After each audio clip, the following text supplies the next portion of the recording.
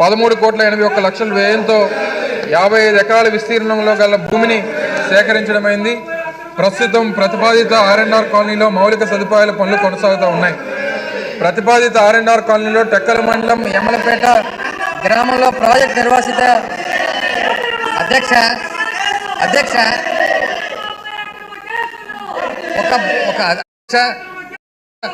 అక్కడ గౌరవ సభ్యులు చాలా మంది వయసు ఉన్న వాళ్ళు ఉన్నారు అధ్యక్ష, అనుభవం ఉన్న వాళ్ళు ఉన్నారు అధ్యక్ష.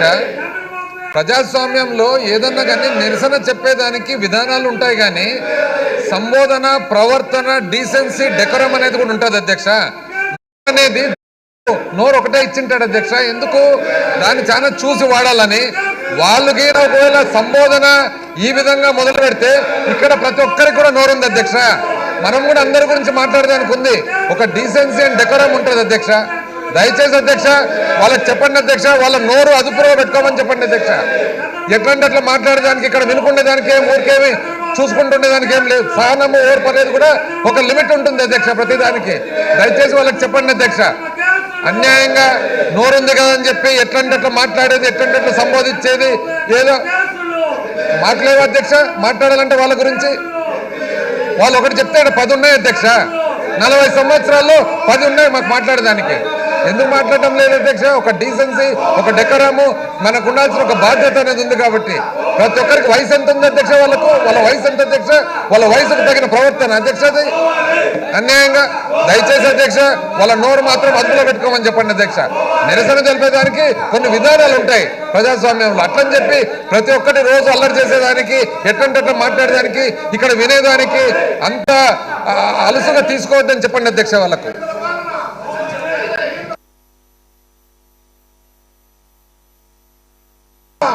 చంద్రబాబు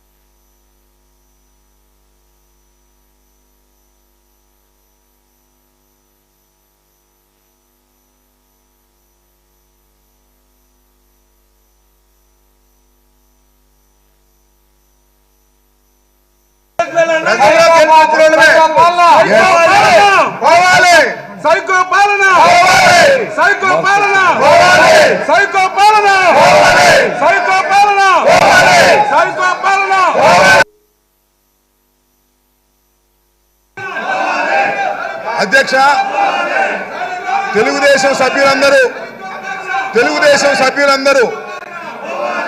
అధ్యక్ష, తెలుగుదేశం సభ్యులందరూ సభ ప్రారంభం కాగానే, బిజినెస్ స్టార్ట్ కాకముందే వారు పోడియం దగ్గరకు వచ్చి ఈ విధంగా గందరగోళం చేయటం సరైనటువంటి విధానం కాదు. నెంబర్ 1, వారికి ఏం కావాలో చెప్పమనండి, చర్చకు మేము సిద్ధంగా ఉన్నామని పదే చెప్తున్నప్పటికీ కూడా సభకు అంతరాయం కలిగించాలనే ఉద్దేశంతో మాట్లాడుతున్నారు. ఒకటి.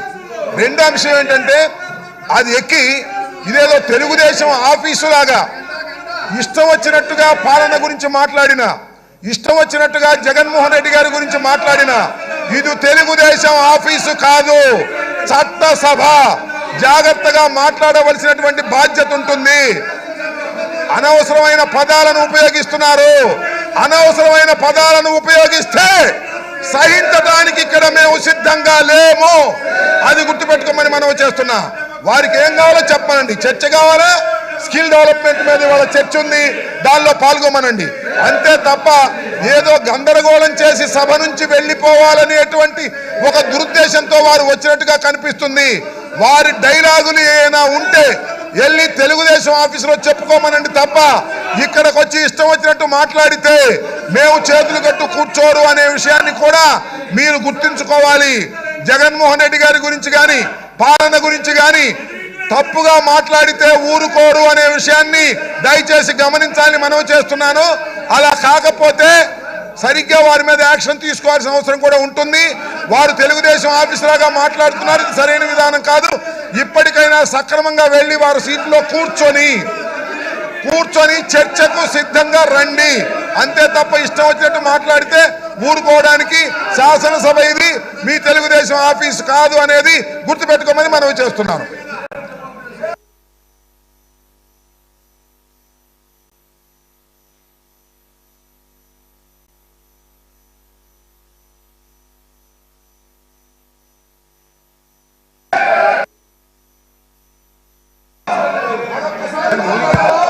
అధ్యక్ష అధ్యక్ష అధ్యక్ష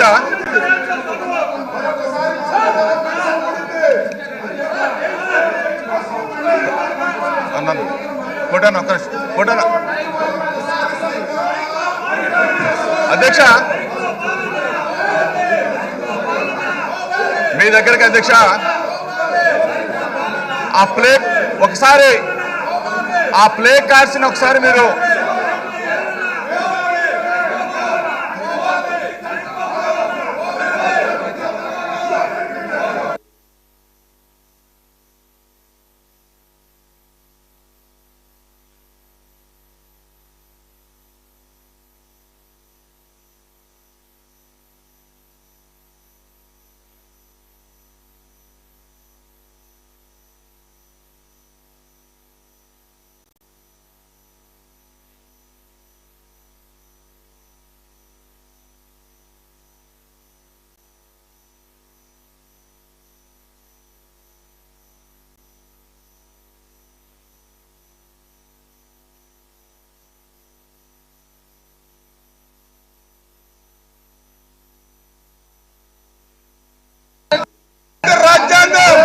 అంబేద్కర్ రాజ్యాంగం ఇది, అంబేద్కర్ రాజ్యాంగం ఇది, అంబేద్కర్ రాజ్యాంగాన్ని అమలు చేయండి, అంబేద్కర్ రాజ్యాంగాన్ని అమలు చేయండి. చంద్రబాబు నాయుడు గారు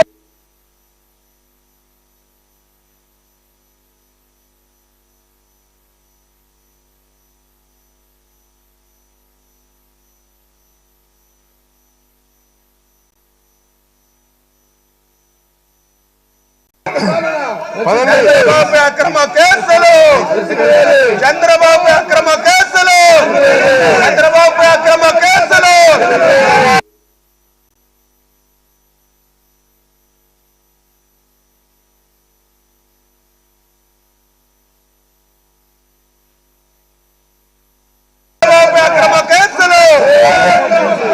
చంద్రబాబు అక్రమ కేసులు, చంద్రబాబు అక్రమ కేసులు, సైకో పాలన, సైకో పాలన.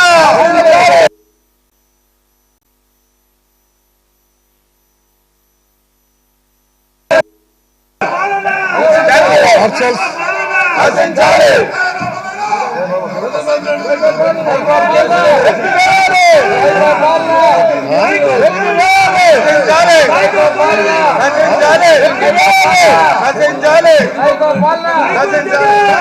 The House is adjourned for 5 minutes.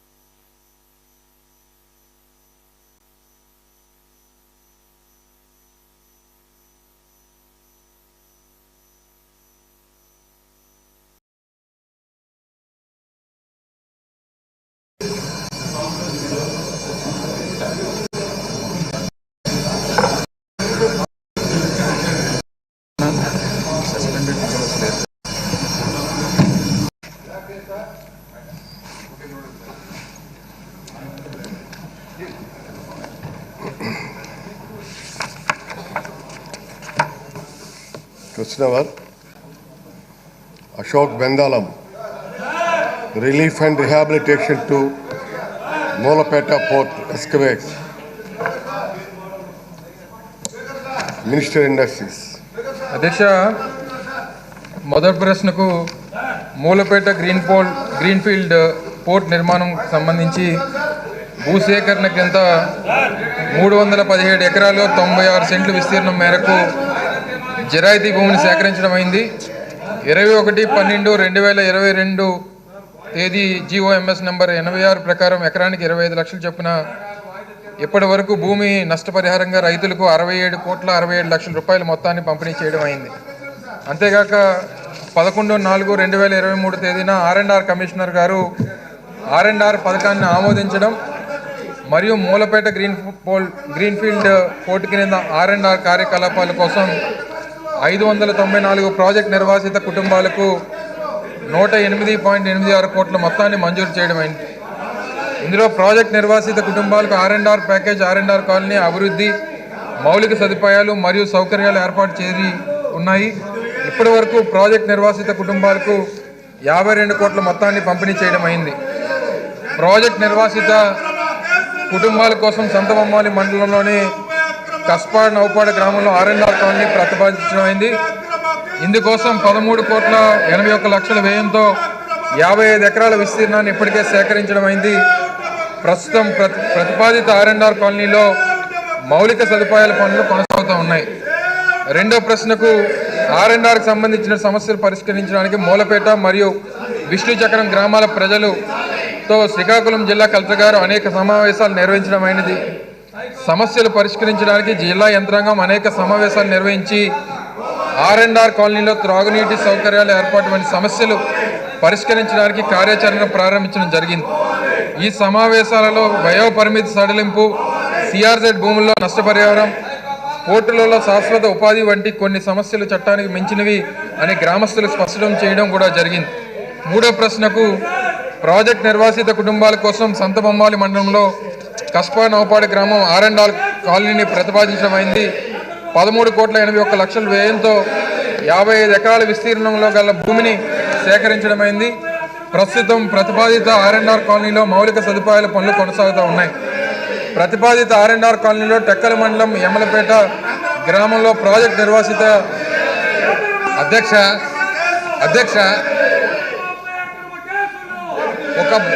అధ్యక్ష అక్కడ గౌరవ సభ్యులు చాలా మంది వయసున్న వాళ్ళు ఉన్నారు అధ్యక్ష, అనుభవం ఉన్న వాళ్ళు ఉన్నారు అధ్యక్ష.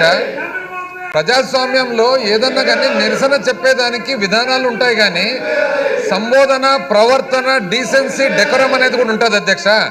నోరు అనేది దేవుడు నోరు ఒకటే ఇచ్చింటాడు అధ్యక్ష. ఎందుకు దాన్ని చాలా చూసి వాడాలని. వాళ్ళకి ఒకవేళ సంబోధన ఈ విధంగా మొదలు పెడితే ఇక్కడ ప్రతి ఒక్కరికి కూడా నోరు ఉంది అధ్యక్ష. మనం కూడా అందరి గురించి మాట్లాడడానికి ఉంది. ఒక డీసెన్సీ అండ్ డెకోరం ఉంటుంది అధ్యక్ష. దయచేసి అధ్యక్ష వాళ్ళకి చెప్పండి అధ్యక్ష, వాళ్ళ నోరు అదుపులో పెట్టుకోమని చెప్పండి అధ్యక్ష. ఎట్లాంటి అట్లా మాట్లాడేదానికి ఇక్కడ వినుకుండేదానికి ఏం ఊరికేమి చూసుకుంటుండేదానికి ఏం లేదు. సహనము, ఓర్పు అనేది కూడా ఒక లిమిట్ ఉంటుంది అధ్యక్ష ప్రతిదానికి. దయచేసి వాళ్ళకి చెప్పండి అధ్యక్ష.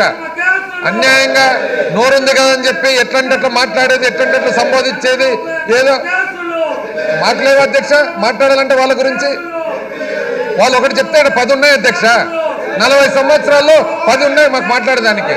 ఎందుకు మాట్లాడటం లేదు అధ్యక్ష? ఒక డీసెన్సీ, ఒక డెకరము, మనకు ఉండాల్సిన ఒక బాధ్యత అనేది ఉంది. కాబట్టి ప్రతి ఒక్కరికి వయసు ఎంత ఉంది అధ్యక్ష, వాళ్ళ వయసు ఎంత అధ్యక్ష, వాళ్ళ వయసుకు తగిన ప్రవర్తన అధ్యక్ష. అది అన్యాయంగా దయచేసి అధ్యక్ష వాళ్ళ నోరు మాత్రం అదుపులో పెట్టుకోమని చెప్పండి అధ్యక్ష.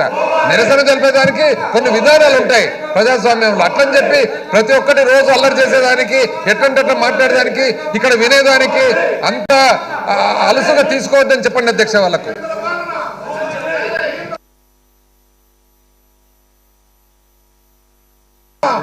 చంద్రబాబు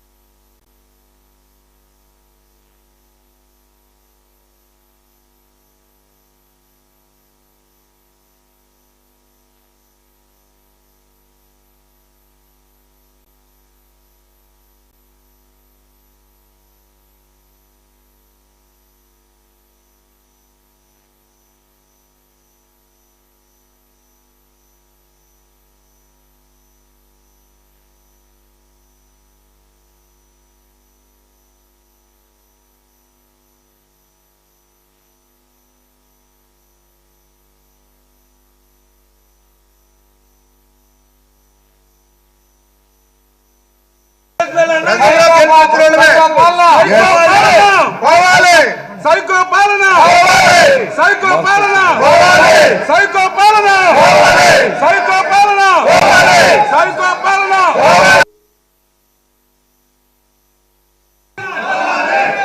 అధ్యక్ష, తెలుగుదేశం సభ్యులందరూ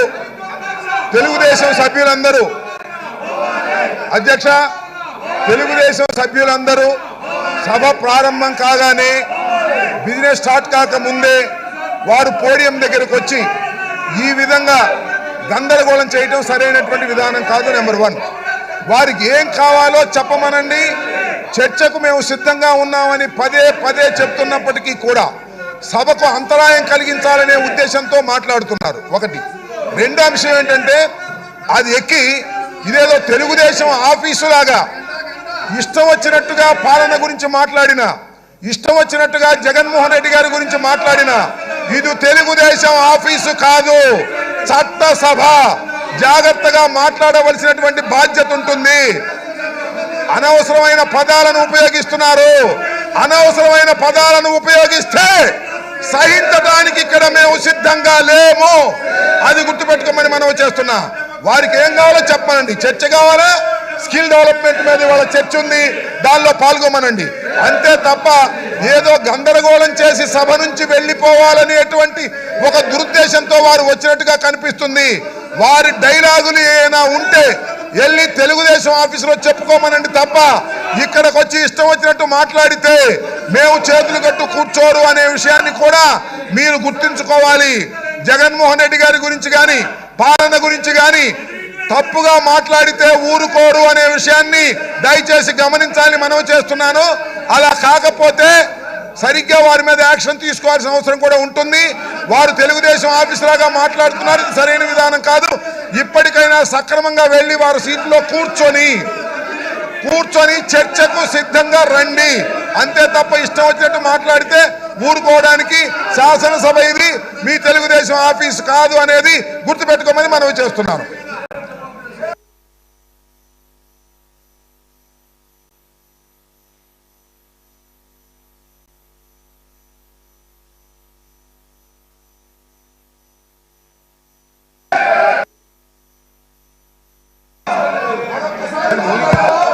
అధ్యక్ష అధ్యక్ష అధ్యక్ష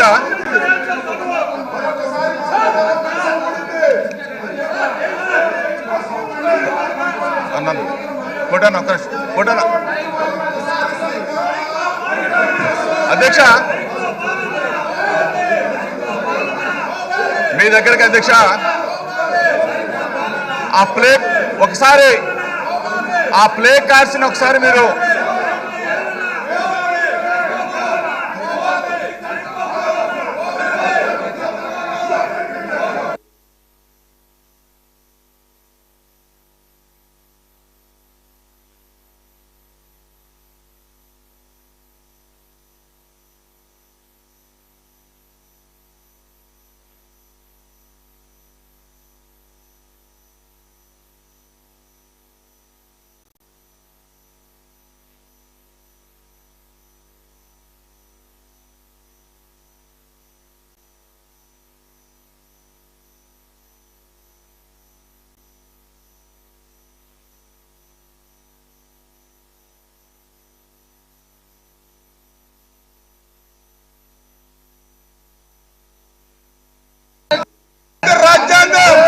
అంబేద్కర్ రాజ్యాంగం ఇది.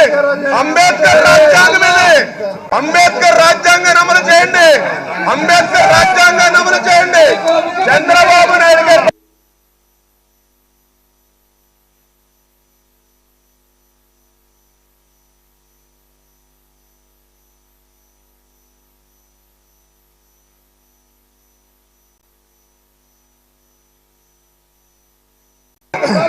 చంద్రబాబు అక్రమ కేసులు, చంద్రబాబు అక్రమ కేసులు, చంద్రబాబు అక్రమ కేసులు.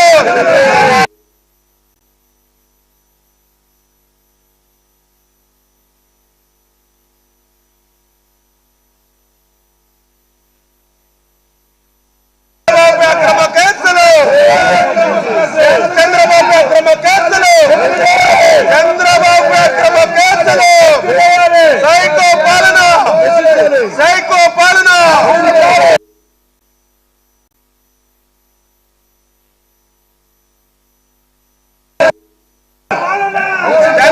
officials, నశించాలి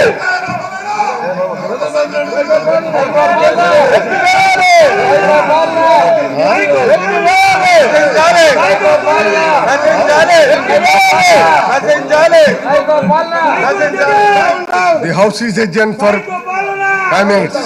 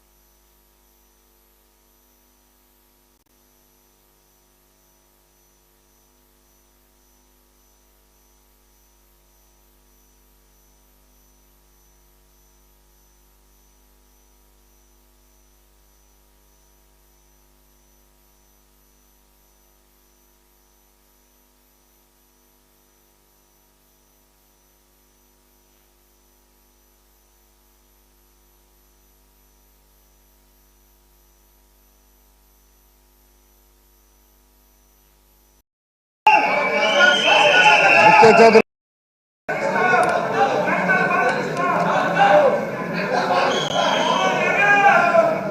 అధ్యక్ష, చెప్పండి డిప్యూటీ స్పీకర్, డిప్యూటీ సీఎం గారు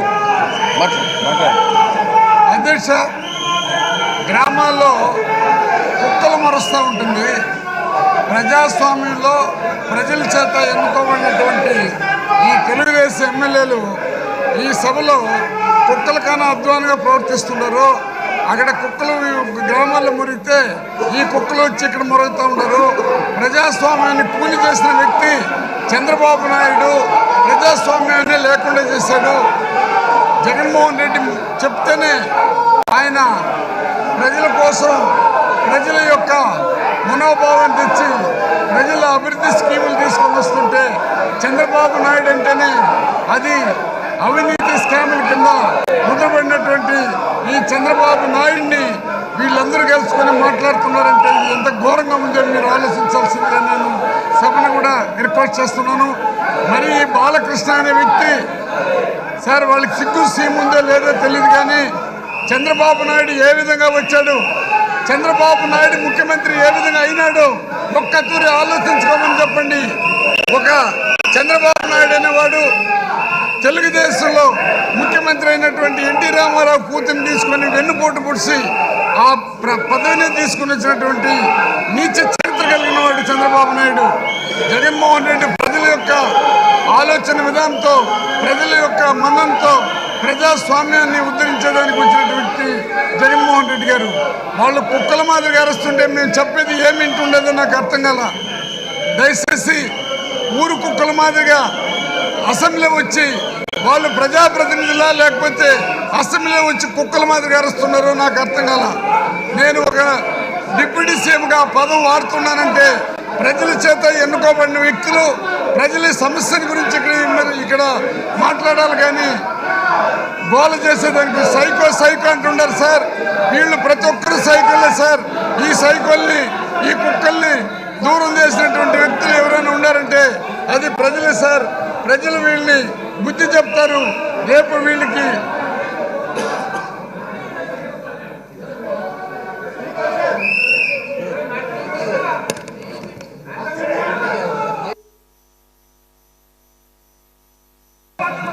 మార్షల్స్ అచ్చెన్నాయుడు గారు, బెందాల అశోక్ గారిని వాళ్ళని బయటికి తీసుకెళ్ళండి వాళ్ళని.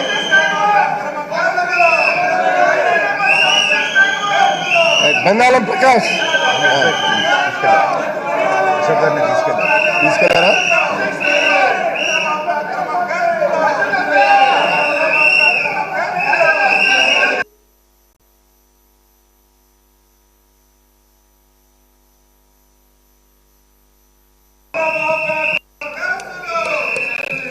సార్ ఇప్పుడు వీళ్ళకి ఎంత నాలెడ్జి ఉంది అంటే ఆ బాలకృష్ణ ఒక ప్లే కార్డు పట్టుకొని ఉన్నాడు.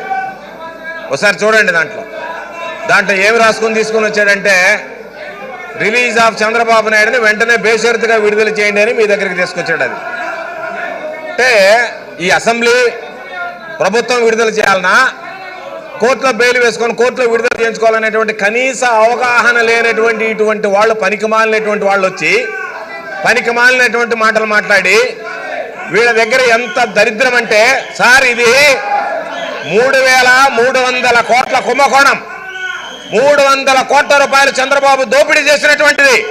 దాని మీద ఈరోజు చర్చించడానికి సిద్ధంగా ఉన్నాము అంటే ఈరోజు అసెంబ్లీలో దానికి సంబంధించినటువంటి వాయిదా తీర్మానం తీసుకొస్తే ఈరోజు చర్చ ఉంది అంటే మేము చెప్తున్నాం.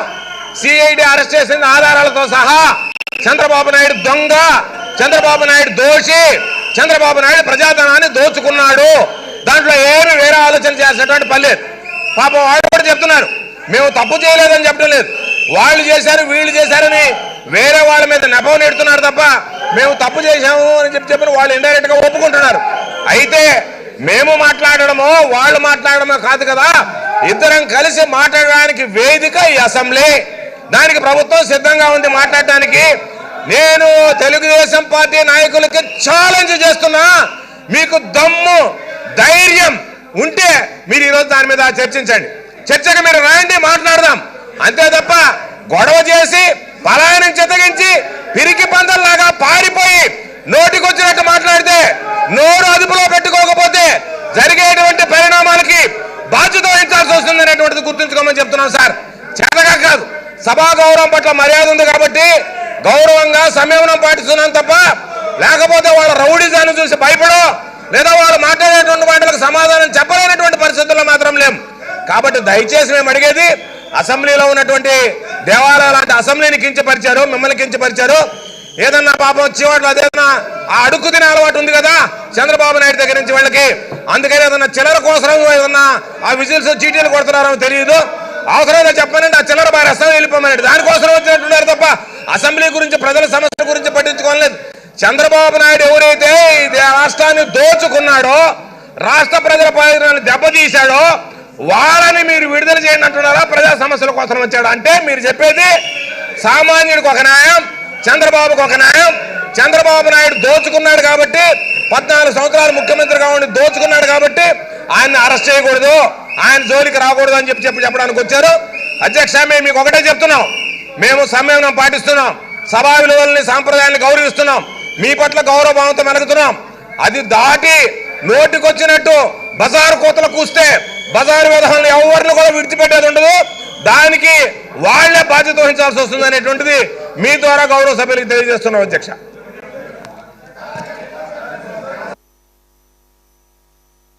అంబటి రాంబాబు గారు. అధ్యక్ష, వారికి అసలు ఈ సభకు వచ్చిన తర్వాత వారికి ఏం కావాలో వారికి అర్థం కావడం లేదు, నెంబర్ 1. రెండవది ఏంటంటే వాళ్ళు విజర్స్ తీసుకొచ్చారు, విజర్స్ తీసుకొచ్చి ఊపుతా ఉన్నారు. ఇప్పుడు దాకా గౌరవ సభ్యులు బాలకృష్ణ గారు ఒక సీటు మీద నుంచున్నారు, ఆ సీటు చంద్రబాబు నాయుడు గారిది. ఆ సీటు మీద నుంచుని మాట్లాడుతున్నారు. అయ్యా ఆ సీట్లో ఛాన్స్ వచ్చింది, కూర్చోవయ్యా బాబు అంటే నేను కూర్చొని అంటున్నాడు. ఆయన ఎన్టీ రామారావు గారిని వెన్నుపోటు పొడిచి వాళ్ళ బావగారు అధికారంలోకి వచ్చినప్పుడు చంద్రబాబు నాయుడు గారిని ఈయన సపోర్ట్ చేస్తే బాలకృష్ణ గారి మీద అపవాదం వచ్చింది, బావకు సపోర్ట్ చేశాడు, తండ్రికి అన్యాయం చేశాడని. ఇవాళ ఛాన్స్ వచ్చింది, ఆ సీటు మీద ఎక్కి నుంచుంటాడు, ఎందుకు కూర్చునేదానికి నాకు అర్థం కాలేదు. సో ఇవాళ వారికి స్కిల్ స్టాంప్ గురించి కానీ లేదా చంద్రబాబు నాయుడు గారి అరెస్ట్ గురించి కానీ ఈ వేదిక మీద చర్చించాలి, వాస్తవాలు చెప్పాలి అనేటువంటి ఉద్దేశం ఉంటే వారు చర్చకు రావాలి. వాళ్ళకి వాస్తవాలు చెప్తే చంద్రబాబు నాయుడు గారి బండారం బయటపడుతుందనే ఉద్దేశంతో వారు రచ్చ చేసి బయటికి పోవాలి అనేటువంటి దురుద్దేశంతో శాసనసభకు వస్తున్నారు తప్ప చంద్రబాబు నాయుడు గారి అరెస్టుని ఖండించి దాని గురించి చర్చించాలనేటువంటి ఉద్దేశం వారికి ఏ కోశానా లేదు. ఇది చాలా స్పష్టంగా అర్థమవుతుంది. మాకు నిన్న మా శాసనసభ వ్యవహారాల మంత్రి గారు చెప్పారు, ప్రాపర్ ఫార్మేట్లో రండి, చంద్రబాబు నాయుడు గారి అరెస్టు మీద, చంద్రబాబు నాయుడు గారి మోసాల మీద, చంద్రబాబు నాయుడు గారి దుర్మార్గాల మీద కూలంకుషంగా చర్చిద్దాము అంటే ఆ చర్చలో పాల్గొనేటటువంటి ధైర్యం లేకోకుండా, అధ్యక్ష నాకు అర్థం కాలేదు, ఎక్కడో బజార్లో ఊదుకోవలసిన ఈలలు తీసుకొచ్చి ఇక్కడ ఊదుకుండేటటువంటి ప్రయత్నం చేస్తున్నారు అంటే శాసనసభను అవమానించేటటువంటి కార్యక్రమం చేస్తున్నారు. కాబట్టి ఇది సరైనటువంటి విధానం కాదని, వారి మీద యాక్షన్ తీసుకోవాల్సిన అవసరం ఉంటుందని, దానితో పాటుగా వారు వాడుతున్నటువంటి డైలాగులు మైక్ లేకపోయినా విచ్చలవిడిగా డైలాగులు మాట్లాడుతున్నారు. ఆ డైలాగులు మా సభ్యులను కించపరిచే విధంగాను, మా సభ్యులను రెచ్చగొట్టే విధంగాను వాళ్ళు మాట్లాడుతున్నారు. పరిణామాలు వేరే రకంగా ఉండేటటువంటి ప్రమాదం ఉన్నది. కాబట్టి వారు ప్రజాస్వామ్య పద్ధతుల్లో నినాదాలు చేసుకుంటే చేసుకోమనండి, కానీ దూషణభూషణగా మళ్ళా చంద్రబాబు నాయుడు గారు సీట్లోకి కూర్చున్నాడు. బాబు కూర్చోవయ్యా, నుంచోమాక, ఆ సీట్లోనే కూర్చో, ఆ సీట్ మొత్తాన్ని అతుక్కోవయ్యా అని చెబుతుంటే ఆయన అతుక్కోడంట, నుంచుంటాడంట. సీటు మీద నుంచున్నాడు, చంద్రబాబు నాయుడు గారి మీద నుంచో వెళ్ళి సీటు మీద నుంచోవడం కాదు, చంద్రబాబు నాయుడు గారి మీద వెళ్ళి నుంచో. ఇది చాలా ఘోరమైనటువంటి అంశం అధ్యక్ష. వీరి ప్రవర్తన చాలా అభ్యంతరకరంగా ఉంది. సీట్ల మీద ఎక్కి కూర్చునేటువంటి కార్యక్రమం చేస్తున్నారు. కాబట్టి అవసరమైతే యాక్షన్ తీసుకోవాల్సిన అవసరం ఉంటుంది. వీరు సభను ఆటంకపరిచేటటువంటి ఉద్దేశంతోనే వారు రావడం చాలా దురదృష్టకరం. వారికి చర్చలో పాల్గొనేటటువంటి దమ్ము లేదు అని తేలిపోయింది. చర్చలో పాల్గొనే దమ్ముంటే చర్చలోకి రావాలి, చర్చలో పాల్గొంటే చంద్రబాబు బండారం బయటపడిపోతుంది అనేటువంటి భావన వస్తుంది. వారికి తెలుసు చంద్రబాబు దొంగని, చంద్రబాబు మోసగాడని, చంద్రబాబు అవినీతిపరుడని మీకన్నా నాకన్నా ప్రజల కన్నా వారికి బాగా తెలుసు కాబట్టే ధైర్యం చేయలేకపోతున్నారు. దమ్ముంటే రండి చర్చకి, సవాలు విసురుతున్నాం, చర్చలోకి రండి. చంద్రబాబు దోషి కాదని సభావేదికగా చర్చించండి, తేలిపోతుంది. ప్రజలు ముక్కు మీద వేలేసుకుంటారు. కోటాను కోట్ల రూపాయలు దోపిడీ చేసినటువంటి దుర్మార్గమైన పాలనని అంతం చేసి మరొక పాలన తీసుకొచ్చారు. ఈ పాలన గురించి మీరు మాట్లాడుతున్నారు. రేపు 23 కూడా రావు, సింగిల్ అంకెతోనే మళ్ళా మీరు శాసనసభ ప్రవేశం జరుగుతుందనే విషయాన్ని కూడా ఈ రోజు నేను చెప్తున్నాను. రాసుకోమని కూడా మనం చేస్తున్నా. బాలకృష్ణ గారు కూడా ఇంటికి వెళ్ళవలసిందే, ఇక ఫ్లూట్ ఊదుకోవాల్సిందే, విజల్ ఊదుకోవాల్సిందే. ఇక్కడ కాదు, విజల్స్ అక్కడ ఊదుకోవాలి. అది గుర్తుపెట్టుకోమని మనం చేస్తున్నాం. అధ్యక్ష, వీరు దుర్మార్గంగా ఆలోచన చేస్తున్నారు. ఇప్పటికైనా అధ్యక్ష నేను మనవి చేస్తున్నా, ఇప్పటికైనా గౌరవనీయులైనటువంటి సభ్యులు, దానిలో చాలా సీనియర్స్ ఉన్నారు, పెద్దవారు ఉన్నారు. అచ్చెన్నాయుడు గారు ఆయన ఇక్కడ దాకా వచ్చాడు ఇందాక పెద్ద మనిషిలాగా. అలాగే హోంమంత్రి గారు, మాజీ హోంమంత్రి గారు ఉన్నాడు, ఆయన కూడా ఇక్కడ దాకా వచ్చారు. పాప మనకు గొడవ చేయట్లేదు ఎందుకనో. వాళ్ళైనా సరి చేసుకొని చెప్పుకొని చర్చలో పాల్గొని మీ చంద్రబాబు నాయుడు గారు మంచివాడని చెప్పేటటువంటి ధైర్యం ఉంటే, అవినీతి పరుడు కాదు అని చెప్పే ధైర్యం ఉంటే చర్చకు రండి, స్లోగన్స్ కాదు. లేకపోతే బయటకు వెళ్ళండి. రెండు మార్గాలు తప్ప అక్కడ చైర్స్ ఎక్కి గందరగోళం చేస్తే ఎక్కువసేపు కుదరదనేది కూడా సభా మర్యాదలు పాటించవలసినటువంటి అవసరం ఉంటుందని కూడా ఈ సందర్భంగా నేను చెప్పదలుచుకున్నాను. అధ్యక్ష, ధన్యవాదాలు. నాగార్జున గారు, నాగార్జున. అధ్యక్ష, ఈరోజు అసెంబ్లీ జరుగుతూ ఉందంటే క్వశ్చన్ అవర్ రాష్ట్రంలో ఉన్న ప్రజలు చూస్తూ ఉంటారు. అధ్యక్ష, వాళ్ళే వేశారు అధ్యక్ష క్వశ్చన్లు. ఆ వేసిన క్వశ్చన్స్ సమాధానం ప్రభుత్వం చెప్పాలి. వేసిన క్వశ్చన్లు కూడా సమాధానం ఇవ్వలేని పరిస్థితిలో వాళ్ళు ఉన్నారు. అధ్యక్ష, మానవత్వం లేనటువంటి మనుషులుగా రాజకీయాల్లో ప్రజాస్వామ్యాన్ని అపహాస్యం చేసే విధంగా ఈరోజు అధ్యక్ష ఎందుకు చెల్లనటువంటి వాళ్ళు, దొంగ వ్యాపారాలు చేసేటటువంటి వాళ్ళు, ఈ రాష్ట్రాన్ని కొల్లగొట్టినటువంటి వాళ్ళు వచ్చి మాట్లాడేటువంటి అధ్యక్ష వాళ్ళు కావాల్సిందంటే చర్చిస్తాయి సిద్ధంగా మేము ఉన్నాం. వాళ్ళు అడిగే విషయాలు మాట్లాడే సిద్ధంగా ఉన్నాం. దమ్ములేని ఆలోచనలతో ఈరోజు మాట్లాడుతూ ఉన్నారు. అధ్యక్ష అన్ని సంవత్సరాలు రాజకీయ అనుభవం చెప్పే నాయకులు ఈరోజు బలలెక్కి బెంచీలెక్కి మాట్లాడుతూ ఉన్నారు. ఇది ప్రజాస్వామ్యం అధ్యక్ష. ప్రజలకు ఏం సమాధానం చెప్తారు అధ్యక్ష? ఒక ప్రక్క వాళ్ళ నాయకుడు దొరికిపోయిన దొంగలాగా ఈ రాష్ట్రంలో ప్రజలకు సమాధానం చెప్పలేని పరిస్థితిలో ఉంటే వచ్చి వాళ్ళు ప్రక్కదో పట్టిస్తాకి గొడవలు సృష్టిస్తా ఉన్నారు. అధ్యక్ష వాళ్ళు మాట్లాడేది ఏంటి? అన్ని సంవత్సరాల అనుభవం ఉన్నటువంటి రాజకీయ నాయకులు చేసే పరిస్థితి అధ్యక్ష. మరలా ఎన్నికల్లో పోటీ చేసే అవకాశం వాళ్ళకి వస్తుందో? ఈ రాష్ట్రంలో జగన్మోహన్ రెడ్డి గారి గురించి కానీ మా ప్రభుత్వం గురించి కానీ మాట్లాడే అవకాశం వాళ్ళకి లేదు అధ్యక్ష. ఎందుకంటే వాళ్ళ నాయకుడు దొరికిన దొంగ, దాని నుంచి బయటపడే పరిస్థితి లేదు. ఈ రోజు దాన్ని కప్పిపుచ్చుకోవడానికి ఈరోజు ఇలా మాట్లాడుతూ ఉన్నారు అధ్యక్ష. ఒక విషయాన్ని గమనించాలా, చంద్రబాబు నాయుడు అనే వ్యక్తి ఈ రాష్ట్ర రాజకీయాల్లో ఒక పురుగు లాంటి వాడు అధ్యక్ష. తొలుస్తూ ఉంటాడు. ఇప్పటికీ ఆ వ్యవస్థలను మేనేజ్ చేసి రాజకీయాలు చేశాడు. మరలా ఈరోజు ఈ రాష్ట్ర ప్రజలకు సమాధానం చెప్పలేని పరిస్థితిలో జైల్లో ఉన్నాడు. అతన్ని కాపాడాలంట. ప్రజాస్వామ్యంలో మీరు బయటకు వచ్చారు, న్యాయ వ్యవస్థ నుంచి బయటకు రావాలా? ఈ రోజు వచ్చేసి అసెంబ్లీలో మాట్లాడేట అధ్యక్ష, వాళ్ళు మాట్లాడడానికి ఏమైనా అర్థం ఉందా? వచ్చి మాట్లాడి నువ్వు చర్చించాల్సిన విషయం నిజంగా స్కిల్ స్కామ్ గురించి మాట్లాడే దమ్ము అనుకుందా అధ్యక్ష? అనవసరంగా ఈరోజు లేనిపోయినటువంటి సభ్యుల ప్రకటన పట్టిస్తారు అధ్యక్ష. తప్పకుండా ఇలాంటి వారి మీద చర్య తీసుకోవాలా? ఇలాంటి ఈ రోజు బెంచీల మీద కూర్చొని విజయం ఏంటంటే వాళ్ళు బాధ్యత ప్రవర్తిస్తా ఉన్నారు అధ్యక్ష. తప్పకుండా వాళ్ళ మీద చర్య తీసుకోమని డిమాండ్ చేస్తా ఉన్నారు అధ్యక్ష.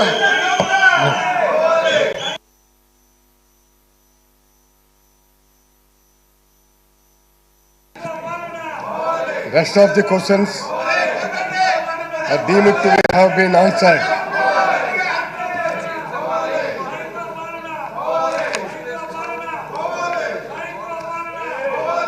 మాజీ ముఖ్యమంత్రి శ్రీ నారా చంద్రబాబు నాయుడుపై పెట్టిన కేసుల గురించి శ్రీ బెందాలం అశోక్ మరియు ఇతరులు ఇచ్చిన వాయిదా తీర్మానాన్ని తిరస్కరించడమైనది.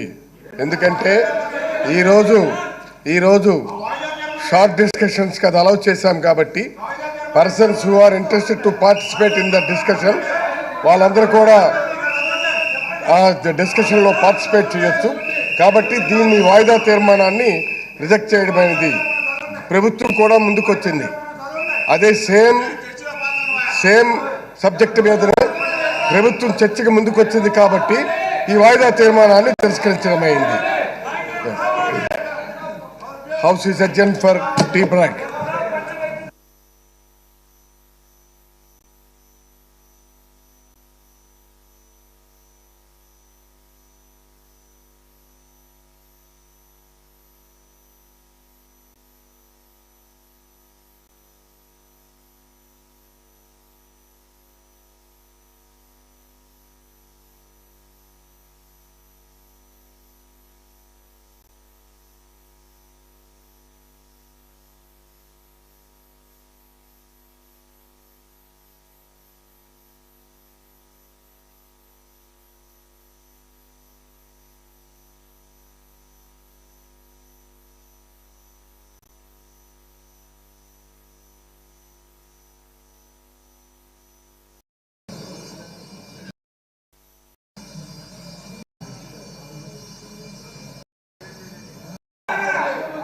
వాళ్ళని ఏది లెజిస్లేటివ్ అఫైర్స్ మినిస్టర్ ఉన్నారా?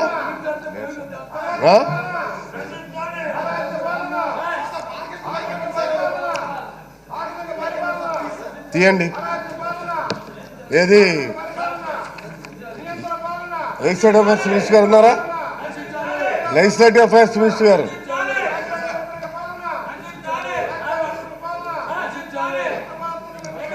మీరు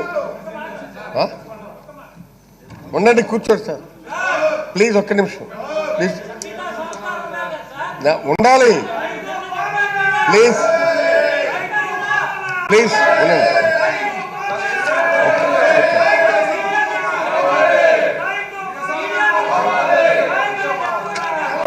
ప్లీజ్ కూర్చోండి,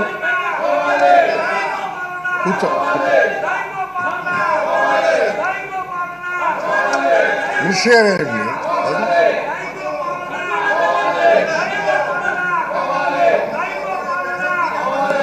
సార్? అధ్యక్ష,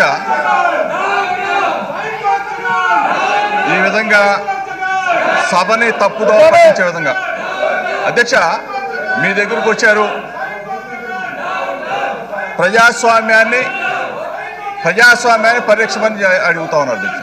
అదేవిధంగా అధ్యక్ష చంద్రబాబు నాయుడు గారిని బేషరతుగా విడుదల చేయాలని చెప్పేసి ప్లే కార్డ్స్ తెచ్చారు అధ్యక్ష. అధ్యక్ష చంద్రబాబు నాయుడు గారిని బేషరతుగా విడుదల చేయాలనే ప్లే కార్డు మీ దగ్గరికి తీసుకొచ్చే బదులు అధ్యక్ష కోర్టు ముందుకు తీసుకెళ్ళాలి అధ్యక్ష. చంద్రబాబు నాయుడు గారు కోర్టు రిమాండ్ విధిస్తే ఖైదీగా ఉన్నది అధ్యక్ష. అధ్యక్ష సైకో పాలన పోవాలి. సైకో పాలన ఆల్రెడీ పోయింది అధ్యక్ష. సైకో ఆల్రెడీ జైల్లో ఉన్నది అధ్యక్ష. 7691 ఖైదీ నంబర్ 7691 బాబు బొక్కలో ఉన్నాడు అధ్యక్ష. అర్థం చేసుకోలేదు అధ్యక్ష. బాబు ఆల్రెడీ బొక్కలో ఉన్నాడు అధ్యక్ష. అధ్యక్ష చీఫ్ విప్ గారు మన అధ్యక్ష గత సమావేశాలు కానీ ఈ సమావేశాలు కానీ వాళ్ళు ఉద్దేశపూర్వకంగా దీన్ని తప్పుదోవ పట్టించాలని చూస్తున్నారు అధ్యక్ష. మరి గౌరవ సభ్యులు అచ్చెన్నాయుడు గారు కానీ మరి రామరాజు గారు కానీ వీడియో తీసుకున్నారు అధ్యక్ష.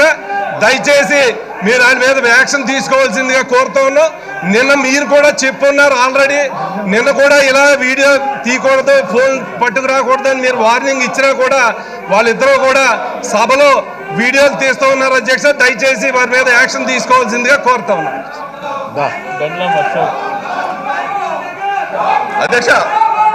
అధ్యక్ష.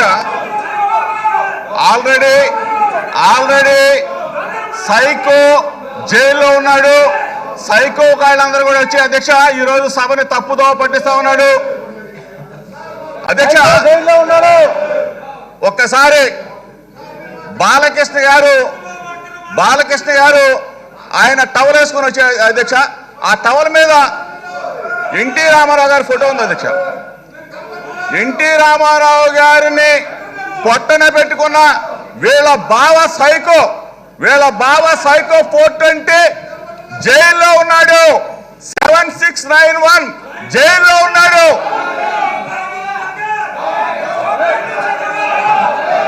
అధ్యక్ష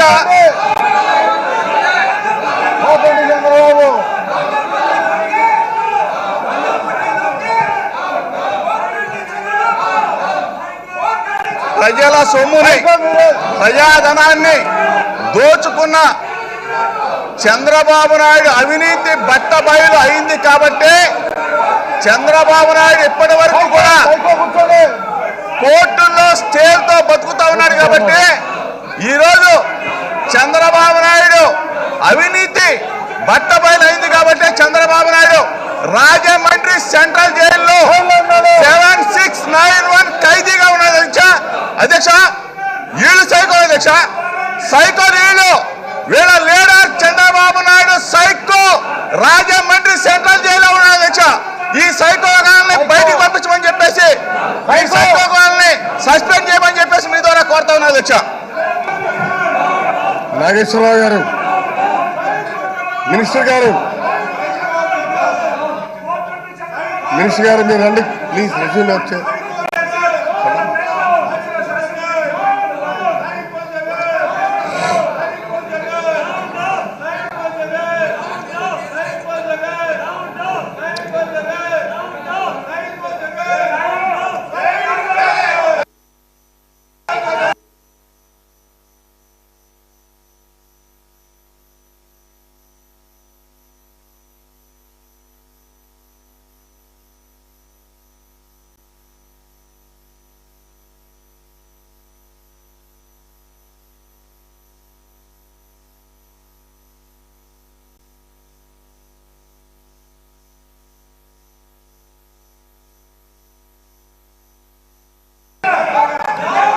చీఫ్ విప్ గారు మీరు మోషన్ మూవ్ చేయండి.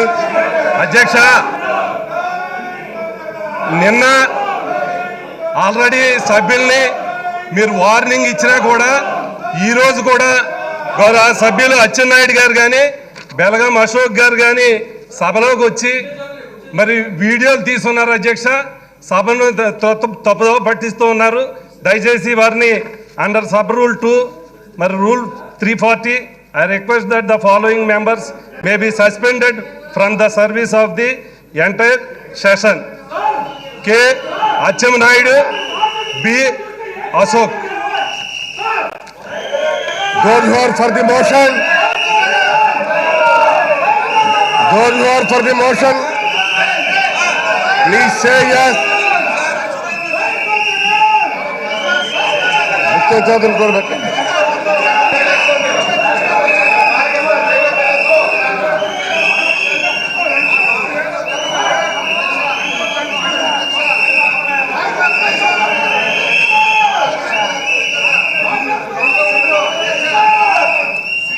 The motion is carried and the following members are suspended from the services of the House for entire session. K. Acchemanayudu and B. Ashok. Please, all House is better.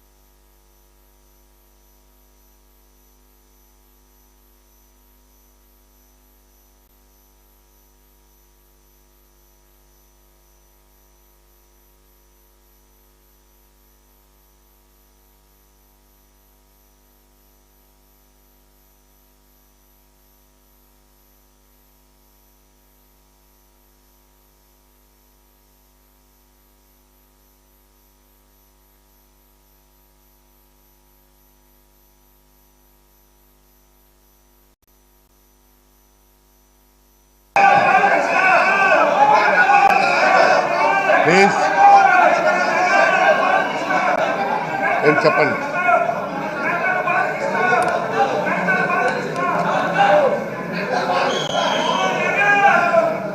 అధ్యక్ష చెప్పండి deputy speaker, deputy CM గారు. అధ్యక్ష, గ్రామాల్లో కుక్కలు మరుస్తూ ఉంటుంది. ప్రజాస్వామ్యంలో ప్రజల చేత ఎన్నుకోబడినటువంటి ఈ తెలుగుదేశం ఎమ్మెల్యేలు ఈ సభలో కుక్కల కన్నా అధ్వానంగా ప్రవర్తిస్తున్నారు. అక్కడ కుక్కలు గ్రామాల్లో మురిగితే ఈ కుక్కలు వచ్చి ఇక్కడ మురుగుతూ ఉన్నారు. ప్రజాస్వామ్యాన్ని పూజ చేసిన వ్యక్తి చంద్రబాబు నాయుడు ప్రజాస్వామ్యాన్ని లేకుండా చేశాడు. జగన్మోహన్ రెడ్డి చెప్తేనే ఆయన ప్రజల కోసం ప్రజల యొక్క మనోభావం తెచ్చి ప్రజల అభివృద్ధి స్కీములు తీసుకొని వస్తుంటే చంద్రబాబు నాయుడు అంటేనే అది అవినీతి స్కాముల కింద ముద్రపడినటువంటి ఈ చంద్రబాబు నాయుడిని వీళ్ళందరూ కలుసుకొని మాట్లాడుతున్నారంటే ఇది ఎంత ఘోరంగా ఉందో మీరు ఆలోచించాల్సిందిగా నేను సభను కూడా రిక్వెస్ట్ చేస్తున్నాను. మరి ఈ బాలకృష్ణ అనే వ్యక్తి సార్ వాళ్ళకి సిగ్గు సీమ్ ఉందో లేదో తెలియదు, కానీ చంద్రబాబు నాయుడు ఏ విధంగా వచ్చాడు, చంద్రబాబు నాయుడు ముఖ్యమంత్రి ఏ విధంగా అయినాడు ఒక్కతూరి ఆలోచించుకోమని చెప్పండి. ఒక చంద్రబాబు నాయుడు అనేవాడు తెలుగుదేశంలో ముఖ్యమంత్రి అయినటువంటి ఎన్టీ రామారావు కూతురిని తీసుకొని వెన్నుపోటు పొడిచి ఆ పదవిని తీసుకుని వచ్చినటువంటి నీచ చరిత్ర కలిగిన వాడు చంద్రబాబు నాయుడు. జగన్మోహన్ రెడ్డి ప్రజల యొక్క ఆలోచన విధానంతో, ప్రజల యొక్క మనంతో ప్రజాస్వామ్యాన్ని ఉద్ధరించడానికి వచ్చినటువంటి జగన్మోహన్ రెడ్డి గారు వాళ్ళు కుక్కల మాదిరిగా అరుస్తుంటే మేము చెప్పేది ఏమి వింటుండేదో నాకు అర్థం కాల. దయచేసి ఊరు కుక్కల మాదిరిగా అసెంబ్లీ వచ్చి వాళ్ళు ప్రజాప్రతినిధులా లేకపోతే అసెంబ్లీ వచ్చి కుక్కల మాదిరిగా అరుస్తున్నారో నాకు అర్థం కాల. నేను ఒక డిప్యూటీ సీఎంగా పదం వాడుతున్నానంటే ప్రజల చేత ఎన్నుకోబడిన వ్యక్తులు ప్రజల సమస్యల గురించి ఇక్కడ మాట్లాడాలి, కానీ గోల చేసేదానికి సైకో సైకో అంటున్నారు సార్. వీళ్ళు ప్రతి ఒక్కరు సైకోలే సార్. ఈ సైకోల్ని ఈ కుక్కల్ని దూరం చేసినటువంటి వ్యక్తులు ఎవరైనా ఉన్నారంటే అది ప్రజలే సార్. ప్రజలు వీళ్ళని బుద్ధి చెప్తారు. రేపు వీళ్ళకి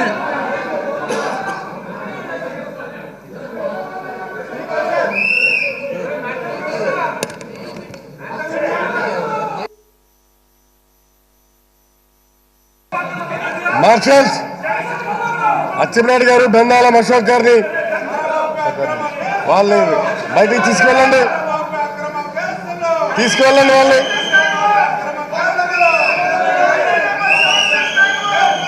బెందాలం ప్రకాష్ తీసుకెళ్ళారా?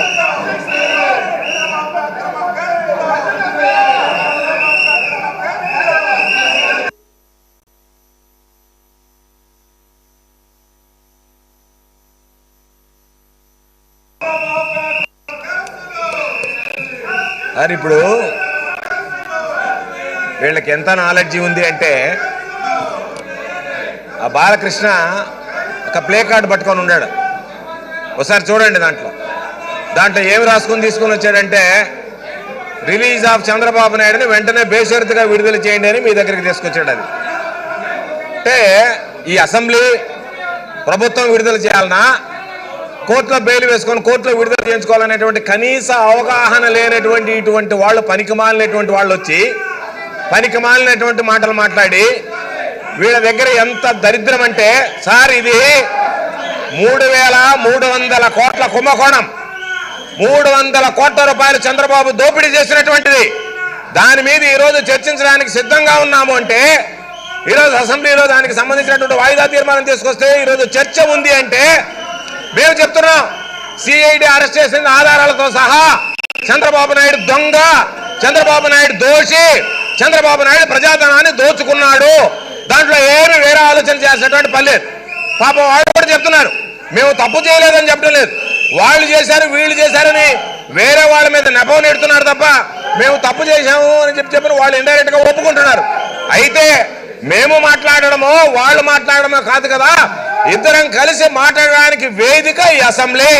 దానికి ప్రభుత్వం సిద్ధంగా ఉంది మాట్లాడడానికి. నేను తెలుగుదేశం పార్టీ నాయకులకి ఛాలెంజ్ చేస్తున్నా, మీకు దమ్ము ధైర్యం ఉంటే మీరు ఈరోజు దాని మీద చర్చించండి. చర్చకు మీరు రాయండి, మాట్లాడదాం. అంతే తప్ప గొడవ చేసి పలాయనం చిత్తగించి పిరికి పందల్లాగా పారిపోయి నోటికొచ్చినట్టు మాట్లాడితే, నోరు అదుపులో పెట్టుకోకపోతే జరిగేటువంటి పరిణామాలకి బాధ్యత వహించాల్సి వస్తుంది అనేటువంటిది గుర్తుంచుకోమని చెప్తున్నాం సార్. చేతగా కాదు, సభా గౌరవం పట్ల మర్యాద ఉంది కాబట్టి గౌరవంగా సంయమనం పాటిస్తున్నాం తప్ప, లేకపోతే వాళ్ళ రౌడీజాన్ని చూసి భయపడో లేదా వాళ్ళు మాట్లాడేటువంటి మాటలకు సమాధానం చెప్పలేనటువంటి పరిస్థితుల్లో మాత్రం లేం. కాబట్టి దయచేసి మేము అడిగేది, అసెంబ్లీలో ఉన్నటువంటి దేవాలయాలు లాంటి అసెంబ్లీని కించపరిచారు, మిమ్మల్ని కించపరిచారు. ఏదన్నా పాపం వచ్చేవాళ్ళు అదేదన్నా ఆ అడుక్కు తినే అలవాటు ఉంది కదా చంద్రబాబు నాయుడు దగ్గర నుంచి వాళ్ళకి, అందుకని ఏదన్నా చిల్లర కోసం ఏదన్నా ఆ విజిల్స్ చీటీలు కొడుతున్నారో తెలియదు. అవసరంగా చెప్పానంటే ఆ చిల్లర బాగా రసం వెళ్ళిపోమనండి, దానికోసం వచ్చినట్టున్నారు తప్ప అసెంబ్లీ గురించి ప్రజల సమస్యల గురించి పట్టించుకోలేదు.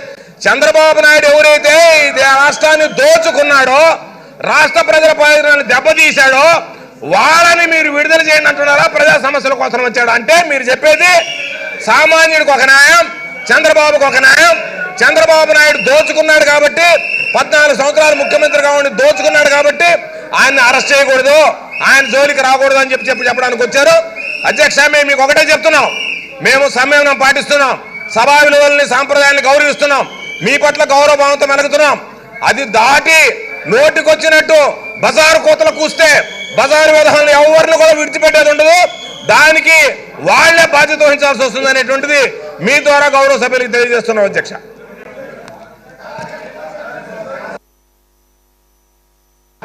అంబటి రాంబాబు గారు. అధ్యక్ష, వారికి అసలు ఈ సభకు వచ్చిన తర్వాత వారికి ఏం కావాలో వారికి అర్థం కావడం లేదు, నెంబర్ 1. రెండవది ఏంటంటే వాళ్ళు విజర్స్ తీసుకొచ్చారు, విజర్స్ తీసుకొచ్చి ఊపుతా ఉన్నారు. ఇప్పుడు దాకా గౌరవ సభ్యులు బాలకృష్ణ గారు ఒక సీటు మీద నుంచున్నారు, ఆ సీటు చంద్రబాబు నాయుడు గారిది. ఆ సీటు మీద నుంచుని మాట్లాడుతున్నారు. అయ్యా ఆ సీట్లో ఛాన్స్ వచ్చింది, కూర్చోవయ్యా బాబు అంటే నేను కూర్చొని అంటున్నాడు. ఆయన ఎన్టీ రామారావు గారిని వెన్నుపోటు పొడిచి వాళ్ళ బావగారు అధికారంలోకి వచ్చినప్పుడు చంద్రబాబు నాయుడు గారిని ఈయన సపోర్ట్ చేస్తే బాలకృష్ణ గారి మీద అపవాదం వచ్చింది, బావకు సపోర్ట్ చేశాడు, తండ్రికి అన్యాయం చేశాడని. ఇవాళ ఛాన్స్ వచ్చింది, ఆ సీటు మీద ఎక్కి నుంచుంటాడు, ఎందుకు కూర్చునేదానికి నాకు అర్థం కాలేదు.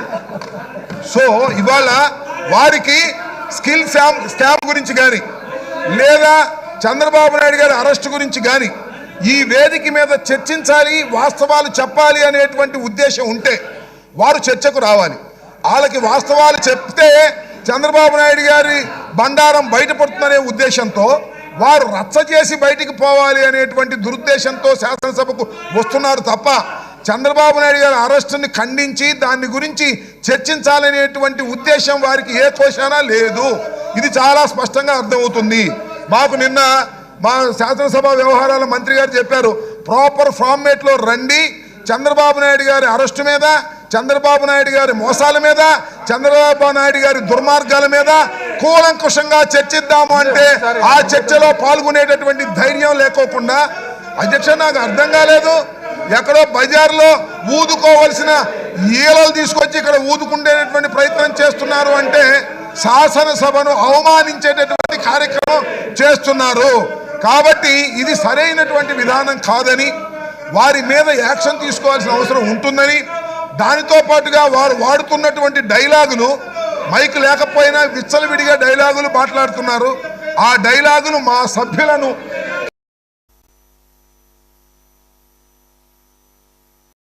తప్ప అక్కడ చైర్ శక్తి గందరగోళం చేస్తే ఎక్కువసేపు కుదరదనేది కూడా సభా మర్యాదలు పాటించవలసినటువంటి అవసరం ఉంటుందని కూడా ఈ సందర్భంగా నేను చెప్పదలుచుకున్నాను. అధ్యక్ష, ధన్యవాదాలు. నాగార్జున గారు. నాగార్జున. అధ్యక్ష, ఈరోజు అసెంబ్లీ జరుగుతూ ఉందంటే క్వశ్చన్ అవర్ రాష్ట్రంలో ప్రజలు చూస్తూ ఉంటారు. అధ్యక్ష, వాళ్ళే వేశారు అధ్యక్ష క్వశ్చన్లు. ఆ వేసిన క్వశ్చన్స్ సమాధానం ప్రభుత్వం చెప్పాలి. వేసిన క్వశ్చన్లు కూడా సమాధానం ఇవ్వలేని పరిస్థితిలో వాళ్ళు ఉన్నారు. అధ్యక్ష, మానవత్వం లేనటువంటి మనుషులుగా రాజకీయాల్లో ప్రజాస్వామ్యాన్ని అపహాస్యం చేసే విధంగా ఈరోజు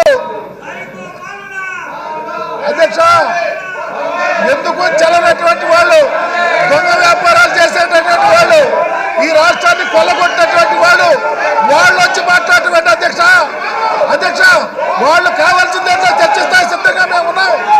వాళ్ళు అడిగే విషయాలు మాట్లాడే సిద్ధంగా ఉన్నాం. దమ్ములేని ఆలోచనలతో ఈరోజు మాట్లాడుతూ ఉన్నారు అధ్యక్ష. అన్ని సంవత్సరాలు రాజకీయ అనుభవం చెప్పే నాయకులు ఈరోజు బలలెక్కి బెంచీలెక్కి మాట్లాడుతూ ఉన్నారు. ఇది ప్రజాస్వామ్యం అధ్యక్ష. ప్రజలకు ఏం సమాధానం చెప్తారు అధ్యక్ష? ఒక ప్రక్క వాళ్ళ నాయకుడు దొరికిపోయిన దొంగలాగా ఈ రాష్ట్రంలో ప్రజలకు సమాధానం చెప్పలేని పరిస్థితిలో ఉంటే వచ్చి వాళ్ళు ప్రక్కదో పట్టిస్తాకి గొడవలు సృష్టిస్తా ఉన్నారు అధ్యక్ష. వాళ్ళు మాట్లాడేది ఏంటి? అన్ని సంవత్సరాల అనుభవం ఉన్నటువంటి రాజకీయ నాయకులు చేసే పరిస్థితి అధ్యక్ష. మరలా ఎన్నికల్లో పోటీ చేసే అవకాశం వాళ్ళకి వస్తుందో? ఈ రాష్ట్రంలో జగన్మోహన్ రెడ్డి గారి గురించి కానీ మా ప్రభుత్వం గురించి కానీ మాట్లాడే అవకాశం వాళ్ళకి లేదు అధ్యక్ష. ఎందుకంటే వాళ్ళ నాయకుడు దొరికిన దొంగ, దాని నుంచి బయటపడే పరిస్థితి లేదు. ఈ రోజు దాన్ని కప్పిపించుకోవడానికి ఈరోజు ఇలా మాట్లాడుతూ ఉన్నారు అధ్యక్ష. ఒక విషయాన్ని గమనించాలా, చంద్రబాబు నాయుడు అనే వ్యక్తి ఈ రాష్ట్ర రాజకీయాల్లో ఒక పురుగు లాంటి వాడు అధ్యక్ష. తొలుస్తూ ఉంటాడు. ఇప్పటికీ ఆ వ్యవస్థలను మేనేజ్ చేసి రాజకీయాలు చేశాడు. మరలా ఈరోజు ఈ రాష్ట్ర ప్రజలకు సమాధానం చెప్పలేని పరిస్థితిలో జైల్లో ఉన్నాడు. అతన్ని కాపాడాలంట. ప్రజాస్వామ్యంలో మీరు బయటకు వచ్చారు, న్యాయ వ్యవస్థ నుంచి బయటకు రావాలా? ఈ రోజు వచ్చేసి అసెంబ్లీలో మాట్లాడేట అధ్యక్ష, వాళ్ళు మాట్లాడడానికి ఏమైనా అర్థం ఉందా? వచ్చి మాట్లాడి నువ్వు చర్చించాల్సిన విషయం నిజంగా స్కిల్ స్కామ్ గురించి మాట్లాడే దమ్ము అనుకుందా అధ్యక్ష? అనవసరంగా ఈరోజు లేనిపోయినటువంటి సభ్యుల ప్రకటన పట్టిస్తారు అధ్యక్ష. తప్పకుండా ఇలాంటి వారి మీద చర్య తీసుకోవాలా? ఇలాంటి ఈ రోజు బెంచీల మీద కూర్చొని విజయం ఏంటంటే వాళ్ళు బాధ్యత ప్రవర్తిస్తా ఉన్నారు అధ్యక్ష. తప్పకుండా వాళ్ళ మీద చర్య తీసుకోమని డిమాండ్ చేస్తా ఉన్నారు అధ్యక్ష.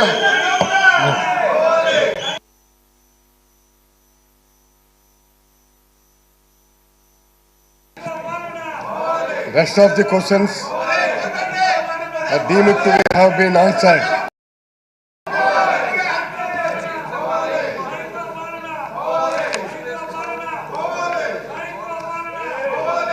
మాజీ ముఖ్యమంత్రి శ్రీ నారా చంద్రబాబు నాయుడుపై పెట్టిన కేసుల గురించి శ్రీ బెందాలం అశోక్ మరియు ఇతరులు ఇచ్చిన వాయిదా తీర్మానాన్ని తిరస్కరించడమైనది. ఎందుకంటే ఈరోజు షార్ట్ డిస్కషన్స్ అది అలౌ చేశాం కాబట్టి persons who are interested to participate in the discussion వాళ్ళందరూ కూడా ఆ డిస్కషన్లో పార్టిసిపేట్ చేయొచ్చు. కాబట్టి దీన్ని వాయిదా తీర్మానాన్ని రిజెక్ట్ చేయడమైనది. ప్రభుత్వం కూడా ముందుకొచ్చింది. అదే సేమ్ సబ్జెక్ట్ మీదనే ప్రభుత్వం చర్చకు ముందుకొచ్చింది కాబట్టి ఈ వాయిదా తీర్మానాన్ని తిరస్కరించడమైంది. House is adjourned for tea break.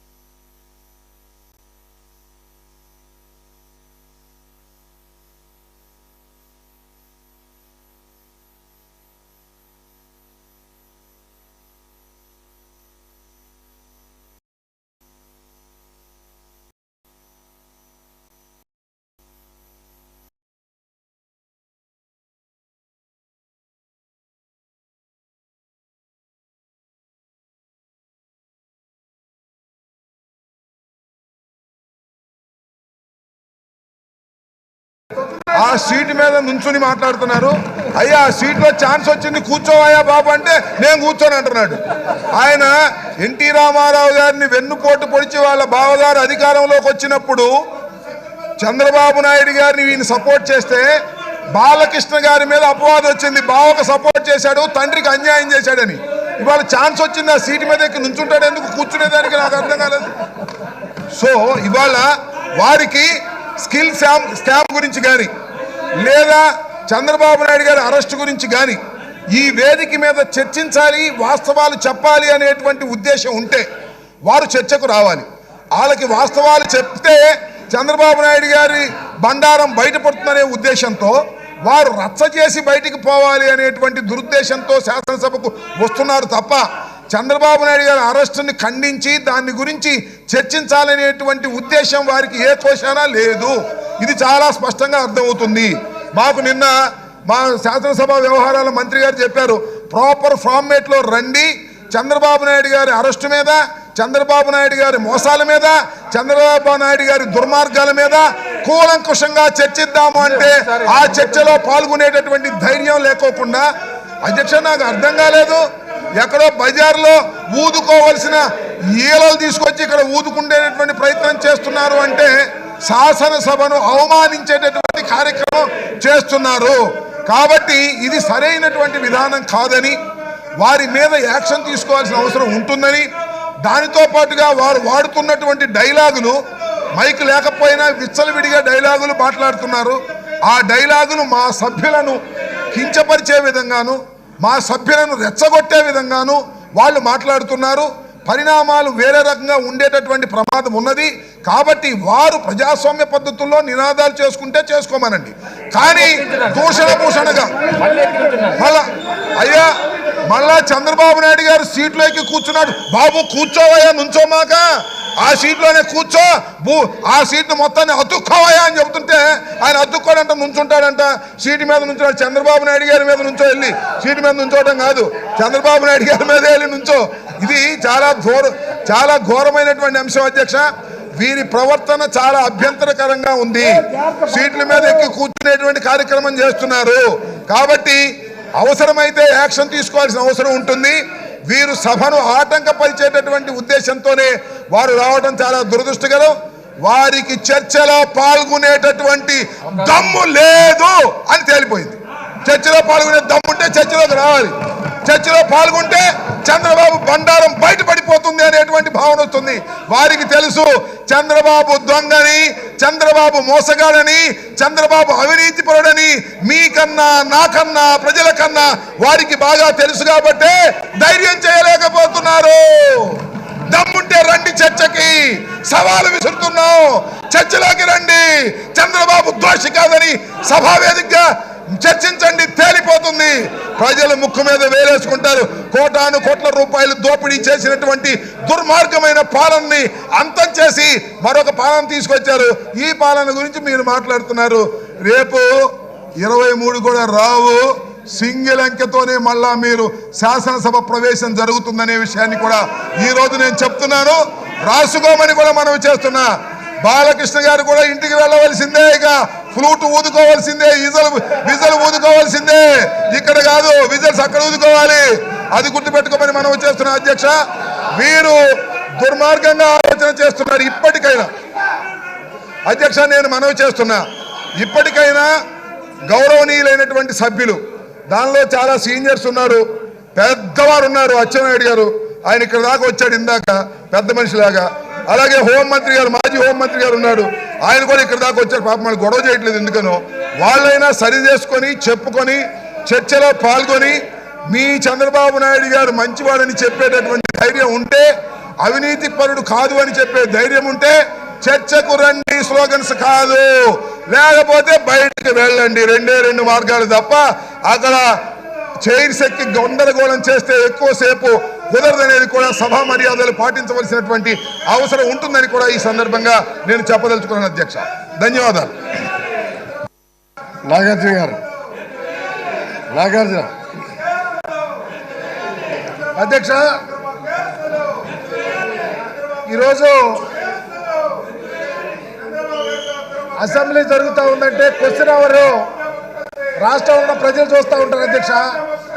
వాళ్ళే వేశారు అధ్యక్ష క్వశ్చన్లు.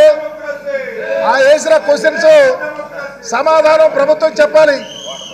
వేసిన క్వశ్చన్లు కూడా సమాధానం వెళ్ళలేని పరిస్థితిలో వాళ్ళు ఉన్నారు అధ్యక్ష. మానవత్వం లేనటువంటి మనుషులుగా రాజకీయాల్లో ప్రజాస్వామ్యాన్ని అపహాస్యం చేసే విధంగా ఈరోజు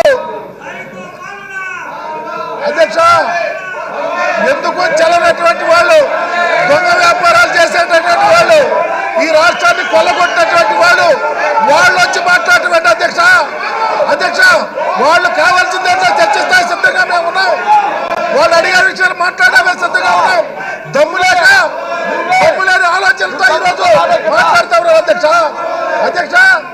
అన్ని సంవత్సరాలు రాజకీయ అనుభవం చెప్పే నాయకులు ఈరోజు బలరెక్కి బెంచీలెక్కి మాట్లాడుతూ ఉన్నారు. ఇది ప్రజాస్వామ్యం అధ్యక్ష. ప్రజలకు ఏం సమాధానం చెప్తారు అధ్యక్ష?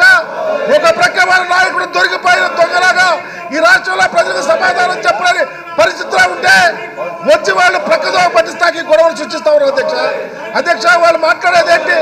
అన్ని సంవత్సరాల అనుభవం ఉన్నటువంటి రాజకీయ నాయకులు చేసే పరిస్థితి అధ్యక్ష. మరలా ఎన్నికల్లో పోటీ చేసే అవకాశం వాళ్ళకి వస్తుందో? ఈ రాష్ట్రంలో జగన్మోహన్ రెడ్డి గారి గురించి కానీ మా ప్రభుత్వం గురించి కానీ మాట్లాడే అవకాశం వాళ్ళకి లేదు అధ్యక్ష. ఎందుకంటే వాళ్ళ నాయకుడు దొరికిన దొంగ, దాని నుంచి బయటపడే పరిస్థితి లేదు. ఈ రోజు దాన్ని కప్పిపుచ్చుకోవడానికి ఈరోజు ఇలా మాట్లాడుతూ ఉన్నారు అధ్యక్ష. ఒక విషయాన్ని గమనించాలా, చంద్రబాబు నాయుడు అనే వ్యక్తి ఈ రాష్ట్ర రాజకీయాల్లో ఒక పురుగు లాంటి వాడు అధ్యక్ష. తొలుస్తూ ఉంటాడు. ఇప్పటికీ ఆ వ్యవస్థలను మేనేజ్ చేసి రాజకీయాలు చేశాడు. మరలా ఈరోజు ఈ రాష్ట్ర ప్రజలకు సమాధానం చెప్పలేని పరిస్థితిలో జైల్లో ఉన్నాడు. అతన్ని కాపాడాలంట. ప్రజాస్వామ్యంలో మీరు బయటకు వచ్చారు, న్యాయ వ్యవస్థ నుంచి బయటకు రావాలా? ఈ రోజు వచ్చేసి అసెంబ్లీలో మాట్లాడలేదు అధ్యక్ష. వాళ్ళు మాట్లాడడానికి ఏమైనా అర్థం ఉందా? వచ్చి మాట్లాడి నువ్వు చర్చించాల్సిన విషయం నిజంగా స్కిల్ స్కామ్ గురించి మాట్లాడే దమ్ము అనుకుందా అధ్యక్ష? అనవసరంగా ఈరోజు లేనిపోయినటువంటి సభ్యుల ప్రకటన పట్టిస్తారు అధ్యక్ష.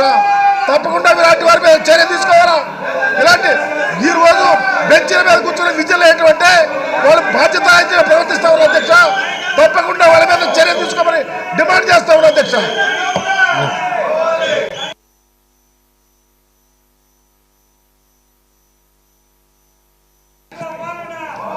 Rest of the questions are deemed to have been answered.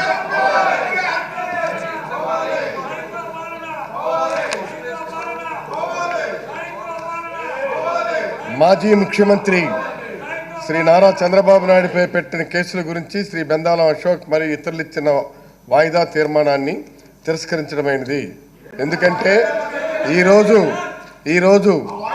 Short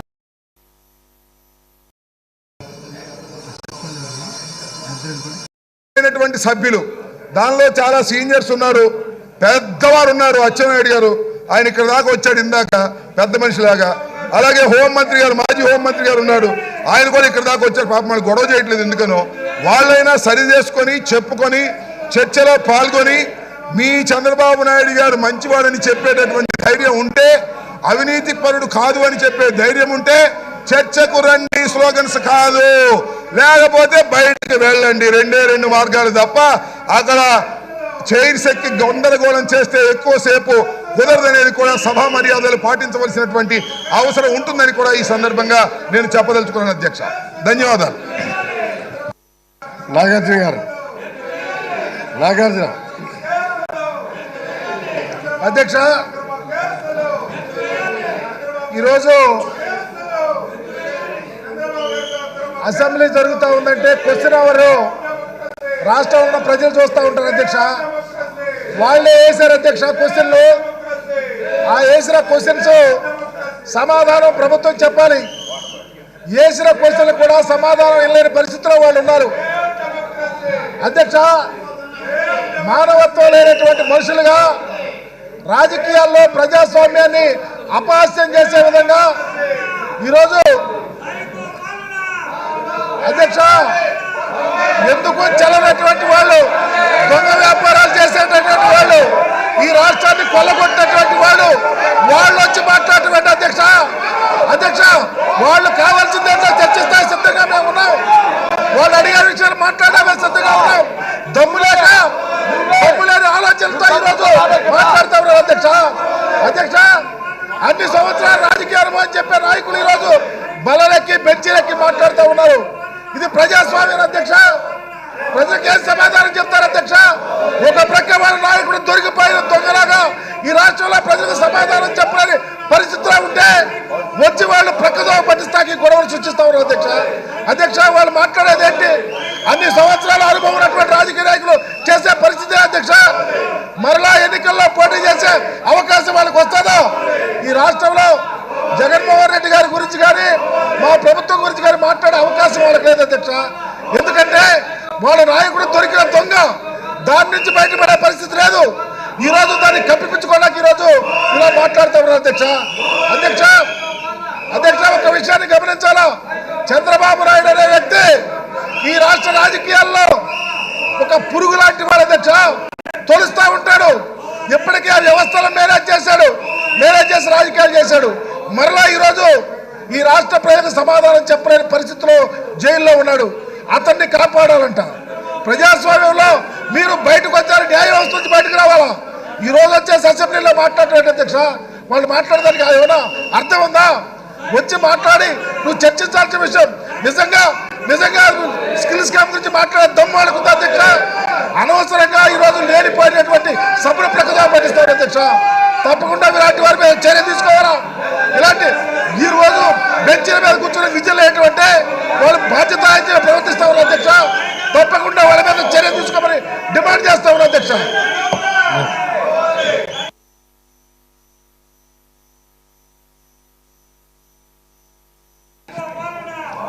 Rest of the questions are deemed to have been answered.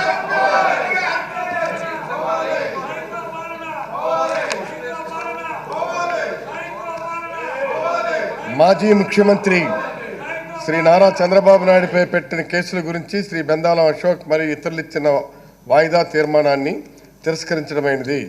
ఎందుకంటే ఈరోజు షార్ట్ డిస్కషన్స్ కదా అలౌ చేశాం కాబట్టి persons who are interested to participate in the discussion వాళ్ళందరూ కూడా ఆ డిస్కషన్లో participate చేయొచ్చు. కాబట్టి దీన్ని వాయిదా తీర్మానాన్ని రిజెక్ట్ చేయడమైనది. ప్రభుత్వం కూడా ముందుకొచ్చింది, అదే సేమ్ సబ్జెక్ట్ మీదనే ప్రభుత్వం చర్చకు ముందుకొచ్చింది కాబట్టి ఈ వాయిదా తీర్మానాన్ని తిరస్కరించడమైంది. House is adjourned for tea break.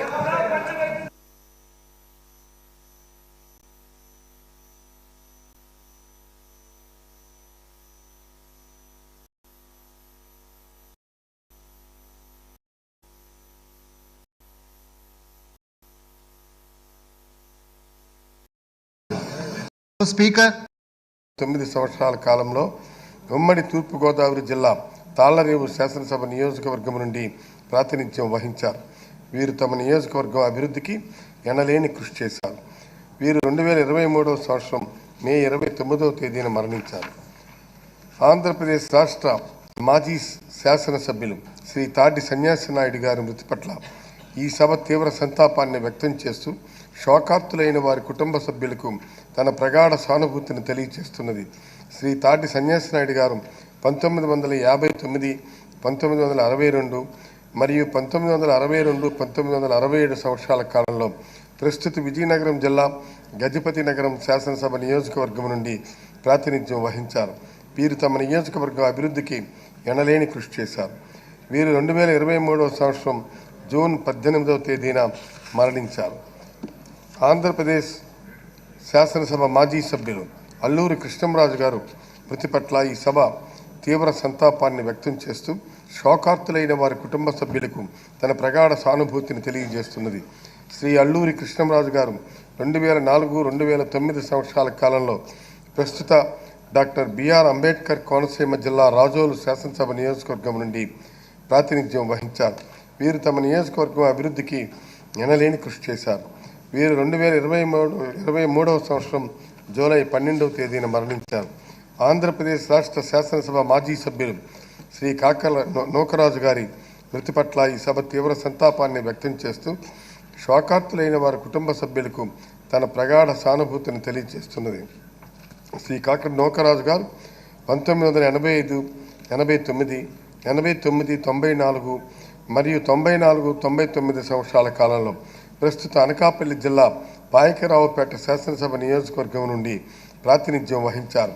వీరు తమ నియోజకవర్గం అభివృద్ధికి ఎనలేని కృషి చేశారు. వీరు 2023వ సంవత్సరం సెప్టెంబర్ 18వ తేదీన మరణించారు.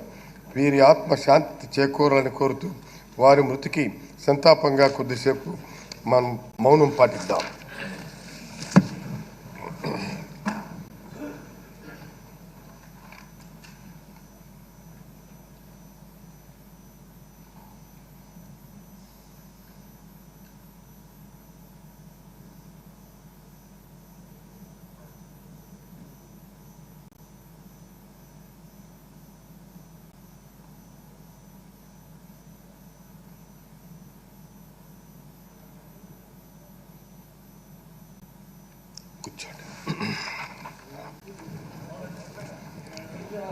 Paper in the agenda is deemed to have been placed.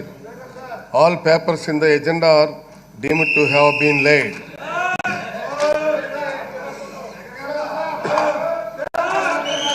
I request the Minister for Agriculture to move the motion. Honorable Speaker, sir, on behalf of Honorable Chief Minister, I request to move that the members of this House do proceed to elect 3 members from among its members as members of Committee on Public Accounts for the year 2023-2024 in the manner required under Rule 263 of Rules of Procedure and Conduct of Business in the Andhra Pradesh Legislative Assembly. Speaker, sir, on behalf of Honorable Chief Minister, I request to move that the members of this House do proceed to elect 3 members from among its members as members of the Committee on Estimates for the year 2023-2024 in the manner required under Rule 264 of the Rules of Procedure and Conduct of Business in the Andhra Pradesh Legislative Assembly. Honorable Speaker, sir, on behalf of Honorable Chief Minister, I request to move that the members of this House do proceed to elect 3 members from among its members as members of Committee on Public Undertakings for the year 2023-2024 in the manner required under Rule 265 of the Rules of Procedure and Conduct of Business in the Andhra Pradesh Legislative Council. There is public undertaking. Sir. Next. Public Government accounts. motions moved by the Minister for Agriculture are before the House. Those who are for the motion, please say yeah. Those who are against, please say no. As have it, as have it. The motions are adopted.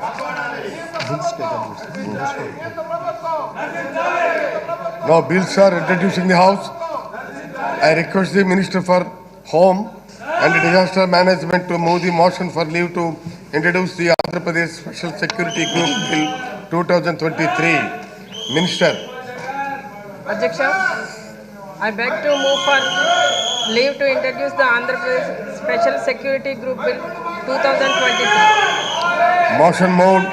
The question is that the Andhra Pradesh Special Security Group Bill 2023 be introduced. Those who are for the motion, please say yeah. Those who are against, please say no. As have it, as have it.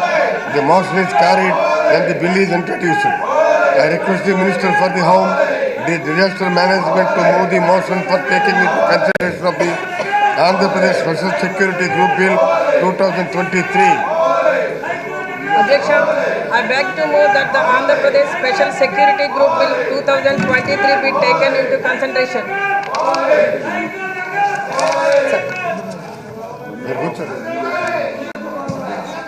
The question is that the Andhra Pradesh Special Security Group Bill 2023 be taken into consideration. Those who are for the motion, please say yeah.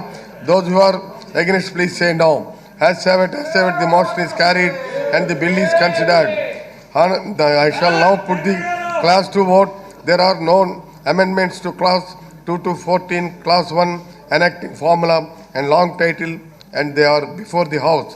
The question is, those who are for the class 2 to 14, class 1 enacting formula and long title, please say yeah. Those who are against, please say no. Yes, have it, yes, have it. Classes 2, 14, class 1 enacting formula and long title to stand part of the bill. I shall now request the Minister for Home and Disaster Management to the motion for passing the bill. Adhyaksha, I beg to move that the bill be passed. The question is that the bill be passed. Those who are for the motion, please say yeah. Those who are against, please say no. As have it, as have it. The motion is carried and the bill is passed.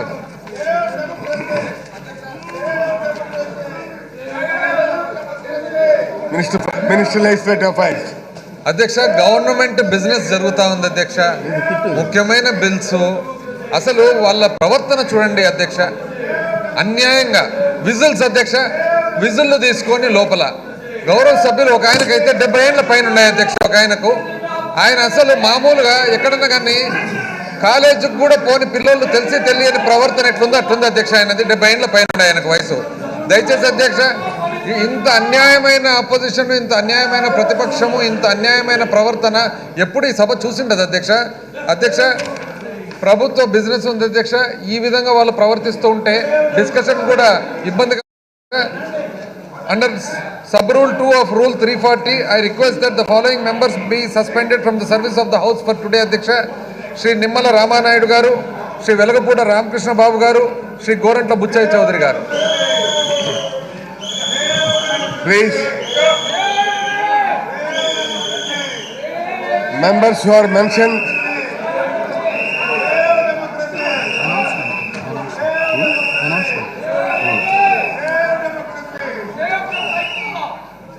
అది వాళ్ళ పిటౌట్ please. ఎవరు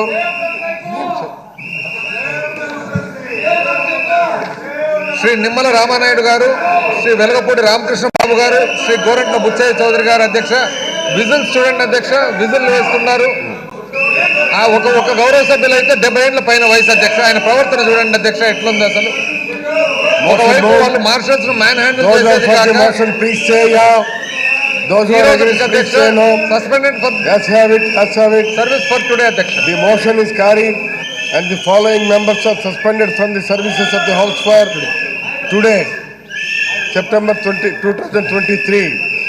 Sri Nimmala Ramanayudu garu, Sri Velagapudi Ramakrishna Babu, Sri Gorantla Butchaya Chaudhary. Please leave the house. Please leave the house. అధ్యక్ష, రాష్ట్రమంతా మరి ముఖ్యంగా ఈ గౌరవ సభ్యులు ఎవరైతే ఉన్నారో అధ్యక్ష, వీళ్ళను ఎన్నుకున్న ప్రజలందరూ కూడా ఈరోజు గమనించాలని చెప్పి నేను కోరుతూ ఉన్నా అధ్యక్ష. ఈరోజు సభ ద్వారా విజిల్స్ అధ్యక్ష ఎక్కడైనా విన్నాం అధ్యక్ష. ఇది గవర్నమెంట్ బిజినెస్ జరుగుతూ ఉంటే అధ్యక్ష, బిల్స్ జరుగుతూ ఉంటే అసలు అన్యాయమైన ప్రవర్తన అధ్యక్ష. వీళ్ళు అసలు వాస్తవానికి ఈరోజు రాష్ట్రంలో ముఖ్యంగా వాళ్ళ నియోజకవర్గ ప్రజలు ఎవరైతే వాళ్ళకు ఓట్లు వేసినారో వాళ్ళు ఈరోజు ఇటువంటి శాసనసభ్యులను ఎన్నుకున్నాము. సభ లోపల చర్చ బదులు విజిల్ కొడుతున్నారని చెప్పి ప్రతి ఒక్కరు కూడా గమనించాలని చెప్పి ఈ సభ ద్వారా కోరుకుంటున్నాను అధ్యక్ష. ప్లీజ్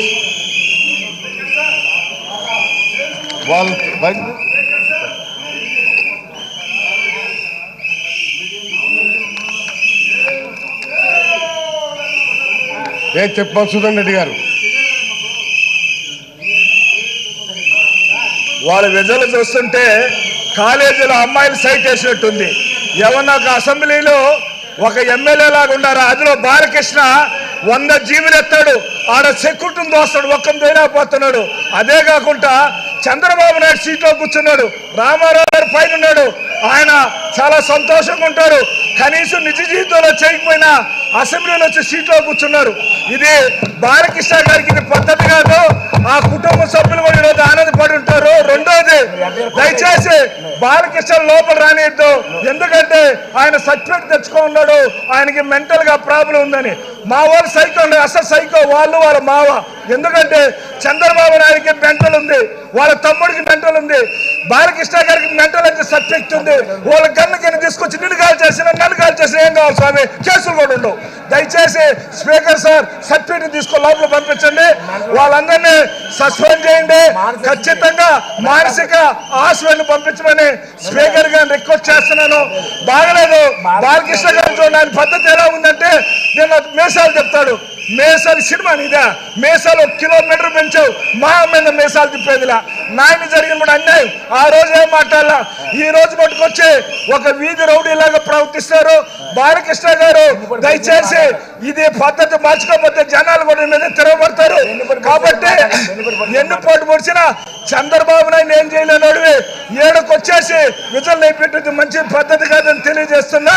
ఇంకొకటి, ఫ్లూటు జింక మీద ఊదమని ఆయన చెప్పాడు. సింహం జగన్ ముందు ఊతే బతుకుతారు. వాళ్ళు మనుషులేనా? ఫ్లూట్ ఆడు ఊదాలి. ఫ్లూటు జింకలు చంద్రబాబు నాయుడు జింక ఆడు ఊదుకో. చేతిలో బాలకృష్ణకి బాగా ఊదే అలవాటు ఉంది. కాబట్టి వీళ్ళందరినీ కూడా సస్పెండ్ చేయాలని కోరుకుంటా ఉన్నాను. హాస్పిటల్ కంపల్సరీ మీరు పంపించాలి సార్ వాళ్ళందరినీ. నిజంగా ఒక్కరన్నా చూడండి, ఒక్కరన్నా పద్ధతి గుండా ఉన్నారు చూడాడు. మీసాలు నాయుడు మీసాలు. కాబట్టి దయచేసి ఇటువంటి వాళ్ళ మటుకు ఈ అసెంబ్లీలో రానిదని చెప్తున్నా. అందరూ మెంటలో పిచ్చొచ్చేస్తున్నారు అందరికి కూడా.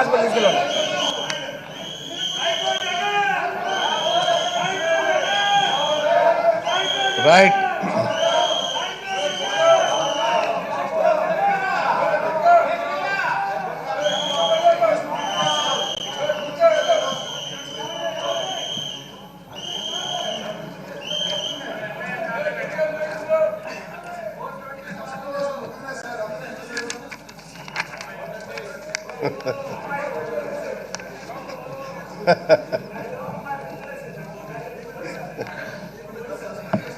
In accordance with the regulations made by me for the conducting of elections according to the principles of proportional representation by means of single transferable vote, one fix the following program of dates for the election to the Committee on Public Accounts, Committee on Estimates and the Committee on Public Undertaking for the year 2023-24, issuing notification from 22nd 9/2023, 11 a.m. to 5 p.m. Friday. Last date for filing nominations up to 3 p.m. to 3 p.m. on 25th 9/2023 nominations. Date of security of nominations, date of scrutiny of nominations 11 a.m. 26/9/2023. Last date for withdrawals of candidature up to 3 p.m. on 27/9/23 Wednesday. Date on which a poll shall, if necessary, be held between 9 a.m. and 2 p.m. on 3/10/2023 Tuesday.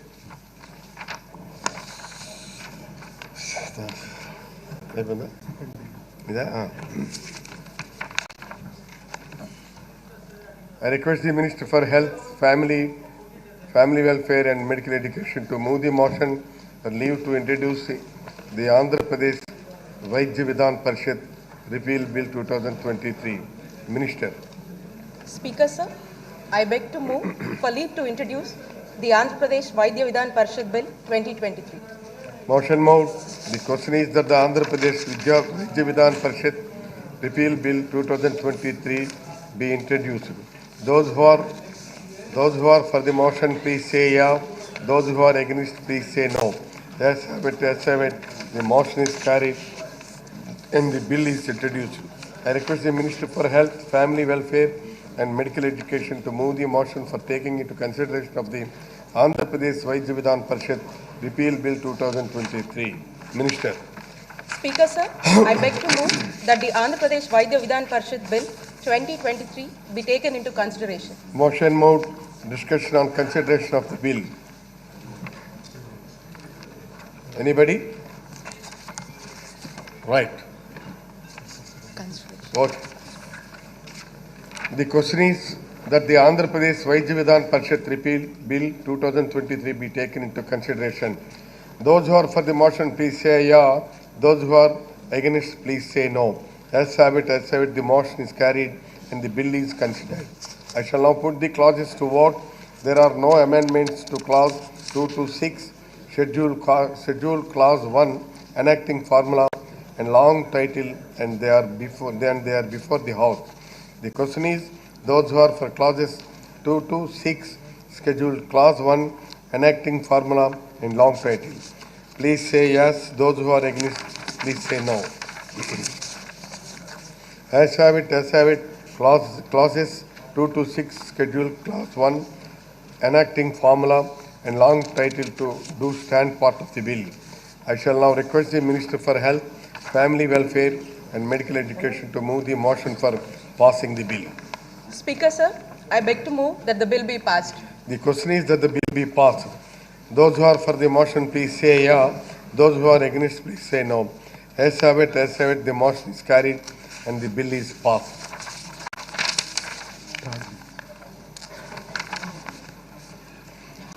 I request the Minister for Industries and Commerce, Information Technology to move the motion for leave to introduce the Andhra Pradesh Aadhaar targeted delivery of financial and other subsidies, benefits and services bill 2023.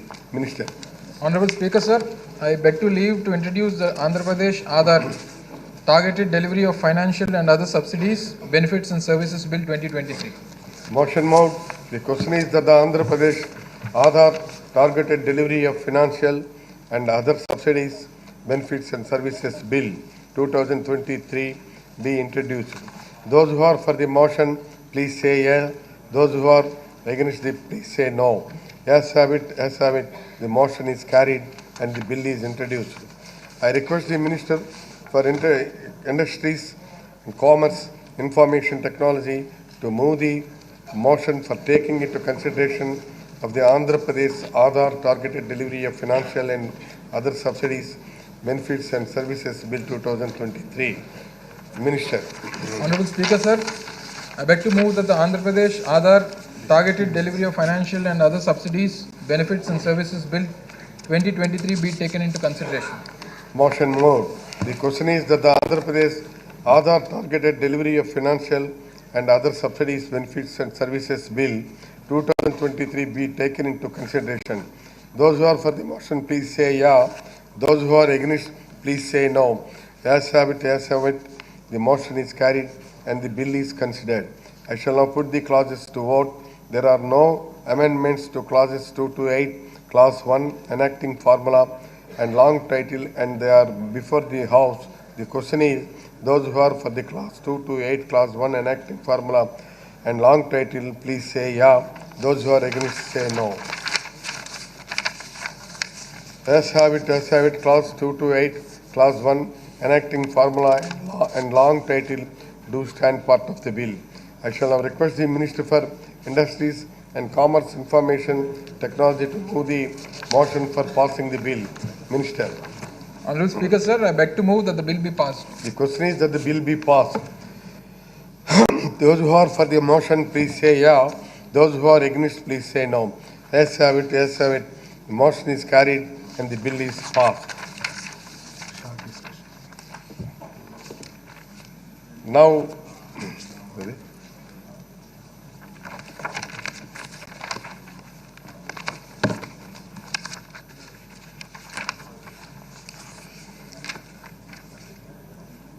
short discussion on corruption in establishment of skill development, corruption, action on the concern.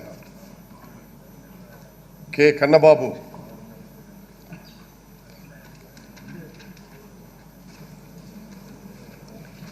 Thank you అధ్యక్ష. అధ్యక్ష, ఈ చంద్రబాబు నాయుడు నేర్పరితనం ఎలా ఉంటుంది?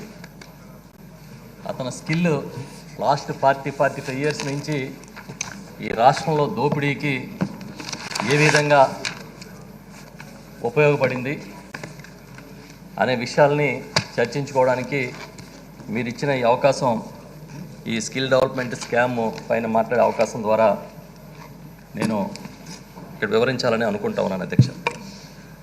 అధ్యక్ష, దొంగ దొరికిన దొంగ ఒక మహా పునీతుడిలాగా, ఒక గొప్ప మహానాయకుడిలాగా, అన్నా హజారేకి అన్నలాగా ప్రచారం చేసుకుంటూ ఉంటే నిజాలేవో అబద్ధాలేవో తెలియని పరిస్థితిలో ఈ రాష్ట్ర ప్రజానీకాన్ని ముంచేయాలని చంద్రబాబు నాయుడు అనుంగు మీడియా, వాళ్ళ ఎల్లో మీడియా ప్రయత్నం చేస్తూ ఉంటే వాస్తవాల్ని అసెంబ్లీ వేదికగా మాట్లాడుకోవాల్సిన అవసరం ఉందనే ఉద్దేశంతో ఈరోజు మాట్లాడుతూ ఉన్నాను అధ్యక్ష. 2014లో చంద్రబాబు నాయుడు అధికారంలోకి వచ్చిన తర్వాత అధ్యక్ష, ఆయన రావడమే చాలా దారులు వేసుకున్నాడు అధ్యక్ష. ఏ విధంగా ఈ ప్రజల సొమ్ముని కాజేయచ్చు, ఏ విధంగా ఆయన తాబేదారులకి నమ్ముకున్న వాళ్ళకి దోచిపెట్టవచ్చు అనే విషయం మీద చాలా క్లారిటీతోనే ముందుకెళ్ళినట్టుగా మనకి ఈ ఒక్క స్కిల్ కేసుని పరిశీలిస్తేనే అర్థమైపోతుంది అధ్యక్ష. వచ్చిన తర్వాత ఫస్ట్ ఈయన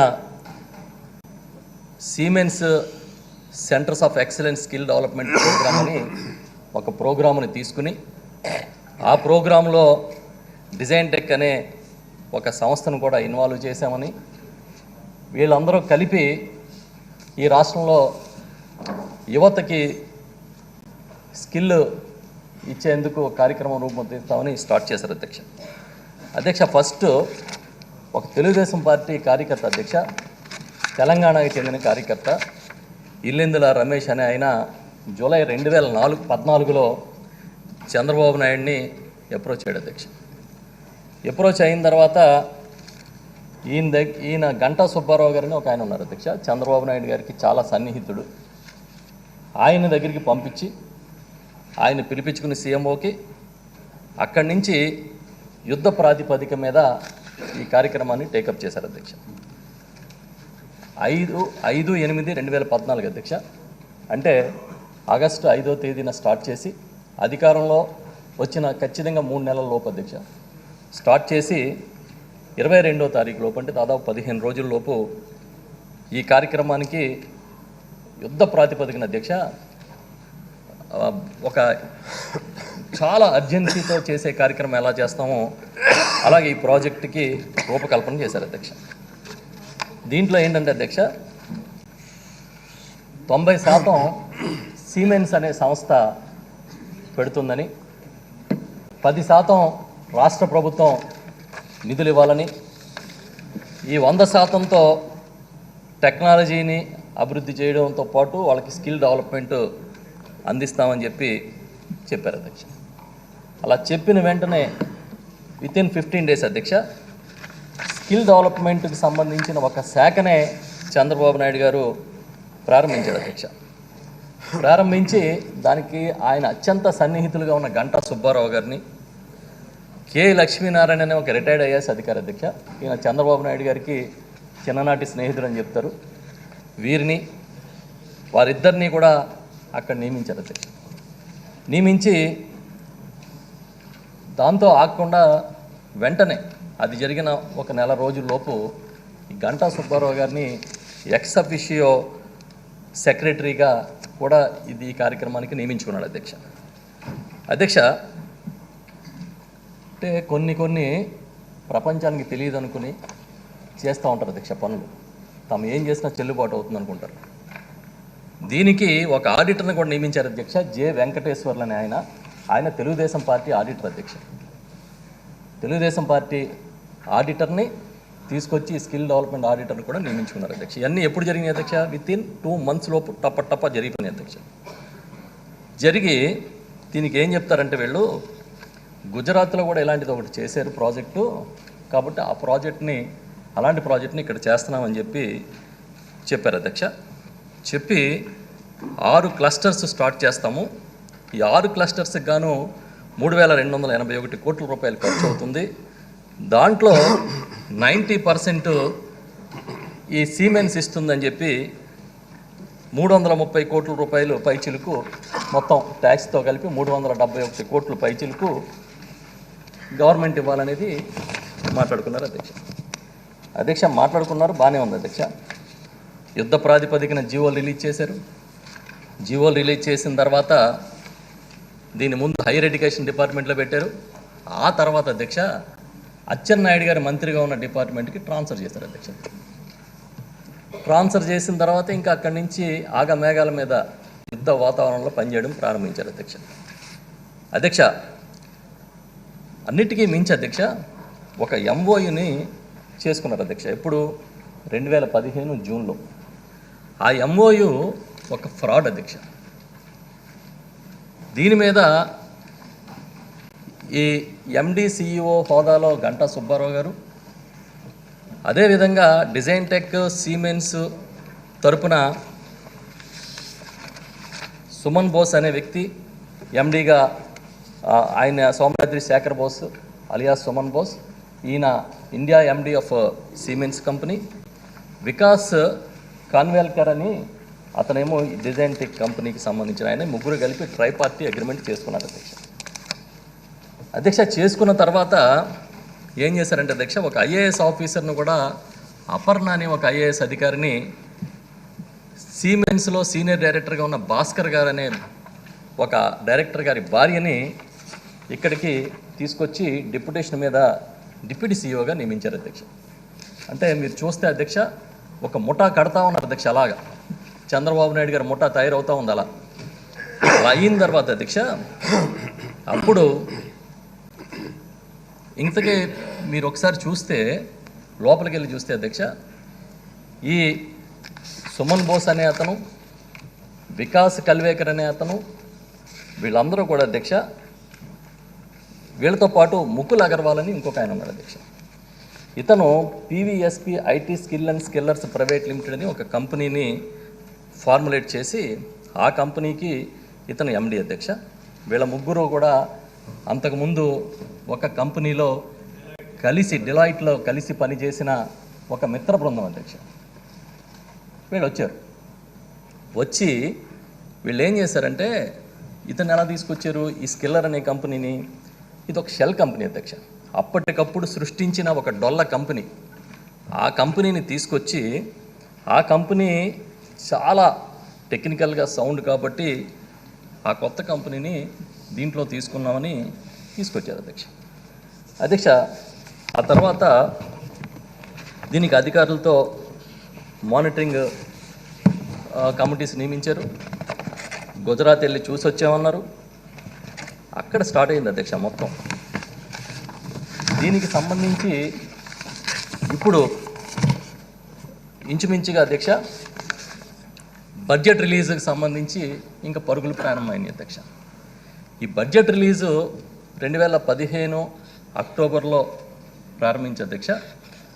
ఆగమేఘాల మీద ఫైనాన్స్ డిపార్ట్మెంట్లో ఉన్న అధికారులు ఇదంత అత్యవసరం కాదు, దీనికన్నా అత్యవసరమైనవి చాలా ఉన్నాయి కాబట్టి ఇది ఒకసారి మళ్ళీ సరిచూసుకోండి అని చెబుతూ ఉన్నప్పుడు కూడా వినిపించుకోకుండా ఆగమేఘాల మీద డబ్బులు రిలీజ్ చేసే కార్యక్రమం చేశారు అధ్యక్ష. ఇది మనం చూస్తే ఇక్కడే చాలా ఆసక్తికరమైన విషయాలు మనకు కనిపిస్తాయి అధ్యక్ష.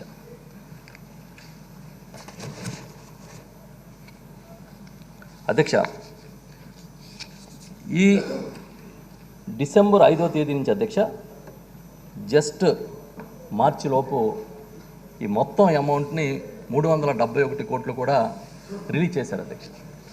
రిలీజ్ చేసినప్పుడు డైరెక్ట్గా ఎవరికి చేయాలి అధ్యక్ష? సీమెన్స్ కదా ఒప్పందం చేసుకుంది. సీమెన్స్ చేయలేదు అధ్యక్ష. ఏదైతే కొత్తగా ఏర్పాటు చేశారో డొల్ల కంపెనీలు ఉన్నాయో వాటికి డైరెక్ట్గా నిధులు మంజూరు చేశారు అధ్యక్ష. ఇక్కడ చాలా ముఖ్యమైన విషయాన్ని మీ దృష్టి తీసుకురావాలి అధ్యక్ష. ఒక కంపెనీ మాత్రమే మొత్తం డబ్బులన్నీ కూడా ట్రాన్స్ఫర్ చేయించుకుంటే దొరికిపోతాం అనుకుని నెంబర్ ఆఫ్ కంపెనీస్ని వీళ్ళు రిజిస్టర్ చేయడం మొదలుపెట్టారు. ముందు ఈ మన స్కిల్ డెవలప్మెంట్ కార్పొరేషన్ నుంచి 371.25 కోట్ల డిజైన్ టెక్కి ట్రాన్స్ఫర్ చేశారు అధ్యక్ష. అది ఫస్ట్ లేయర్. అక్కడి నుంచి సెకండ్ లేయర్గా షెల్ కంపెనీస్కి కొన్నిటికి ట్రాన్స్ఫర్ చేశారు. అలా ట్రాన్స్ఫర్ చేసినప్పుడు ఈ పీవీఎస్పీ అనే షెల్ కంపెనీకి నేరుగా 241 కోట్ల రూపాయలు నేరుగా ట్రాన్స్ఫర్ చేశారు అధ్యక్ష. ఒప్పందం సీమెన్స్తో, డబ్బులు ఇచ్చింది వేరే కొత్తగా ఏర్పాటు చేసిన ముకుల్ అగర్వాల్ అనే అతనితో ఏర్పాటు చేయించిన, ఎప్పుడు ఎంఓయూ తర్వాత ఏర్పాటు చేయించిన కంపెనీకి ఈ అమౌంట్ని ట్రాన్స్ఫర్ చేశారు అధ్యక్ష. చేసిన తర్వాత అక్కడి నుంచి దీన్ని డ్రా చేయడం కోసం అధ్యక్ష దాదాపుగా ఒక 12 డొల్ల కంపెనీలను రిజిస్టర్ చేశారు అధ్యక్ష. ACI, Cadence, Polaris, knowledge podium, ETA, Patrick, IT Smith, Bharatiya global, foreign computers and ఇలా కొన్ని కంపెనీస్ అదర్ కంపెనీస్ కొన్నిటిని చేసుకుంటూ వచ్చారు అధ్యక్ష. దీన్ని బట్టి మీకు ఏమర్థమైంది అధ్యక్ష? మనకి ముందు ప్లానే ఈ డబ్బు మొత్తం లేపేయడం అధ్యక్ష. ఇక్కడే ఏదైనా ఒక ఒప్పందం చేసుకున్నప్పుడు ఒక కంపెనీతో 90% ఒక కంపెనీ పెడతానంది, 10% గవర్నమెంట్ పెట్టాల్సి వచ్చినప్పుడు ఈ నిధులు ఎలా రిలీజ్ చేయాలి అనే ఒక విధానం రూపొందించుకోవాలి. మీరు పీరియాడికల్గా ఈ పని ఇక్కడ వరకు అయిన తర్వాత ఈ మైల్ స్టోన్ దగ్గర మీరు ఎంత పెట్టారో చూశాక గవర్నమెంట్ ఇంత అమౌంట్ రిలీజ్ చేస్తుంది. ఈ మైల్ స్టోన్ రీచ్ అయిందా లేదా చూడడానికి ఈ చెకింగ్ ఒక మెకానిజంని రూపొందిస్తాం. ఈ విధంగా ఒక సిస్టమ్ని రూపొందించుకోవాలి అధ్యక్ష. ఇదేం లేదు అధ్యక్ష, పరుగులు పెట్టించి డబ్బులు రిలీజ్ చేశారు అధ్యక్ష. ఇలా రిలీజ్ చేసినప్పుడు చాలా ఆశ్చర్యం ఏంటంటే అధ్యక్ష, ఇప్పుడు చాలామంది ఐఏఎస్ అధికారులు బయట వేరే మాట్లాడినా కూడా అప్పట్లో పివి రమేష్ అని ఒక సీనియర్ ఐఏఎస్ అధికారి ఫైనాన్స్ సెక్రటరీగా ఉన్నప్పుడు ఆయన ఒక నోట్ రాశారు అధ్యక్ష.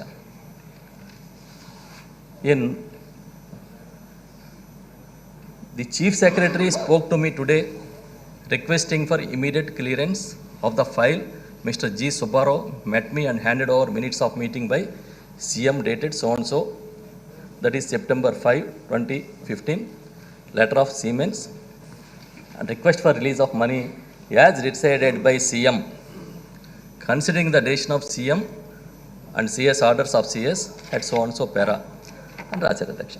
రాస్తూ ఇదే డిపార్ట్మెంట్లో సునీత గారిని ఒక ఐఏఎస్ అధికారి ఆమె రాశారు అధ్యక్ష.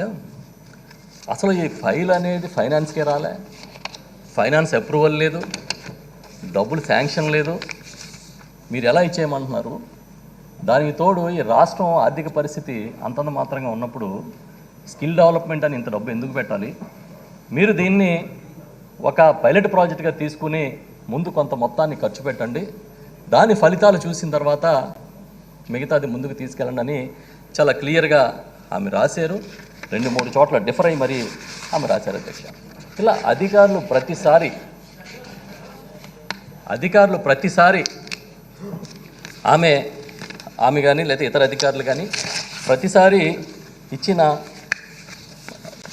ఒత్తిడి వచ్చినప్పుడల్లా, సీఎంఓ నుంచి ఒత్తిడి వచ్చినప్పుడల్లా వాళ్ళు తమను తాము ఆ రోజే అనుకుని ఉంటారు, బహుశా ఇందులో ఏదో మిస్అప్రోపరేషనో లేకపోతే స్కామో ఉంది కనుక ఇంకా జాగ్రత్తలు తీసుకోవాలని రాసి ఉండొచ్చు అధ్యక్ష.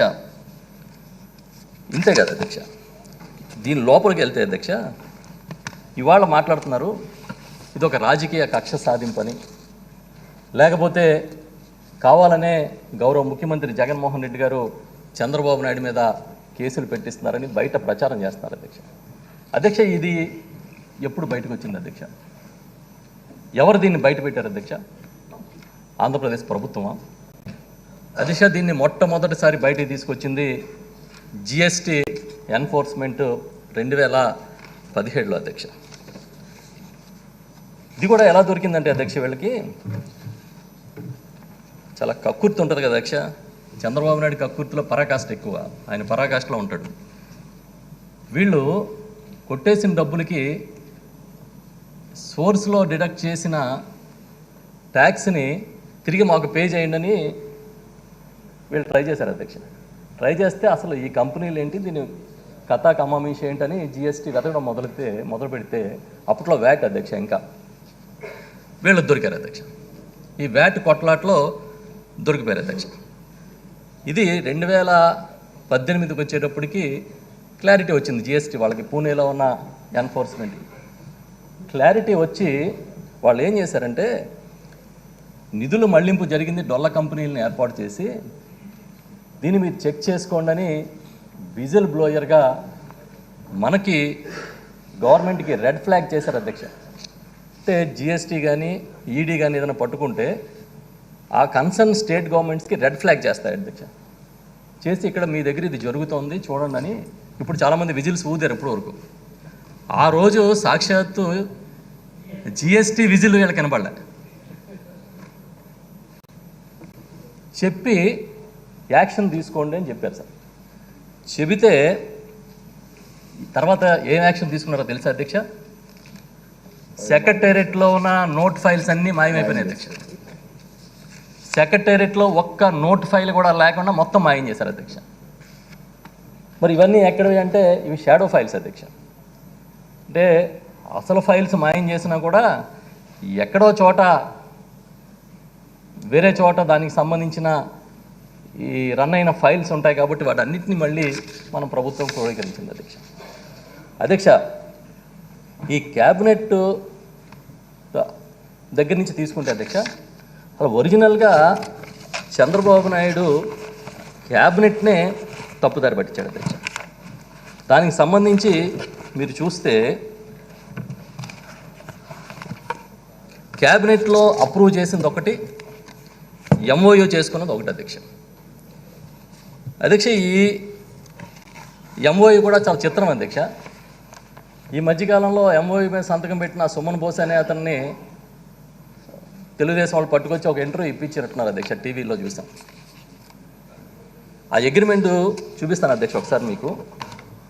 చూస్తే డేట్ లేదు అధ్యక్ష.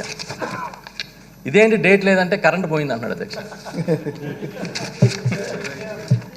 అధ్యక్ష, డేట్ ఎందుకు లేదంటే 3,000 కోట్ల రూపాయలు ఖర్చు, 3,300 కోట్ల రూపాయల ప్రాజెక్టుకి ఎంఓయూ చేసే టైంకి కరెంటు తీసేసి చేశారంటేనే వీళ్ళు ఎంత కరెంటు పాస్ అవుతుందో వాళ్ళ ఇంట్లో మీకు అర్థమై ఉండాలి సార్. అంటే చీకటి ఒప్పందం అని చదువుతాం అధ్యక్ష. ఇది చీకటి ఒప్పందం అంటే కరెక్ట్ వర్డ్ దీనికి. చీకటి ఒప్పందం అంటే ఇది అధ్యక్ష. నేను చాలాసార్లు చీకటి ఒప్పందం అని చదువుతూ ఉంటే ఈ చీకటి ఒప్పందం అనే పదం ఎక్కడ పుట్టిందో అనుకున్నాను సార్. ఇక్కడ పుట్టింది సార్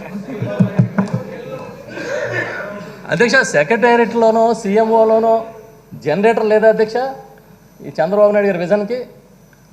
కరెంటు పోతే చీకట్లో సంతకాలు పెట్టామని చెప్తున్నారంటే ఇంతకన్నా సిగ్గుమాలిన వ్యవహారం ఏమైనా ఉంటుంది అధ్యక్ష? వాళ్ళకట కరెంటు పోయింది కాబట్టి డేట్ వేయలేదు అంటున్నారు అధ్యక్ష. ఓకే, మీకు కరెంటు పోయింది, కళ్ళు మూసిపోయారు, డేట్ వేయలేదు. కనీసం అధ్యక్ష ఈ మధ్యకాలంలో మన ఇంట్లో కరెంటు పోతే కూడా ముందు సెల్ ఫోన్లో లైట్ ఆన్ చేస్తున్నాం అధ్యక్ష, క్యాండిల్ కోసం ఎతకట్లే. అది కూడా ఇక మా విప్ గారు చెప్తున్నారు, బాబు కనిపెట్టిన సెల్ ఫోన్ అధ్యక్ష. అధ్యక్ష, ఇదే ఒప్పందంలో ఒక పేరా చదువుతాను అధ్యక్ష. ఇది బడ్జెట్ ఎలా రిలీజ్ చేయాలని పేరా అధ్యక్ష. In consideration of the above obligations agreed to be undertaken by SISW అంటే cements India company and design tech APSSBC shall ensure that a total sum of 330 crore rupees exclusive of applicable taxes which shall be paid by the government of AP towards financial assistance. The amount has been sanctioned by letter dash dash date dash dash.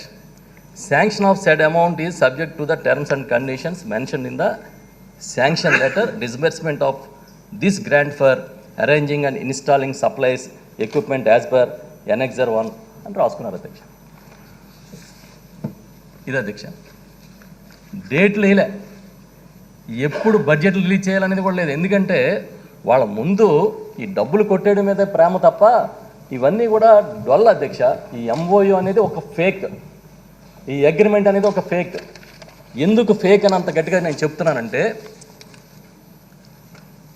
దీనికి సంబంధించి ఎవరైతే ఒప్పందం చేసుకున్నారని చెప్తున్నారో cements company, ఆ cements company దర్యాప్తుతో జరుగుతున్నప్పుడు మన CID అధికారులకి అఫీషియల్గా మెయిల్ ఇచ్చింది అధ్యక్ష. మాకు ఇలా గ్రాంట్ ఇన్ ఎయిడ్లు అయ్యి ఇచ్చే కథలు ఏమీ లేవు మా దగ్గర, ఇది చంద్రబాబు సొంత కథ అయి ఉంటుందని వాళ్ళు ఇచ్చారు అధ్యక్ష. సిమెంట్స్ చాలా గట్టిగా చెప్పింది, ఇది మాకు సంబంధం లేదు మీరు ఇలాంటి గ్రాంట్ ఇన్ వేయడం అని ఇవ్వమని. అయినా ఒక కార్పొరేట్ కంపెనీ అధ్యక్ష, ఒక వ్యాపార కంపెనీ, వ్యాపారం చేసే సంస్థ ఒక ఆంధ్రప్రదేశ్ లాంటి ఒక రాష్ట్రానికి 3,000 కోట్ల రూపాయలు ఎందుకు గ్రాంట్ ఇన్ ఎయిడ్ ఇస్తుంది అనేది ఈ విజనరీకి తెలియలేదు అధ్యక్ష. చంద్రబాబు నాయుడికి ఇతను విజనరీ అంటాడు, నేను చాలా చాలా మేధావిని అంటాడు, అమెరికాకే పాఠాలు చెప్పానంటాడు. ఆ విజనరీ చేసిన తప్పుకి ఇవాళ ప్రిజనరీగా ఉన్నాడు అధ్యక్ష. పాపం పండింది. ఇవాళ ప్రిజనరీగా రాజమండ్రిలో కూర్చున్నాడు అధ్యక్ష.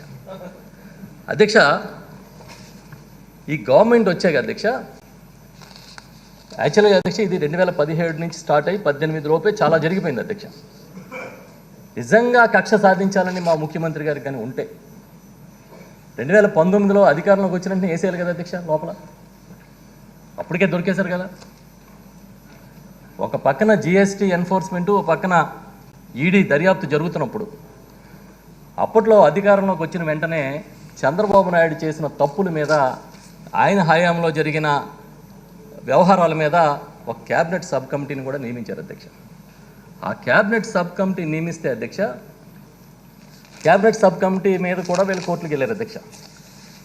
చంద్రబాబు నాయుడికి ఆ రోజు అలాంటి బ్రహ్మాండమైన బలం కోర్టులో ఉండేది అధ్యక్ష. ఇక్కడ ఏదైనా చిన్నది మూవ్ చేస్తే కోర్టుల నుంచి ఆర్డర్లు వచ్చేస్తుంది అధ్యక్ష. అధ్యక్ష తర్వాత ఎండి స్కిల్ డెవలప్మెంట్ కార్పొరేషను 2021లో ఒక పిటిషన్ ఇచ్చారు అధ్యక్ష.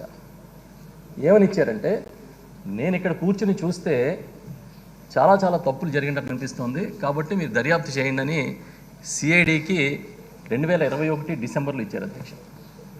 2021 డిసెంబర్లో సిఐడికి ఇస్తే అప్పుడు సిఐడి దీన్ని టేకప్ చేసింది అధ్యక్ష.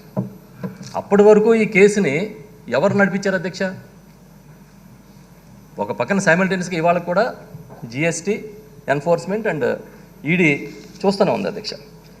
అధ్యక్ష ఇప్పటి వరకు ఈ కేసులో 10 మందిని అరెస్ట్ చేశారు, 7 దీనిలో యాంటిసిపేటరీ బెయిల్ కూడా తెచ్చుకుని ఉన్నారు అధ్యక్ష.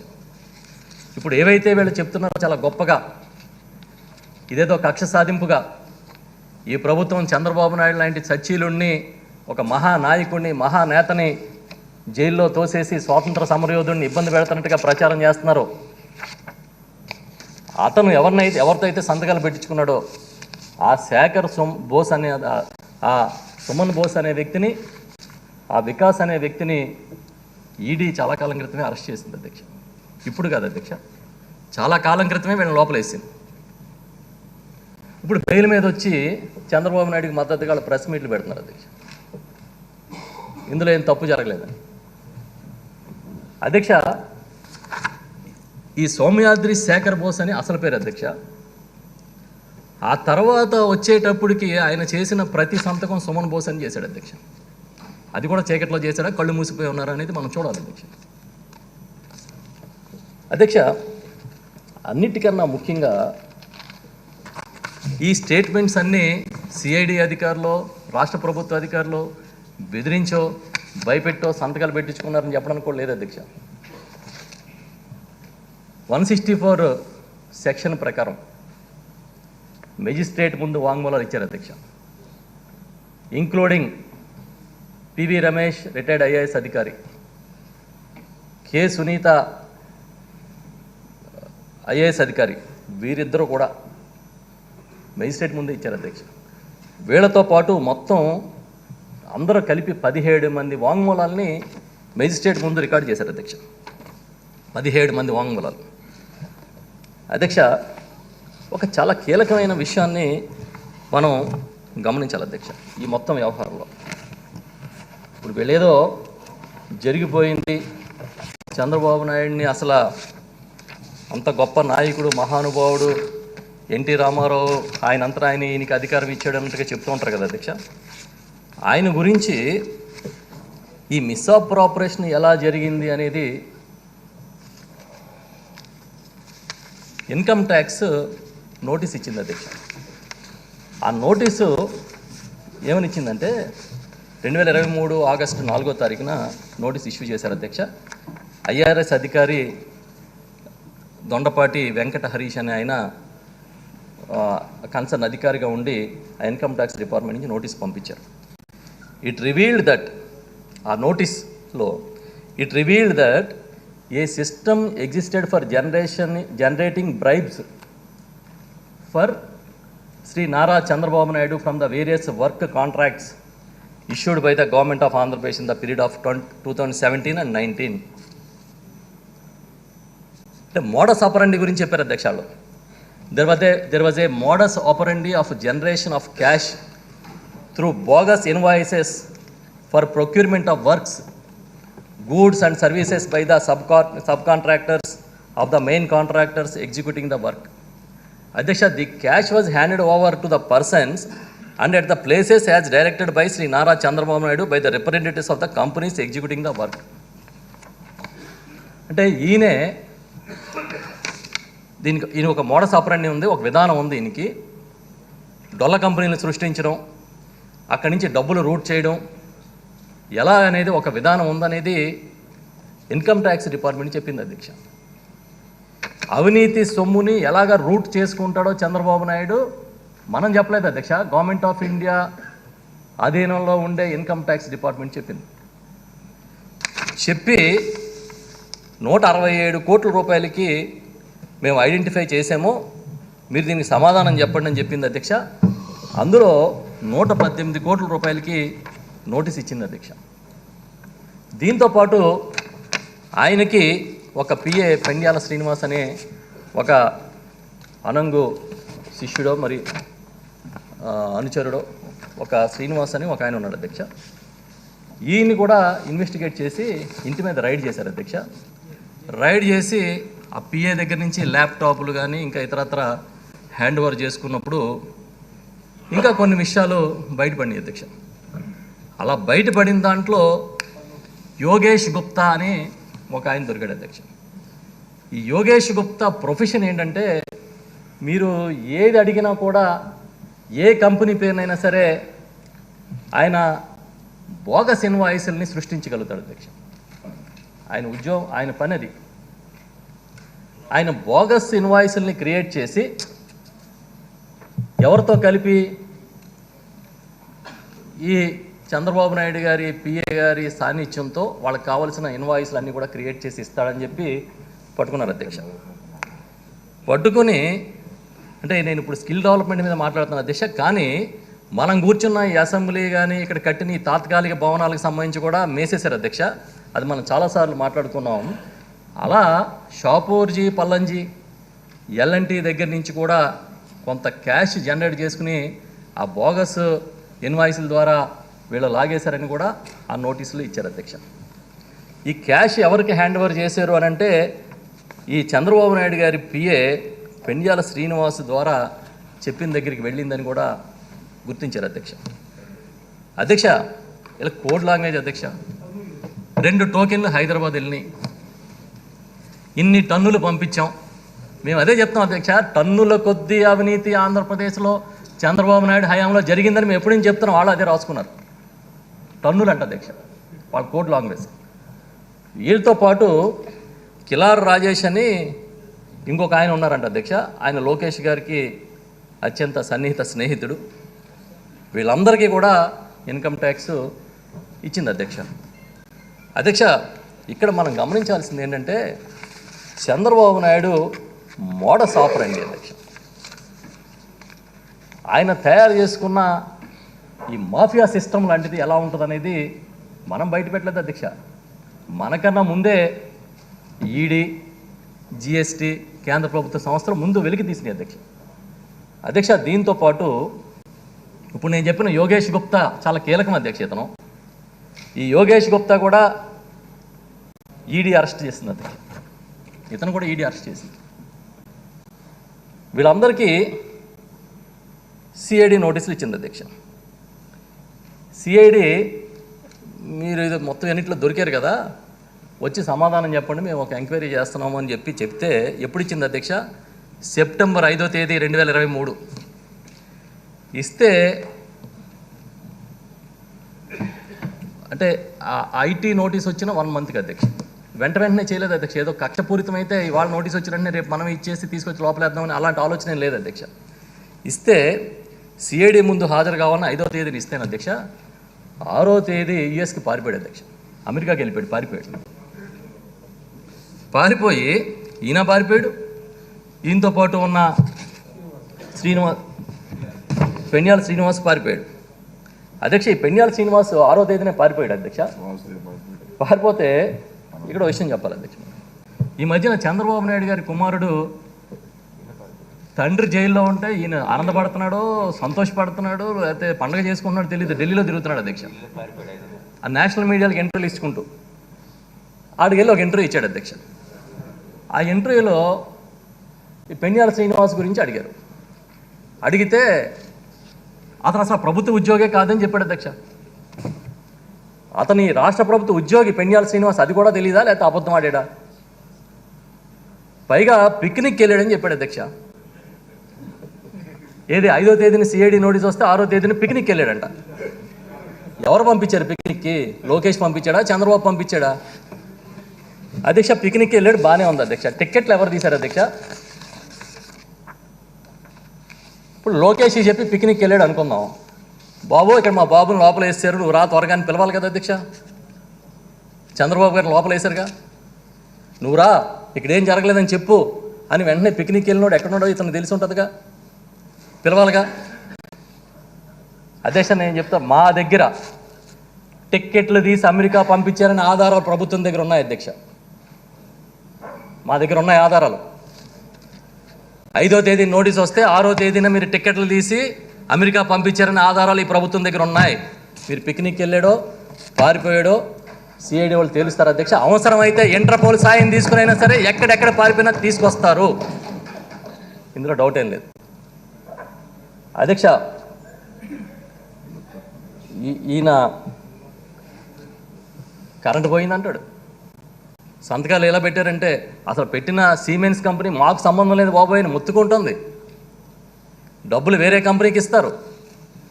చంద్రబాబు నాయుడు 13 చోట్ల సంతకాలు పెట్టాడు అధ్యక్ష. మాకేం సంబంధం అని అడుగుతున్నారు వీళ్ళు. చంద్రబాబుకి ఏం సంబంధం అని అడుగుతున్నారు. చంద్రబాబు నాయుడికి ఏం సంబంధం అంటే ప్రాసెస్లో ఫైల్ లేకుండా CM ordered for release of fund, CM desired. CM గారు కోపం వస్తుందని ఎందుకు రాశారు అధ్యక్ష? ఫైల్ నిండా ఇచ్చారు అధ్యక్ష. ఇలాంటి పెద్ద ప్రాజెక్ట్ చేసినప్పుడు అధ్యక్ష ఒక అందరికీ వచ్చే ఒక సాధారణమైన డౌట్ అధ్యక్ష, జీవో వచ్చిన రోజున ఎంఓయూ చేస్తాడా ఎవడైనా? జీవో ఇచ్చిన రోజున ఎంఓయూ చేశారంటే దాని అర్థం ఏంటి? అంటే ఎంత పరుగులు పెట్టారో అధ్యక్ష, ఎంత ఇంట్రెస్ట్ అధ్యక్ష. చంద్రబాబు నాయుడు గారికి ఈ ప్రాజెక్టు మీద ప్రేమ ఎందుకు? డబ్బులు నేరుగా తన దగ్గరికి చేరతాయి కాబట్టి. అధ్యక్ష ఇప్పుడు ఏం చెప్తున్నారు, బయట ప్రెస్ మీట్లు పెట్టి ఇది ఫస్ట్ ప్రాజెక్ట్ కాదు, ఆంధ్రప్రదేశ్ కన్నా ముందు గుజరాత్ చేసింది, గుజరాత్లో ఇదే సిమెంట్స్తో ఒప్పందం చేసుకుంటే తప్పు లేదు కానీ మేము చేస్తే తప్పు వచ్చిందా? ఇది కక్ష సాధింపు అంటున్నారు అధ్యక్ష. మన అధికారులు ఈ మధ్యకాలంలో ఇప్పుడు చెప్పే గుజరాత్ కథ ఏంటో అది కూడా తేలుద్దామని చెప్పి గుజరాత్కి ఆంధ్రప్రదేశ్కి ఒక పోలిక కూడా వాళ్ళు ఎలా జరిగిందనేది తీస్తున్నారు అధ్యక్ష. అక్కడ సిమెంట్స్కి డిజైన్ టెక్కి ఒప్పందం జరిగింది అధ్యక్ష. ఈ ఒప్పందం ప్రకారం 85% సిమెంట్స్ పెడితే 15% గవర్నమెంట్ పెట్టాలి అధ్యక్ష. వాళ్ళ 15% కింద ఎంత పెట్టారో తెలుసా? 17,10,00,000 రూపాయలు. 5 సెంటర్లకు కలిపి 5 సెంటర్ ఫర్ ఎక్సలెన్స్లకు కలిపి 17 కోట్లు 5 క్లస్టర్స్కి కలిపి. సిమెంట్స్ ఇచ్చిన 99.85 కోట్లు సిమెంట్స్ సిఎస్ఆర్ కాంట్రిబ్యూషన్ చేసింది, గ్రాంటింగ్ ఎయిడ్ కాదు. ప్రతి కార్పొరేట్ కంపెనీ సోషల్ రెస్పాన్సిబిలిటీ కింద పెట్టే డబ్బుల్లోంచి కాంట్రిబ్యూషన్ చేశారు అధ్యక్ష. ఇక్కడ ఏం చేశారు? గ్రాంటింగ్ ఎయిడ్ అన్నారు. గ్రాంటింగ్ ఎయిడ్, గ్రాంటింగ్ కైండ్ అంటే దీనికి ఒక లెక్కలు ఉంటాయి అధ్యక్ష. నీది 10 నాది 90 మొత్తం కలిపి 100 అన్నీ కలిపి నా జేబులో కంటే ఇదేం లెక్క అధ్యక్ష. మన దగ్గర ఏం చేశారు అధ్యక్ష? 6 క్లస్టర్స్కి కలిపి 371 కోట్లు ఇచ్చారు అధ్యక్ష. Total estimate cost of 6 clusters 3,281 కోట్లు అధ్యక్ష. అధ్యక్ష ఒకే రోజు ఒకే విడతగా 370 కోట్లు రిలీజ్ చేసినాయి కదా అధ్యక్ష. కనీసం మా 370 కోట్లు మేము రిలీజ్ చేసామో, ఈ 370 కోట్లు మేము రిలీజ్ చేసిన సందర్భంగా మిగతా 2,951 కోట్లు మీరు రిలీజ్ చేస్తారా, చేసారా, ఎప్పుడు చేస్తారని అడగాలి కదా అధ్యక్ష. అది ప్రభుత్వ బాధ్యత కదా, ఎందుకు అడగలే? గుజరాత్లో చేశారు మా తప్పు లేదని. గుజరాత్లో చేసింది ఏంటి, ఆంధ్రప్రదేశ్లో చేసింది ఏంటి క్లియర్గా ఉంది అధ్యక్ష. ఎవరైనా వచ్చి ఈ అసెంబ్లీ బిల్డింగ్ ఒక 100 కోట్లు కడతాను అని అంటే ప్రభుత్వం ఏం చేయాలి అధ్యక్ష? ఎక్స్ప్రెషన్ ఆఫ్ ఇంట్రెస్ట్ పిలిచి పలానా ఆయన వచ్చాడు 100 కోట్లు కడతాను అంటున్నాడు, మీకు ఏదన్నా ఉంటే మీ ప్లాన్స్ ఇవ్వండి అని చెప్పాడు కదా అధ్యక్ష. తర్వాత టెండర్లు పిలవమనాలి అధ్యక్ష. ఆ తర్వాత పారదర్శకంగా దాన్ని ముందుకు తీసుకెళ్ళాలి అధ్యక్ష. ఇక్కడ ఎస్టిమేట్ కాస్ట్ ఏంటి అధ్యక్ష? ఈ సిమెంట్స్ కంపెనీ పేరిట ఇచ్చిన బోగస్ అగ్రిమెంట్లో ఏదైతే చెప్పారో అదే ఎస్టిమేట్ కాస్ట్, అదే టెక్నికల్ శాంక్షన్ అన్నిటికీ. ఇది అంటే ఒకటే అధ్యక్ష, ఒరిజినల్గా ఒక పదంలో చెప్పాలంటే చీకటి ఒప్పందం, ముందే చెప్పుకున్నట్టుగా చీకటి ఒప్పందం అధ్యక్ష. ఈ 90% డబ్బుల్లో ₹1 రాబట్టకపోగా ఆయనే సంతకాలు పెట్టి ఆయనే డబ్బులు రిలీజ్ చేసి ఆయనే పరుగులు పెట్టించి ఇప్పుడు చంద్రబాబుకి ఏం సంబంధం అని ఈ బ్యాచ్ అంతా వాదిస్తుంది అధ్యక్ష. చంద్రబాబు నాయుడు గారు ఆ మధ్యన ఒక వెహికల్ వేసుకుని తిరగడం మొదలుపెట్టి గౌరవ ముఖ్యమంత్రి గారిని అనరాని మాటలు అధ్యక్ష, వాడకూడని భాష. ఈ రాష్ట్రంలో ముఖ్యమంత్రి గారు కాబట్టి తట్టుకుంటున్నారు అధ్యక్ష. ఆయన గురించి మాట్లాడే భాష, చంద్రబాబు లోకేష్ మాట్లాడే భాష, మాట్లాడుతూ తిరుగుతూ ఉన్నాడు అధ్యక్ష. తిరుగుతూ సమయం కోల్పోయి నన్ను పీకుతారా, నన్ను ఏం చేయలేకపోయారు 40 ఏళ్ళ నుంచి అని మాట్లాడుతూ ఉన్నాడు అధ్యక్ష. ఈలోపు ఈ క్రమంలో సిఐడి అరెస్ట్కి వెళ్ళింది అధ్యక్ష. అరెస్ట్కి వెళ్ళినప్పుడు ఏం చెప్పారు అధ్యక్ష? ఆ నంద్యాలలో నీకు వయసు పెరిగిపోయింది, నువ్వు ముఖ్యమంత్రిగా చేసావు, నీది 40 years ఇండస్ట్రీ, హెలికాప్టర్ పెడతాం రమ్మని అడిగారు అధ్యక్ష. హెలికాప్టర్ పెడతాం రా, నేను తీసుకెళ్తాం విజయవాడ కోర్టు కంటే నేను బై రోడ్డు వస్తానన్నాడు అధ్యక్ష. ఆయన ఏమనుకున్నాడంటే ఈయన బై రోడ్లో అక్కడ బయలుదేరేటప్పటికి బాలకృష్ణ సినిమాలో లాగా రోడ్ల నిండా జనం వచ్చేసి తండోపతండాలుగా వచ్చి అన్నా నువ్వు తీసుకెళ్ళొద్దని ఆపేస్తారని పెద్ద డ్రామా ఊహించుకున్నట్టు అధ్యక్ష. ఇది కాకుండా దీంట్లో ఇంకో రహస్యం ఉంది అధ్యక్ష. ఆయన లెక్క ప్రకారం మా దగ్గర ఒక తెలుగులో ఒక సామెత ఉంటుంది అధ్యక్ష, పెద్ద వంటోడని 7 బళ్ళు కట్టి తీసుకొచ్చారు అధ్యక్ష పెళ్ళికి. తీసుకొస్తే తోటకూరకి ఉడకబెట్ట నీళ్ళు అనిపోయాలని అడిగాడంట. అలాగా ఢిల్లీ నుంచి సిద్ధార్థ లోద్రా గారిని ఒక ఆయన పట్టుకొచ్చారు అధ్యక్ష. పట్టుకొస్తే ఆయన వాదించాడు అధ్యక్ష 10 గంటలు. ఈ హెలికాప్టర్ వద్దని రోడ్డు జర్నీకి కారణం ఏంటంటే సిద్ధార్థ లోద్రా వచ్చే వరకు ఆయన పాపం ప్రయాణం చేద్దాం అనుకున్నట్టున్నాడు. సరే వచ్చాడు అధ్యక్ష. వచ్చి 10 గంటలు వాదించాడు అధ్యక్ష. 10 గంటలు వాదిస్తే కోర్టు ఈ కేసులో ఉన్న నిజాలు బలాబలాలు చూసి ఆయనకి చంద్రబాబు నాయుడు గారికి రిమాండ్ విధించింది అధ్యక్ష. విధిస్తే అసలు మామూలుగా అధ్యక్ష రిమాండ్ టైంలో వాదోపోదాలు ఉండవు. కోర్టుకు వెళ్తారు, జడ్జి రిమాండ్ రాస్తారు, తీసుకుపోతారు. 10 గంటల వాదన జరిగినాయి అధ్యక్ష. ఒక ట్రయల్ ఎలా జరుగుతుందో అలా 10 గంటల పాటు ప్రభుత్వ లాయర్లు, చంద్రబాబు గారి లాయర్లు అందరూ వాదిస్తే కేసులో మెరిట్ ఉంది కాబట్టి ఆయన రిమాండ్ ఇచ్చారు అధ్యక్ష. అధ్యక్ష ఇచ్చిన జడ్జి గారు ఒక మహిళా జడ్జి గారు అధ్యక్ష. ఆమెని ట్రోల్ చేస్తున్నారు అధ్యక్ష, తెలుగుదేశం వాళ్ళు ట్రోల్ చేస్తున్నారు అధ్యక్ష ఆమె గురించి. ఏంటి అధ్యక్ష, మనుషుల వాళ్ళు వ్యవస్థల మీద గౌరవం ఉందా? వాళ్ళకు అనుకూలంగా తీర్పులు వచ్చినప్పుడంతా పండగలు చేసుకుని కేకులు కట్ చేసుకుని జస్ట్ రిమాండ్ విధిస్తే ఒక జడ్జి కేసులో మెరిట్ని బట్టి జడ్జినే ట్రోల్ చేస్తున్నారు అధ్యక్ష. అధ్యక్ష ఇంకా చెప్పాలంటే అధ్యక్ష ఈయన ఈ సిద్ధార్థ లోద్రా అనే ఆయన సడన్గా ఒక ట్వీట్ చేశాడు అధ్యక్ష. గురు గోవింద్ సింగ్ గారని 1705లో ఆయన ఆ రోజున్న ఔరంగజేబుకు సంబంధించి న్యాయం ఫలించినప్పుడు కత్తులతో పోరాటమే శరణ్యం అని ఒక ట్వీట్ చేస్తే ఈ సిద్ధార్థ లోద్రావు ఇప్పుడు చేశాడు అధ్యక్ష ఆ ట్వీట్, ఈ కేసు ఓడిపోయి ఆ రిమాండ్ ఇప్పించలేక. అంటే అర్థం ఏంటి అధ్యక్ష?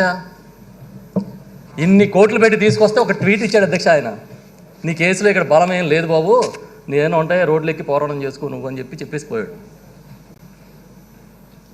అధ్యక్ష, ఈ 164 వాంగ్మూలాలు కానీ లేకపోతే ఇప్పుడు ఈ కేసులో జరుగుతున్న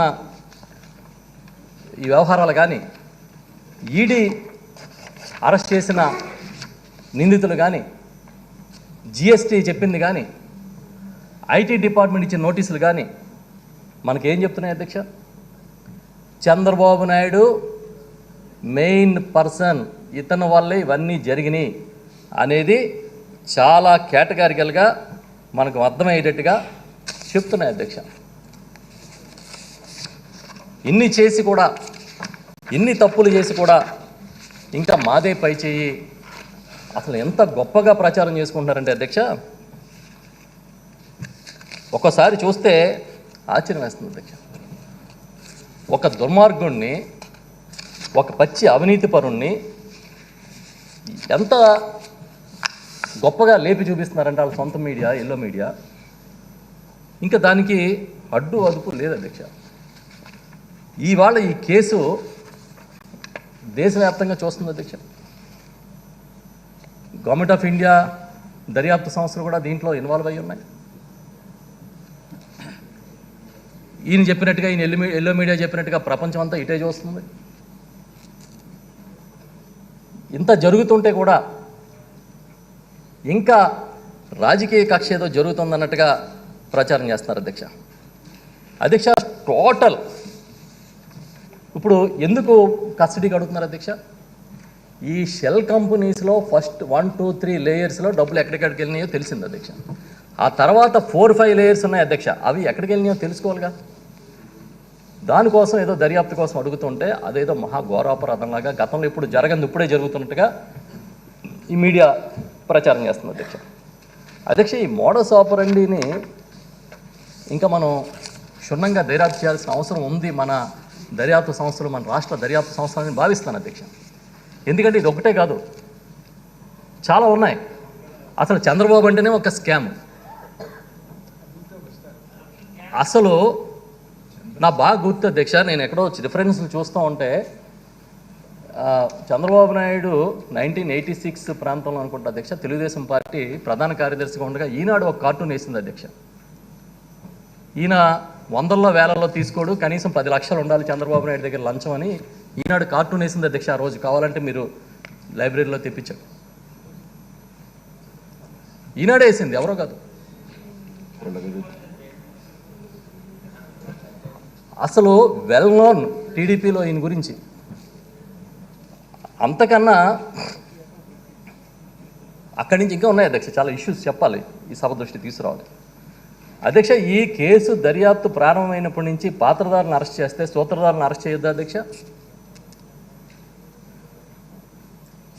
సినిమా ఫ్లాప్ అయితే హీరో ఒక్కడితేనే డైరెక్టర్ ఏమైపోతాడు? ఈయనే కదా మొత్తం కథా స్క్రీన్ ప్లే దర్శకత్వం అధ్యక్ష. ఈరోజు నేను ఏం చెప్తా ఉన్నానంటే అధ్యక్ష, దీంట్లో ఇప్పుడు జరుగుతున్న ఈ దర్యాప్తు కన్నా లోతుగా జరగాలి అధ్యక్ష. ఎందుకంటే బయట ఏమంటారంటే అధ్యక్ష, మీకు కనబట్టలేదా 2,30,000 మందికి ట్రైనింగ్ ఇచ్చారు, ఇంత ఖర్చు పెట్టారని. చిత్రం ఏంటంటే వాళ్ళ అధికారంలో ఉన్న 4 ఏళ్లలో సుమారు 700 కోట్లు పైచిలుకు స్కిల్ డెవలప్మెంట్కి ఖర్చు పెట్టారు అధ్యక్ష. అందులో మనం మాట్లాడుతున్నది ఈ 370 కోట్లు, మిగతా 330 కోట్లు పైచిలుకు మిగతా సంవత్సరాల్లో శాంక్షన్ చేసి చూసారా. దాని నుంచి అక్కడక్కడ కుర్చీలు కొన్నా, బెంచీలు కొన్నా, ఎక్విప్మెంట్ కొన్నా, వాడికి వచ్చినోడికి భోజనం పెట్టినా. అధ్యక్ష, వీళ్ళు ఏం స్కిల్ చేశారనుకుంటున్నారు? ఎక్కువ మంది మ్యాషనరీ వర్కర్స్, తాపీ మేస్త్రులకి చూడండి అధ్యక్ష, తాపీ మేస్త్రులకి అధ్యక్ష, పెయింటర్లకి, ఎలక్ట్రీషియన్లకి వీళ్ళు స్కిల్ నేర్పించారంట అధ్యక్ష. ఏం చేయాలి అధ్యక్ష మనం? ఇవాళ గౌరవ ముఖ్యమంత్రి జగన్మోహన్ రెడ్డి గారు స్కిల్ అంటే ఏంటో, దాని డెవలప్మెంట్ అంటే ఏంటో నిజమైన అర్థం చెప్పి ప్రతి పాలిటెక్నిక్ కాలేజీ దగ్గర నుంచి అన్నిట్లోని స్కిల్ డెవలప్మెంట్కి సంబంధించిన ఒక పారదర్శకమైన మాడ్యూల్ని తీసుకొచ్చి నడిపిస్తూ ఉన్నారు. అప్పుడు ఖర్చుకి ఇప్పుడు ఖర్చుకి తేడా చూడండి అధ్యక్ష, తెలుస్తుంది. అధ్యక్ష, ఇదంతా ఒక ఎత్తు అయితే అధ్యక్ష, బయట పండగలా ఉంది అధ్యక్ష. తెలుగుదేశం పార్టీకి అధికారం వచ్చేసిందంట. ఢిల్లీ నుంచి ఒక వకీల్ సబ్బు, ఇక్కడేమో లోకల్గా ఒక వకీల్ సబ్బు ఆయన రోడ్డు మీద దొరుకుతున్నాడు. ఈయన అరెస్ట్ చేశారని రియల్ ఒకడు ఇలా వాదిస్తా ఉన్నారు అధ్యక్ష. ఏం చెప్తున్నారు? ఇది పచ్చి అవినీతి కాదు, చంద్రబాబు నాయుడు మీద కక్ష సాధన. అధ్యక్ష, నేను ఇప్పుడు ఇంత చెప్పాను ఈ సభ సాక్షిగా. చంద్రబాబు నాయుడిని అరెస్ట్ చేస్తే అధ్యక్ష, బహుశా మీరు కొన్ని ఛానల్స్ టీవీలో చూస్తారో లేదో తెలియదు, కానీ అప్పుడప్పుడు ఇన్సిడెంట్లుగా మేము చూడాల్సిన కర్మ పడుతుంది అధ్యక్ష. అధ్యక్ష, భజన అధ్యక్ష, బట్టలిప్పి రోడ్డు మీద నగ్నంగా భజన చేస్తున్నట్టుగా మాట్లాడుతున్నారు అధ్యక్ష. నిన్న ఒక ఛానల్లో వేస్తారు, ముఖ్యమంత్రి గారంట దోమల్ని పంపిస్తున్నారంట కుట్టమని చంపేయడానికి. నిజం అధ్యక్ష, దోమల్ని పంపించి దోమల ద్వారా విషాన్ని చంద్రబాబు నాయుడు గారి శరీరంలోకి ప్రవేశపెడుతున్నారు ముఖ్యమంత్రి గారు. నిన్నే రాత్రి ఒక ఛానల్లో కథనం వేశారు అధ్యక్ష, నేను చూశాను. మళ్ళీ అది కూడా విషం దోమలు అంటే అధ్యక్ష. ఇంకొక అడుగు ముందుకేశారు అధ్యక్ష, బయో వెపన్స్ ప్రయోగిస్తున్నారు రాజమండ్రి సెంట్రల్ జైల్లో అంటున్నాడు అధ్యక్ష. బయో వెపన్స్ అంట. ముఖ్యమంత్రి గారు స్వయంగా పురమాయించారంట. పురమాయించి దోమలు కుట్టడం ద్వారా చంద్రబాబు నాయుడు గారికి ప్రాణహాని తలబెట్టారని మాట్లాడుతున్నారు అధ్యక్ష. అసలు దోమలు బతుకుతాయి అధ్యక్ష? ఆయన్ని కొడితే బతుకుతాయి అధ్యక్ష? కాదు సార్, ఒక ఛానల్ చెప్తుంది అధ్యక్ష, 100 దేశాల్లో ఆందోళన జరుగుతున్నాయి. ప్రపంచవ్యాప్తంగా జగన్మోహన్ రెడ్డి గారు చంద్రబాబు నాయుడు గారిని అరెస్ట్ చేయడం వల్ల పరువు పోగొట్టుకున్నారని ఒక ఛానల్లో చెప్తా ఉన్నారు అధ్యక్ష. 100 దేశాల్లో జరుగుతుందంట అధ్యక్ష ఉద్యమం. అమరావతి ఉద్యమం జరిగింది కదా, అలాగే అధ్యక్ష. వీళ్ళు ఎంత దిగజారిపోయంటే, ఈనాడు రాస్తుంది అధ్యక్ష, అసలు ఇంత కక్షపూరితమైన ప్రభుత్వాన్ని ఎప్పుడు చూడలేదంట ఈనాడు. ఒకటి రాస్తాడు అధ్యక్ష, జైల్లో జగన్మోహన్ రెడ్డి గారికి వేడి నీళ్ళు పెట్టించడం తెలీదా చంద్రబాబు నాయుడికి? ఏసీ పెట్టించడం తెలీదా? కావాలని ఇబ్బంది పెడతా ఉన్నారు. ఆయన హౌస్ అరెస్ట్ అడిగాం, హౌస్ అరెస్ట్ కూడా ఇవ్వలేదు. ఇది కొత్త విధానం అధ్యక్ష. ఆయనంట హౌస్ అరెస్ట్ చేయాలంట, ఆయన ఇంట్లోనే పెట్టి లోకేష్, చంద్రబాబు నాయుడు గారు, ఆయన కుటుంబ సభ్యులు కలిసేలాగా చూసి, ఆయన కావలసిన నాయకులతో, అచ్చెన్నాయుడు లాంటి వాళ్ళతో మంత్రాలు జరుపుకుంటూ వర్క్ ఫ్రమ్ హోమ్ చేయాలంట అధ్యక్ష ఖైదీని. మరి ఈయనకి ఏది వర్తిస్తుందో జేబు దొంగలు కూడా అదే వర్తిస్తుంది కదా. ఓ గజ దొంగలకు వర్తిస్తే జేబు దొంగలకు వర్తించదా అధ్యక్ష? చట్టాలకి దొరకనంత మాత్రాన భుజకీర్తులు తగిలించుకుని తిరిగితే అయిపోద్దా? TV5లో చెప్తారు అధ్యక్ష, సీఎం గారు అంటే లండన్ వెళ్ళేటప్పుడు ఎవరెవరిని లేపేయాలో లిస్ట్ రాసి ఇచ్చారంట అధ్యక్ష.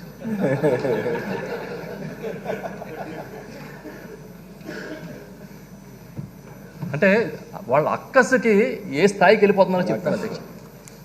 నిన్న రాత్రి ఒక వీడియో చూశాను అధ్యక్ష, రేణుకా చౌదరి గారు మాట్లాడుతున్నారు. ఇది సామాజిక వర్గం మీద దాడి జగన్మోహన్ రెడ్డి గారు చేస్తున్నాడు. ఇంకా నేను గౌరవంగా చెప్తున్నాను అధ్యక్ష, ఆవిడ ఆ భాష వాడింది, వేరే భాష అంతా. మదం అణిచేస్తాం, వార్నింగ్ ఇస్తున్నాను అని చెప్తూ ఒక మాట చెప్పింది అధ్యక్ష. 5 ఏళ్లకు ఒకసారి ఎన్నికలకు వెళ్ళే వాళ్ళందరికీ మానసిక స్థితిని చెక్ చేయించే ఒక విధానం రావాలి ఇండియాలో ఉంది. మేము అదే కోరుకుంటున్నాం అధ్యక్ష. మేము అదే కోరుకుంటున్నాం అధ్యక్ష, మీ ద్వారా, సభ ద్వారా. ఇప్పుడే చూశారు బాలకృష్ణని. ఈ దేశం మొత్తం మీద మెంటల్ కేసు అని సర్టిఫికేట్ తెచ్చుకున్న ఎమ్మెల్యే ఎవడన్నా ఉంటే ఒక్క బాలకృష్ణ అధ్యక్ష. ఇంకెవ్వరు లేరు. 4 హాస్పిటల్ ఇచ్చారు అధ్యక్ష ఈయనకి ఈ దేశంలో. ఈయన సర్టిఫైడ్ సైకో. ఈ దేశంలో ప్రజాప్రతినిధులు ఎవరికైనా సైకో అని సర్టిఫికెట్ ఉంటే ఒక్క బాలకృష్ణకి, చంద్రబాబు నాయుడు గారి విజయంకుడు, బామ్మర్ది, లోకేష్ మోహన్ గారికి ఆయన ఒక్కడికే ఉంది అధ్యక్ష. అధ్యక్ష నేను చూసాం అధ్యక్ష ఎలాంటి సంజనలు చేస్తున్నాడు, ఎలాంటి సైకిల్ చేస్తున్నాడు. నువ్వు మీసం ఎందుకు తిప్పావు, నువ్వు తొడ ఎందుకు కొట్టామని మా మంత్రి గారు అంబటి రాంబాబు గారు అడిగితే బయటికి వెళ్ళి ప్రెస్ మీట్లో అది నా వృత్తి ధర్మం అంటున్నాడు అధ్యక్ష. అది వృత్తి అంట, ఆయన వృత్తి ధర్మం అంటున్నా, వృత్తిని అవమానపరుస్తారా అంటున్నాడు. ఇక్కడికి వచ్చాడు, ఆ బెంచ్ ఎక్కి నుంచున్నాడు, చంద్రబాబు గారు సీట్లో కూర్చున్నాడు, ఆ సీట్లో ఎక్కి నుంచున్నాడు, విజిల్ చేస్తున్నాడు. అంటే నేను ఎందుకు చెప్తానంటే అధ్యక్ష, ఈ సర్టిఫికెట్ తీసుకోవాలని రేణుకా చౌదరి గారు చెప్పిన దానికోసం చెప్తాను అధ్యక్ష, అయితే చెప్పాల్సిన అవసరం లేదు. సర్టిఫికెట్ తీసుకోవాలి అధ్యక్ష. తీసుకుంటే చంద్రబాబు నాయుడు గారికి ఏ సర్టిఫికెట్ వస్తుందో, బాలకృష్ణకి ఏ సర్టిఫికెట్ వస్తుందో, లోకేష్కి ఏమొస్తుందో తెలుస్తుంది అధ్యక్ష. అధ్యక్ష ఒక జాతిపితని అరెస్ట్ చేస్తే ఎంత బాధపడతారో, ఒక స్వాతంత్ర సమరంలో జాతిపితని అరెస్ట్ చేస్తే ఎంత బాధపడతారో, అలాగే ఎల్లో మీడియా కానీ లేకపోతే రేణుకా చౌదరి గారు లాంటి వాళ్ళు కానీ అంత బాధపడతారు అధ్యక్ష చంద్రబాబుని అరెస్ట్ చేస్తే. జాకీలేసి లేపుతున్నారు అధ్యక్ష రోజు. అంటే చూడండి అధ్యక్ష, టైం బాగోపోతే ఎంతమంది సీజేలను చూశాడు అధ్యక్ష ఆయన. ఎంతోమంది సీజేలని చూసినోడు రాజమండ్రి సీజే చూస్తున్నాడు ఇప్పుడు. రాజమండ్రి సెంట్రల్ జైలు చూస్తున్నాడు. టైం అధ్యక్ష ఇప్పుడు పండింది అధ్యక్ష, పాపం పండితే పండింది. ఒక ఆయన అడుగుతాడు సీఎం గారి గురించి, నువ్వెంత, నీ స్థాయి ఎంత అని అడుగుతాడు అధ్యక్ష. సీఎం గారి స్థాయి దేశానికి ప్రపంచానికి ఏమన్నా చెప్పాలి అధ్యక్ష? ఢిల్లీలో సోనియా గాంధీ అధికారంలో ఉన్నప్పుడు డి అంటే డి అని డి కొట్టిన వ్యక్తి స్థాయి గురించి చెప్పాలా? ఒంటి చేత్తో 151 సీట్లు గెలిపించుకున్న జగన్మోహన్ రెడ్డి గారి స్థాయి ఏంటో ఈ దేశానికి చెప్పాలా? మాట ఇస్తే వెనకెళ్ళడు, మాట మీద నిలబడతాడు. అది కష్టమైనా నష్టమైనా సరే అని నిలబడ్డ నాయకుడిగా జగన్మోహన్ రెడ్డి గారి స్థాయి గురించి ఈ చంద్రబాబు నాయుడు చెప్పాలా? ఒక్కసారి గెలవని అధికారంలోకి వచ్చిన మర్నాడు నుంచే మేనిఫెస్టోని అమలు చేసిన ఈయన స్థాయి ఏంటి, వాళ్ళ స్థాయి ఏంటి? ఒక్క సీటు గెలవడమే కష్టమైపోయి మంగళగిరిలోనే ఓడిపోయిన వాళ్ళ బతికెంత, భీమవరంలోనో గాజువాకలోనో ఓడిపోయిన వాళ్ళకి ఇక్కడ ఏళ్ల పరిస్థితి ఏంటి? అధ్యక్ష సీఎం గారు ఎప్పుడూ మాట అంటారు అధ్యక్ష, సంక్షేమం గురించి మాట్లాడేటప్పుడు, నాన్న ఒక అడుగు ముందుకేస్తే నేను 4 అడుగులు ముందుకేస్తానని. ఆ విషయం వాళ్ళు మర్చిపోయారు అధ్యక్ష. తెలుగుదేశం వాళ్ళు పాపం మర్చిపోయారు, వాళ్ళకి మైండ్లో లేదు వాళ్ళకి. అధ్యక్ష ఒక విషయాన్ని కూడా దర్యాప్తు చేయాలని నేను ఈ సభ ద్వారా అడుగుతున్నాను అధ్యక్ష. 2018లో చంద్రబాబు నాయుడు సిబిఐని ఈ రాష్ట్రంలో అడుగు పెట్టొద్దని చెప్పి ఒక ఆదేశం ఇచ్చాడు అధ్యక్ష. అంటే బహుశా నేను అనుకోవడం ఈ స్కిల్ స్కాము, ఫైబర్ నెట్ ఇవన్నీ వస్తాయన్నప్పుడు ఇచ్చి ఉంటాడు అధ్యక్ష. TV5లో నేను ఒకటి చెప్తున్నారు అధ్యక్ష, ఇలాంటివి బయటకు వచ్చి దొరికిపోతామేమో అని చంద్రబాబు నాయుడు అత్యంత తెలివితేటలు ఉపయోగించి ముందుగా మీ పర్మిషన్ తీసుకుని కానీ అరెస్ట్ చేయకూడదని 17A సెక్షన్ తీసుకొచ్చాడు అని చెప్తున్నారు అధ్యక్ష. వాళ్ళు మంచి చేస్తున్నారో చెడు చేస్తున్నారో చంద్రబాబు నాయుడికి అలాగే ఇలాంటివి చేసి దొరికిపోతాం అనుకునే తెచ్చాడంట ఆ సెక్షన్, అలా చెప్తారు అధ్యక్ష. ఇవాళ ఇవన్నీ వెతుతుంటే అధ్యక్ష ఇంకొక గొప్ప దొరికింది అధ్యక్ష. ఈయన కరకట్టలో ఉంటాడు కదా, మా వాళ్ళందరూ కరకట్ట కొంప అని మాట్లాడుతూ ఉంటారు. దాన్ని సీఎం క్యాంప్ ఆఫీసర్ని కూడా డిక్లేర్ చేయలేదు అధ్యక్ష. చేయకుండా దాని మీద ఇష్యూ వస్తే హైకోర్టులో అఫిడవిట్ వేశారు అధ్యక్ష. వాళ్ళు లింగమనేని వాళ్ళు హైకోర్టులో అఫిడవిట్ వేశారు. ఆ అఫిడవిట్లో ఏం రాశారంటే, as a token of respect and patriotism, as a token of respect and patriotism this was given to CM అని రాశారు సార్.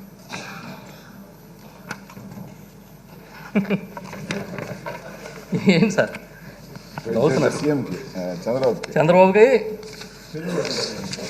అందుకని ఇచ్చారంట అధ్యక్ష. అధ్యక్ష, ఇది ఒక ఫేక్ ఉద్యమం అధ్యక్ష. బయట చంద్రబాబు నాయుడుని అరెస్ట్ చేస్తే పెద్ద ఉద్యమం నడుస్తుందని ఈనాడు, ఆంధ్రజ్యోతి, టీవీ5 లాంటి వాళ్ళు చెప్తున్నదంతా ఫేక్ ఉద్యమం అధ్యక్ష. అది ఎలాంటిదంటే ఒక అమరావతి ఉద్యమం లాంటిది. ఇది ఒక ఆంధ్రజ్యోతి ఉద్యమం, ఒక ఈనాడు ఉద్యమం తప్ప, లేకపోతే నేను ఇప్పుడు చెప్పిన ఇందాక కోట్ చేసిన రేణుకా చౌదరి గారు లాంటి వారి ఉద్యమే తప్ప ఇదేమీ జనం చేస్తున్న ఉద్యమం కాదు అధ్యక్ష. అధ్యక్ష, ఒక విషయం చెప్పాలి అధ్యక్ష. చంద్రబాబు నాయుడు ఆయన గురించి చూస్తుంటే అధ్యక్ష, భువనేశ్వరి కార్బైడ్స్ అని ఒక సంస్థని ఎప్పుడు ప్రారంభించారు అధ్యక్ష? 1986 ఆ టైంలో 80s ప్రారంభించి ఫైనాన్స్ కార్పొరేషన్ నుంచి అనుకుంటా అధ్యక్ష, ఏపీఎస్ఎఫ్సి నుంచి 40 లక్షలు అప్పు తీసుకున్నాడు అధ్యక్ష. ఈ భువనేశ్వరి కార్బైడ్స్ అండ్ కెమికల్స్కి 40 లక్షలు అప్పు తీసుకుని ఏపీఐసి నుంచి 5 ఎకరాలు ఎంత దానికి హామీ పెట్టి కట్టలేదు అధ్యక్ష. కట్టకుండా తర్వాత ఈయన హామీ చూపించిన భూమి రేణిగుంటలో రేటు పెరిగిందని అధ్యక్ష. 2001లో ఈయన సీఎంగా ఉండగా 1 టైం సెటిల్మెంట్ చేశాడు అధ్యక్ష 11 లక్షలకి. 40 లక్షల అప్పు 17 సంవత్సరాల తర్వాత 11 లక్షలు కొట్టేసుకున్నాడు అధ్యక్ష ఆయన. అక్కడ మొదలై అధ్యక్ష, సార్ మా గౌరవ సీఎం గారు క్యాబినెట్ సబ్ కమిటీ వేసినప్పుడు కొన్ని మేము స్టడీ చేస్తూ ఉంటే బెల్లం స్కామ్ ఒకటి ఉంది అధ్యక్ష. మీకు తెలుసో లేదా? బెల్లం స్కామ్ ఒకటి ఉంది. బెల్లం జాగరి చంద్రన్న కానుక్కి బెల్లం ఇచ్చేవాడు అధ్యక్ష. ఇచ్చి టెండర్లో కొనడానికి ఏం చేశారంటే, ఇండియాలో బిగ్గెస్ట్ జాగరీ మార్కెట్స్లో అనకాపల్లి 2nd మార్కెట్ అధ్యక్ష. కానీ మహారాష్ట్రలోనో గుజరాత్లోనో 1st మార్కెట్ ఉంటుంది అధ్యక్ష. అక్కడి నుంచి మాత్రమే కొనుగోలు చేయడానికి వీలుగా నిబంధనలు పెట్టాడు అధ్యక్ష. ఒక్క వ్యాపారి కానీ ఒక్క రైతు కానీ మన దగ్గర వాళ్ళు కొనడానికి లేకుండా 100 కోట్ల రూపాయల బెల్లం అక్కడి నుంచి కొన్నాడు అధ్యక్ష. పోనీ నిజంగా ప్రేమ ఉంటే రైతులకు మేలు చేయాలంటే మార్కెట్ ద్వారా కొనిపించి రైతుల నుంచి నేరుగా కొని వినియోగదారులకు ఇచ్చేయడంటే అది కానుక అనుకోవచ్చు. ఇది ఎవడ కానుక అధ్యక్ష? ఇది ఎన్ఆర్జీఎస్ కూలీలకి వేసవకాలంలో మజ్జిగ కావాలంటే హెరిటేజ్ నుంచి కొనమని జీవో ఇచ్చారు అధ్యక్ష. వీళ్ళ నీతి గురించి మాట్లాడతారు. చంద్రన కానుకలో నెయ్యి హెరిటేజ్ నుంచి కొనమని జీవోలు ఇచ్చిన బ్యాచ్ ఇప్పుడు వచ్చి చంద్రబాబు నాయుడు నీతిమంతుడు, అసలు నీతి అనే పదమే ఈయన కోసం పుట్టిందని మాట్లాడుతున్నారు అధ్యక్ష. అధ్యక్ష, తీసి చూస్తే ఇప్పుడు నిన్న మొన్న ఒక సర్వే తిరుగుతుంది అధ్యక్ష. ఏంటంటే మొత్తం రాష్ట్రంలో ఉన్న అన్ని పార్టీలు చంద్రబాబు నాయుడు గారిని లోపలేయడం మీద ఆగ్రహంతో ఉన్నాయని sir cadre, YSR party cadre కూడా ఏబీ అని వాళ్ళు చెప్తారు అధ్యక్ష.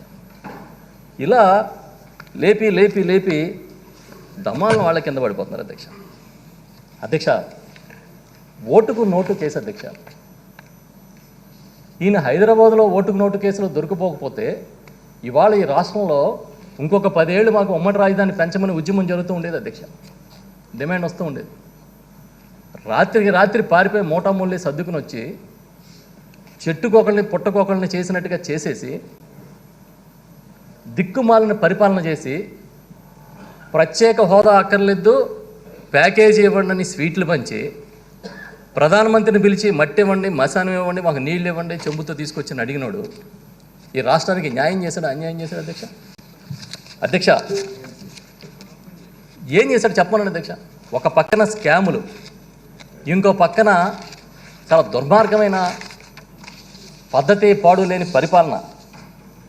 అధ్యక్ష, చంద్రబాబుకి మోసాలు, అన్యాయాలు, మ్యానిపులేషన్లు రక్తంలో ఇంకిపోయినాయి అధ్యక్ష. అందుకే వ్యవస్థల్ని మేనేజ్ చేసి చాలా కాలం నుంచి పబ్బం గడుపుకుంటూ వచ్చి తను చాలా గొప్పవాడని స్టేలు తెచ్చుకుంటూ గడిపేశాడు అధ్యక్ష. అధ్యక్ష, మన కేసులు చూడడానికి ఎల్లకాలం బంధువులు, ఆత్మబంధువులు ఉంటారు అధ్యక్ష. ఎప్పుడు వాళ్ళే ఉంటారు కదా. చంద్రబాబు 40 ఏళ్ళలో చేసిన పాపానికి నేను కోరుకుంటున్నాను అధ్యక్ష, ఎప్పుడైనా టైం దొరికింది కాబట్టి జైల్లో కూర్చుని ఒకసారి ఆలోచించుకుంటే పరివర్తన వస్తుందేమో, ఆత్మావలోకనం చేసుకునే సమయం దొరికింది అధ్యక్ష.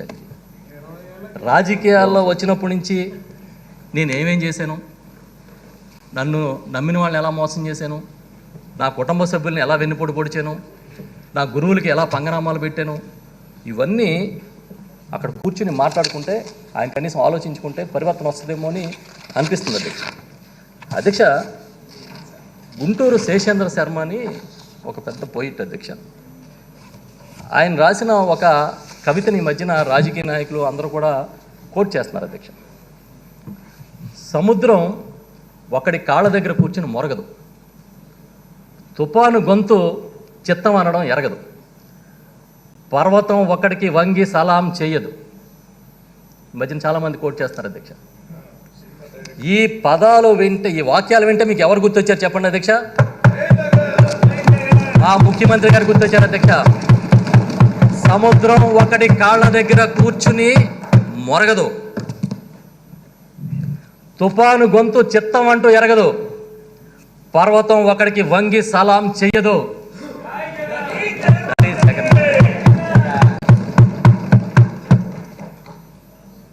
నా దారి రహదారి అన్నట్టుగా ముందుకెళ్తారు అధ్యక్ష. ఈ మధ్య అర్థమైందా రాజా అని ఒక డైలాగ్ కొడతా ఉన్నారు అందరూ. అదే నేను ఒకటే చెప్తా ఉన్నాను అధ్యక్ష, అర్థం చేసుకోవాలి ఆ పరిస్థితులు వచ్చినప్పుడు. అధ్యక్ష, ప్రభువులకి ప్రతి పూట స్వామి భక్తిని ప్రదర్శించే బానిసల గురించి కాదు అధ్యక్ష ఈ పదాలు ఆయన రాసింది. శిఖరం అని చెప్పుకునే వాళ్ళు రోడ్డు మీద కూలబడిపోయే గారి గురించి రాయలేదు అధ్యక్ష. అధ్యక్ష, ఇలా రాసింది ఒక తుఫాన్ లాంటి, ఒక సముద్రం లాంటి, ఒక పర్వతం లాంటి, మాలాంటి మా నాయకుడు లాంటి ముఖ్యమంత్రి గారికి వర్తిస్తాయి అధ్యక్ష ఇవి. అలాంటి నాయకుడు ఇవాళ ఈ రాష్ట్రాన్ని పరిపాలిస్తూ ఇచ్చిన హామీల్లో 97% పైగా అమలు చేసి ప్రతిరోజు ఏ కుటుంబానికి ఏ విధంగా సాయపడాలనే ఆలోచనతో ముందుకెళ్తూ ఉంటే వార్చలేనోళ్ళు ఇవాళ రకరకాలుగా మాట్లాడతారు అధ్యక్ష. అధ్యక్ష, యుద్ధం యుద్ధం అని పదం కూడా ఈ మధ్యన అస్మానం వాడుతున్నారు అధ్యక్ష. చివరికి లోకేష్ కూడా యుద్ధం అంటున్నాడు. యుద్ధం అంట అధ్యక్ష. యుద్ధం మా నాయకుడికి కొత్త కాదు. ఆయన అనేక యుద్ధ కళల్లో ఆరితేరిన వాడని చెప్తారు అధ్యక్ష. అలాగా యుద్ధం మీకు కొత్త ఏమో కానీ యుద్ధం ఆయనకు కొత్త కాదు. ఇక్కడ ఎవరి మీద కక్ష సాధింపు చేయాల్సిన అవసరం ఆయనకి అంతకన్నా లేదు. జనం కోసం నిలబడ్డవాడు, జనం కోసమే తపన పడుతున్న వాడికి ఏం అవసరం అధ్యక్ష రాజకీయ కక్షలో కార్పణ్యాలు? తప్పులు మీరు చేస్తారా? తప్పులు మీరు చేసి ఈ ప్రభుత్వం ఏదో తప్పుడు ప్రభుత్వంగా చూపించాలనే ప్రయత్నం ఎంతకాలం చేస్తారు? నిజంగా మీకు తెలుగుదేశం పార్టీ సభ్యులు ఇవాళ సస్పెండ్ అయిపోయి వెళ్ళిపోయారు. మీకు నిజాయితీ ఉండుంటే ఇవాళ డిబేట్ దేని మీద అధ్యక్ష? స్కిల్ డెవలప్మెంట్ మీదే కదా. నిలబడి మీ వాదన ఎందుకు వినిపించలేకపోయారని అడుగుతున్నా. అవకాశం కదా అధ్యక్ష. బాలకృష్ణే మాట్లాడవచ్చు కదా అధ్యక్ష, గంటల గంటలు. సినిమాలో చెప్తారు కదా, జింక ముందు కాదు, ఫ్లూటు సింహం మీద కాదు, ఏదో చెప్తారు అధ్యక్ష. ఆయన మాట్లాడితే మనకే సగం అర్థం కాదు. ఇక్కడ మాట్లాడవచ్చు కదా అధ్యక్ష. మీరు ఇచ్చిన అవకాశం మీరు ఇచ్చి ఉండేవారు. వాళ్ళకి ఏం సంబంధం లేదనే విషయాన్ని, చంద్రబాబు నాయుడు గురించి ఆయనకి శాంతో సంబంధం విషయాన్ని వాళ్ళు చెప్పొచ్చు కదా, ఎందుకు చెప్పలేకపోయారు? వాళ్ళకి తెలుసు అధ్యక్ష, ప్రతి ఒక్కడికి తెలుసు ఈ రాష్ట్రంలో స్కిల్ స్కామ్లో, అమరావతి స్కామ్లో, ఫైబర్ నెట్ స్కామ్లో, ఇలాగ రకరకాల స్కామ్స్లో కోట్లాది రూపాయలు దిగమింగిన విషయం ఈ రాష్ట్రంలో చాలామందికి తెలుసు. పిల్లి కళ్ళు మూసుకు పాలు తాగినట్టుగా మాకేం తెలియదు అన్నట్టుగా వీళ్ళు చెప్తూ ఉంటారు. అధ్యక్ష, నేను ఒకటే చెప్తా, ఇప్పుడు ఇన్కమ్ ట్యాక్స్ ఇచ్చిన నోటీస్ అబద్ధమా? ఇన్కమ్ ట్యాక్స్ ఇచ్చిన నోటీస్ అబద్ధమా? చంద్రబాబు నాయుడు దానికి రెస్పాండ్ అయింది అబద్ధమా? చంద్రబాబు పిఏ మీద, ఇంటి మీద ఇన్కమ్ ట్యాక్స్ రైడ్ జరిగింది, అక్కడ ఆయన ల్యాప్టాప్లతో సహా అన్నీ పట్టుకెళ్ళిపోయినాయి అబద్ధమా? ఫోన్ చాటింగ్స్ రికవరీ చేసిన మాట అబద్ధమా? అసలు ఈ వ్యవహారంతో మాకు సంబంధం లేదని సిమెన్స్ చెప్పడం అబద్ధమా? ఏది అబద్ధం? వాళ్ళ సిమెన్స్ అనే సంస్థ అంతర్జాతీయ సంస్థ, దాదాపు 80 దేశాల్లో కార్యకలాపాలు ఉన్న సంస్థ అది. ఆ సంస్థ ఈ వ్యవహారంలో మాకు సంబంధం లేదు, ఇలాంటి అగ్రిమెంట్స్ మేము చెయ్యం అని చెబుతుంటే మేము సిమెన్స్తో ఒప్పందం చేసామంటారేంటి? మీరు డొల్ల కంపెనీలు పెట్టి మీకు కావలసిన అధికారులు నియమించుకొని మీ ఇష్టం వచ్చిన సంతకాలు పెట్టి పరుగుల మీద ఫైళ్ళు నడిపించి అధికారులు వద్దంటున్నా కర్రీలు వేసిన ఫైళ్ళు పట్టుకుని వెళ్ళి ఫైనాన్స్లో కూర్చుని డబ్బులు రిలీజ్ చేయించుకుని ₹1 ఖర్చు పెట్టకుండా దిగమింగేసి ఇంకా చంద్రబాబు నాయుడు గారికి సంబంధం లేదని వాదించడానికి సిగ్గు లేదా అని అడుగుతున్నాను నేను. ఏ మొహం పెట్టుకుని మేము నీతివంతమైన పరిపాలన అందించాం 5 ఏళ్లలో 2014-19 మధ్య అని తెలుగుదేశం నాయకులు చెప్పగలుగుతారు? మీకంటూ ఒక మార్క్ లాంటి పథకం అమలు చేసిన చరిత్ర లేదు. పోనీ ఒక గొప్ప మహానగరాన్ని నిర్మిస్తామని చెప్పారు, గ్రాఫిక్స్తో కాలం వెలబుచ్చారు. దేంట్లో మీరు ఘనత సాధించారని అడుగుతున్నా. అధ్యక్ష, నేను ఒకటే ఈ సందర్భంగా మీకు చెప్పేది, మీ ద్వారా ప్రజలకు కూడా తెలియజేసేది. నిన్న మొన్న ఒక చంద్రబాబు నాయుడు గారి మీడియాలో, ఆయన మద్దతు ఇచ్చే మీడియాలో చెప్తారు 371 కోట్లు పెద్ద డబ్బా, అది పెద్ద స్కామా అని అడుగుతున్నారు అధ్యక్ష. 371 కోట్లు అంటే పెద్ద అమౌంటా అది అని అడుగుతున్నారు. అంటే 370 కోట్లు వాళ్ళకి అమౌంట్ కాని స్థాయికి ఎదిగిపోయారు అధ్యక్ష ఆర్థికంగా. టన్నులు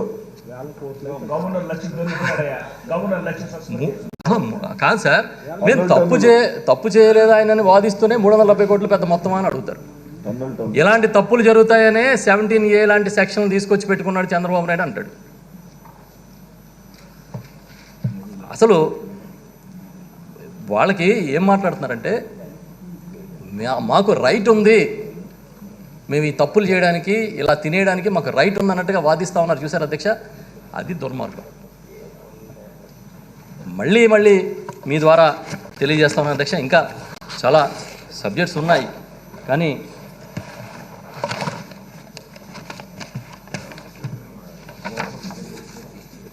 అధ్యక్ష, మీకు పంపించమంటే పంపిస్తాను అధ్యక్ష. ఇది సిమెన్స్ ఇచ్చిన మెయిల్ అధ్యక్ష మన ప్రభుత్వానికి. సిఐడి డిపార్ట్మెంట్ నుంచి రాస్తే ఇలాంటివి ఏమీ లేవు మాకు, గ్రాంటీని ఇలాంటి పిచ్చి మేమేం చెయ్యం, ఇదంతా వాళ్ళు సృష్టించిన కథలు అది. అందుకే నేను ఏం చెప్తున్నానంటే అధ్యక్ష, ఇది ఇంకా లోతుగా దర్యాప్తు జరగాల్సిన వ్యవహారం అధ్యక్ష. ఇది బయటకు వచ్చింది కాబట్టి 2014-19 మధ్య జరిగిన ఇతర అవకతవకలు, ఇతర స్కామ్స్ మీద కూడా ఇంకా గట్టిగా త్వరితగతిన ఎంక్వైరీ చేయాలి, ఎంక్వైరీ పూర్తి చేయాలని, దోషుల్ని శిక్షించే విధంగా చర్యలు తీసుకోవాలని మనస్ఫూర్తిగా కోరుకుంటున్నాను అధ్యక్ష. సెంట్రల్ జైల్లో ఆయన అంటే చెబితే అధ్యక్ష, ఒక ఖైదీ డెంగ్యూ వచ్చి చనిపోయాడంట అధ్యక్ష. డెంగ్యూతోనే తీసుకొచ్చారంట, తర్వాత ఆయనకి వైద్యం చేస్తే చనిపోతాయి. ఆ దోమలన్నీ ఈయన కొడతాయి, డెంగ్యూ ఒక మనిషి నుంచి ఒక మనిషికి వ్యాప్తిస్తుంది కాబట్టి ఇది అని మాట్లాడుతున్నారు అధ్యక్ష. జైలరు సెలవు పెట్టాడు అధ్యక్ష, 4 రోజులు పెడితే ఈనాడులో రాస్తారు అధ్యక్ష, ఒక కుట్ర చేయడానికి జైలర్తో సెలవు పెట్టించింది ప్రభుత్వం అని రాశారు అధ్యక్ష. ఆ తర్వాత దురదృష్టవశాత్తు ఆ అధికారి భార్య చనిపోయారని బయటకు వచ్చింది అధ్యక్ష. నేను అనుకున్నా అప్పుడైనా కనీసం ఈనాడులో ఒక కన్నన వేస్తారేమో, మేము తప్పు రాసేమో, ఆ అధికారికి క్షమాపణని కనీసం అధికారికి క్షమాపణ చెప్తారేమో అనుకున్నాను అధ్యక్ష. అంటే చంద్రబాబు నాయుడు చెప్తారు కదా, ప్రతి సంక్షోభాన్ని అవకాశంగా మలుచుకోండి, అలాగే ప్రతి అబద్ధాన్ని ఒక నిజంగా మలిచి చూపించాలనే ప్రయత్నం వాళ్ళ మీడియా ట్రై చేస్తూ ఉంది అధ్యక్ష. అందుకే ఈ ప్రభుత్వం కూడా, మన ప్రభుత్వం కూడా ఎప్పటికప్పుడు ఈ విషయం కాదు అధ్యక్ష, అన్ని విషయాల్లో నిజాలు చెప్పాలి అధ్యక్ష. నిజాలు బయటికి చెప్పకపోతే అబద్ధమే నిజంగా పరిభ్రమించి మళ్ళీ వెనక్కి వచ్చే పరిస్థితి కనబడుతున్నాయి. ఎందుకంటే ఇప్పుడు నేను చెప్పిన ఉదాహరణ అధ్యక్ష, జైలర్ దగ్గర నుంచి మొత్తం అన్నీ ఎవరికి ఏ ఖైదీకి ఇవ్వనన్ని సౌకర్యాలు అక్కడ కల్పిస్తూ ఉంటే ఆయన్ని చాలా ఇబ్బంది పెట్టి చేస్తున్నారని ప్రచారం జరుగుతుంది అధ్యక్ష. అక్కడ కూడా చంద్రబాబు నాయుడు గారి సౌకర్యాలు ఏంటి, ఆ కథ కమ్మమిషి ఏంటి, అది కూడా మీరు చెబితే మంచిది అధ్యక్ష. ఎందుకంటే జనం నవ్వుకుంటారు అధ్యక్ష, అది ఖైదీయా లేకపోతే ఏమన్నా అన్ని రాజభోగాలు ఇస్తున్నారు ఏంటని. కాబట్టి దయచేసి ఎప్పటికప్పుడు ఈ కేసులకు సంబంధించిన వివరాలన్నీ కూడా తెలియజేయమని కోరుకుంటూ సెలవు తీసుకుంటా ఉన్నాను అధ్యక్ష. Thank you.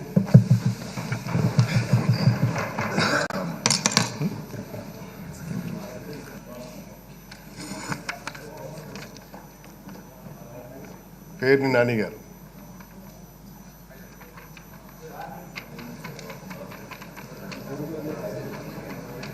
అధ్యక్ష, సహచార మిత్రుడు కన్నబాబు గారు కూలంకషంగా గౌరవ సహచార శాసనసభ్యుడు ప్రస్తుత రిమాండ్ ఖైదీగా ఉన్నటువంటి చంద్రబాబు నాయుడు గారి గురించి, ఆయన జైల్లోకి వెళ్ళవలసిన పరిస్థితుల గురించి చాలా చక్కగా సోదాహరణంగా వివరించారు. ఎక్కడన్నా అక్కడక్కడ ఆయన చెప్పే క్రమంలో ఎక్కడన్నా మిస్ అయినవి ఉంటే తమరి ద్వారా ఈ సభకి తెలియజెప్పాలనేటువంటి ఉద్దేశంతో 4 మాటలు చెప్పదలుచుకున్నాను అధ్యక్ష. ఇందులో మన సహచార శాసనసభ్యుడు ప్రస్తుత రిమాండ్ ఖైదీగా ఉన్నటువంటి గౌరవ చంద్రబాబు నాయుడు గారు ఈ స్కాము చాలామంది ఆయన స్నేహితులు కూడా మాట్లాడుతున్నారు. ఒక ఐఏఎస్ అధికారి కోర్టు ముందు వాంగ్మూలం ఇచ్చినటువంటి ఆయన కూడా ఏమంటా అంటే, నా స్టేట్మెంట్ ద్వారా ఆయన్ని జైల్లో పెడతాం అనేది చాలా బాధగా ఉందని మాట్లాడతాడు. జడ్జి గారి దగ్గరేమో ముఖ్యమంత్రి ఒత్తిడి మేరకే మేము డబ్బు రిలీజ్ చేశామని చెప్పి మాట్లాడతారు.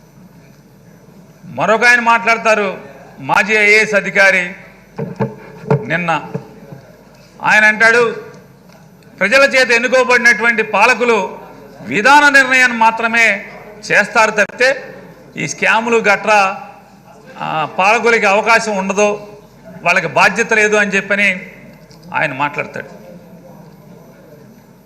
వాళ్ళందరికీ చంద్రబాబు మీద ఉన్నటువంటి ప్రేమతో వాస్తవాలని చూడలేకపోయినటువంటి పరిస్థితులు కనపడుతున్నాయి. అయ్యా ఒకసారి వాస్తవాలు చూడండి. చంద్రబాబు నాయుడు గారు ఈ డబ్బు ఎత్తేయడంలో, ఈ పథకం రచించడంలో ఎంత ఆత్రంగా వ్యవహరించాడనేది ఒకసారి మనం చూస్తే 2014 ఆయన ముఖ్యమంత్రి అయిన వెంటనే ఆగస్టు మాసంలో 22వ తారీఖున వారిని సిమెన్స్ ఇండియాకు సంబంధించినటువంటి ఒక ప్రతినిధి, అలాగే డిజైన్ టెక్ సంబంధించినటువంటి ఒక ప్రతినిధి ఇద్దరు చంద్రబాబు నాయుడు గారిని కలిస్తే, చంద్రబాబు నాయుడు గారిని వారు కలిసినటువంటి 19 రోజులకి ఆంధ్రప్రదేశ్ రాష్ట్రంలో అప్పటి వరకు లేనటువంటి స్కిల్ డెవలప్మెంట్ డిపార్ట్మెంట్ అనేది ఒకటి కాన్స్టిట్యూట్ చేయడం జరుగుతుంది. అంటే ఒక వ్యక్తులు ఒక వ్యాపారాన్ని, ఒక స్కీమ్ని తీసుకొచ్చి ఆయనకి చెప్పంగానే ఆయనకు ఒక అద్భుతమైనటువంటి పథకంగా కనిపించి వెంటనే ప్రభుత్వంలోనే ఒక కొత్త శాఖని ఏర్పాటు చేయడం జరిగింది 19 రోజులకే. డిజైన్ టెక్ అనేటువంటి ఒక డొల్ల కంపెనీ, అలాగే సీమన్ పేరు చెప్పినటువంటి ఒక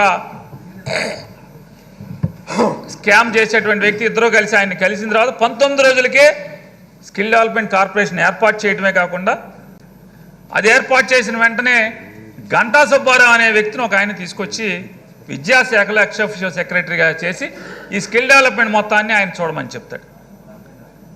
చెప్పిన తర్వాత వెంటనే మరికొద్ది రోజులకి తెలుగుదేశం పార్టీ జమా ఖర్చులు చూసేటువంటి, చంద్రబాబు నాయుడు జమా ఖర్చులు చూసేటువంటి వాళ్ళ పార్టీ దొంగ ఫండ్స్ ఎట్లా, అకౌంట్లో రాకుండా డబ్బులు ఎలా తేవాలి, ఎలా ఎలక్షన్లకి ఎవరిని కొనుగోలు చేయాలి, ఇట్లాంటి తప్పుడు పనులను చూసేటువంటి ఒక ఆడిటర్ని తీసుకొచ్చి ప్రభుత్వంలో స్కిల్ డెవలప్మెంట్ ఆడిటర్గా ఆయన నియామకం చేస్తాడు. ఒక ముఖ్యమంత్రిగా ఒక పార్టీకి సంబంధించినటువంటి లెక్కలు చూస్తున్న అతన్ని ప్రభుత్వంలో ఒక డిపార్ట్మెంట్కి ఆడిటర్గా ఏర్పాటు చేయడం అనేది 1/11 అంటే నవంబర్ 1వ తారీఖున ఆయన చేస్తాడు రాష్ట్ర అవతరణ దినోత్సవం సందర్భంగా. అదే కాకుండా ఈ సుబ్బారావు అని గంటా సుబ్బారావు గారిని 3 చోట్ల పెడతాడు. ఫైల్ మొదలైన దగ్గర నుంచి స్కిల్ డెవలప్మెంట్ కార్పొరేషన్లో ఫైల్ మొదలైతే సచివాలయంలో ఫైల్ చూసి అప్రూవల్ చేసేటువంటి ఆ పోస్ట్లో అదే కుర్చీలో గంటా సుబ్బారావు ఉంటాడు. మళ్ళీ పైన ముఖ్యమంత్రి కార్యాలయంలో కూడా ఎక్సెప్షియో సెక్రటరీ టు చీఫ్ మినిస్టర్ కింద కూడా అక్కడ ఉంటాడు. ఎందుకని ఈ గంటా సుబ్బారావుకి చంద్రబాబు నాయుడికి తప్పితే మరొకరు ఎవరికి కూడా ఈ స్కిల్ డెవలప్మెంట్లో ఏం జరుగుతుందనేది తెలియకూడదనేటువంటి కుట్రలో భాగం అనేది ఇవాళ ఎవరిని చూసినా చూసి చెప్తారు. వారు ఒక జైలు బయట చంద్రబాబు నాయుడు గారి బంధువు గారు ఒక ఆవిడ చెప్తారు, మా అబ్బాయి 8 ఏళ్ల వయసు ఉంది, ఆ 8 ఏళ్ల వయసు అబ్బాయిని ఈ రిమాండ్ చూస్తే ఎవరికైనా అర్థం అవుద్ది, ఈ రిమాండ్లో ఏమీ లేదు, మా పెద్ద ఆయన్ని అనవసరంగా అరెస్ట్ చేశారని. ఆ 8 ఏళ్ల కుర్రోడికి కనుక ఈ తారీఖులు ఇలా నానా మీ తాతగారు ఇట్లా చేశాడంటే అతనికి కూడా అర్థమైపోద్ది, మా తాత ఎత్తేసాడు దీంట్లో డబ్బులు మొత్తం అని చెప్పి అనేది. ఎంత ఆత్రపడ్డాడు మా తాత. అసలు ఏంటి ఆడెవడో డిజైన్ టెక్ సంబంధించిన బ్రోకర్ ఆడెవడో రావటం ఏంటి 22వ తారీఖున, అది ఆడొచ్చిన 19 రోజులకి అసలు డిపార్ట్మెంట్ని పెడతాం ఏంటి, డిపార్ట్మెంట్ని పెట్టిన వెంటనే మా చుట్టం గంటా సుబ్బారావు తేటం ఏంటి, మళ్ళీ మా పార్టీలో లెక్కలు చూసేటువంటి తీసుకొచ్చి మళ్ళీ డిపార్ట్మెంట్లో పెడతాం ఏంటి, ఇట్లాంటివన్నీ చూస్తే మనకు అర్థమైపోద్ది. ఆ 8 ఏళ్ల పిల్లోడికి కూడా అమ్మని మా తాత ఎంత ముదిరైన మాట అని చెప్పనే వెంటనే ఆ పిల్లోడికి కూడా అర్థం ఉంది, 8 ఏళ్ల పిల్లోడికి కూడా. ఏమండి తాత స్కిల్డ్ అనే మనకు అర్థమైంది, వాళ్ళ మనవడికి కూడా అర్థమయ్యేది మా అమ్మాయి మా తాత ఎంత స్కిల్డా అని చెప్పని. అంటే ఈ సీక్వెన్స్ అంటే ఫ్లో ఆఫ్ డేట్స్ ఎంత ఆత్రంగా గబగబా ఎంత ఆత్రంగా ఈయన ఈ డబ్బులు ఎత్తేయటానికి పథక రచన చేశాడనేది. ఆ ఫిబ్రవరి 6వ తారీఖున క్యాబినెట్ అప్రూవల్ ఇస్తాడు. క్యాబినెట్కి అందరికీ పాపం మంత్రులందరినీ కూర్చోబెట్టి ఐప్యాడ్లో ఒకటి పెట్టాడు. ఐప్యాడ్లు పెట్టి కొడతా ఉంటారు అందరూ, ఊరికే మామూలు ఫోటోలకి వీడియోలకి చూసేవాళ్ళం మనం పాత రోజుల్లో టీవీ న్యూస్లో. ఏంటంటే వాళ్ళందరూ కూర్చోబెట్టి చెప్పింది ఏంటంటే సిమెన్స్ కంపెనీ అటువంటి పెద్ద కంపెనీ 3,000 కోట్ల రూపాయలు నన్ను చూసి 3,000 కోట్ల రూపాయలు ఇస్తుంది, మనం 330 కోట్ల రూపాయలు ఇస్తే చాలు అని చెప్పి వాళ్ళందరికీ చెప్పి ఆమోదింపు చేసి ఒక్కొక్క క్లస్టర్కి 546 కోట్ల రూపాయలు ఒక 6 క్లస్టర్లు పెట్టాలంటాడు. 546 కోట్ల రూపాయలతో ఒక్కొక్క క్లస్టర్ అవుతుంది. అది 90% సిమెన్స్ పెడుతుంది, 10% ఆంధ్రప్రదేశ్ ప్రభుత్వం పెడుతుంది. అలాంటి 6 క్లస్టర్లు పెట్టాలని చెప్పని మొత్తం 3,281 కోట్ల రూపాయలతో ఈ ప్రాజెక్ట్ ఇది. చంద్రబాబు నాయుడు గ్లామర్ చూసి, చంద్రబాబు నాయుడు గడ్డం చూసి ఈ ప్రాజెక్ట్ సీమన్ పరిగెత్తుకుంటూ వచ్చింది, డబ్బులు మనకు సంచుల్లో తెస్తుంది, ఇది మొత్తం మనం పెద్దగా బ్రహ్మాండంగా చేయొచ్చు అని చెప్పని ఆయన ఆ రోజు పెద్ద స్టోరీలు చెప్పాడు. ఆ స్టోరీలు చెప్పి ఏం చేశాడు, జూన్ 30వ తారీఖున జీవో ఇచ్చాడు. ఏమని, రాష్ట్ర ప్రభుత్వంలోని స్కిల్ డెవలప్మెంట్ కార్పొరేషను, అలాగే సిమెన్స్ ఇండియా సంబంధించినటువంటి ఒక సంస్థ, అలాగే డిజైన్ టెక్ ఈ ముగ్గురు కలిసి ఈ 3,300 కోట్ల రూపాయలతో ఒక ప్రాజెక్ట్ని ఇంప్లిమెంట్ చేయాలని చెప్పని ఒప్పందం చేసుకుంటారు. ఒప్పందం చేసుకుంటే దాంట్లో ఇన్నాకడ గౌరవ శాసనసభ్యులు మాట్లాడుతూ దాంట్లో తారీఖు లేదు ఏంటంటే కరెంటు పోయింది అని చెప్పని ఎవడైతే డబ్బులు ఎత్తేసిన తమ్మున్నాడో ఆవిడొచ్చి శుభ్రంగా గుండు గిణి చేయించుకుని వచ్చి ఆడితో సాక్ష్యం చెప్పించారన్నాడు. అదొకటే కాదండి, తారీఖు ఒకటే కాదు, 3,000 కోట్ల రూపాయలు సిమెన్స్ పెడతా అన్న డబ్బులు కూడా ఆ ఒప్పందంలో లేదు. ఏంటంటే దానికి కూడా కరెంటు పోయింది. ఆ 3,000 కోట్లు ఎందుకు రాయలేదురా అంటే దానికి కరెంటు పోయింది. కరెంటు పోతాం, డేట్ పోతాం ఇవన్నీ కాదు, ఇదంతా కూడా వాళ్ళ ఎత్తుడిలో భాగమే. ఇవాళ కాకపోతే ఎప్పటికైనా తెలిసే కాబట్టి జీవో ఇచ్చిన రోజే, గవర్నమెంట్ జీవో ఇచ్చిన రోజే ఒప్పందం. అంటే గోతిగా నక్కలాగా కాసుకు కూర్చున్నారు. జీవో వాళ్ళు వచ్చాక జీవో ఇస్తారు, జీవో ఇచ్చిన రోజే ఒప్పందం చేసుకుంటారు. ఇవన్నీ కూడా 3,000 కోట్లు జీవోలో ఉంటాయి, ఒప్పందంలో మాయమైపోయే పరిస్థితి వస్తుంది. ఒప్పందమేమో సిమెన్స్ కంపెనీ పేరు మీద ఒప్పందం అంటారు, జీవోనేమో సిమెన్స్ కంపెనీ పేరు మీద ఇస్తారు. కానీ ఒప్పందం చేసుకునేప్పటికి మాత్రం సిమెన్స్ కంపెనీ ఉండదు. ఎక్కడ ఓ డొల్ల కంపెనీ, 2 డొల్ల కంపెనీలు కలిసి సుమన్ బాసు అనేవాడు, అట్లాగే వికాస్ కన్వేలకర్ అనేవాడితో ఇద్దరితో ఒప్పందం చేసుకుంటారు. ఎంఓయూ అవ్వటం ఆలస్యం, ఎక్కడి నుంచి మొత్తం ఈ కథ మొత్తం మొదలవుతుంది. సరాసరి సీమన్స్ పేరు మీద నిజంగా చంద్రబాబు నాయుడు గారు నిజాయితీ పరుడు అయితే వీళ్ళందరూ అతని మీద చూపిస్తున్నటువంటి ఇక్కడంతా ఈ రచ్చ చేస్తున్నటువంటి వాళ్ళందరూ వాళ్ళు చెప్పే వాదన ప్రకారం అతను నిక్కచ్చి మనిషి అయితే ప్రభుత్వం పంపించేటువంటి డబ్బులు 300 కోట్లు 330 కోట్ల రూపాయలు లేదా 371 కోట్ల రూపాయలు జీఎస్టీతో కలిపి ఎవరికి పంపాలి? సీమన్స్ కంపెనీకి కదా పంపాల్సింది. సీమన్స్ కంపెనీకి పంపకుండా డిజైన్ టెక్ అనేటువంటి ఒక డొల్ల కంపెనీకి 371 కోట్లు ఎందుకు పంపించారు? ఎలా పంపించారు? ఫైల్ అప్రూవల్ చేసింది ఎవరు? గంటా సుబ్బారావు ఫైల్ రాస్తాడు ఏమని, సీమన్స్ కంపెనీ అనేది ఇంకా డబ్బులు పంపలేదు, 371 కోట్లు జీఎస్టీతో కలిపి డిజైన్ టెక్కి పేమెంట్ చేయండి అని చెప్పని సుబ్బారావు ఫైల్ ఇనిషియేట్ చేస్తాడు. ఆ ఫైల్ తీసుకుని సుబ్బారావు సంకలో పెట్టుకుని సెక్రటరియట్కి వెళ్ళి అక్కడే ఆయన ఎక్సెప్షియో సెక్రటరీగా స్కిల్ డెవలప్మెంట్ డిపార్ట్మెంట్ తరఫున అతనే అక్కడ అప్రూవల్ ఇస్తాడు. మళ్ళీ అదే ఫైల్ తీసుకుని చంద్రబాబు పేషీకి వెళ్ళి అక్కడ special secretary to chief minister హోదాలో చంద్రబాబుతో అక్కడ ఒక సంతకం పెట్టిస్తాడు. ఏమని, సీమెన్స్ కాకుండా 371 కోట్ల రూపాయలని డిజైన్ టెక్ అనే కంపెనీకి అర్జెంటుగా పంపించండి అని చెప్పి అప్రూవల్ ఇస్తాడు. అదే మళ్ళీ గంటా సుబ్బారావు ఆ ఫైల్ తీసుకుని సరాసరి ప్రిన్సిపల్ ఫైనాన్స్ సెక్రటరీ దగ్గరకు వచ్చి ముఖ్యమంత్రి దగ్గర సమావేశమైంది, సమావేశం మినిట్స్ ఇగో, దాని ప్రకారం 371 కోట్లు అర్జెంటుగా శరవేగంగా డిజైన్ టెక్ కంపెనీకి పంపించేయమని చెప్పి మాట్లాడతాడు. ఎవడో కూడా ఈ డిజైన్ టెక్ ఎవడెవడు సీమన్స్తో కదా ఒప్పందం అయింది మనకి, సీమన్స్తో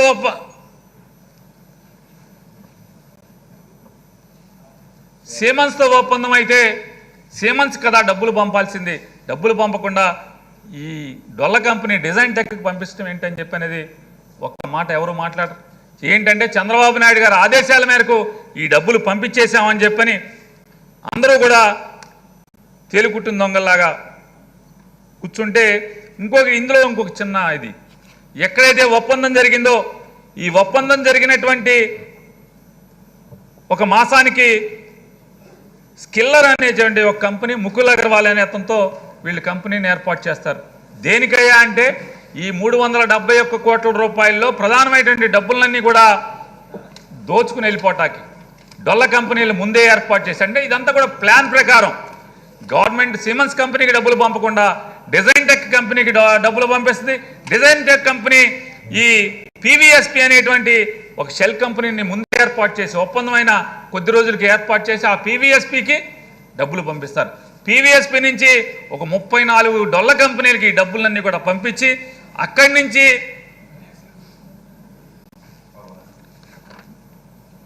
గుప్తా అనేటువంటి యోగేష్ గుప్తా అనేటువంటి ఒక మనీ డీలర్ ఉన్నాడు. అతని ఉద్యోగం ఏంటి అంటే చంద్రబాబు లాంటి అవినీతి పరులకి ఎక్కడెక్కడైతే డబ్బులు అవసరమో ఆ డబ్బుల్ని అకౌంట్ల ద్వారా డొల్ల కంపెనీలు ఏర్పాటు చేసి డొల్ల కంపెనీల నుంచి డబ్బులు డ్రా చేసి హవాలా ద్వారా వాళ్ళకి కావాల్సిన వారికి చేతులు మార్చడం అనేది, తద్వారా ఆ డబ్బులు ఇవాళ ప్రభుత్వం డబ్బులు సీమన్స్కి వెళ్లకుండా ప్రభుత్వం జీవో ప్రకారం ఒప్పందం ప్రకారం మామూలుగా అయితే క్యాబినెట్ తీర్మానం ప్రకారం సీమన్స్ కంపెనీకి ఇవ్వాల్సినటువంటి డబ్బులు సీమన్స్ కంపెనీకి వెళ్లకుండా డొల్ల కంపెనీలకు ఇస్తారు. డొల్ల కంపెనీ నుంచి డొల్ల కంపెనీకి వెళ్ళి డొల్ల కంపెనీల నుంచి హవాలా ద్వారా ఈ యోగేష్ గుప్తా అనేటువంటి వ్యక్తి ద్వారా చంద్రబాబు నాయుడు పిఏ శ్రీనివాస్కి ఇస్తారు. అలాగే లోకేష్ నాయుడు యొక్క స్నేహితుడు కిలార్ రాజేష్ అనే అతనికి మొత్తం డబ్బులన్నీ కూడా తీసుకొచ్చిస్తారు. ఇవాళ పతివత కబుర్లు చెప్తుంటాడు చంద్రబాబు నాయుడు గారు. లోకమంతా నేను పెద్ద పతివ్రతని, నేను నీతికి మారు పేరు, ఇట్లాంటివన్నీ చెప్పేటువంటి ఈయన ఒకటి ఇక్కడ కూర్చుని ఇప్పుడు దాకా ఈలలు వదిలినటువంటి ఇక్కడ దాకా ఇప్పుడు దాకా ఇది ఒక పవిత్రమైనటువంటి చట్టసభ అనేది కూడా ఒళ్ళు మర్చిపోయి వారికి ఉన్నటువంటి పూర్వపు రుగ్మత ఏదైతే సర్టిఫికెట్ల ద్వారా పొంది పలానా రోగం నాకు ఉందని చెప్పుకున్నారో ఆ రుగ్మతని వాళ్ళ మనందరికి కూడా ప్రదర్శిస్తూ కుర్చీల మీద కూర్చుని ఇక్కడ నుంచున్నటువంటి ఈ వ్యక్తులు వాళ్ళని ఒకటే ప్రశ్నిస్తున్నాను. అయ్యా, 3,300 కోట్ల రూపాయలతో ప్రభుత్వం ఒక కంపెనీతో ఒప్పందమై 3,000 కోట్ల రూపాయలు ఆ కంపెనీ పెట్టి 330 కోట్ల రూపాయలు రాష్ట్ర ప్రభుత్వం పెట్టే పరిస్థితులు ఉంటే ఒక్క నయా పైసా అక్కడి నుంచి సిమెన్స్ కంపెనీ నుంచి ఒక్క నయా పైసా రాకుండా కనీసం ఒక్కటంటే ఒక్క క్లస్టర్ కానీ ఒక్క స్కిల్ డెవలప్మెంట్ సెంటర్ కానీ ఓపెన్ చేయకుండానే అంటే పని ప్రారంభించకుండానే 371 కోట్ల రూపాయలని ఆదరాబాదరాగా ఆత్రంగా డబ్బుల్ని రిలీజ్ చేసి వెంటనే అక్కడి నుంచి షెల్ కంపెనీల్లోకి మార్పులు చేసి డబ్బులు ఎత్తేయటం అనేది చంద్రబాబు నాయుడు గారు దొంగతనం అనేది తేటతలం అవుతుందా అవట్లేదా మీకు? లేదా అయినా కూడా ఈ డబ్బులన్నీ మళ్ళీ మాకు ఖర్చు పెడతాడు, కొంత ఆయన లోపలేసుకుంటాడు, మళ్ళీ మాకు చందాలు ఇస్తాడనేటువంటి తంతుతోనే మీరు ఇవాళ ఈ రచ్చ ఈ ఎల్లరి ఇక్కడ చేస్తున్నారనేది కూడా మీ ద్వారా వారందరినీ కూడా ప్రశ్నిస్తున్నారు అధ్యక్ష 2015 5వ తారీఖున 185 కోట్లు, 29 జనవరిని 85 కోట్లు, అలాగే మార్చి 10న 67 కోట్లు, మార్చి 31 35 కోట్లు, మొత్తం డిసెంబర్ మొదలెడితే మార్చికి మొత్తం 371 కోట్లని మొత్తం అంతా కూడా వీళ్ళు కైంకర్యం చేసినటువంటి పరిస్థితులు ఇవాళ మనకు కనపడుతున్నాయి.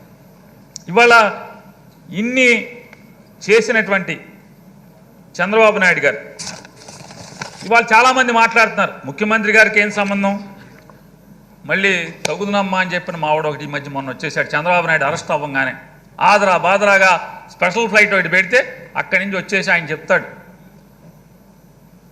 జగన్మోహన్ రెడ్డి గారు మీకు తెలియదేమో ముఖ్యమంత్రి గారు అనే వ్యక్తి మౌఖిక ఆదేశాలు ఇస్తాడు తప్పితే సంతకాలు ఎక్కడ పెట్టరో తెలుసుకోవయా ముఖ్యమంత్రి గారు అని మాట్లాడతాడు. అరే బాబు ఒక్కసారి ఎమ్మెల్యే గెలవరా బాబు, కనీసం కార్పొరేటర్గా నాకు గెలిస్తే అసలు ఎవడు ఎక్కడ సంతకాలు పెడతాడు అనేది అర్థం అవుద్ది అనేది కూడా అతనికి తెలియదు. ఇవాళ ఇదే చంద్రబాబు నాయుడు గారు మా వాడికి చెప్తున్నాను, జైలు కాడికి వచ్చి చంద్రబాబు సంతకాలు పెట్టక్కర్లేదని చెప్పేవాడికి ఈ కాగితం మీద 15 చోట్ల చంద్రబాబు నాయుడు సంతకాలు పెట్టాడు. ఈ స్కిల్ డెవలప్మెంట్ స్కామ్కి సంబంధించినటువంటి 15 చోట్ల ఎక్కడెక్కడ అంటే ఓంప్రదం స్కిల్ డెవలప్మెంట్ కార్పొరేషన్ మొదలు పెట్టాలనే దగ్గర నుంచి 13 చోట్ల సంతకాలు పెట్టారు. స్కిల్ డెవలప్మెంట్ కార్పొరేషన్ అయితే మొదలు పెట్టాలి, అంకురార్పణ చేయాలి దగ్గర నుంచి. అరే బాబు రూల్స్ అక్కర్లా, dispense the finance department protocols and release the amount అని చెప్పినటువంటి స్వదస్తూరితో రాల్చి సంతకాలు పెట్టుకున్నాడు 13 చోట్ల.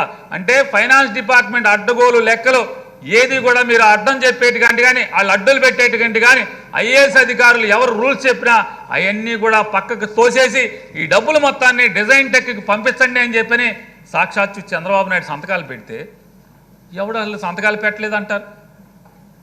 పెట్టిన ఆయనేమో సిఐడి డిపార్ట్మెంట్ మర్యాదగా తీసుకొచ్చి కూర్చోబెట్టి చంద్రబాబు నాయుడు గారు ఇదిగో మీ సంతకాలు ఇదిగో అండి ఏంటి ఇట్లా చేసేసారు, ఈ పాపం చేశారేంటి, ఈ 371 కోట్లు జనం డబ్బులు ఇలా హల్వా తిన్నట్టు తినేశారేంటండి మీరు అందరూ కలిసి అని మాట్లాడితే ఏమో నాకు తెలవదు గుర్తులేదు, ఎన్నిసార్లు అడిగినా మర్చిపోయా, ఏమో నాకు తెలవదు గుర్తులేదు మర్చిపోయా.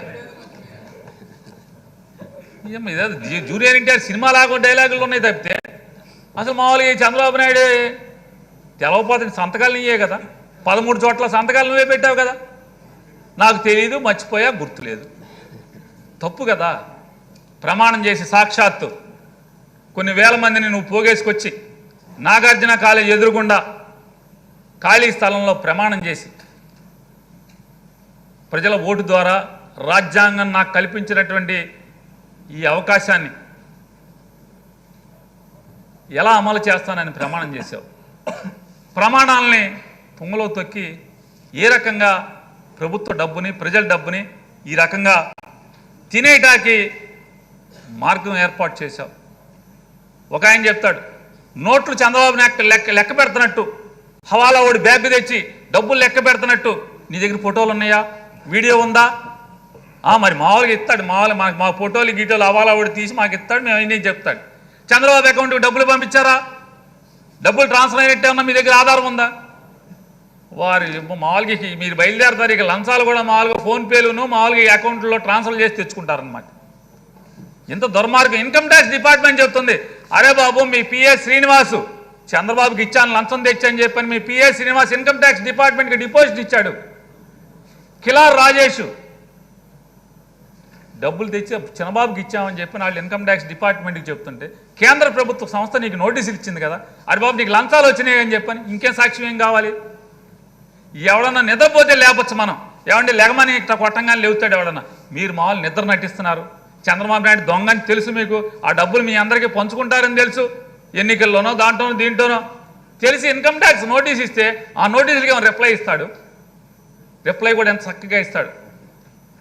మీ ఆఫీసు నా ఆఫీసు వేరు, మీ ఆఫీసు వేరు, నీకు నాకు సంబంధం లేదు అంటే. కానీ లంచం నేను తినలేదు, నేను నిక్కార్సైనోడిని, నిక్కచ్చోడిని, నాకు నోటీసులు ఇస్తారా మీరైనా అంటే ఎక్కడ కూడా మీ ఆఫీసు వేరు, నా ఆఫీసు వేరు, నా ఆఫీసు వాడు ఇవ్వాలంటే. నిన్న కూడా జైలు మొత్తం వాదనలన్నీ కూడా ఏంటి అంటే స్కిల్ డెవలప్మెంట్లో స్కామ్ జరగలేదని ఒక్కడ మాట్లాడడం. ఒక్క ప్లేడర్ కూడా చంద్రబాబు పెట్టుకున్నటువంటి కోట్లాది రూపాయలు ఇచ్చి తీసుకొచ్చినటువంటి ఒక్క ప్లేడర్ కూడా స్కిల్ డెవలప్మెంట్లో అవినీతి జరగలేదు, స్కామ్ జరగలేదు, ప్రజాధనం దోచేయలేదు అని చెప్పిన ఒక్కడు కూడా మాట్లాడ్డాం. సెక్షన్ 17A మీరు గవర్నర్ సంతకం తీసుకోలేదు, సెక్షన్ 409 ఇది వర్తించదు, ఇది తప్పితే అసలు స్కామ్ జరగలేదు, నిజాయితీగా జరిగింది ఇంతమంది పిల్లలకి ఇది అని చెప్తాడు. పాపం వాళ్ళ నాన్నగారిని బావగారు కసా పొడిచేస్తుంటే పక్కన కత్తి అందించినాయని చెప్పి ఆయన ఇవాళ పెద్ద మీటింగులు చెప్తున్నాడు. అవకాశం దొరికితే మొత్తం అసలు భావం లోపలేయంగానే వెళ్ళి పార్టీ ఆఫీస్ క్యాప్చర్ చేశాడు, పార్టీ ఆఫీసులో సీట్లో కూర్చున్నాడు. సహజంగా ఎవరైనా ఏం చెప్తారంటే ఇప్పుడు మేము కూడా అక్కడికి జగన్మోహన్ రెడ్డి గారి ఆఫీసులో ఉన్నా సరే ఆ కుర్చీలో ఎవరు కూర్చోరు, ఎవరినున్నా వెనక కుర్చీలోనో పక్క కుర్చీలో కూర్చొని మాట్లాడతారు. ఎందుకంటే ఆ హోదా, అది మర్యాద, అది సాంప్రదాయం మనకి. అట్లాగే ఇక్కడ ప్రతిపక్ష నాయకుడి కుర్చీ చంద్రబాబు నాయుడు గారి కుర్చీలో కూడా అతను రాకపోతే ఖాళీగా ఉంచుతారు కదా, ఎవరు కూర్చోరు. అట్లాగే పార్టీ ఆఫీసులో కూడా మాకు జగన్మోహన్ రెడ్డి గారి కుర్చీ కూడా ఖాళీగా ఉంటుంది, ఎవరు కూర్చోరు, ఆయన వస్తే ఆయన కూర్చుంటారు. చంద్రబాబు నాయుడు గారి కుర్చీ అసలు మామూలు బాగా జైల్లోకి వెళ్తాం, వెంటనే వెళ్ళిపోయి ఆ కుర్చీలో కూర్చున్నాడు, ఫుల్ యాక్షన్. అదే అయిపోయిన తర్వాత ఇక్కడికి వచ్చాడు, ఇక్కడికి వచ్చి కూర్చున్నాడు, ముందు కూర్చున్నాడు, తర్వాత నుంచున్నాడు, ముందు కూర్చున్నాడు, తర్వాత పైకి నుంచున్నాడు. ఆ నుంచున్న ఆయన మాట్లాడతాడు 2 లక్షల మందికి ట్రైనింగ్ ఇచ్చామని మాట్లాడుతున్నాడు. 2 లక్షల మందికి ఎవరికయ్యా మీరు ట్రైనింగ్ ఇచ్చింది? ఎప్పుడెప్పుడు ఇచ్చారు? అయ్యా నువ్వు ఒకసారి ఎవడో రాసిచ్చింది చెప్పింది వల్లి వెయిటింగ్ కాదు. సినిమాల్లో డైరెక్టరు, స్క్రిప్ట్ రైటరు మాటలు రచయిత ఇస్తే గబగబా కెమెరా ముందు బట్టి అప్పు చెప్పినట్టు పార్టీ ఆఫీసులోనూ ఇక్కడ అక్కడ అప్పు చెప్పడం కాదు. ఈ 2,13,000 మీ ఖర్చు చెప్తాం. మీరు 371 కోట్లు దోచిపెట్టేసిన తర్వాత 2016వ సంవత్సరంలో 15 డిసెంబర్ నుంచి 16 మార్చి లోపు దోచిపెట్టేస్తే మళ్ళీ 16వ సంవత్సరం 110 కోట్ల రూపాయలు స్కిల్ డెవలప్మెంట్ మీద ఖర్చు పెట్టారు. అలాగే 2017వ సంవత్సరంలో 94 కోట్లు ఖర్చు పెట్టారు. 2018లో 155 కోట్లు ఖర్చు పెట్టారు. ఆ డబ్బులతో ఇవాళ పిల్లలు ఎవడన్నా ఉంటే వడ్రంగ పనో లేకపోతే ఇంకొక పనో లేదా ఆటో క్యాడ్ క్యామ్ ఈ 2 కోర్సులు చేశారు. ఈ 2 కోర్సులు చేస్తే బయట ఎంత? 3,000 రూపాయలు పిల్లలకి బయట నేర్పితే. ఏది యాతావాత ఏంటంటే చంద్రబాబు నాయుడు చేసింది ఈ సేమన్స్, ఈ డొల్ల కంపెనీ బోగస్ ఇదంతా ఎందుకంటే మామూలుగా అయితే ఈ 330 కోట్లు 300 కోట్లకో పిల్లలకి చదువు నేర్పడానికి, స్కిల్ డెవలప్మెంట్ నైపుణ్యం నేర్పడానికి కావాలంటే టెండర్ పిలవాలి. టెండర్ పిలిస్తే వచ్చేటువంటిది ఈయనకి వచ్చే బఠానీలు ఈయనకి సాలటం, ఆకలి ఎక్కువగా ఉంది, దాహం ఎక్కువగా ఉంది, కొడుకు చేరేడు పక్కన 1 పాకెట్ కాదు ఇప్పుడు 2 పాకెట్లు నింపాలి, 2 ఖజానాలు నింపాలి. దానికోసమని టెండర్ ఎగ్గొట్టడం కోసం, టెండర్ పిలవకుండా దారి మళ్లించడం కోసమే ఈ దొంగ కంపెనీలు, డొల్ల కంపెనీలు, దొంగ అగ్రిమెంట్లు, దొంగ ఎంఓయూలు ఈయన్ని తీసుకొచ్చి ఇటువంటి తప్పుడు పనులు చేసి 371 కోట్ల రూపాయలని ఈ రకంగా ప్రజాధనాన్ని దిగమింగటానికి మాత్రమే ఈ కథ, స్క్రీన్ ప్లే, దర్శకత్వం సంపూర్ణంగా చంద్రబాబు నాయుడు చేశాడు. ఈ స్కిల్ డెవలప్మెంట్ స్కామ్కి అనేది తేటతెల్లమవుతున్న దృష్ట్యా ఇవాళ ఎంత ఉసురంటే పేద మధ్యతరగతి వర్గాలకు సంబంధించినటువంటి పిల్లలు మరీ ప్రత్యేకించి బీసీ, ఎస్సీ, ఎస్టీ, మైనార్టీలకు సంబంధించినటువంటి అగ్రవర్ణ పేదలకు సంబంధించినటువంటి పిల్లలకి ఇంజనీరింగ్, పాలిటెక్నిక్, ఐటీఐ చదివేటువంటి వారికి నైపుణ్యాన్ని నేర్పిస్తామనేటువంటి పేరు మీద వారి ఆశల్ని అడియాశలు చేస్తూ వారి కళల్ని ఈ రకంగా అడ్డం పెట్టి దోచేయటమే కాకుండా ఇవాళ సిమెన్స్ కంపెనీ చెప్తుంది ఏంటయ్యా అంటే మాకు సంబంధం లేదు ఈ ఒప్పందంతో అని చెప్తుంది సిమెన్స్ కంపెనీ. ఈ డొల్ల కంపెనీలో ఎవడెవడైతే ఈ వికాస్ కన్వేల్కర్ కానీ సుమన్ బోస్ని కానీ ఈడీలు అరెస్ట్ చేసి జైల్లో వేసినాయి. ఇప్పటికే ఈ గుప్తాని అరెస్ట్ చేసి లోపలేసినాయి. మరి స్కామ్ జరగకపోతే వీళ్ళందరూ ఈడీలో ఎందుకు ముద్దాయిలుగా జైలుకి వెళ్ళారు? ఎందుకు దొంగతనం కేసు కట్టారు? స్కామ్ జరిగిందని చెప్పిన ఎన్ఫోర్స్మెంట్ డిపార్ట్మెంట్ ఎందుకు కేసు కట్టింది? ఇవాళ ఒకటే మీ ద్వారా ఈ రాష్ట్ర ప్రజలకు కానీ ఇక్కడ ఇప్పుడు దాకా రచ్చ చేసినటువంటి వారికి కానీ చెప్పేది, ఇప్పటి వరకు ఎన్ఫోర్స్మెంట్ డిపార్ట్మెంట్ కానీ లేదా జిఎస్టీ ద్వారా కానీ ఎవరైతే చంద్రబాబు ఆడిచ్చినటువంటి పాత్రదారులందరూ కూడా జైలుకి వెళ్ళారు. మరి ఇవాళ అసలు సూత్రధారి, కథా, స్క్రీన్ ప్లే, డైరెక్షన్ వహించినటువంటి చంద్రబాబు నాయుడు వెళ్ళాలా, జైలుకి వెళ్ళక్కర్లేదా చెప్పని చెప్పని మిమ్మల్ని ప్రశ్నిస్తున్నాను. తప్పేం చేసింది ఈ రాష్ట్ర ప్రభుత్వం అని చెప్పని అడుగుతున్నాను. ఈ దొంగతనానికి కథా, స్క్రీన్ ప్లే, డైరెక్షన్ చేసి ఆ డబ్బులను మొత్తాన్ని లబ్ధి పొందినటువంటి ప్రజాధనాన్ని ఈ రకంగా దోచినటువంటి చంద్రబాబు నాయుడిని ఇవాళ అరెస్ట్ చేయటం అనేది 100కి 100 సబబు అని చెప్పని చెప్తూ, అలాగే ఈ లూటీ జరిగింది తేటతెల్లమైంది. ఇప్పటికే జిఎస్టీ కానీ అలాగే ఈడీ కానీ ఇన్కమ్ ట్యాక్స్ కానీ ఈ 3 డిపార్ట్మెంట్లు కూడా ఆంధ్రప్రదేశ్ రాష్ట్రంలో అవినీతి జరిగింది, దోపిడీ జరిగింది, ప్రజాధనం లూటీ జరిగింది. ఆ లూటీ జరిగిన డబ్బులన్నీ కూడా చంద్రబాబు నాయుడు పిఏ అలాగే కిలార్ రాజేష్ అనే ద్వారా వారికి అందిని అని చెప్పని తేటతెల్లం చేసినటువంటి దృష్ట్యా ఇవాళ మాట్లాడుతూ వాళ్ళు చెప్తున్నారు 40 ఏళ్ళ ఇండస్ట్రీ, 14 ఏళ్ళు ముఖ్యమంత్రి చేసినోడిని అరెస్టు చేస్తారా అని మాట్లాడతాడు. ఎవరైనా ఒకటే. డేరా బాబా చౌదరి అని చెప్పని ఒక ఆయన ఉండేవాడు పంజాబ్లో. అతనికి కూడా చాలామంది, వేల మంది శిష్యులు ఉండేవాళ్ళు, చాలా ఆశ్రమాలు ఉండేవి, చాలా గౌరవించబడేవాడు. అతను కూడా చంద్రబాబు లాగానే డేరా బాబా చౌదరికి కూడా నటించాలని కోరుకుంది. ఇతను ఎట్లా అయితే సినిమా డైరెక్టర్లను తీసుకొచ్చి రాజమండ్రి పుష్కర స్థానాల్లో సినిమా యాక్షన్ ఎట్లా అయితే డైరెక్షన్ చేసి తెర మీద నటించాలని కోరికను తీర్చుకున్నాడో అతనికి కూడా ఆ డేరా బాబా చౌదరికి కూడా సినిమాల్లో నటించాలని ఇద్దరికి ఒకే జహ్ ఉంది. ఇద్దరికి ఒకటే కోరికలు ఉన్నాయి. ఈయన సినిమాల్లో నటించేశాడు, ఆయన సినిమాల్లో నటించేశాడు. కానీ నేరం చేసి దొరికితే అరెస్టు చేసి ఎన్ని వందల మంది అడ్డుపడితే మాత్రం ఏమవుతుంది? చట్టం బలమైంది. వ్యక్తుల కంటే, డబ్బు కంటే, ఎంపటున్నటువంటి వందిమాగదుల కంటే కూడా చట్టం, ధర్మం, న్యాయం అనేది అత్యంత బలమైనవి. కాబట్టి ఆ డేరా బాబా చౌదరి ఎట్లా అయితే లోపల 20 ఏళ్ళు ఉండాలని చెప్పిందో ఇతనికి కూడా ఖచ్చితంగా న్యాయం, ధర్మం బతికి ఉన్నాయి. 100 గొడ్లను తిన్నటువంటి రాబందు రోజు దొరక్కపోవచ్చు, ఒక సరైన గాలివాన దొరికినప్పుడు మాత్రం ఖచ్చితంగా నేల కొరికి తీరుతుంది. అట్లాగే ఇవాళ సరైనటువంటి గాలివాన దొరికింది. 100 గొడ్లు తిన్నటువంటి రాబందు ఖచ్చితంగా జైల్లోకి వెళ్ళి పడిందని చెప్పనేది మీ ద్వారా వారందరికీ కూడా, ఇక్కడ కూర్చుని వెళ్ళినటువంటి వారందరికీ కూడా తెలియజేసుకుంటూ, అలాగే ఈ ఇన్వెస్టిగేషన్ని కొనసాగించాలి. ఎవరు ఎన్ని రకాలుగా మాధ్యమాల ద్వారా, ప్రేరేపిత ఉద్యమాల ద్వారా, ఇందాక నా మిత్రుడు చెప్పినట్టుగా ఒక 2 ఛానళ్ళు, 2 పేపర్లు సృష్టిస్తున్నటువంటి లేకపోతే ప్రదర్శిస్తున్నటువంటి ఉద్యమాన్ని కానీ లెక్క చేయకుండా, ఒత్తిళ్ళకి లొంగకుండా, అమాయకులైనటువంటి నిరుద్యోగులకి నైపుణ్యాన్ని నేర్పించి తద్వారా వారి జీవితంలో అభ్యున్నతిని కల్పిస్తామని చెప్పి పేరు మీద 300 కోట్ల రూపాయలని దోచుకు తిన్నటువంటి వారిని చివరి వరకు ఇన్వెస్టిగేషన్ కంప్లీట్ చేసి వారికి, తప్పు చేసిన వారికి శిక్ష పడేలాగా, అలాగే వారితో పాటు ఎవరెవరు ఇంకా ఎంతమంది ఉన్నా కూడా సంపూర్ణంగా ఇన్వెస్టిగేషన్ కంప్లీట్ చేసి అలాగే ఇందులోనే కాకుండా వారి పరిపాలనలో ఇంకెక్కడ ఎన్నెన్ని స్కాములు చేశారు, ప్రజాధనం దుర్వినియోగం చేసి దోచుకు తిన్నారో వాటన్నిటి మీద సమగ్రమైన విచారణ జరిపి చట్టపరమైన చర్యలు తీసుకుని తద్వారా నేరస్తులందరికీ కూడా శిక్షలు పడేలాగా చూడాలని చెప్పని మీ ద్వారా ప్రభుత్వాన్ని కోరుకుంటూ సెలవు తీసుకుంటాం. Honourable finance minister.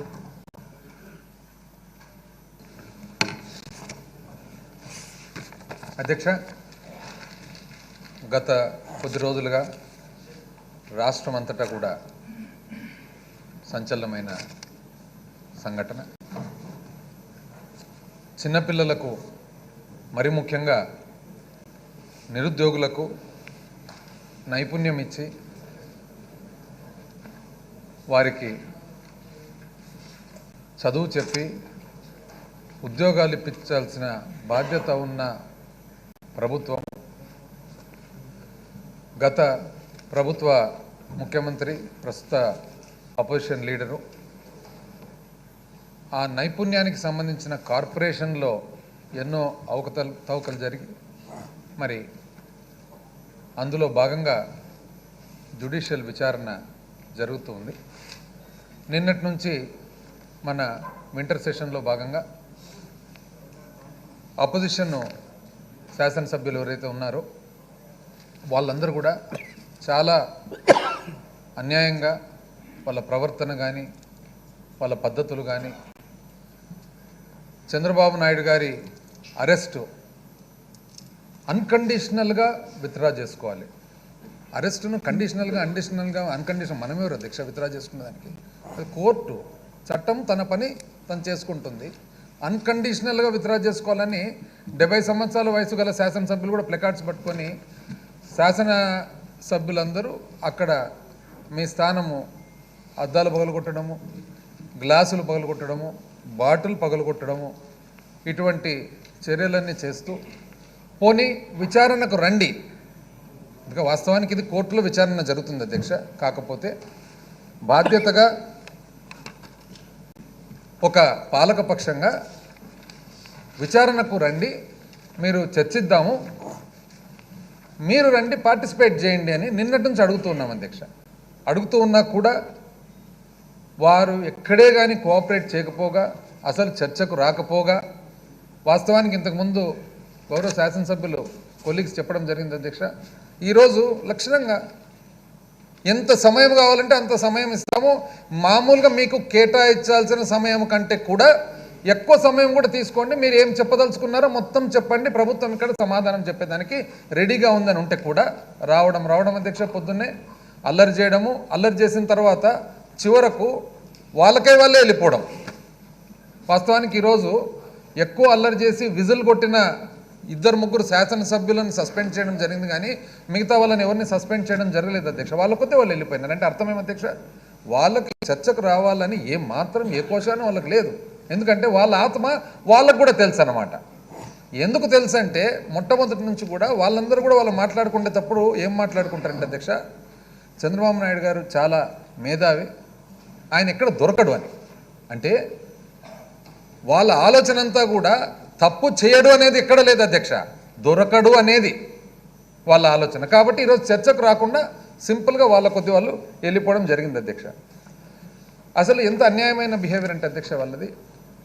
కోర్టులో విచారణ జరుగుతుండగా ట్రయల్ జడ్జి మీద ఏ విధంగా అధ్యక్ష సోషల్ మీడియా కానీ బయట వాళ్ళ ఛానల్స్ కానీ వాళ్ళ మీడియా ట్రయల్ జడ్జి గారి మీద కూడా, అంటే వాళ్ళేమో మిగతా వాళ్ళకు నీతులు చెప్తారు అధ్యక్ష, న్యాయస్థానము మనకు మీకు ధర్మం, మీకు భక్తి ఉండాలి, మీకు గౌరవం ఉండాలని, వాళ్ళకి మాత్రం వర్తించవు అధ్యక్ష. ప్రతి ఒక్క విషయం ఈ రూల్స్ ఏవైతే చెప్తారో వాళ్ళందరూ మనకు ఏదన్నా చెప్పేదే తప్ప వాళ్ళు ఏ రోజు దాన్ని పాటించేది పెట్టేది అనేది ఉండదు అధ్యక్ష. అయితే వాస్తవానికి స్కిల్ ఏమనేది ఈరోజు ఈ సంఘటన చేసుకుంది కాబట్టి గౌరవ శాసనసభ్యులందరికీ, రాష్ట్రానికి అందరికీ కూడా నిజ నిజాలు తెలియజేయాల్సిన బాధ్యత ప్రభుత్వాన్ని ఉంది. కాబట్టి డీటెయిల్డ్గా అధ్యక్ష పాయింట్ బై పాయింట్ మొదలైనప్పటి నుంచి ఈరోజు నేను సభ ద్వారా ప్రజలందరికీ కూడా తెలియజేస్తా ఉన్నాను అధ్యక్ష. అసలు నైపుణ్యం అధ్యక్ష ఎవరికి? ఈరోజు డెమోగ్రాఫిక్ డివిడెంట్ అంటారు అధ్యక్ష. అంటే మనకు భారతదేశంలో ముఖ్యంగా మనకు 20 సంవత్సరాల నుంచి 45-50 సంవత్సరాల వరకు ఉండే జనాభా బాగా ఎక్కువగా ఈ సమయంలో వస్తుంది అధ్యక్ష. ఎందుకు? మనకు జనాభా ఎక్కువ ఉంది కాబట్టి ప్రపంచంలో వేరే దేశాలతో పోల్చుకుంటే. మరి వాళ్ళందరికీ కూడా మనం ఏ విధంగా మనము ఉద్యోగ అవకాశాలు కల్పించగలుగుతాము, ఏ విధంగా వెంటనే చదువుకున్న వాళ్ళకి కానీ ఎవరైనా డ్రాప్అవుట్స్ కానీ ఇంకోరు కానీ ఉద్యోగ అవకాశాలు కల్పించి తద్వారా మన ఆర్థిక పరిస్థితికి ఏ విధంగా వాళ్ళు యాడ్ చేయగలుగుతారనేది నైపుణ్యం అనేది చాలా ముఖ్యమైన అంశం అధ్యక్ష. ఈరోజు మనం చేస్తున్నాం అధ్యక్ష. అసలు మనం చేసే నైపుణ్యం ఏదైతే ఉందో మన ప్రభుత్వం వచ్చిన తర్వాత గౌరవ ముఖ్యమంత్రి గారి ఆదేశాల మేరకు చూసినట్లయితే వాస్తవానికి ఈరోజు గర్వంగా చెప్పుకోవచ్చు అధ్యక్ష, one of the best states in the country. వచ్చే సంవత్సరానికంతా రిజల్ట్స్ చూస్తారు అధ్యక్ష. మరొక రోజు దీని మీద ఒక స్పెషల్ డిస్కషన్ ఉన్నప్పుడు ఎంత చేసింది మన ప్రభుత్వము ఈ నైపుణ్యము కల్పించేదానికి యువకులకు, అందువలన రాబోయే బెనిఫిట్స్ ఏమి అనేది అట్ మినిమల్ కాస్ట్ అధ్యక్ష.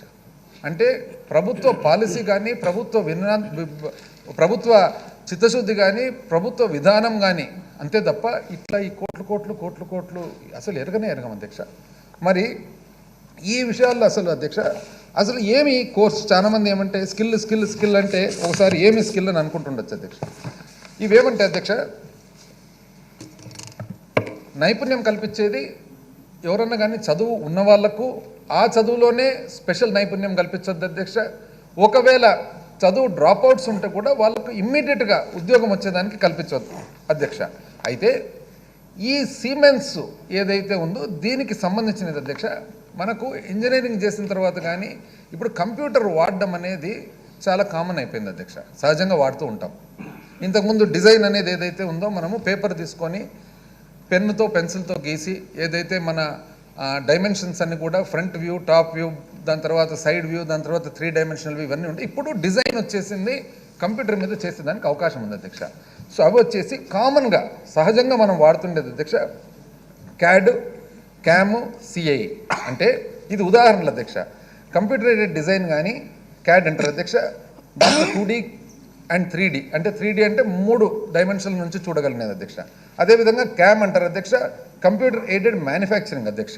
అదేవిధంగా సిఐ అంటారు అధ్యక్ష, కంప్యూటర్ ఎయిడెడ్ ఇంజనీరింగ్. అందులో అధ్యక్ష మరి NX CAD, LMS life cycle management suite, PLM product life cycle management, PLC programmable logic controller, SCADA supervisory control and data acquisition. ఇవన్నీ సహజంగా మనం వాడుతున్న మన ఏవైతే ఇంజనీరింగ్కు సంబంధించి డిజైన్కు సంబంధించిన ఇష్యూస్ అన్నమాట అధ్యక్ష. ఇవి అన్నీ కూడా అధ్యక్ష వివిధ కంపెనీలు ప్రొవైడ్ చేస్తాయి అధ్యక్ష. అంటే సిమెన్స్ ఒకటి కాదు అధ్యక్ష, వివిధ ఎన్నో వందల కంపెనీలు ఉన్నాయి అధ్యక్ష ప్రపంచవ్యాప్తంగా. అందులో సిమెన్స్ అనేది ఒకటన్నమాట అధ్యక్ష. ఇక్కడ ఈ కోర్సులన్నీ కూడా పాలిటెక్నిక్ చేసిన వాళ్ళకి కానీ, ITI చేసిన వాళ్ళకి కానీ, ఇంజనీరింగ్ చేసిన వాళ్ళకి కానీ జనరల్గా సహజంగా వీళ్ళు ఎక్కువ వాడుతూ ఉంటారన్నమాట. అది అయితే ఇది చాలా ఎక్స్ట్రాడినరీగా స్పెషల్గా ఉంది. ఇది ఎక్కడ దొరకదు, ఒక కంపెనీ తప్ప ఇంకొక కంపెనీ దగ్గర లేదనేది అయితే లేదు అధ్యక్ష. వందల కంపెనీలు ఉంటాయి అధ్యక్ష. మనం అసలు మన ఇంటర్నెట్ మీద చూసినట్లయితే ఈ కోర్సులు ఏవైతే చెప్పడం జరిగిందో అధ్యక్ష ఇవన్నీ కూడా చాలా వరకు ఫ్రీగా ఉచితంగా కూడా స్టూడెంట్స్ కూర్చొని వాళ్ళు అవైల్ చేసుకోవచ్చు అధ్యక్ష. అయితే ఈ ప్రాజెక్టుకు సంబంధించి అధ్యక్ష ముఖ్యంగా మనం కొన్ని క్రొనాలజీ చూడాలి అధ్యక్ష.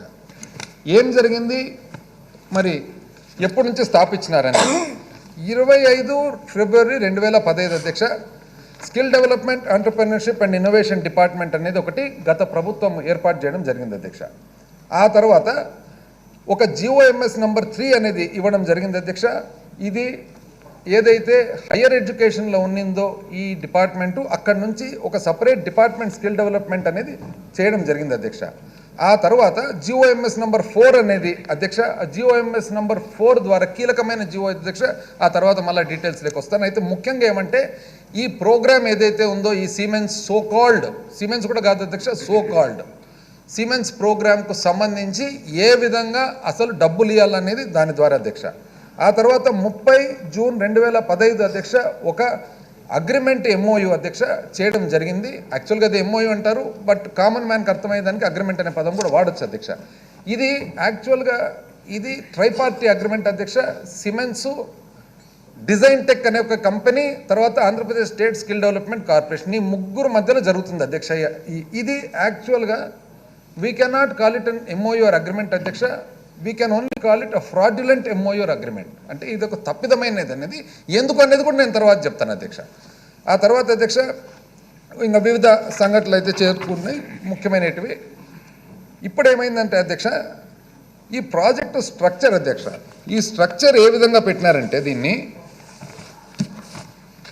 ఒక 6 క్లస్టర్లు ఏర్పాటు చేస్తారు అధ్యక్ష.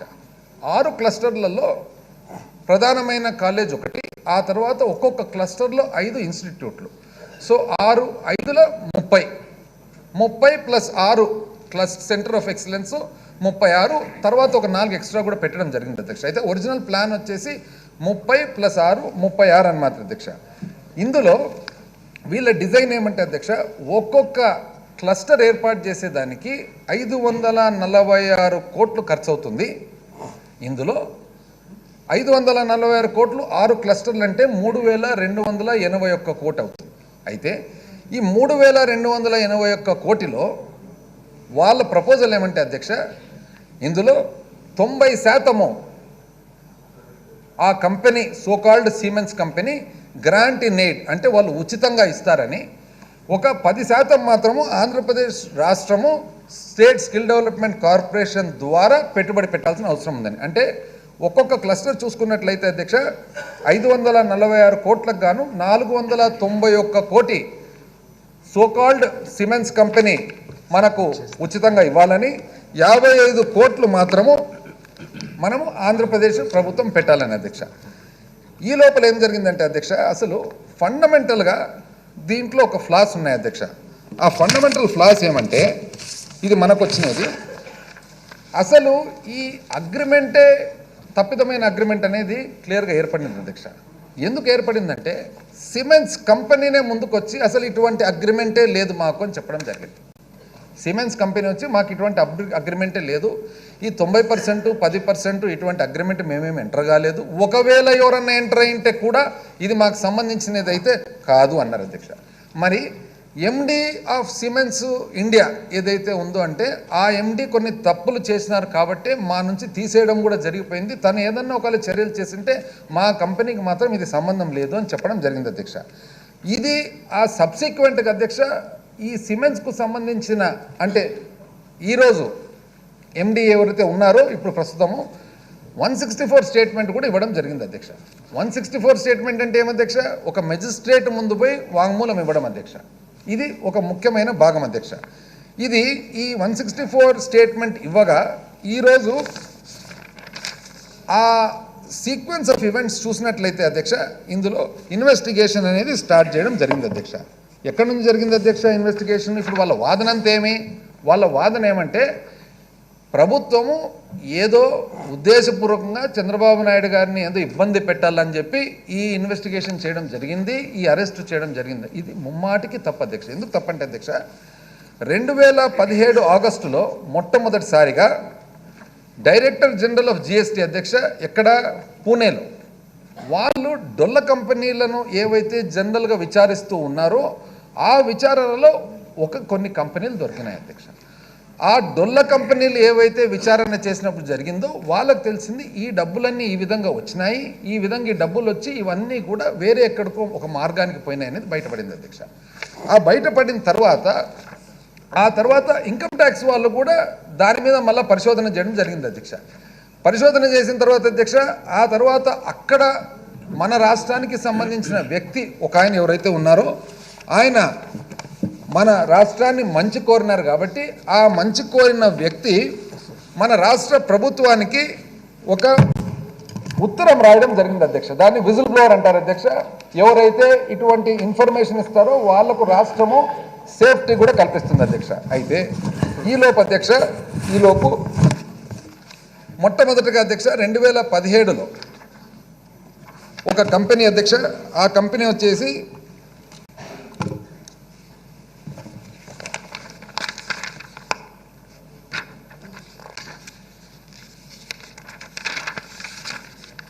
Allied computers international Asia limited అనేది మొట్టమొదటిసారిగా దొరికింది అధ్యక్ష. ఇది ఎవరికి దొరికింది? ఇది ఇది securities and exchange board of India SEBI వాళ్ళు. సెబీ వాళ్లకు ఆగస్టు 7, 2017 దొరకగా వీళ్ళు డైరెక్టర్ జనరల్ ఆఫ్ జిఎస్టీ వాళ్ళు ఇన్ఫర్మేషన్ ఇవ్వడం జరిగింది అధ్యక్ష. ఆ తర్వాత అధ్యక్ష director general of GST investigation చేస్తూ వాళ్ళు కొన్ని కంపెనీలకు నోటీసులు ఇవ్వడం జరిగింది అధ్యక్ష. అందులో skillar enterprises India private limited, known as PVSP IT skills project private limited. ఎప్పుడు అధ్యక్ష? 28 ఫిబ్రవరి 2018. ఆ తర్వాత అధ్యక్ష డిజైన్ టెక్ సిస్టమ్స్ లిమిటెడ్ వాళ్ళకు నోటీస్ ఇవ్వడం జరిగింది అధ్యక్ష. ఎవరు? Director general of GST intelligence. ఎప్పుడు అధ్యక్ష? 28 ఫిబ్రవరి 2018. అయితే ఆ తర్వాత అధ్యక్ష విజిల్ బ్లోయింగ్ వచ్చేసి అధ్యక్ష అంటే మనకు తెలిసిన వాళ్ళు ఏమని రాసినారు అధ్యక్ష?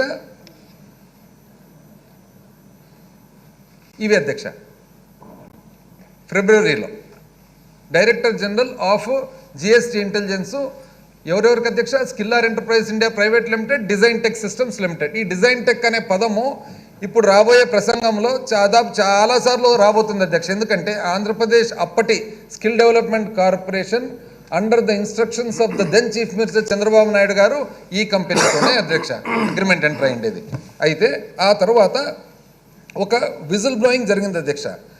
కొంతమంది మన మీద ఏదైతే కొద్దిగా అభిమానం రాష్ట్రం మీద ఉందో వాళ్ళు తెలియపరచడం జరిగింది అధ్యక్ష. ఈ పర్టికులర్ కంపెనీలు ఇటువంటివి ఎన్నో ఈ డొల్ల కంపెనీలని కూడా రాష్ట్ర ప్రభుత్వానికి సంబంధించిన కొన్ని డబ్బులన్నీ కూడా వీళ్ళు అంటే వీళ్ళు దొంగతనం చేయడం జరిగిందనే ఉద్దేశంతో 14/5/2018లో రాష్ట్ర ప్రభుత్వానికి లెటర్ రాయడం జరిగింది అధ్యక్ష. ఎవరికి అధ్యక్ష? To the director general anti corruption bureau వారికి లెటర్ రాయడం జరిగింది అధ్యక్ష. అయితే విజిల్ బ్లోయింగ్ యాక్ట్లో చట్టంలో ఎక్కడే కానీ వాళ్ళ ఇవి ఉండవు కాబట్టి, డీటెయిల్స్ ఉండవు కాబట్టి ఆ డీటెయిల్స్ ఒకటి తీసేయడం జరిగింది అధ్యక్ష. ఎవరెవరని ఇచ్చినారు అధ్యక్ష? అప్పుడు skillar enterprises India private limited, design tech systems limited, Mukul Agarwal, allied computers international Asia limited, Patrick info services limited, IT Smith solutions private limited. ఆ తర్వాత వీళ్ళందరికీ కూడా ఈ డొల్ల కంపెనీలు రాష్ట్ర ప్రభుత్వానికి సంబంధించిన డబ్బులు మరి వీళ్ళు దొంగతనం చేయడం జరిగిందని చెప్పి తెలియజేయడం జరిగింది అధ్యక్ష. ఆ తర్వాత అధ్యక్ష మనకు ఇక్కడ స్టేట్ స్కిల్ డెవలప్మెంట్ కార్పొరేషను ఈ పరిశోధన అంతా చేసిన తర్వాత అప్పుడు 9/12/2021లో సిఐడి వారు ఇక్కడ కేసు రిజిస్టర్ చేయడం జరిగింది అధ్యక్ష దీని విషయంగా. ఆ తర్వాత జరిగిన పరిణామాల అధ్యక్ష కొంతమందిని విచారించడం జరిగింది, కొంతమంది మరి అరెస్ట్ చేయడం జరిగింది, కొంతమంది యాంటిసిపేటరీ బెయిల్ తీసుకోవడం కూడా జరిగింది అధ్యక్ష. వాళ్ళలో ఎవరు అధ్యక్ష? వాళ్ళు doctor K Lakshminarayana, the then director of Andhra Pradesh state skill development corporation. ఎప్పుడు అధ్యక్ష? 22 డిసెంబర్ 2021. నిమ్మగడ్డ వెంకట కృష్ణ ప్రసాద్, ఆయన ఎప్పుడు అధ్యక్ష? ఆయన ఎవరు? Special officer to the then secretary SDA&I department skill development. ఎప్పుడు అధ్యక్ష? 9/5/2022. Suresh Goyal, Delhi chartered accountant. ఎప్పుడు అధ్యక్ష? 11/4/2022. Manoj Kumar Jain, New Delhi chartered accountant. ఎప్పుడు అధ్యక్ష? 15/2/2022. యోగేష్ గుప్తా, ఇది ముఖ్యమైన పేరు అధ్యక్ష, యోగేష్ గుప్తా, ఈ తర్వాత కూడా రాబోతా ఉంది. Yogesh Gupta, New Delhi shares trading business 11/4/2022. Sawan Kumar Tularam Jaju, shares trading business Mumbai 1/5/2022. మరి వీళ్ళందరూ అంటే ఇప్పటి వరకు జరిగింది చూస్తే అధ్యక్ష 2017లో అంటే ఇప్పటి వరకు నేను చెప్పింది క్రోనాలజీ ఆఫ్ ఇన్వెస్టిగేషన్ అధ్యక్ష. ఎవరెవరు అధ్యక్ష? First SEBI, security and exchange board of India 2017, director general of GST intelligence 2018. అక్కడ పూణేలో ఆంధ్రప్రదేశ్ రాష్ట్రానికి మంచి కోరిన వాళ్ళు విజిల్ బ్లోయింగ్ ఎవరైతే మనల్ని అలర్ట్ చేయాలనో మనకు ముందరనే తెలియపరచాలనో వాళ్ళు రాసినది 2018. ఆ తర్వాత ఇప్పుడు వరకు ఈరోజు ఎంత అధ్యక్ష? 2023. అంటే ఇన్ని రకాల సంస్థలు, సెంట్రల్ గవర్నమెంట్కు చెందిన సెబీ, సెంట్రల్ గవర్నమెంట్కు చెందిన జిఎస్టీ ఇంటెలిజెన్సు, మరి ఇంతమంది మధ్యలో ఎన్ఫోర్స్మెంట్ డైరెక్టరేటు, ఇంతమంది మనకు ఈ తప్పు జరిగిందని చెప్పిన తర్వాత రాష్ట్ర ప్రభుత్వానికి మనకు దీని మీద ఇన్వెస్టిగేషన్ చేయాల్సిన బాధ్యత ఉందా లేదా అని అడుగుతుంది.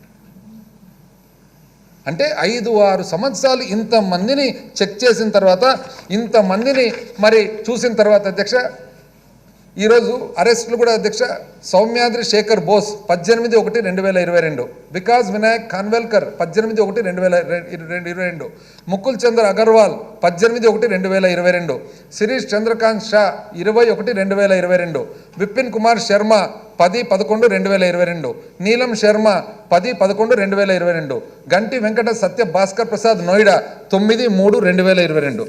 అంటే వీళ్ళందరినీ కూడా విచారించి పెట్టి చేసిన తర్వాత ఈరోజు ఏదైతే అదే ఆ తర్వాత అధ్యక్ష ఇవన్నీ చేసిన తర్వాత ఆంధ్రప్రదేశ్ రాష్ట్ర ప్రభుత్వానికి మనకు బాధ్యత ఉందా లేదా అధ్యక్ష? దీని మీద ఇన్వెస్టిగేషన్ చేసి అంటే వాళ్ళు ఏం ఎక్స్పెక్ట్ చేస్తున్నారు అధ్యక్ష? నాకు అర్థం కాలే. అంటే ఇప్పుడు సన్మానం చేసి ఎక్కడన్నా కళామందిర్లో అంతే కదా అధ్యక్ష? ఇంకా ఏం చేయాలి ఇప్పుడు? అంటే ఇన్ని రకాల సంస్థలు కేంద్ర సంస్థలు చేసిన తర్వాత ఈరోజు ఎన్ఫోర్స్మెంట్ డైరెక్టరేట్ అరెస్ట్ చేసింది అధ్యక్ష. ఎవరిని అధ్యక్ష? సుమన్ బోస్, సౌమేంద్ర బోస్. ఎవరు అధ్యక్ష? ఆయన అగ్రిమెంట్ ఎంటర్ అయిన వ్యక్తి. దాని తర్వాత అధ్యక్ష ఖాన్విల్కర్. ఎవరు అధ్యక్ష? డిజైన్ టెక్ తరఫున అగ్రిమెంట్లో ఉన్న వ్యక్తి. ఆ తర్వాత చంద్ర అగర్వాల్ అధ్యక్ష ఆ స్కిల్లర్ ఎంటర్ప్రైజెస్ ఏదైతే అగ్రిమెంట్లో తర్వాత పేమెంట్ తీసుకున్న వాళ్ళు ఉన్నారో వాళ్ళలో ఒకరు. సురేష్ గోయల్ అధ్యక్ష వాళ్ళకి సంబంధించిన వాళ్ళు. అంటే వీళ్ళందరినీ ఎన్ఫోర్స్మెంట్ డైరెక్టరేట్ అరెస్ట్ చేసింది అధ్యక్ష. అంటే ఎన్ఫోర్స్మెంట్ డైరెక్టరేటు చేసినది మనం కళ్ళు మూసుకొని ఉండాలా. Director general of GST intelligence చేస్తే మనం కళ్ళు మూసుకొని ఉండాలా. Security and exchange board of India ఏమన్నా యాక్షన్ తీసుకుంటే కళ్ళు మూసుకొని ఉండాలా. మీ దగ్గర దొంగతనం జరుగుతుంది చూడండి, మీరు జాగ్రత్త పడండి, నేను తెలియజేస్తున్నా అని చెప్తే దాని పేపర్ను పక్కన. ఇదేనా అధ్యక్ష వాళ్ళ కోరిక? అంటే వాళ్ళ కోరిక మనం ఏం అనకూడదు, వాళ్ళకి ఏదైనా వీలైతే కానీ అవార్డు రివార్డు ఇచ్చి ఆ తర్వాత చంద్రబాబు నాయుడు గారికి మనం ఏదైనా సన్మానం చేయాలనేది వాళ్ళ కోరిక ఉన్నట్లుంది అధ్యక్ష. ఇంత అన్యాయం అధ్యక్ష. సో ఇందువలన ఏమైందంటే ఇది చేసేటప్పుడు ఆటోమేటిక్గా ఈరోజు ఖచ్చితంగా ఇందులో భాగంగా మనము ఇన్వెస్టిగేషన్ చేయాల్సిన అవసరం వచ్చింది అధ్యక్ష. ఆ ఇన్వెస్టిగేషన్లో ఏం తేలిందనేది కూడా ఒకసారి చూద్దాం అధ్యక్ష.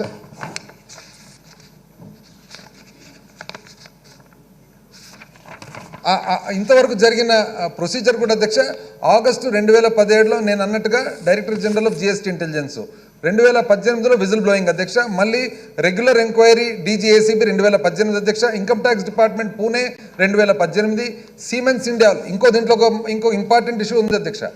సీమెన్స్ కంపెనీ వాళ్ళే జర్మనీ నుంచి వాళ్ళ సౌమేంద్ర బోస్ యాక్టివిటీస్ మీద వాళ్ళు ఇంటర్నల్ ఎంక్వైరీ చేస్తున్నారు అధ్యక్ష.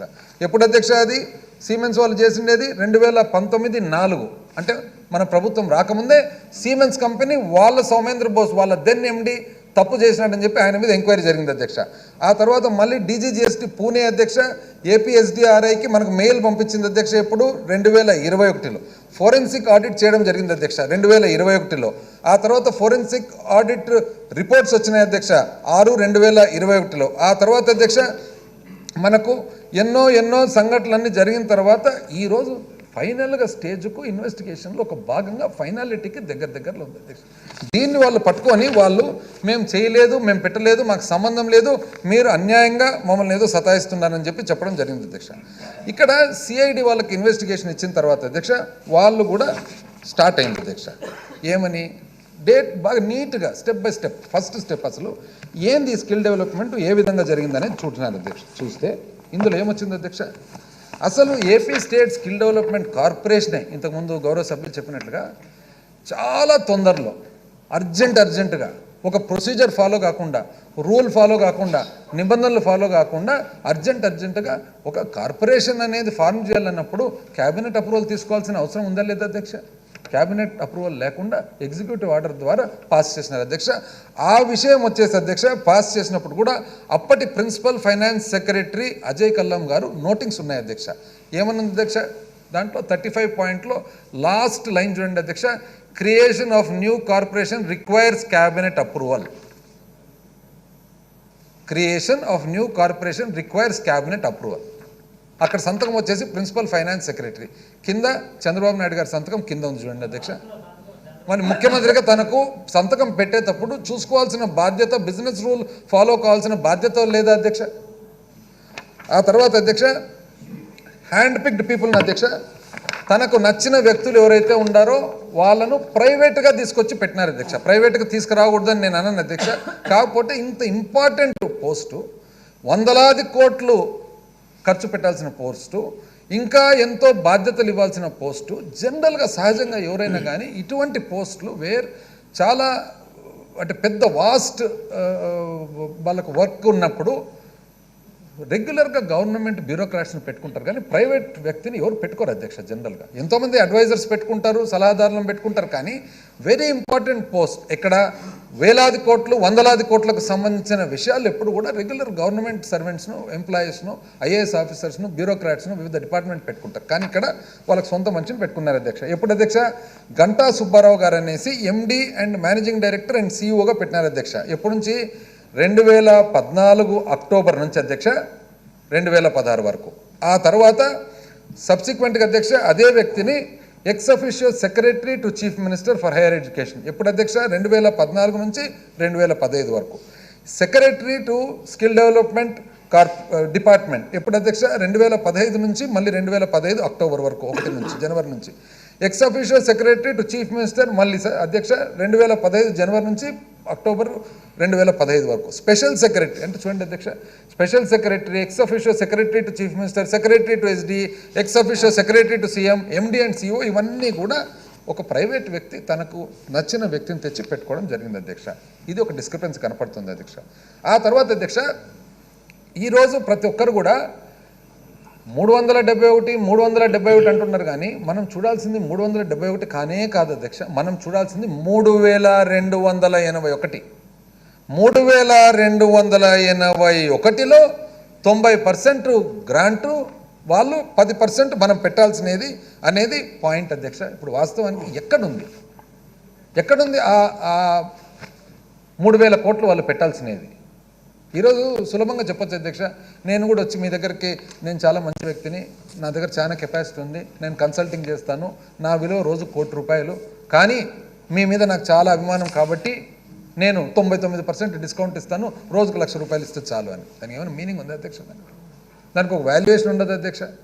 3000 కోట్లు అంటే ఇన్ని రకాల కంపెనీలు ప్రపంచవ్యాప్తంగా ఇదే చదువు చెప్తుండగా, ఇన్ని వందల కంపెనీలు ప్రపంచవ్యాప్తంగా మనకు దొరుకుతుండగా, ఇంటర్నెట్ ఓపెన్ చేస్తే ఫ్రీ సగం దొరుకుతుండగా, ఈరోజు మనం ఏ విధంగా దాన్ని 3000 కోట్లకు ఎస్టిమేషన్ వేయడం జరిగిందనేది మన సిఐడి వాళ్ళు మరి చెక్ చేయడం జరిగింది అధ్యక్ష. ఆ తర్వాత అధ్యక్ష 3071 కోటి వెంటనే వాళ్ళు రిలీజ్ చేయడం జరిగింది అధ్యక్ష. హడావిడిగా చేయడం జరిగింది అధ్యక్ష. ఏ విధంగా అధ్యక్ష? దీంట్లో ఫండమెంటల్ డిఫరెన్స్ ఒకటి ఉంది అధ్యక్ష. ఫండమెంటల్ డిఫరెన్స్ ఏమంటే, జియో నంబర్ 4 ఏదైతే జూన్ 2015లో ఇష్యూ చేయడం జరిగిందో అందులో వెరీ క్లియర్గా ఏం చెప్తుంది అధ్యక్ష? టు ఎస్టాబ్లిష్ 6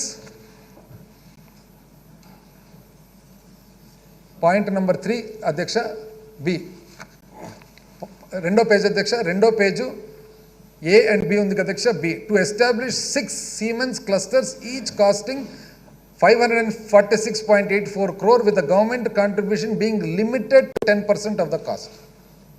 ఇది యాక్చువల్గా జియో అధ్యక్ష.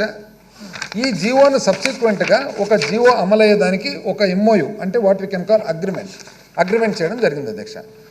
అగ్రిమెంట్లో మాత్రము పేజ్ నంబర్ 6 అధ్యక్ష, పేజ్ నంబర్ 6కు పోతే పాయింట్ నంబర్ డి అధ్యక్ష, డికి పోతే, in consideration of the above obligations agreed to be undertaken by Siemens India Software and Design Tech, AP Skill Development Corporation shall ensure that a total sum of 330 crores exclusive of applicable taxes which shall be paid by the government of AP towards financial. Very క్లియర్గా సింపుల్గా 330 కోట్లు ఇవ్వాలని అధ్యక్ష. ఈ జీవోలో ఏదైతే అంటే దీని బేసిస్ అంత ఏమధ్యక్ష? ఈ మొత్తము ఈ ప్రోగ్రామ్కు బేసిస్ జియో నంబర్ 4. ఈరోజు జియో ఎప్పుడైతే యాక్చువల్గా అమలు పరిచేదానికి ఎంఓయూ వస్తుందో, ట్రైపార్టెట్ ఎంఓయూ, అప్పటికి వచ్చేటప్పటికి 90% లేదు, 10% లేదు, 3000 కోట్లు లేదు, ఏమీ లేదు అధ్యక్ష. క్లీన్గా నీట్గా 330 కోట్లు. అంటే దీనివల్ల అర్థం ఏమవుతుంది అర్థం? సింపుల్ అధ్యక్ష, ప్రభుత్వ డబ్బులు బయటికి తీసేసేదానికి ఒక సృష్టించి ఓవర్ వాల్యూ చేసి దీని విలువ 3300 కోట్లు అని చెప్పి 90% అంటే విలువ 3300 వాళ్ళే చేసి అందులో 90% వస్తుందని చెప్పి సృష్టించి మనం 10% మాత్రమే పెడుతున్నామని చెప్పి తద్వారా టెండర్లకు పోకుండా నామినేషన్ బేసిస్ మీద 370 కోట్లు ఇచ్చేదానికి ఒక ప్లాన్ అధ్యక్ష. ఇక్కడ ఇంతవరకు ఇంకా 330 కోట్లే దీంట్లో ఎంఓయూలో ఉండేది. అంటే ప్యూర్లీ ఇది ప్యూర్గా టెండర్లు అనేది పోకుండా, ఇప్పుడు టెండర్ అనే సిస్టమ్ ఎందుకు ఉంది అధ్యక్ష ప్రభుత్వంలో? ఏ వస్తువు అయినా కానీ రేట్ డిస్కవరీ, దాని విలువ ఎంత తక్కువకు వీలవుతుందని చెప్పి టెండర్ సిస్టమ్ ఉంటే, టెండర్ అవాయిడ్ చేసేదానికి సింపుల్గా వాళ్ళు ఒక కథ సృష్టించినారు అధ్యక్ష. ఆ కథలో 3300 కోట్లు ఒక ఫిగర్ వచ్చింది. ఆ తర్వాత 330 కోట్లు డ్రా చేసేదానికి సింపుల్గా. ఆ తర్వాత అధ్యక్ష దీంట్లో ఎన్నో ఇంకా ఎంఓయూలో డిస్క్రిపెన్సీస్ ఉన్నాయి. ఆ ఇష్యూకి మళ్ళీ వస్తాను అధ్యక్ష. అయితే ప్రస్తుతానికి మనకు అర్థమైనది ఏమంటే, వెరీ క్లియర్గా చంద్రబాబు నాయుడు గారు తన ప్రభుత్వం ఏ విధంగా, చంద్రబాబు నాయుడు గారు అనేది మళ్ళీ చెప్తాను అధ్యక్ష, తన ప్రభుత్వం పట్ల అందరు కలిసి వాళ్ళు ఆలోచన చేసినది ఏమంటే, ఒక 330 కోట్లు టెండర్లకు పోకుండా బయటికి ఎట్లా లాగేసేయాలా, దానికి పేరు ఏమధ్యక్ష, సీమెన్స్. అంటే సీమెన్స్ అంటే ఒక గొప్ప కంపెనీ, జర్మనీ కంపెనీ, పేరున్న కంపెనీ. కాబట్టి ఆ కంపెనీ పేరు చెప్తే మనకు జరిగిపోతుంది. ఇంతకుముందు గౌరవ సభ్యులు నానిగారు చెప్పినట్లుగా అసలు నన్ను చూసి సీమెన్స్ వాళ్ళు వచ్చి ఇంత చేస్తున్నారు, మళ్ళీ అందులో కూడా అంటే చేసేదే ఇది తప్పు, ఇది దొంగతనంతో సమానం. ఆ దొంగతనంలో కూడా మళ్ళీ దాంట్లో కూడా అదేదో ప్రతి దీంట్లో అవకాశం ఉంటుంది అన్నట్లు అందులో కూడా మళ్ళీ క్రెడిట్ తీసుకోవాలని అధ్యక్ష. నన్ను చూసి వచ్చిన అసలు 3300 లేదు, 3000 ప్రతి సంక్షోభంలో అవకాశం అని దీంట్లో కూడా అధ్యక్ష 3300 ఒక సృష్టి. ఆ సృష్టిలో మళ్ళా నన్ను చూసి వాళ్ళు వచ్చి పెడుతున్నారని చెప్పి అందులో కూడా మళ్ళీ ఒక అవకాశం. అసలు నిజంగా ఈ మేధస్సు మాత్రము, ఈ ఐడియాలు తన సొంతగా లేకుంటే ఎవరైనా చెప్తున్నారో కానీ మొత్తం మీద ఈ ఐడియాలు మాత్రం అధ్యక్ష అసలు చేసి ఈ తర్వాత ఏం చేసినారు అధ్యక్ష, ఎక్కడే కానీ స్టడీ చేసినారా? వస్తున్నాను కమింగ్. సో వాళ్ళు చేసిన ఈ విధానం ఏదైతే ఉందో అధ్యక్ష, వెరీ క్లియర్గా మనకు అర్థమవుతుంది. ఇది ఓన్లీ ప్యూర్లీ టెండర్లు లేకుండా డబ్బులు ఎట్లా లాగేయాలనేది. ఇందులో సీమెన్స్ పేరు వాడుకున్నారు. సీమెన్స్ వాళ్ళు ఏమన్నారు, మాకు సంబంధమే లేదు, ఇది మాకు సంబంధించిన ప్రోగ్రామే కాదు అని చెప్పి సీమెన్స్ వాళ్ళు సబ్సిక్వెంట్గా చెప్పారు. ఇంత గందరగోళం జరుగుతుంటే మనము ఇన్వెస్టిగేషన్ చేయాల్సిన బాధ్యత ఉందా లేదా అనేది. అసలు 3221 కోటి ఎక్కడ, 371 కోటి ఎక్కడ? ఆ తర్వాత అధ్యక్ష సిఐడి వాళ్ళ పరిశోధనలో ఎన్నో డిస్క్రిపెన్సీస్ కనపడినాయి అధ్యక్ష ఎంఓయూలో. ఏమి ఆ ఎంఓయూలో డిస్క్రిపెన్సీస్ అంటే, ఎంఓయూ ఈ సౌమేంద్ర బోస్ ఎవరైతే ఉన్నారో మన దగ్గర వచ్చేటప్పుడేమో అంటే ఆ రోజుకి ఈయన సీమెన్స్ ఇండియా సాఫ్ట్వేర్కు ఎండిగా ఉన్నారు అధ్యక్ష. ఒక డిస్క్రిపెన్సీ ఏమంటే కింద ఆ లాస్ట్ చూడండి అధ్యక్ష, సైన్డ్ అక్కడ కింద సుమన్ బోస్, అంటే ఆయన పేరు సౌమేంద్ర బోస్ అని చెప్పి గుజరాత్లో ఎంఓయూలో సైన్ చేస్తారు. మన దగ్గరకు వచ్చేటప్పటికి సుమన్ బోస్ అంటాడు. సౌమేంద్ర బోస్ గుజరాత్లో సైన్ చేసిన సిగ్నేచర్ వేరే ఉంది, మరి సుమన్ బోసు సిగ్నేచర్ వేరే ఉంది. ఒక వ్యక్తి ఒక కంపెనీలో ఎండీగా పనిచేసేటప్పుడు తను పేరు మార్చి డబుల్ సంతకాలు వేరే సంతకాలు పెట్టిన దాఖలాలు ఎక్కడన్నా ఉంటాయని చెప్పి మనం గమనించాల్సిన అవసరం ఉంది అధ్యక్ష. అదేవిధంగా అధ్యక్ష పేజ్ నెంబర్ 2 అధ్యక్ష, ఇదే దీంట్లో పేజ్ నెంబర్ 2 పైన పూర్తి పైన చూస్తే అధ్యక్ష, the agreement is executed on this -3 of June 2015. అంటే దాంట్లో డేట్ కూడా లేదు అధ్యక్ష. ఎక్కడే కానీ అగ్రిమెంట్ ఎక్కడే కానీ డేట్ లేకుండా అగ్రిమెంట్లు అనేది చూసినాం అధ్యక్ష, ఎక్కడే కానీ డేట్ లేకుండా. అదేవిధంగా అధ్యక్ష ఆ తర్వాత మళ్ళీ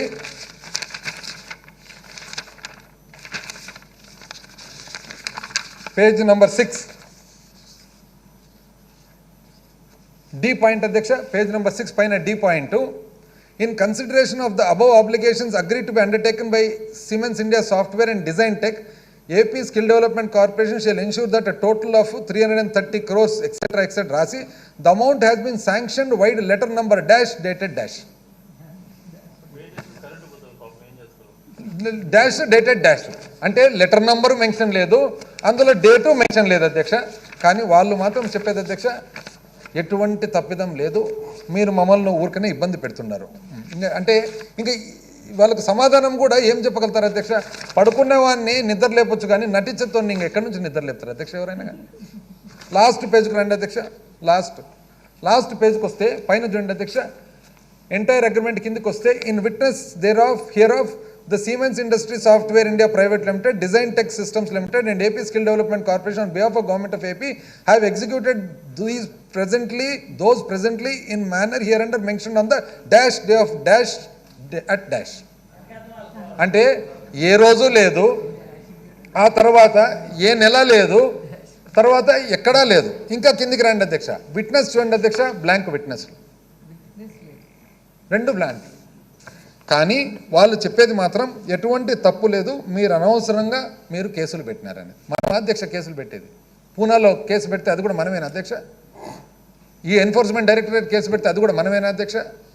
అక్కడ సెబీ వాళ్ళు కంప్లైంట్ ఇస్తే అది కూడా మనమేనా అధ్యక్ష? అంటే వీళ్ళందరూ కూడా మనమేనా అధ్యక్ష? పూనాలో పోయి కూర్చొని 2017లోనే పెట్టిస్తామే అధ్యక్ష. ఆ తర్వాత అధ్యక్ష ఈ సౌమేంద్ర బోస్ను వీళ్ళను కన్విల్కర్ను అరెస్ట్ చేసినది ఎవరు అధ్యక్ష? ఈడీ. అది కూడా మనమే చేస్తామే అధ్యక్ష. ఎంత అన్యాయంగా మాట్లాడతారు చూడండి అధ్యక్ష. ఊరికనే మళ్ళా మాట్లాడితే ఆయన నా మీద బురద జల్లుతుండారంటాడు. అనేది కూడా ఇంగ్లీష్లో ఎట్లా, you are throwing mud slinging అని మీ అంటాడు. You are throwing mud slinging, గుర్తుంది? You are throwing mud slinging. ఈ థ్రోయింగ్ మడ్ స్లింగింగ్ ఎందుకు అవసరం ఉంటుంది అధ్యక్ష అందరికీ? అసలు ఎంత అన్యాయంగా చూడండి అధ్యక్ష. ఆ తర్వాత ఈ 3వ పార్టీ అధ్యక్ష పీవీఎస్పీ అండ్ స్కిల్లర్, ఇదొకటి అధ్యక్ష. వీళ్ళు ఏం చేసినారంటే యాక్చువల్గా ఎవరికి ఇది ఇది చేయాల్సిన పని ఎవరు అధ్యక్ష? ఒరిజినల్గా పేరు తీసుకునేది సిమెంట్స్ది. ఇప్పుడు సిమెంట్ పోయింది, సిమెంట్స్ లేదు, సిమెంట్స్ నాకు సంబంధమే లేదు అసలు ఇది అన్నాడు. డిజైన్ టెక్ అనేవాడు వచ్చినాడు. ఆ డిజైన్ టెక్కు సంబంధించిన కన్విల్కరు ఈడీ అరెస్ట్ చేసింది. పోనీ ఆ కన్విల్కర్ అన్నా పనిచేసినాడా ఇది సంతకం పెట్టిన వ్యక్తి అంటే? ఆయన కూడా లేదు అధ్యక్ష. ఆయన మళ్ళీ అవుట్సోర్స్ ఇంకో కంపెనీకి పెడతాడు. ఎవరు పంపిస్తాడు అధ్యక్ష? PVSP IT skills project private limited, also called skiller enterprise India private limited. అసలు అగ్రిమెంట్లో వెరీ క్లియర్గా ఏమనుంది జీవోలో, ఇది ఏ మాత్రం చేయాల్సిన బాధ్యత ఓన్లీ సిమెంట్స్ అని. అది పోయి డిజైన్ టెక్ వచ్చింది. ఇప్పుడు డిజైన్ టెక్ వచ్చేసి మళ్ళా ప్రభుత్వానికి తెలియకుండా, ఇన్ఫర్మేషన్ లేకుండా, పర్మిషన్ తీసుకోకుండా స్కిల్లర్ అనే కంపెనీకి, అంటే డిజైన్ టెక్కే డొల్ల కంపెనీ, ఆ డొల్ల కంపెనీ ఇంకొక డొల్ల కంపెనీకి ఇస్తారు అధ్యక్ష. ఎవరు వాళ్ళంటే వాళ్ళు స్కిల్లర్ ఇండియా ప్రైవేట్ లిమిటెడ్. ఈ స్కిల్లర్ ఇండియా ప్రైవేట్ లిమిటెడ్ వాళ్ళను ఎవరు చెక్ చేసిండేది? Director general of GST intelligence Pune. ఎప్పుడు? 2018లో అధ్యక్ష. అంటే అది కూడా మనమే చెప్పిస్తాం అధ్యక్ష. 2018లో పూణేకి పోయి కూర్చొని అదే పనిగా ఏమన్నా అర్థం ఉంది అధ్యక్ష వాళ్ళు చెప్పే దాంట్లో? ఇది మళ్ళీ మనకు చెప్తారు అధ్యక్ష తప్పని. ఇది చూసిన తర్వాత ఈ మైల్ స్టోన్స్ అధ్యక్ష పేమెంట్ చూసినట్లయితే ఏ విధంగా పేమెంట్ అధ్యక్ష? 5/12/2015, 5 డిసెంబర్ 2015 హుటాహుటిన 185 కోట్లు ఇస్తారు అధ్యక్ష. 29 జనవరి 2016 అధ్యక్ష మరి అర్జెంటుగా 85 కోట్లు అధ్యక్ష. 11 మార్చి 2016 అధ్యక్ష మరీ అర్జెంటుగా 67 కోట్లు అధ్యక్ష. అదేవిధంగా అధ్యక్ష 31 మార్చి 2016 మరి 34.25 కోట్లు, అంటే మొత్తం 371.25 కోట్లు అధ్యక్ష. ఈ 371.21 కోట్లు ఇచ్చినారు కదా అధ్యక్ష. ఇచ్చిన తర్వాత అసలు ఎప్పుడు ఇచ్చినారు అధ్యక్ష? 2015 లోపల. 2015 లోపల ఇచ్చినది ఈ ఇన్స్టాలేషన్ ఎప్పుడు అధ్యక్ష వీళ్ళు చేసిండేది? మొత్తము ఈ ఇన్స్టాలేషన్ చూస్తే అంటే 2015-16లో మొత్తం డబ్బులన్నీ డ్రా చేసి యాక్చువల్గా అమలుపరిచినది అధ్యక్ష జూన్ నుంచి నవంబరు 2018 2018కి పూర్తయింది అధ్యక్ష. 2015-16లో డబ్బులు 371 కోట్లు డ్రా చేసేస్తున్నారు. కానీ ఈ ప్రాజెక్ట్ యాక్చువల్గా అమలు కంప్లీట్ ఎప్పుడైంది అధ్యక్ష? 2018లో కంప్లీట్ అవుతుంది. అది ఎంత కంప్లీట్ అయింది, దాంట్లో ఏముంది అనేది కూడా నేను చెప్తా అధ్యక్ష. దాని ఉంది మళ్ళీ అదొక సపరేట్ విభాగం ఉంది. వీళ్ళది ఎట్లుందంటే అధ్యక్ష బాడీలో ఎవరు మెడికల్ స్టూడెంట్స్కు అనాటమీ అని చెప్తారు కదా అధ్యక్ష, ఒక్కొక్క ఆర్గన్ అట్లా ఆర్గన్ ఉంది అధ్యక్ష దీంట్లో. ఆ తర్వాత ఫారెన్సిక్ మనం ఏం చేసినాం అధ్యక్ష? Forensic audit. ఈ చేసే లోపల మనకేమర్థమైందంటే ఈ స్కిల్లర్ కంపెనీ ఉంది కదా అధ్యక్ష, ఈ పీవీఎస్పీ స్కిల్లర్ అంటే సిమెంట్స్ వెళ్ళిపోయింది, నాకు సంబంధం అసలు లేదు. డిజైన్ టెక్ అనే కంపెనీ, ఈ డిజైన్ టెక్ వాళ్ళు స్కిల్లర్ అనే కంపెనీకి ఇస్తారు మళ్ళీ పని చేయమని చెప్పి. ఈ స్కిల్లర్ అనే కంపెనీ ఎప్పుడు ఏర్పాటు చేస్తారంటే ఈ ఎంఓయూ అయిపోయిన తర్వాత నెలకు ఈ కంపెనీ ఇన్కార్పొరేషన్ అవుతుంది. అంటే కంపెనీ స్థాపించడమే ఈ ఎంఓయూ అయిన తర్వాత నెల రోజులకు కంపెనీ స్థాపిస్తారు. వీళ్ళు 371 కోట్ల అధ్యక్ష. చూడండి అధ్యక్ష ఎట్లుంది వీళ్ళ ప్లానింగు. ఈ తర్వాత అధ్యక్ష మనం ఫారెన్సిక్ ఆడిట్ చేపిస్తాం అధ్యక్ష. ఫారెన్సిక్ ఆడిట్ చేపిస్తే అందులో తేలినది ఏమంటే అధ్యక్ష అసలు వాళ్ళు క్లియర్గా ఫారెన్సిక్ ఆడిట్లో వాళ్ళు ఏం చెప్పినారు అంటే సిఐడి వాళ్ళు ఫారెన్సిక్ ఆడిట్ చేసినప్పుడు ఏమన్నారంటే అసలు ఈ సౌమేంద్ర శేఖర్ బోసు ఎవరైతే సంతకం పెట్టినారో ఆయన సుమన్ బోస్ అనే వాళ్ళు ఇద్దరు ఒకటే, అయితే వాళ్ళ సంతకాలు వేరే ఉన్నాయి, ఆయన వ్యక్తి పేరు మార్చుకొని పెట్టినాడనేది దీంట్లో కనపడుతుంది అధ్యక్ష. ఆ తర్వాత ఈ స్కిల్లార్ కంపెనీ ఏదైతే ఉందో ఇది ఒక డొల్ల కంపెనీ. ఈ డొల్ల కంపెనీ ఏర్పాటు చేయడమే డబ్బులు దొంగతనం చేసేదానికి అనేది ఒకటి అధ్యక్ష. ఇంత పెద్ద రిపోర్ట్లో ముఖ్యంగా అయితే మొత్తం మీద వాళ్ళు ఏమంటారంటే అధ్యక్ష, prima facie and reportedly it appears the design tech and siemens divert, అంటే సిమెన్స్ అని వాడుతున్నారు కానీ సిమెన్స్ వాళ్ళకి యాక్చువల్గా సంబంధం లేదని ఆల్రెడీ చెప్పేస్తున్నారు అధ్యక్ష. డైవర్టెడ్ ద ఫండ్స్ వర్త్, ఆ పైన చూడండి అధ్యక్ష, కింద లాస్ట్ పారాగ్రాఫ్ అధ్యక్ష, ఇది ఫారెన్సిక్ ఆడిట్ వాళ్ళ రిపోర్ట్ అధ్యక్ష. ప్రైమా ఫేసీ కింద నుంచి థర్డ్ పారాగ్రాఫ్ అధ్యక్ష. Prima facie and reportedly appears that design tech and siemens diverted the funds worth of 241 crores 78,61,508 by giving subcontract to the alleged shell company Skillar Enterprise India Private Limited, formerly known as PVSP IT Skills Project Limited, who reportedly issued the invoices without providing any service. అంటే 241 కోటి రూపాయలు పక్కకు దొంగతనం చేసినారు, ఎటువంటి పని చేయకుండా అనేది వాళ్ళు ఇచ్చిన రిపోర్ట్ అధ్యక్ష. ఆ తర్వాత అధ్యక్ష షెల్ కంపెనీలు, డొల్ల కంపెనీలు మన డిపార్ట్మెంట్ సిఐడి వాళ్ళు ఒక ఇన్వెస్టిగేషన్లో భాగంగా చేయడం జరిగింది. ఎట్లొచ్చింది ఇది అని అంటే అధ్యక్ష, Andhra Pradesh state skill development corporation 371.25 కోట్లు పేమెంట్ చేస్తే డిజైన్ టెక్ అధ్యక్ష డైరెక్ట్ డిజైన్ టెక్ పోయింది. అంటే డైరెక్ట్ సిమెన్స్కి పోలేదు అధ్యక్ష, డిజైన్ టెక్ పోయింది. డిజైన్ టెక్ వాళ్ళు ఏం చేసినారు, సిమెన్స్ వాళ్ళకు అంటే ఒరిజినల్ సిమెన్స్ నుంచి కొద్ది కొన్నారు అధ్యక్ష. అయితే సిమెన్స్ వాళ్ళు దీంట్లో వాళ్ళు ఏమంటున్నారు, ఈ అగ్రిమెంట్కు ఈ ప్రాజెక్టుకు ఈ ప్రోగ్రామ్కు మాకు సంబంధమే లేదు అని. వాళ్ళ నుంచి డిజైన్ టెక్ వాళ్ళు కొంత కన్నారు. ఎంత కొన్నారు అధ్యక్ష, వాళ్ళు 58.9 కోట్లకు కొన్నట్లు. ఆ తర్వాత సిమెన్స్ వాళ్ళు కూడా సర్టిఫికేట్ ఇచ్చినారు అధ్యక్ష, ఏమని, మేము 58 కోట్లకు మేము కొన్నామని. ఇది తర్వాత కూడా మళ్ళీ వస్తుంది అధ్యక్ష. ఇక్కడ చూడండి అధ్యక్ష పైన రైట్ సైడ్ అధ్యక్ష, however SIW is not aware of any grant. అందుకు పైన project aggravate amount of 58 crores 98,82,163 ఇది వాళ్ళు యాక్చువల్గా పేమెంట్ చేసినది అధ్యక్ష. ఆ తర్వాత డొల్ల కంపెనీలకు ఏ విధంగా వచ్చిందనేది కూడా నేను చెప్తాను అధ్యక్ష.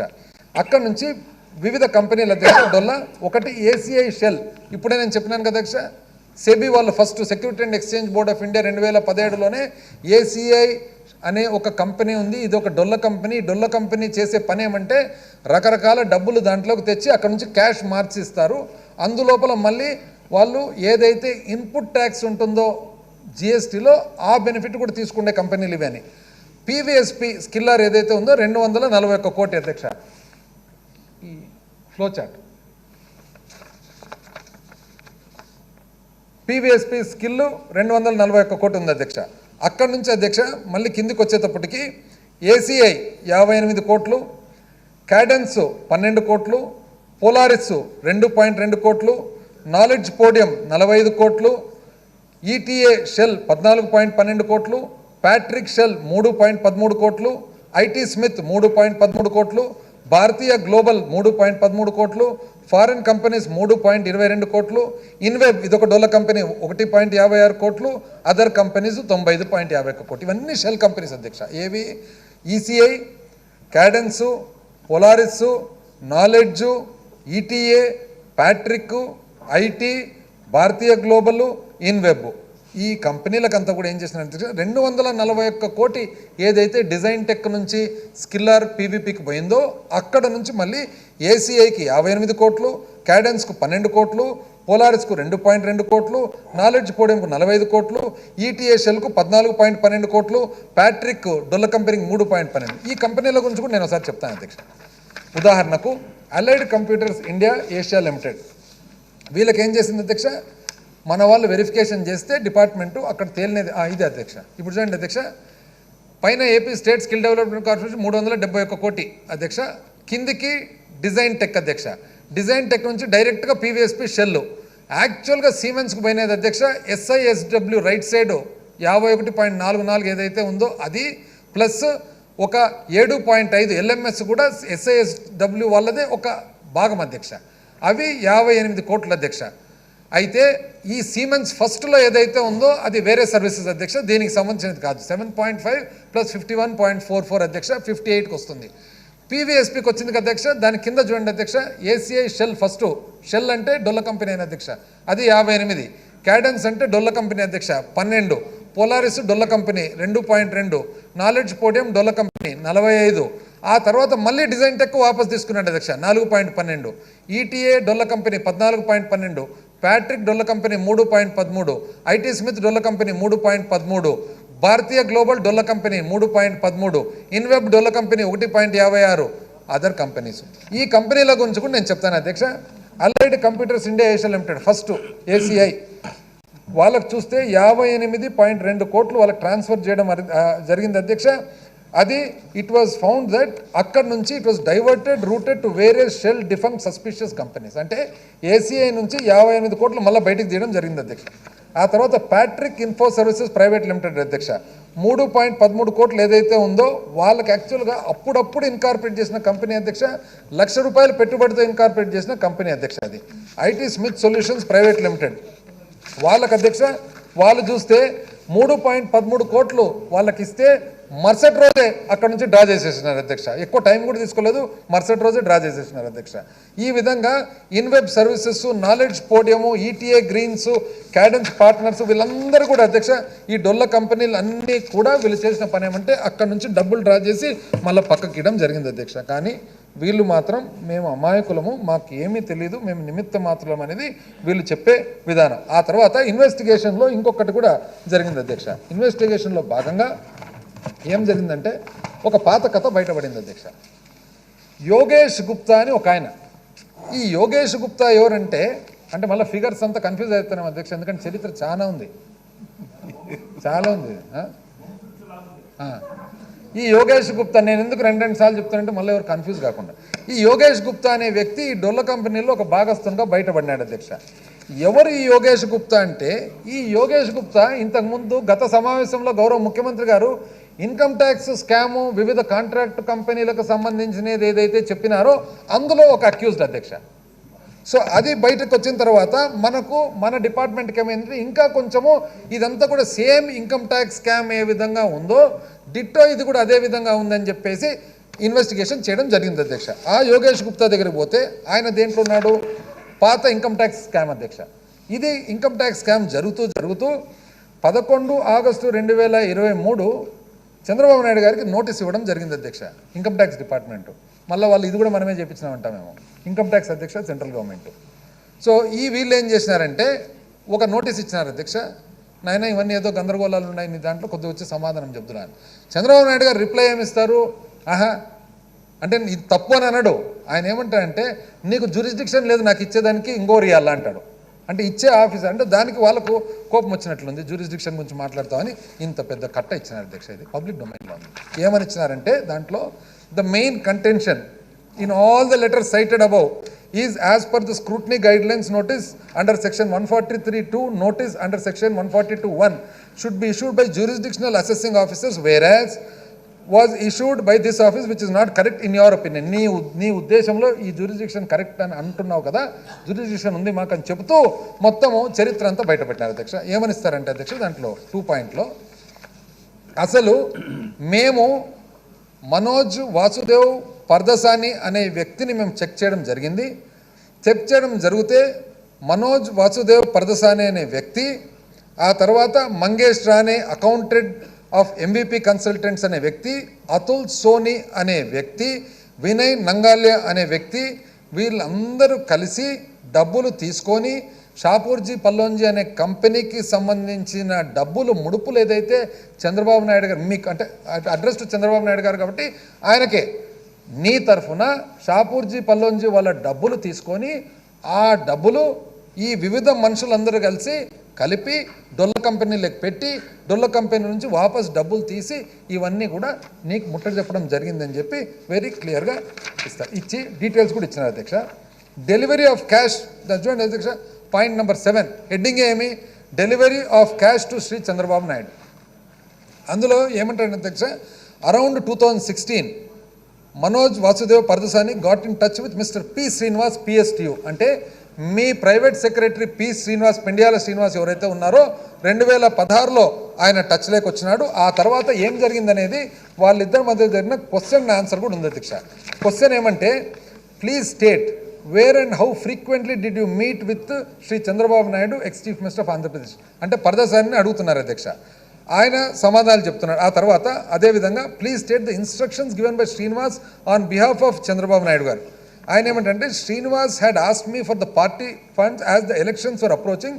He stated that he will send me the names of companies through one Vicky Jain to home అంటే విక్కీ జైన్, పెండియాల శ్రీనివాస్ ఎవరైతే చంద్రబాబు నాయుడు గారి ప్రైవేట్ సెక్రటరీ ఉన్నారో ఆయన పరదసానికి, మనోజ్ వాసుదేవ్ పరదసానికి ఏమంటారంటే ఒక విక్కీ జైన్ అనే వ్యక్తిని అటాచ్ చేస్తాడు. ఆ విక్కీ జైన్ అనే వ్యక్తి నవోలిన్ అండ్ ఎవరెట్ అని 2 కంపెనీలు ఇచ్చినాడు. అందులో వినయ్ నంగాలియా అనే ఒక ఆయన వచ్చినాడు. ఆ వినయ్ నంగాలియా అనే ఆయన హైగ్రీవా, అన్నయ్, షలకా 3 కంపెనీలు, ఈ 3 కంపెనీలు ఇచ్చినాడు. వీళ్ళ ద్వారా డబ్బులు అనేది మేము పంపించినాము. ఆ తర్వాత వాళ్ళు అడుగుతారు అధ్యక్ష, మీరు why have you not refuse the instructions given by Chandrababu Naidu and his PS, మీరు ఎందుకు గాను వాళ్ళు ఈ డబ్బులు ఇవ్వమని చెప్తే ఎందుకు గాను మీరు ఒప్పుకున్నారంటే దానికి సమాధానం ఏం చెప్తా అంటే అన్ని చెప్తూ he further want me of dire consequences in case of non compliance of his instructions. అంటే పెండియాల శ్రీనివాసు చెప్పినంటే అధ్యక్ష, మనోజ్ వాసుదేవ్ పరదసానికి ఏమని, నువ్వు గిని నేను చెప్పినట్టు డబ్బులుగా నీకుంటే కానీ నీకు చాలా ఇబ్బంది పడతావు చూడని చెప్పి చూడండి అధ్యక్ష. కానీ అమాయకంగా పొద్దున్న నుంచి ఎంత అల్లరి చూడండి అధ్యక్ష. అసలు వాళ్ళకన్నా తెలిసినా లేదా ఇదే ఇంత అల్లరే, కొద్ది వినరు అధ్యక్ష. ఉండి చూడండి అధ్యక్ష, ఇది మంది కాదు అధ్యక్ష, income tax, total income tax book. ఆ తర్వాత అధ్యక్ష వస్తాయి ఇంకా. ఎందుకంటే ఇది ఎందుకు చెప్తున్నా అంటే అధ్యక్ష, ఈ డొల్ల కంపెనీలు ఇన్వెస్టిగేషన్ ఏదైతే జరిగిందో సేమ్ ఈ ప్రకారంగా జరిగింది. కామన్ పీపుల్ వస్తున్నారు అధ్యక్ష. ఆ యోగేష్ గుప్తా, పరదసాని అంత కామన్ పీపుల్ ఉన్నారు కదా అని చెప్పి డిపార్ట్మెంట్ వాళ్ళు, మన సిఐడి వాళ్ళు పోయి పరిశోధన చేస్తే ఇది తప్పు అని అంటారు. ఇంకా ఏం చేయాలి అధ్యక్ష వీళ్ళను? అంటే వీళ్ళకి సన్మానం చేయాలన్నా, వీళ్ళకి ఏదైనా బిరుదులు ఇవ్వాలన్నా, బహుమానాలు ఇవ్వాలన్నా మాకైతే అర్థం కాలే. విక్కీ జైన్, దాని తర్వాత విక్కీ జైన్ ఉన్నాడు కదా అధ్యక్ష, విక్కీ జైన్ను పట్టుకున్నారు. విక్కీ జైన్ను పట్టుకొని నాయన విక్కీ జైన్ ఏం చేసినాడు, పాపం వీళ్ళ సలహా తీసుకోలేదేమో, ఫోన్లో పెట్టుకున్నాడు మొత్తం అన్ని. వాళ్ళు ఇన్కమ్ ట్యాక్స్ వాళ్ళు ఏం చేసినారు, ఫోన్ నుంచి మొత్తం డేటా తీసుకున్నారు. డేటా తీసుకుంటే ఏమని వస్తుందంటే అది కూడా అదే అధ్యక్ష, స్టీల్ అని రాసుకున్నారు చూడండి, ఆ స్టీల్. సో మొత్తం మీద advance paid by Shapoorji Pallonji to Navolin, ఆ నవోలిన్ ఎవరెట్ కంపెనీ చెప్తుంది కదా 29 కోట్ల అధ్యక్ష. Advance paid by Shapoorji Pallonji to Everett అదొక 29 కోట్ల అధ్యక్ష. Cash collected by Vicky from Vinay, Hayagriva, Shalaka, Anay 18 కోట్ల 20 లక్షలు అధ్యక్ష. అంతా కలిసి 76 కోట్ల 20 లక్షలు ఒక ట్రాన్సాక్షన్. ఆ తర్వాత అదేవిధంగా అధ్యక్ష 9 కోట్లు ఒక ట్రాన్సాక్షన్, ఇది డైరెక్ట్ క్యాష్ అధ్యక్ష. 24 కోట్ల 90 లక్షలు నిరంజన్ అనే వ్యక్తికి అధ్యక్ష, ఆయన పేరు మీద ఉంది. ఇది ఎట్లా, దాని ఇన్స్ట్రక్షన్ కూడా నీట్గా income tax. Mister Srinivas PS to Chandrababu Naidu has given his name to deliver him payments. Mister Vicky has made the payment of 24.90 crore on behalf of Chandrababu Naidu to Niranjan. The amount was delivered in Hyderabad. Most of the payments were made during April and May 2019. ఆ తర్వాత అధ్యక్ష 35 లక్షలు 3 కోట్ల 50 లక్షలు, 35 లక్షలు ఉండదు, 2 లక్షల కోట్లలోనే ఉంటాయి అన్ని వీళ్ళు. 3 కోట్ల 50 లక్షలు Srinivas has given his name to delivering payments. Mr. Vicky has made payment 3.50 Niranjan. The amount was delivered in Hyderabad most. 1,82 లక్షలు Shekhar Bengaluru. The name was given to me Rajesh PS to Srinivas to deliver the amount 1.82 crores. Vicky has delivered. 4 కోట్ల 60 లక్షలు నారాయణ్. 16 కోట్ల 51 లక్ష రాజా బెంగళూరు. అదేవిధంగా ఎవరు అధ్యక్ష, this name was given to be my Rajesh PS to Srinivas. అంటే మన పెండియాల శ్రీనివాసే చంద్రబాబు నాయుడు గారికి పిఎస్ కదా అధ్యక్ష, పెండియాల శ్రీనివాస్కు పిఎస్ ఈ రాజేష్. ఇది అధ్యక్ష 2 కోట్ల 72 లక్షలు వచ్చేసి మళ్ళీ విక్కీ. 13 కోట్లు ఎవరో రావు. 76 లక్షల 70 ఇవన్నీ లెక్కేస్తే అధ్యక్ష టోటల్ 76 కోట్లు. ఈ టోటల్ కలిపిన తర్వాత ఎవరెవరి ద్వారా అధ్యక్ష, ఫీనిక్స్ ఇన్ఫ్రా అన్నీ చూసుకొని ఫైనల్గా టోటల్, ఎందుకంటే పెద్ద కట్ట కదా అధ్యక్ష, టోటల్ కంక్లూజన్ ఏమంటారంటే అధ్యక్ష ఇన్కమ్ ట్యాక్స్ నోటీస్లో, the total payments made to you through MVP by way of siphoning of funds from infrastructure projects is summarized as follows in line with the above discussed ఏమని written in code as steel in tons. వాళ్ళకు అర్థం కాదు అధ్యక్ష, మనం టన్నులు రాసుకున్నా, ఉల్లిగడ్డలు రాసుకున్నా, ఎల్లిపాయలు రాసుకున్నా అది కోట్లనే అర్థం అధ్యక్ష. దాంట్లో మళ్ళీ అతి తెలివితో స్టీలు అని రాసుకున్నారు.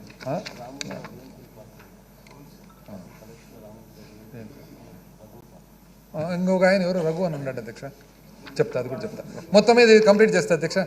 ఇవి ఫైనల్గా కాలం అధ్యక్ష. First column serial number, from ఎవరి నుంచి వచ్చిందని, అమౌంట్ పేడ్ అవుట్ మూడో కాలము, total amount received by Shri Chandrababu Naidu అని చెప్పి నాలుగో కాలము, అసెస్మెంట్ ఇయర్ ఏ సంవత్సరానికని 18,93,00,000 2018-19 గాను, 11,12,06,897 రూపాయలు 19-20 గాను, 33,76,18,207 2020-21 గాను, 50,43,00,000 2020 ఉంది కదా. మీరు డిస్టర్బ్ చేయకుంటే కొంచెం ఫ్రీగా చెప్తాను. 50,43,00,000 2020-21 గాను, పోర్ ట్రేడింగ్ 9,42,00,000 2020-21 గాను, ఫీనిక్స్ 18,14,59,220 2019-20 గాను. అంతా లెక్కేసి అధ్యక్ష 118,98,98,13,207 118,98,13,207 ఇన్కమ్ ట్యాక్స్ నోటీస్ ఏమని ఇచ్చిందంటే ఇదంతా కూడా నీ అంటే వాళ్ళు ఇంకా ఇంతవరకు ఇది ఎక్కడి నుంచి వచ్చిందనే దానికి పోలే చెప్తున్నారు. ఎక్కడి నుంచి వచ్చిందని, ఎక్కడి నుంచి వచ్చింది తప్పు అనేది వీళ్ళు పోలే. వీళ్ళు ఏమంటారంటే ఇదంతా కూడా నీ ఆదాయం కింద లెక్కేసుకోవాల్సిన అవసరం ఉంది కదా, దానికి సమాధానం చెప్తురా అని అంటున్నారు. ఇందులో చూస్తే అధ్యక్ష ఎక్కడి నుంచి చంద్రబాబు నాయుడు గారు లింకప్, ఆడ నుంచి శ్రీనివాస్ ఆయన పిఏ రాజేష్ కిలారు, కింద మనోజ్ వాసుదేవ్ పర్దసాని, అక్కడి నుంచి దుబాయ్లో 15 కోట్లు పోతుంది, అతుల్ సోని బాల వెంకటేష్ నుంచి 1 పోతుంది, నావోలిన్ ఎవరెట్ కంపెనీలకు 62 కోట్లు పోతాయి, హైగ్రీవా అన్నయ్య షెలాకాకు 52 కోట్లు పోతుంది, కేవీఆర్ రఘు ఈయన అధ్యక్ష కేవీఆర్ రఘు ఇలాంటి ఉండే పేరు, రామోజీరావు గారి వియంకుడు ఆయనది కూడా ఉంది అధ్యక్ష.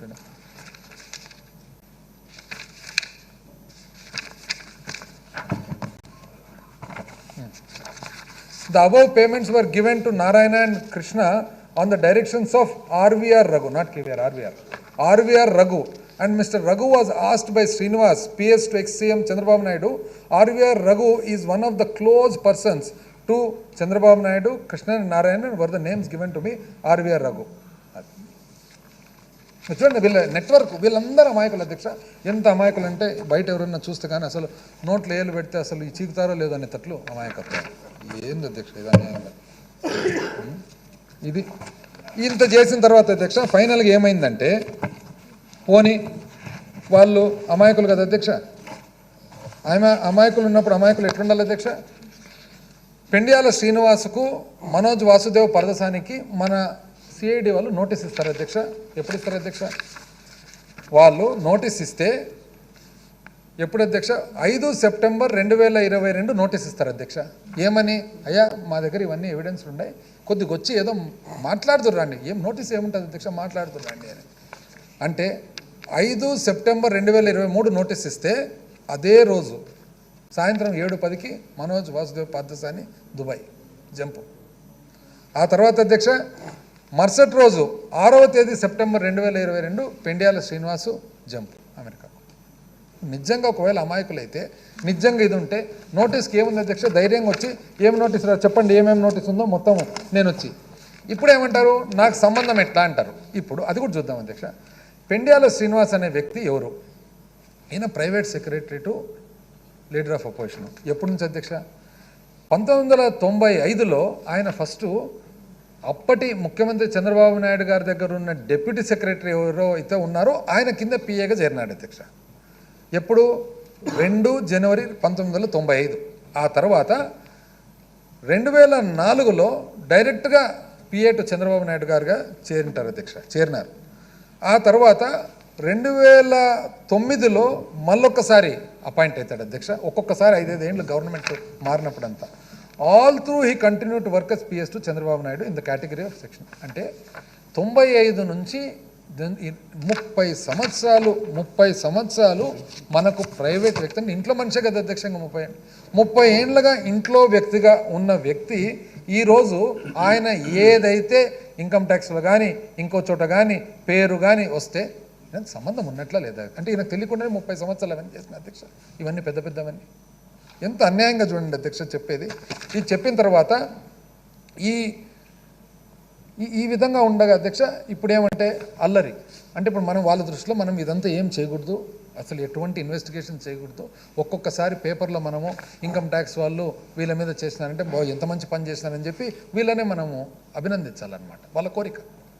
ఈ ఎన్ఫోర్స్మెంట్ డైరెక్టర్ వాళ్ళు అరెస్ట్ చేసినారంటే ఎంత మంది చేసినారని చెప్పి మనం వీళ్ళని అభినందించాలా. ఇంకా వాళ్ళ కోరిక ఎట్లా అంటే ఈడీ వాళ్ళతో మనం పోయి కొట్లాడాలి, మా చంద్రబాబు నాయుడు గారిని మీరు ఎట్లా చేస్తారు అని చెప్పి. ఎంత అన్యాయం చూడండి అధ్యక్ష వాళ్ళు చెప్పేది. ఇది కాక అధ్యక్ష కొంతమంది బయట మీడియా ద్వారా కానీ పబ్లిక్ ద్వారా కానీ కొన్ని నార్మల్గా ఎఫ్ఏక్యూస్ అంటాం కదా అధ్యక్ష, ఫ్రీక్వెంట్లీ ఆస్క్ క్వశ్చన్స్, ప్రతి ఒక్కరికి కొన్ని సందేశాలు ఉంటాయన్నమాట. ఎందుకంటే ఇంత కాంప్లికేషన్ అందరికి అర్థం కాదు కదా అధ్యక్ష, మనకే కొన్ని గంటలు పడుతుంది చదవాలంటే. సో కామన్లీ ఇది వాళ్ళు ఏమంటారంటే వాళ్ళు చెప్పేది అంటే ఆ మీడియా కానీ వాళ్ళు the truth skill scam the truth the facts అని చెప్పి సోషల్ మీడియా అంతా ఉన్నాయి కదా అందరికి. ఆ ఫ్యాక్ట్స్ ఏమో చెప్దాం అధ్యక్ష, అది ఫ్యాక్ట్స్ కూడా డిస్కస్ చేయాలి కదా అధ్యక్ష. ఫ్యాక్ట్ ఏం మనకు తెలిసిన అధ్యక్ష, టెండర్ లేకుండా డబ్బులు ఎట్లా కొట్టేయాలా దానికి ఇదంతా స్టోరీ. కానీ ఫ్యాక్ట్స్ కూడా చెప్పాల్సిన బాధ్యత ఉంది కదా అధ్యక్ష. వాళ్ళు ఏమంటారంటే చాలా మంచి ప్రోగ్రామ్ కదా, బ్రహ్మాండమైన ప్రోగ్రామ్ కదా, కాబట్టి ఈ బ్రహ్మాండమైన ప్రోగ్రాము ఏదైతే ఉందో ఈ స్కిల్ ప్రోగ్రాము ఈ ప్రోగ్రామ్ని మీరు ఎందుకు అభినందించడం లేదని. ఇప్పుడు చదువు చెప్పడం మంచిది అనేది కాదనేది ఎవరు అనడం లేదు అధ్యక్ష, ఏ చదువు అయినా మంచిదే. కానీ మనం అడుగుతుండేది ఎంత ఖర్చు పెట్టినా చెప్పేదానికి ఆ ఖర్చు చేయడంలో దొంగతనం జరిగింది అనేది ఒకటే మనం చూస్తున్నాం తప్ప అది అయినా వాళ్ళు అడుగుతున్నారు కాబట్టి వాళ్ళు అడిగేదానికి కూడా సమాధానాలు చెప్తా అధ్యక్ష. ఇప్పుడు వాళ్ళు చెప్పిన దీనికి అధ్యక్ష ఒక ఉదాహరణ కాకినాడ జేఎన్టీయూ తీసుకుందాం అధ్యక్ష. కాకినాడ జేఎన్టీయూలో 2018-19 నుంచి 2022-23 వరకు చూసినట్లయితే అధ్యక్ష 7,893 మంది అధ్యక్ష, 369 ప్రోగ్రాంలు 7,893 మందికి చదువు చెప్పడం జరిగింది అధ్యక్ష. ఇంకొక శాంపుల్ తీసుకుందాం అధ్యక్ష. జేఎన్టీయూ అనంతపురం ఎంతమంది అధ్యక్ష 2016-17 నుంచి 21-22 వరకు చూసినట్లయితే 16,072 మంది అధ్యక్ష. అయితే ఈడ కీలకమైన విషయం ఇక్కడ ఉంది అధ్యక్ష, ఏం చదువు చెప్పినారు వీళ్ళు అనేది అధ్యక్ష. ఎవరినైనా చూడండి స్టార్ట్ డేట్ 12 ఇప్పుడు ఒక ఉదాహరణకు అధ్యక్ష ఖాదర్ హుసేన్ 12 మార్చి 2018 ప్రోగ్రాంలోకి వస్తాడు అధ్యక్ష. 17 మార్చి 2018 ప్రోగ్రామ్ అయిపోతుంది. అంటే ఎన్ని రోజులు అయింది అధ్యక్ష? 13, 14, 15, 16, 5 రోజులు. అదేవిధంగా అధ్యక్ష మొత్తము చూసినాం అధ్యక్ష, అది సూర్యకిరణ్ 13/8/2018, 18/8/2018 ఎక్కడ అన్ని కంప్లీట్ తీసినాం అధ్యక్ష. టోటల్ ఇవన్నీ అవే అధ్యక్ష. టోటల్ డీటెయిల్స్ తీస్తే 5 రోజులు చెప్పినారు అధ్యక్ష. ఒక మినిమం ఒక నైపుణ్యం అనేది ఒక మనిషికి నేర్పియాలంటే అసలు వంట నేర్పిగలుగుతామమ్మా 5 రోజులు అవుతుందమ్మా. వీళ్ళు స్కిల్లింగ్ చేస్తారంటమ్మా 5 రోజులు అంటే 5 రోజుల పాటు. ఇది యాక్చువల్గా వాస్తవానికి ఇది స్కిల్లింగ్ కాదు అధ్యక్ష, డెమో. వీళ్ళు చేసిన పని అంతా ఏమంటే డెమో.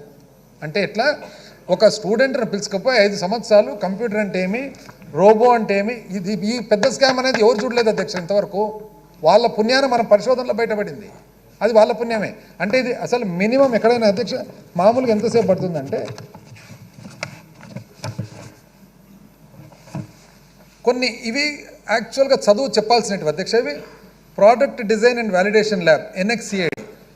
ఇప్పుడు నేను ఇంతకుముందు చెప్పిన కదా అధ్యక్ష ఫస్ట్లో ఇంట్రడక్షన్లో CAD, CAM, CAE, అందులో NXCAD 180 గంటలు 5 వారాలు, మ్యానుఫ్యాక్చరింగ్ CNC 4 వారాలు 144 గంటలు, CAM 4 వారాలు 144 గంటలు, రోబోటిక్స్ 6 వారాలు 216 గంటలు, CAE 5 వారాలు 180 గంటలు, LMS 3 వారాలు 120 గంటలు. ఇది ఈరోజు ఈ సభ ద్వారా మొత్తం రాష్ట్రం అంతా తెలుసుకోవాల్సిన అవసరం. ఇది ఇంకా పెద్ద స్కామ్ అధ్యక్ష. ఇది అసలు పిల్లలకు చదువు చెప్తామని చెప్పి చేసిన మోసం, డబ్బుల మోసం ఒకటైతే పిల్లలకు చదువు చెప్తామని చేసిన మోసం ఇక్కడ చూడండి అధ్యక్ష. ఏదన్నా కానీ 4 వారాలు 3 వారాలు 5 వారాలు ఉంటే 6 వారాలు ఉంటే వీళ్ళు ఖచ్చితంగా అధ్యక్ష ఇవన్నీ కోర్సులు అధ్యక్ష, ఇవన్నీ కోర్సులు 5 రోజులు అధ్యక్ష. 5 రోజులు చెప్తే రోజు మళ్ళీ ప్రతి ఒక్కరికి వాళ్ళే దబాయింపుడు కార్యక్రమం. 2 లక్షల మందికి చెప్తే మీకు కనపడడం లేదా అంట. ఏంది కనపడేది అధ్యక్ష 5 రోజులు? మళ్ళీ దబాయింపుడు కార్యక్రమం వాళ్ళే. ఎంత అన్యాయం చూడండి అధ్యక్ష వాళ్ళు మాట్లాడేది. అసలు ఇది యాక్చువల్గా వాస్తవానికి అధ్యక్ష మినిమం 3 నెలలు అనాల్సినది 5 రోజులు ఊరికే డెమాన్స్ట్రేషన్. ఇది అసలు స్కిల్లింగే కాదు అధ్యక్ష, డెమాన్స్ట్రేషన్ వాళ్ళు చేసిన పని. ఇంకొక ప్రశ్న అధ్యక్ష ప్రతి ఒక్కరు అడిగేది అసలు ఖర్చు ఎంత అని, ఎంత అయింది? ఇప్పుడు చేసినది 5 రోజులే కదా అధ్యక్ష ప్రోగ్రామ్. ఈ 5 రోజులకు ఎంత ఖర్చు అయింది యాక్చువల్గా వాస్తవం ఖర్చు అంటే 3281 అది డొల్లా, 371 డొల్లా. మనకు కనపడుతుండేది కొన్నేది ఓన్లీ 58 కోట్లు మాత్రమే ఇంతవరకు కనపడుతుంది ఇంతవరకు. అయితే ఏం వీళ్ళు చేసేదంటే అట్లా 3 నెలల కోర్సు కాదు 5 రోజులు. ఆ తర్వాత దీంట్లో ఏం చెప్తారంటే అధ్యక్ష ఎవరెవరు ఏమేమి చెప్తున్నారు అధ్యక్ష ఎంత పడిందని. సిమెన్స్ కంపెనీ ఏమంటుంది అధ్యక్ష, సిమెన్స్ కంపెనీ వాళ్ళు చెప్పేది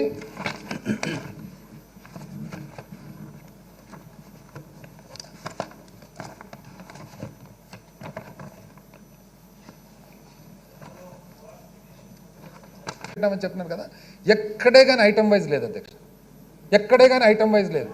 మన దగ్గర ఎక్కడే కానీ డిపార్ట్మెంట్లు ఎత్తుకుతే ఎక్కడే కానీ ఏ ఐటమ్కి ఎంత ఖర్చు పెట్టినారనే ఇన్వాయిస్లు లేవు, ఏది లేవు. కేవలం కాలేజీలంతా అది ఎప్పుడు అధ్యక్ష 2018లో 1కి 10 సార్లు అడగంగా మార్చిలో తెచ్చి ఇచ్చిన డీటెయిల్స్ అధ్యక్ష. పోనీ సిమెన్స్ వాళ్ళు ఏమంటున్నారు అధ్యక్ష, దీనికి సిమెన్స్ వాళ్ళు ఏమంటున్నారంటే వాళ్ళు మాకు అసలు ఈ 3000 స్కీము, ఈ గ్రాంట్ని ఇచ్చే స్కీము, ఈ 90% స్కీము, ఈ స్కీమే లేదు, అసలు ఈ అగ్రిమెంటే మాకు సంబంధం లేదు, అసలు ఈ సుమన్ బోసే మా దగ్గర పనిచేయడం లేదు, ఈయన దిగిపోయినాడు అని వాళ్ళు చెప్తున్నారు అధ్యక్ష. అయితే వాళ్ళ నుంచి డిజైన్ టెక్ మాత్రము 58.98 59 కోట్లు అనుకోండి అధ్యక్ష, 59 కోట్లు మాత్రం మా దగ్గర కొన్నారు. అంటే ఇంతవరకు మనకు నికరంగా యాక్చువల్గా ట్రాన్సాక్షన్ జరిగినది ఓన్లీ 58.59 కోట్లు మాత్రమే అధ్యక్ష. ఆ తర్వాత అధ్యక్ష క్లియర్గా మీరు చూడండి అధ్యక్ష, అసలు ఆయన దిగిపోయినాడు సుమన్ బోసు, ఆయన ఎక్కడున్నాడో కూడా మాకు తెలియదు అధ్యక్ష. చెప్పండి. అయితే కార్నర్ అనే కంపెనీ నుంచి కార్నర్ కన్సల్టింగ్ వీళ్ళు స్పెషలిస్ట్ దేంట్లో అధ్యక్ష ఈ హార్డ్వేర్ కానీ సాఫ్ట్వేర్ కానీ ఐటీకి సంబంధించిన ఎక్విప్మెంట్ ఏదైతే ఉందో దాన్ని వాల్యూ అసెస్ చేసేదానికి స్పెషలిస్ట్ అధ్యక్ష. వాళ్ళు ఏమంటారంటే అధ్యక్ష వాళ్ళు చెప్పే ప్రకారం అసలు సిమెన్స్ వాళ్ళ నుంచి అకాడమిక్ సాఫ్ట్వేర్ 35.74 కోట్ల విలువ అవుతుంది. ఆ తర్వాత వాళ్ళు స్ప్లిటప్ కూడా ఇచ్చినారు అధ్యక్ష. ఏమని ఇచ్చినారు, ఆంధ్ర యూనివర్సిటీ వైజాగ్కు 2.88 కోట్లు ఖర్చు పెడితే, అంటే యాక్చువల్గా వస్తువులు సాఫ్ట్వేర్ రూపంలో కానీ హార్డ్వేర్ రూపంలో కానీ 2.88 కోట్లు. ఇక్కడ లాస్ట్ అనెక్సర్ 2 అని లాస్ట్ పారాగ్రాఫ్ చూడండి అధ్యక్ష.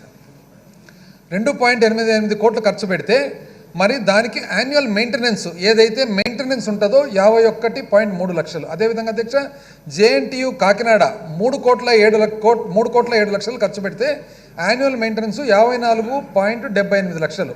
అదేవిధంగా జేఎన్టీయు అనంతపూర్ 2.95 కోట్లు ఖర్చు పెడితే 52.59 లక్షలు యాన్యువల్ మెయింటెనెన్స్. అదేవిధంగా వెంకటేశ్వర కాలేజ్ తిరుపతి 3.61 కోట్లు ఖర్చు పెడితే 64,36,000 వచ్చేసి annual maintenance. Siddhartha college Vijayawada 3.6 కోట్లు ఖర్చు పెడితే యాన్యువల్ మెయింటెనెన్స్ 54.53 లక్షలు. వివిఐటి గుంటూరు 3.6 కోట్ల ఖర్చు పెడితే 54.50. అంత లెక్కేస్తే సేమ్ అంతే లెక్కనే. వాళ్ళు లెక్కేసినా వీళ్ళు లెక్కేసినా ఎవరు లెక్కేసినా కూడా అది ఎక్కడే కానీ 40-50 దాటదు, ఎన్ని రకాల లెక్కలు వేసినా. నెక్స్ట్ అధ్యక్ష ఎందుకైనా మంచిదని జేఎన్టీయు ద్వారా మన ప్రభుత్వం కూడా అసెస్మెంట్ చేపించింది అధ్యక్ష. ఒక శాంపుల్ జేఎన్టీయు అనంతపూర్ చేసినాం అధ్యక్ష. జేఎన్టీయు అనంతపూర్ మొత్తం ఇదంతా అధ్యక్ష ఐటమ్ వైజ్ అధ్యక్ష. ఎట్లా ఫర్ ఉదాహరణకు చెప్తా అధ్యక్ష, production design and validation lab, NX academic perpetual licence core plus CAD ఎన్ని యూనిట్లు 60, దాని విలువ 10,000 వేసుకున్నా కూడా 6 లక్షలు ఆ విలువ. అండ్ ఈ విలువల గురించి కూడా నేను మళ్ళీ చెప్తా అధ్యక్ష. అదేవిధంగా మొత్తం లెక్కేస్తే ఎంత వస్తుంది అధ్యక్ష, ఓన్లీ 7.86 కోట్లకు వస్తుంది అధ్యక్ష. అంటే అనంతపురం జేఎన్టీయుకు 7.86 కోట్లు, అందాజుగా మనము 8 కోట్లు వేసుకున్నా కూడా 8/6 కోట్లు వేసుకున్నా ఇంకొక 30 అంటే ఇవి వచ్చేసి సెంటర్ ఆఫ్ ఎక్సలెన్స్ అధ్యక్ష. ఇంకోటి టెక్నికల్ స్కిల్ డెవలప్మెంట్ ఇన్స్టిట్యూట్ అని ఒక్కొక్క దాని కింద 5, అవి ఒకవేళ ₹1 లెక్కేసుకున్నా కూడా 35లో 30 అంతే అధ్యక్ష వచ్చేది. 31లో 30 ప్లస్ 40 అంతా కలిసి 70-80 కోట్లే. ఇది అయిపోయిన అధ్యక్ష. ఇది కాక వీళ్ళు చేసినది ఇంకోటి చెప్తా అధ్యక్ష. వీళ్ళది ఎంత ఉంటుందంటే అధ్యక్ష, పేపర్లు చాలా ఎక్కువ అవుతాయి వీళ్ళు. దీంట్లో ఏమంటే అధ్యక్ష, వాస్తవానికి 2 రకాలు ఉంటాయి అధ్యక్ష. ఒకటి అకాడమిక్, కమర్షియల్.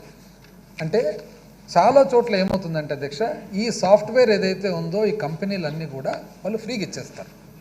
ఎందుకు ఫ్రీగా ఇస్తారంటే వాళ్ళ ఉద్దేశము, ఎవరైతే ఫ్రీగా ఇది నేర్చుకుంటారో రేపు పొద్దున ఉద్యోగానికి మళ్ళీ వాళ్ళే కదా వచ్చేదనే ఉద్దేశంతో ఫ్రీ. కాబట్టి అకాడమిక్, కమర్షియల్. అంటే ఉదాహరణకి ఇది ఉంది కదా అధ్యక్ష, ఇది ఒకవేళ కమర్షియల్ సేల్ మనము 25 రూపాయలకు అమ్మితే ఇదే కంపెనీ లగ్జరు ఫ్రీగా ఇస్తుంది.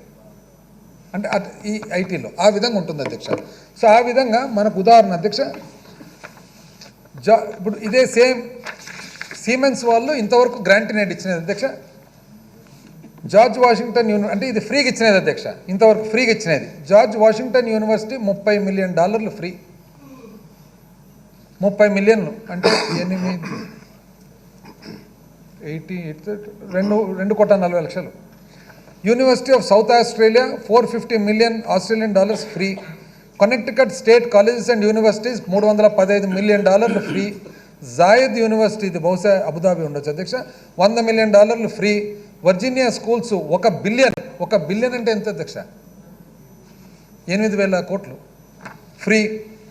అదేవిధంగా Houston Gerald and Heinz university, ఇట్లా చెప్పుకుంటూ పోతే అధ్యక్ష ఇవన్నీ ఫ్రీ. అదేవిధంగా ఇండియాలో కూడా ఉంది అధ్యక్ష. ఇండియాలో అన్నా university Chennai $23 million free. Mangalore institute of technology and engineering $79 million free. అదేవిధంగా అంటే దీనివల్ల మనకు అర్థమవుతుండేది ఏమధ్యక్ష, చాలా వరకు ఇది ఏదైతే ఉందో వీళ్ళు చాలా బ్రహ్మాండమైనది, ఇక్కడ తప్పితే ఎక్కడ దొరకదని చెప్పేదంతా కూడా చాలా వరకు ఫ్రీగా ఉంది, లేదా గ్రాంట్ రూపంలో వస్తుంది, లేదా హైలీ సబ్సిడైజ్డ్ రూపంలో వస్తుంది అనేది మనకు అర్థమవుతుంది అధ్యక్ష. ఇది చూసుకుంటే అధ్యక్ష, ఉదాహరణకు మ్యానుఫ్యాక్చరింగ్, వెల్డింగ్ అధ్యక్ష, మనం బయట కూడా కనుక్కున్నాం అసలు దీని విలువ ఎంత అనేది. అంటే పేమెంట్కు బయట కోర్స్ అధ్యక్ష. ఉదాహరణకు మ్యానుఫ్యాక్చరింగ్ ఏదైతే ఉందో వెల్డింగ్, అది 450 రూపాయలు. అదేవిధంగా సిఎన్సి అధ్యక్ష మనకు 21,000 రూపాయలు. అదేవిధంగా అధ్యక్ష ఆటోమోటివ్ 999 రూపాయలు. అంటే ఏవి చూసినా కూడా మనకు 5,000, 500, 10,000 ఆర్ ఫ్రీ. ఇక్కడ చూడండి అధ్యక్ష, ఎన్ఎక్స్ అకాడమిక్ ఇంతకుముందు నేను చెప్పినది బండల్ ఎంత, లేటెస్ట్ ప్రైజు 10,000 రూపాయలు. అదేవిధంగా అధ్యక్ష సీమెన్స్ వాళ్ళదే, సీమెన్స్ అధ్యక్ష, ఇది Siemens NX student edition free, NX software. అదేవిధంగా academic program solid edge CAM pro, CAD CAM అన్నా కదా అధ్యక్ష, CAM pro free student version. అదేవిధంగా అధ్యక్ష Siemens engineering student software, we provide a robust selection of software for students completely free. అదేవిధంగా అధ్యక్ష individual learners are not qualified, ఇది your student looking for personal access Siemens or please see our free offerings free. Academic partner grant, join our academic partner programme to gain access to free industry grade software to support classroom. ఇవన్నీ Siemens అధ్యక్ష, పెద్ద Siemens చూడండి అధ్యక్ష. కానీ వాళ్ళు మాత్రము ఇది కాక అధ్యక్ష వీళ్ళు ఇంకోటి కూడా చేసినారు. ఇదంతా ఫ్రీకి ఇవ్వాల్సినది పోయి కక్కుర్తి ఆడికి చాలే. ఈ కక్కుర్తి చాలక స్కిల్ డెవలప్మెంట్ కార్పొరేషన్ నుంచి మళ్ళీ కన్జ్యూమబుల్స్ అని, అంటే కొన్ని సామాన్లు కరిగిపోయినాయి అని చెప్పి 5,10,00,000 బిల్లు తీసుకున్నారు అధ్యక్ష. అంటే కక్కుర్తి చూడండి. అంటే నీకు ఎక్కడ కన్యగా దీనికి అంటే 250 కోట్లు కన్యగా తీసేస్తారు, మళ్ళీ కక్కుర్తికి ఇంకో 5. ఇదేదో భోంచేసిన తర్వాత పాన్ అన్నట్లు.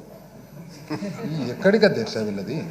ఇది కాక మళ్ళీ కొంతమంది స్టూడెంట్స్తో ఉండలే అధ్యక్ష, స్టూడెంట్స్కు మళ్ళీ వీళ్ళు వీడియో ఉంది అధ్యక్ష, ఈటీవీనే మళ్ళా ప్లే చేయగలరా.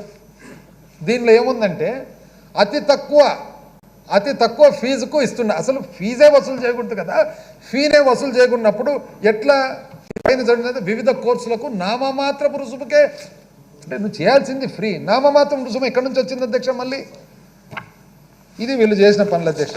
ఏం చెప్పాలి అధ్యక్ష వీళ్ళతో. పోనీ అధ్యక్ష ఇదంతా అయిపోయింది, నెక్స్ట్ ప్రొసీజర్ అన్న ఫాలో అయినాడు. ఇది ఇంకో ఫ్రీక్వెంట్లీ, అంటే ఇది ఇంతవరకు అధ్యక్ష ఫ్రీక్వెంట్లీ ఆస్క్డ్ క్వశ్చన్లో ఇది ప్రోగ్రామ్ క్వాలిటీ నేను చెప్తే, ఏదైతే ధర ఉందో అది నేను చెప్తే, నెక్స్ట్ ప్రొసీజర్ అధ్యక్ష.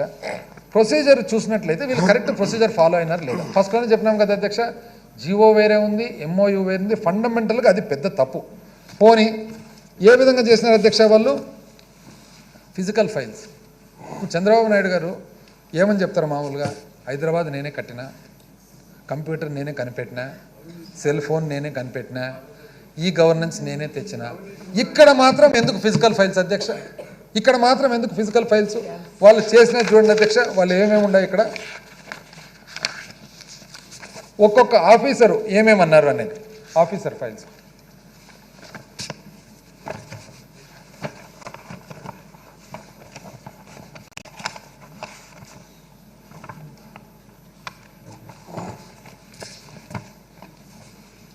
ఆ పైన చూడండి అధ్యక్ష. ఫస్ట్ ఏమన్నారు? అప్పటి సెక్రటరీ శ్రీమతి కె సునీత ఐఏఎస్ 29/7/2015 ఏమని? The file had not been routed through finance before approval of 370 crores was taken. Put up specific requirement why additional amount is required. Sent to planning for remarks. అంటే finance approval లేకుండా మీరు 370 కోట్లు release చేయమంటున్నారు కదా, అసలు డబ్బులు ఎందుకు అవసరం ఉంది, సర్క్యులేట్ చేయండి అని. ఆ తర్వాత మళ్ళీ అధ్యక్ష సెకండ్ డిజైన్ టెక్కు ఎప్పుడైతే డబ్బులు 55 కోట్లు రిలీజ్ చేయాలన్నప్పుడు it may be refer to planning department whether an amount of 55 crores be given as in the first instance for 1 unit as pilot again specific mile stones.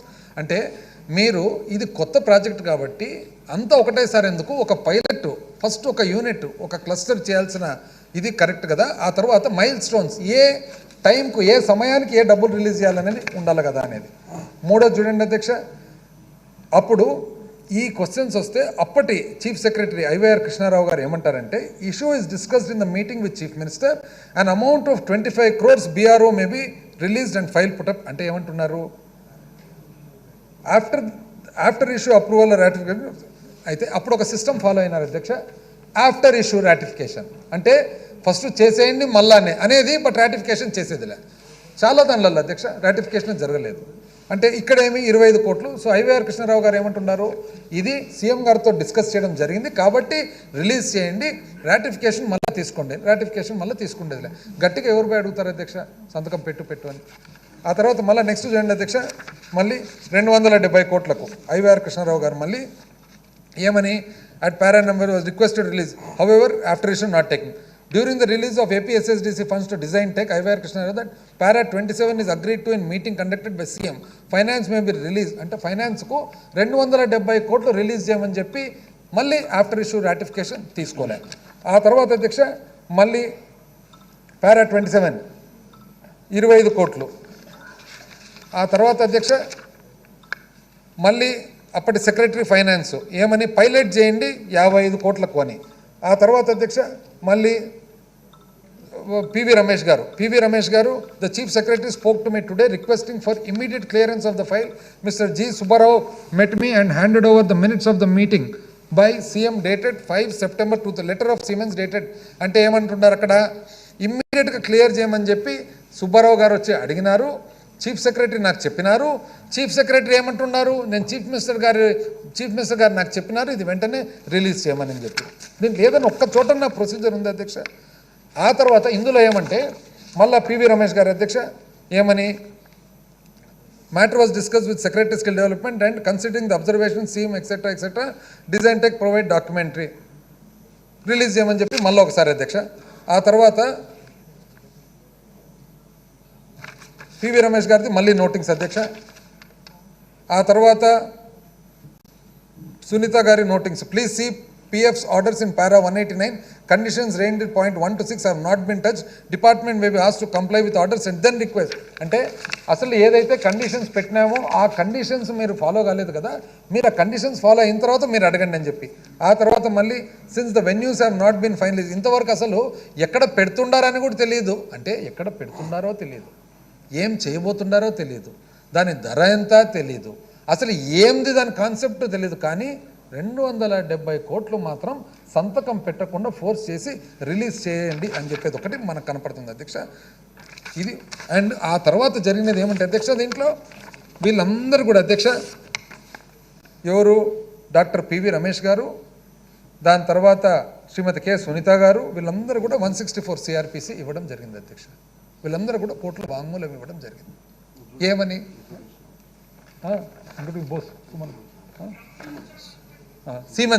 Siemens company ప్రస్తుత ఎండి ఎవరైతే ఉన్నారో plus doctor PV Ramesh గారు and secretary Sunitha గారు వీళ్ళందరూ కూడా ఏమని ఇచ్చినారు, we stand by this అని ఫైల్ నోటింగ్స్ అని చెప్పేసి.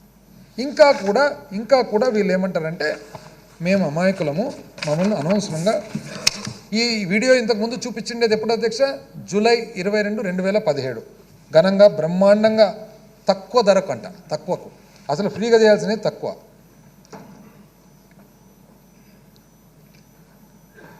బడ్జెట్ యూటిలైజేషన్ అధ్యక్ష స్కిల్ డెవలప్మెంట్ కార్పొరేషన్కు ఇప్పుడు మన ప్రధానమైన పని ఏమధ్యక్ష, డబ్బులు ఎట్లా కొట్టేయాలనేది కదా. 2014-15 3,44,00,000 ఓకే, కొత్త రాష్ట్రము కొత్త గవర్నమెంట్ ఫస్ట్ ఇయర్. 2015-16 399 కోట్ల అధ్యక్ష ఒకటే సంవత్సరం దీనికోసం. ఆ తర్వాత చూడండి అధ్యక్ష మళ్ళీ అదే స్పీడ్తో అదే దీంతో చేయాలి కదా, 110 కోట్లు, 93 కోట్లు, 150 కోట్లు. అండ్ ఇవి ఏం చేస్తున్నారంటే అధ్యక్ష వీళ్ళు అన్ని చోట్ల కూడా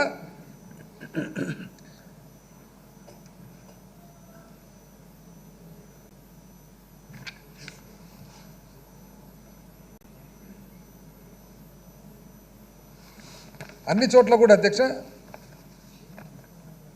అవకతవకలు వీళ్ళు చేసిన పని. ఆ తర్వాత అధ్యక్ష ఎక్కడే కానీ వీళ్ళు ఇంతవరకు ఇవన్నీ ఎట్లా ఫిజికల్ ఫైల్స్. ఆ తర్వాత అధ్యక్ష గ్రాంట్ ఇన్ ఎయిడ్ అంటారు. అసలు గ్రాంట్ ఇన్ ఎయిడ్ ఏంది? గ్రాంట్ ఇన్ ఎయిడ్ అంటే డైరెక్ట్గా మనం ఏదన్నా ఇవ్వడం అధ్యక్ష. గ్రాంట్ ఇన్ కైడ్ అంటే డిస్కౌంట్. ఇంతకుముందు నేను చెప్పినట్లు నాది వన్ డే నేను ఒకరోజు ₹1,00,00,000 కన్సల్టింగ్ ఫీజు, మీరంటే నాకు చాలా అభిమానం కాబట్టి 99% డిస్కౌంట్ ఇస్తా, 1,00,000కే ఈరోజు పనిచేస్తా అని చెప్పి అట్లెట్లయితే అధ్యక్ష దానికి ఒక ఇది ఉంటుంది కదా అధ్యక్ష దానికి. దాని తర్వాత అసలు వీళ్ళది ఎట్లుందంటే అధ్యక్ష యాక్చువల్గా వీళ్ళు చేసిన స్కీమ్ అంతా ఎట్లుందంటే, షాప్కి పోతే ఎక్కడైనా కానీ సబ్బు ఫ్రీగా ఇస్తా, సబ్బు ఏమో ఫ్రీగా ఇస్తా, సబ్బు పెట్టుకుంటే పెట్టే ప్లాస్టిక్ది మాత్రం కొనుక్కో అన్నట్లు. సబ్బు ఫ్రీగా ఇస్తాడు, సబ్బు పెట్టేమో 4 గంటలు సబ్బు అంత ధర అంత వసూలు చేస్తాడు. అది వీళ్ళు పెట్టిన స్కీమ్ అధ్యక్ష. అంత తప్ప నాకైతే ఏమి దీంట్లో ఇదే కనపడలేదు అధ్యక్ష. అసలు ప్రోగ్రెస్ చూసినట్లయితే కూడా అధ్యక్ష, ప్రోగ్రెస్ చూసినా కూడా ఎప్పుడు అధ్యక్ష వీళ్ళు 2015లో డ్రా చేస్తారు డబ్బులు, 15-16 డబ్బులు డ్రా చేస్తే 18కి కంప్లీషన్ ఆఫ్ ద ప్రాజెక్ట్ అధ్యక్ష. ఇప్పుడు మన క్వశ్చన్ ఏమంటే అధ్యక్ష ఇవన్నీ కూడా ఇంత గందరగోళము అప్పటి ముఖ్యమంత్రి గారికి తెలియకుండా, ముఖ్యమంత్రి గారి పాత్ర లేకుండా జరిగేదానికి అవకాశం ఉందా అంటే, ఒక క్యాబినెట్ అప్రూవల్ లేకుండా స్కిల్ డెవలప్మెంట్ కార్పొరేషన్ ఫార్మ్ చేయడము, ఒక సెక్రటరీని అపాయింట్ చేసుకోవడము, డబ్బులు రిలీజ్ చేయించుకోవడము, కంపెనీలే సంబంధం లేని కంపెనీలు పెట్టియడము, ఇన్ని రకాల పనులు ఆయన పాత్ర లేకుండా చేసేదానికి అసలు అవకాశం ఉందనేది సామాన్య మానవుడు ఎవరైనా కానీ ఒక్కసారి క్లియర్గా ఆలోచన చేసుకుంటే ఇది ఎవరన్నా అదర్ దెన్ ముఖ్యమంత్రి ఎవరైనా చేయగలిగిన ఇది ఉంది అనేది. అసలు GOMS నంబర్ అధ్యక్ష 4 దీనికి అసలు సిగ్నేచర్సే టాలీ కావు. ఈ అసలు ఎంత అవకతవకలు ఎంత చేశారు. ఇంతలో మళ్ళీ ఇంకోటి అధ్యక్ష వీళ్ళు చెప్పేది ఏమంటారంటే CITD రిపోర్ట్ ఇది ఒకటి అధ్యక్ష. CITD వీళ్ళు చెప్పేదంటే ఒకటేమి చదువు చెప్పినారు కదా అని, ఎంతమందికి చదువు చెప్పినారో, ఏం చదువు చెప్పినారో 5 రోజులు చదువు చెప్పినాం కదా అధ్యక్ష. CITD report central institute of tool design అనేది ఒక సంస్థ అధ్యక్ష. మామూలుగా ఇంజనీరింగ్కు సంబంధించి టెక్నికల్ ఇన్స్టిట్యూట్కి సంబంధించి ఏదైతే చదువు ఇంపార్ట్ చేయాలో దానికోసం పెట్టినది అధ్యక్ష. ఇందులో MSME టూల్ రూమ్ అనేది ఒక విభాగం. వాళ్లకు వీళ్ళు ఏమంటారంటే వాళ్ళు సర్టిఫికేట్ ఇచ్చినారు కదా మాకు బాగుందని చెప్పి మీరెందుకు తప్పంటున్నారు. సర్టిఫికేట్ ఎప్పుడు అధ్యక్ష వాళ్ళు ఇచ్చింది? వాళ్ళు 22 మార్చి 2016 2016లో సర్టిఫికేట్ ఇచ్చినారు అధ్యక్ష. అసలు పెట్టినది ఎప్పుడు అధ్యక్ష? ఇది 2018లో పెట్టినది. అంటే వాళ్ళు సర్టిఫికేట్ ఏమని ఇచ్చినారంటే అధ్యక్ష వాళ్ళే చెప్తున్నారు. ఆ తర్వాత ఆయన కూడా వాంగ్మూలం ఇవ్వడం జరిగింది అధ్యక్ష. ఆయన సుజాత్ ఖాన్ ఆయన ఏమంటారంటే ఆ రోజుకి ఎవరైతే దానికి హెడ్ ఉన్నాడో ఏదో వాళ్ళు అడిగినారు, అడిగిన తర్వాత వాళ్ళు ఏదో నాకు డీటెయిల్స్ ఇచ్చినారు, ఆ డీటెయిల్స్ ప్రకారం చెప్పినా తప్ప అంటే ఫీల్డ్కు పోయి వెరిఫై చేయలేదు. ఎందుకంటే 2017-18లో అసలు స్థాపిస్తే 16 మార్చికే సర్టిఫికేట్ వచ్చింది. ఏమని సర్టిఫికేట్లు ఉందంటే అధ్యక్ష అక్కడ చూసినట్లయితే హార్డ్వేర్ అనేది ఒకటి చూడండి అధ్యక్ష 11.0 సాఫ్ట్వేర్ హార్డ్వేర్. వాళ్ళు ఏమంటారంటే దీంట్లో వాళ్ళ లెక్కచారాలు ఎట్లేసుకున్నారంటే అధ్యక్ష 37,000 మంది స్టూడెంట్స్, ఒక్కొక్క స్టూడెంట్ ఒకవేళ ఒక్కొక్క విద్యార్థి చదివితే ఆ చదివిన విద్యార్థికి ఫీజు అంటూ ఇస్తే ఆ ఫీజు లెక్కేసి అంటే అక్కడ ఉన్న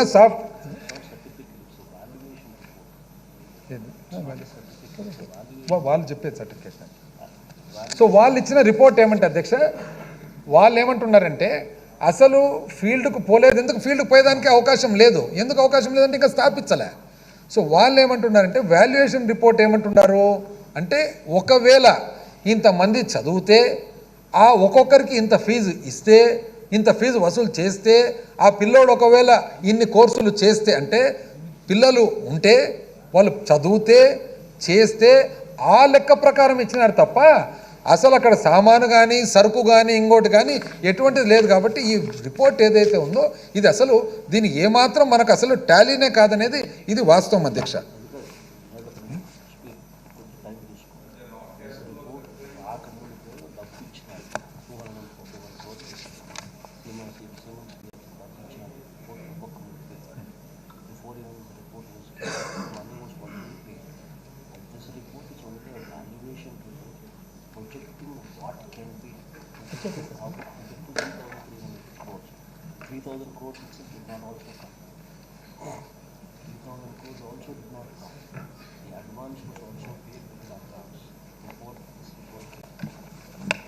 అంతే, దట్స్ వాట్ వాల్యుయేషన్ కదా.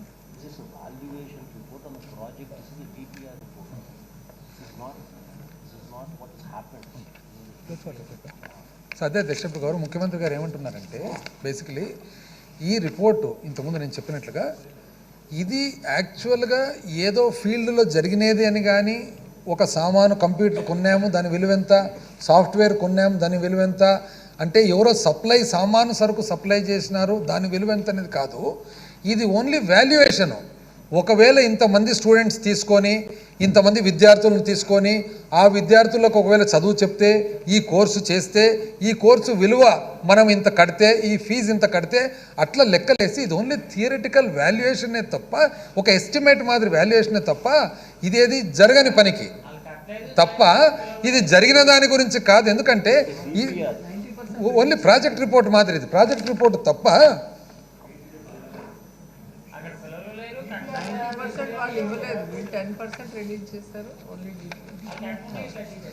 అండ్ వాస్తవానికి ఈ డబ్బులు ఏవైతే ఉన్నాయో చాలా వరకు ఆల్మోస్ట్ 90% పైన ఈ రిపోర్ట్ కూడా కాదు అధ్యక్ష, ఇది ఓన్లీ వాల్యుయేషన్ మాదిరి. అంటే మనం ఎక్కడన్నా పోయినప్పుడు ఊరికి ఇప్పుడు ఎప్పుడన్నా టూర్కి పోతాం అధ్యక్ష, టూర్కి పోయి ఒకవేళ మనం ఊటీకి పోవాలంటే ఇస్తారు కదా అధ్యక్ష, బస్సులో పోతే ఇంతే దాంట్లో పోతే ఇంతే ఉంటుంది, అది పోయిన ఐట్నరీ టైప్ అంతే బేసిక్. కాబట్టి ఇది యాక్చువల్గా నిజం చెప్పాలంటే ఇది మనకు సంబంధించిన దీని గురించి ఇది చేసిన ఇదే రాదు అధ్యక్ష. నెక్స్ట్ అధ్యక్ష వాళ్ళు ఏమంటారంటే గుజరాత్ మోడల్ అంటారు అధ్యక్ష. గుజరాత్ మోడల్ ఏమంటే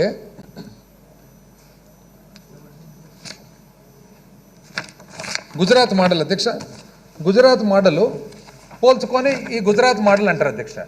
గుజరాత్ మోడల్ ఏమంటే గుజరాత్లో ఏమన్నారు, ఒక పర్టికులర్ విషయానికి మీరు చదువు చెప్పండి దానికి గాను నేను గ్రాంట్ ఇస్తాను. గుజరాత్లో సింపుల్గా ఈ 90-10, 90-10, 80-20 ఏం చెప్పలేదు అధ్యక్ష. గుజరాత్లో 17 కోట్లు గ్రాంట్ ఇచ్చినారు.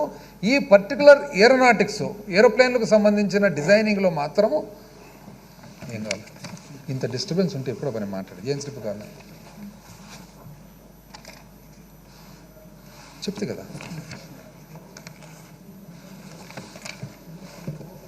అయితే గుజరాత్ మోడల్లో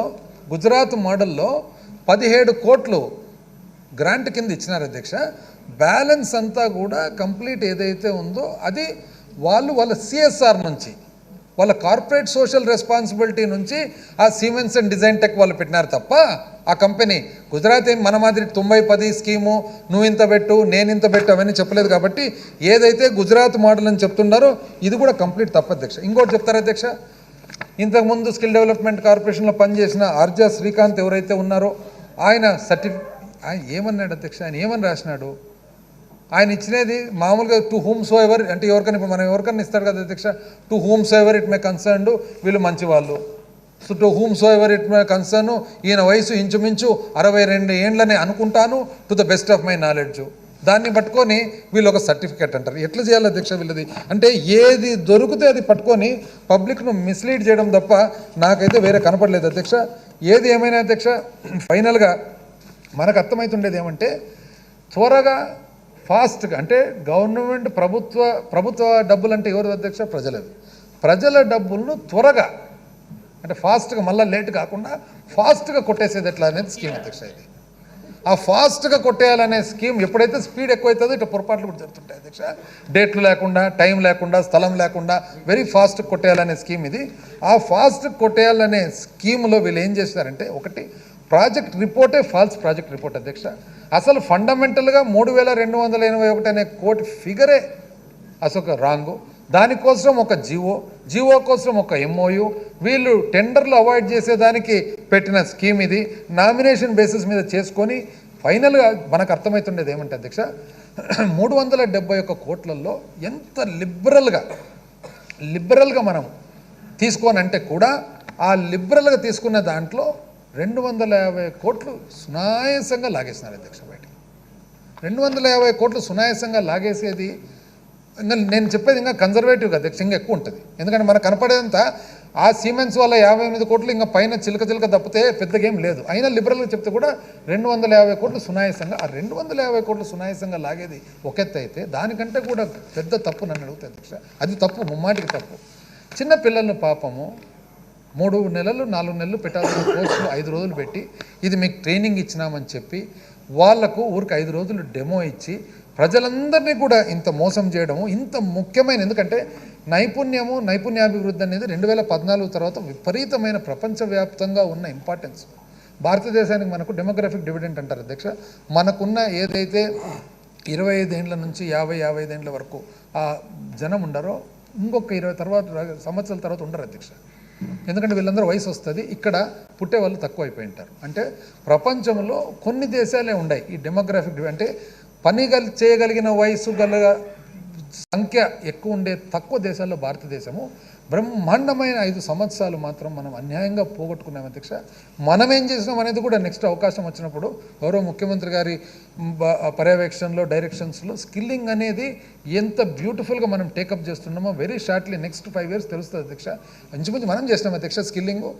180 ఇన్స్టిట్యూట్స్ అధ్యక్ష. ఈరోజు ప్రతి ఇన్స్టిట్యూట్ ఒక MOU ఒక కంపెనీతో అధ్యక్ష, ఒక కంపెనీతో చేసి ఆ కంపెనీ వాళ్ళ కార్పొరేట్ సోషల్ రెస్పాన్సిబిలిటీ కింద వాళ్ళు వచ్చి మన వాళ్ళతో పాటు టైఅప్ అయ్యి వాళ్ళు ఇన్స్ట్రుమెంట్స్ ఇచ్చేదే కాకుండా ఫ్యాకల్టీలో టీచర్లలో వాళ్ళ మనుషులను పెట్టి ఇండస్ట్రీకి సంబంధించి చాలా బ్రహ్మాండమైన ప్రోగ్రామ్ వెరీ సూన్ ఇనాగ్రేషన్ కూడా జరగబోతుంది అధ్యక్ష. మనం అంత చేస్తే వీళ్ళేంది అధ్యక్ష, పిల్లల జీవితాలతో ఆడుకుంటా అసలు ఈ స్కీమ్ ఏంది, ఈ కథ ఏంది, ఇంతసేపు మనకు టైం వేస్ట్ ఏంది, ఇదంతా ఇట్లాంటి ఏమన్నా పని అధ్యక్ష ఇది అసలు చేసినది. అసలు ఎంత ఘోరంగా చూసిన డేట్లా టైంలా అసలు లా ఆఫ్ కాంట్రాక్ట్స్ వర్తిస్తుంది అధ్యక్ష. అసలు ఏం చేసినారు అసలు ఇంతవరకు వాళ్ళు ఇచ్చిన బిల్లు అధ్యక్ష, ఒక్క బిల్లు కూడా ఒక్క దాంట్లో కూడా ఐటమ్ వైజ్ ఉండదు అధ్యక్ష. ప్రతి ఒక్కటి కూడా ఊరికే ఇన్స్టిట్యూట్ వైజ్ అసలు మొత్తము కంప్లీట్గా అధ్యక్ష. ఈ అగ్రిమెంటే ఒక తప్పటి అగ్రిమెంట్. వాళ్ళు సిమెంట్స్ వాళ్ళు అగ్రిమెంటే లేదంటున్నారు. సిమెంట్స్ వాళ్ళు అగ్రిమెంటే లేనప్పుడు ఈ స్కీమ్ ఎట్లా అధ్యక్ష?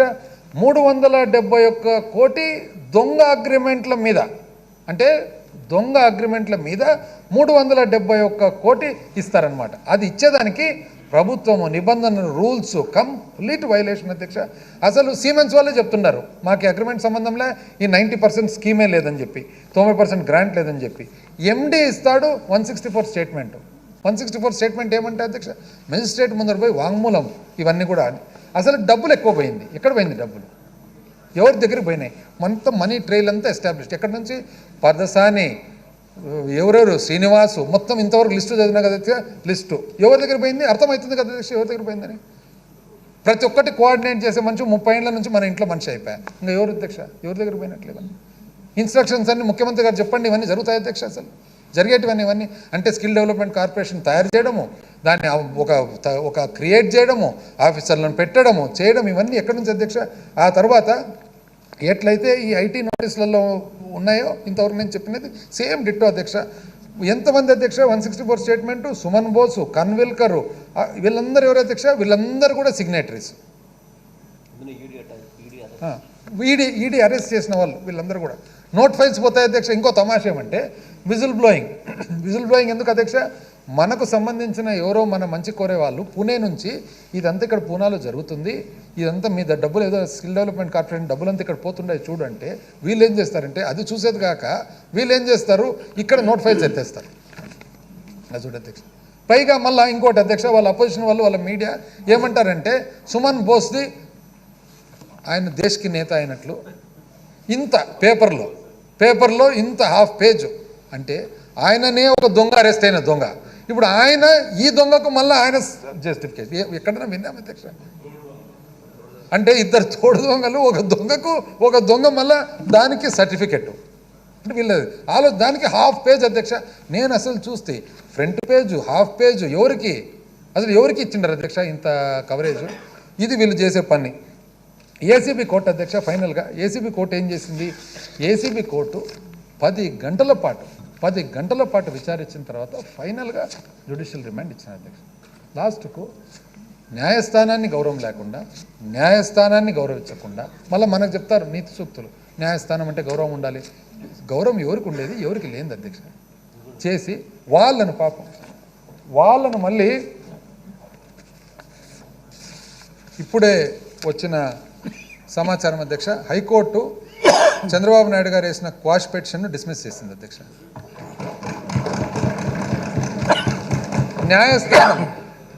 న్యాయస్థానంలో ఉన్న అధ్యక్ష, న్యాయస్థానంలో జడ్జి గారు, ట్రయల్ కోర్టు జడ్జి గారి గురించి కూడా బయట మాట్లాడతారు అధ్యక్ష. అసలు ఇవన్నీ చేసిన తర్వాత ఫైనల్గా ఏమధ్యక్ష వీళ్ళు చేసే పనంతా ఏమంటే అధ్యక్ష, వీళ్ళు చేసిన పనంతా ఏమంటే డెమోలు, చదువు చెప్పలే, స్కిల్లింగ్ చేయలే, ఏమి చేయలే, 5 రోజుల డెమో కోర్సు. ఇది చూసిన తర్వాత నాకు గుర్తుకొస్తుంది అధ్యక్ష, ఢిల్లీ నుంచి ఎవరో దిగుతారంట అధ్యక్ష నాంపల్లి స్టేషన్లో దిగిన తర్వాత రాయల్ హోటల్కి పోవాలని చెప్పి ఒక ఆటో డ్రైవర్ని అడుగుతాడంట అధ్యక్ష. రాయల్ హోటల్ కదా అని చెప్పి ఎక్కించుకుంటాడంట. రౌండ్ గంట సేపు తిప్పుతాడంట అధ్యక్ష, ఎక్కడెక్కడెక్కడెక్కడెక్కడనో తిప్పుతాడంట. తిప్పిన తర్వాత ఫైనల్గా ఇదో రాయల్ హోటల్ వచ్చిందని దింపుతాడంట అధ్యక్ష. దిగిన తర్వాత లోపలికి పోతాడంట. లోపలికి పోయి స్నానం చేసుకుంటూ బాత్రూమ్ కిటికీలో చూస్తే నాంపల్లి స్టేషన్ కనపడుతుంది అధ్యక్ష. నాకు తెలిసి ఇదే అధ్యక్ష, ఇదే వీళ్ళు చేసిన పని. కాబట్టి ఇప్పటికైనా అధ్యక్ష చట్టము ఏదైతే తన పని తను చేస్తుంది. మన డిపార్ట్మెంట్ ఇన్వెస్టిగేషన్ ఎవరైతే చేస్తున్నారో వాళ్ళు చాలా, ఎందుకంటే 4-5 సంవత్సరాలు చేసిన ఇన్వెస్టిగేషన్ అధ్యక్ష, వాళ్ళని అభినందించాల్సినది పోయి ఊరికి బురద చల్లుకుంటా పెట్టుకుంటూ చేయడం తప్పు కాదు. ఏదైనా కానీ అధ్యక్ష ఫైనల్గా ఖచ్చితంగా చట్టము తన పని తను చేస్తుంది. మనం అందరూ కూడా చట్టాన్ని గౌరవించాల్సిన అవసరం ఉంది. మరీ ముఖ్యంగా ఏమంటే పరిపాలన చేసేటప్పుడు మనం ఎప్పుడైతే బాధ్యత గల పోస్టులలో ఉంటామో మనము డబ్బులు ప్రజాధనాన్ని జాగ్రత్త పెట్టేది ఒక ఎత్తు, దాంతో పాటు అధ్యక్ష ప్రజాధనం జాగ్రత్త పెట్టేదాంతో పాటు రాష్ట్ర భవిష్యత్తును కూడా, అంటే ఈ 10 రూపాయల ఆదాయం కోసము ఇంతమంది భవిష్యత్తును పాడు చేసేది కూడా చాలా తప్పు అవుతుందని చెప్పి మీకు సవినయంగా మనవి చేసుకుంటూ ఈ సభ ద్వారా అధ్యక్ష ఇది యాక్చువల్గా వాస్తవాలు అధ్యక్ష. వాళ్ళు ఎన్నో ఊరికి చెప్తున్నారు కానీ సుమన్ బోస్తో హాఫ్ పేజ్ అడ్వర్టైజ్మెంట్లు అవన్నీ తప్పు అధ్యక్ష. ఇవి వాస్తవాలు కాబట్టే ఈరోజు క్వాష్ పిటిషన్ కూడా డిస్మిస్ అయిందని చెప్పి తెలియజేస్తూ సెలవు తీసుకుంటా ఉందా అధ్యక్ష. దేర్ రెస్ట్ మై కేసు అధ్యక్ష.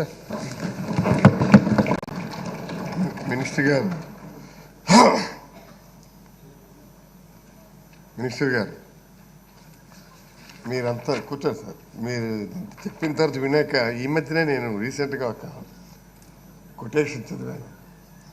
మనిషికి ఆశ ఎక్కువ, కాలానికి క్లారిటీ ఎక్కువ, ఎవరికి ఎంత ఇవ్వాలో అంతే ఇస్తుంది అని చెప్పేసి ఈ మధ్యన ఒకటి చదివాను. మీరు చదివిన తర్వాత ఎవరెన్ని అనుకున్న వాస్తవాలు ఎక్కడ పోవు కదా ఖచ్చితంగా. Right. The House is adjourned to meet again at 9 a.m. on Monday, the 25th September 2023.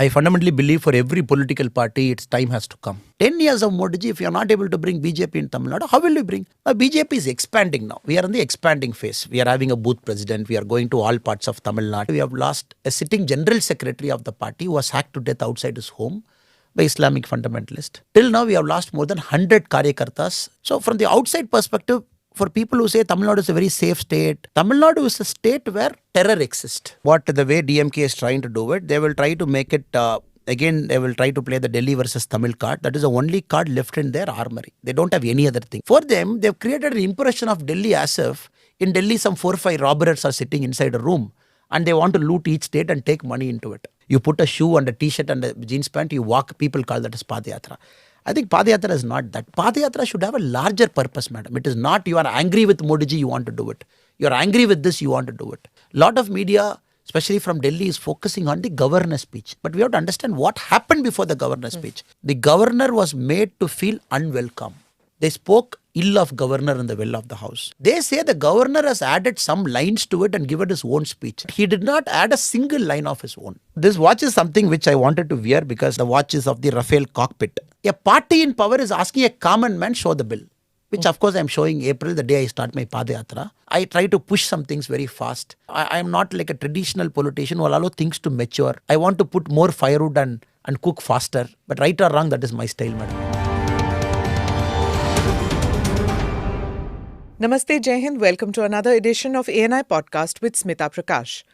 Today my guest is Annamalai Kuppuswamy, the state president of the BJP in the southern Indian state of Tamil Nadu. Annamalai hails from the Karur district in Kongu region of Tamil Nadu.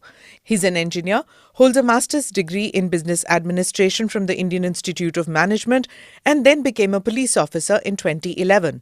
Not content with a successful 8-year stint in the Indian Police Service, Annamalai joined the BJP in 2020, and within a year, he was appointed the president of the state unit.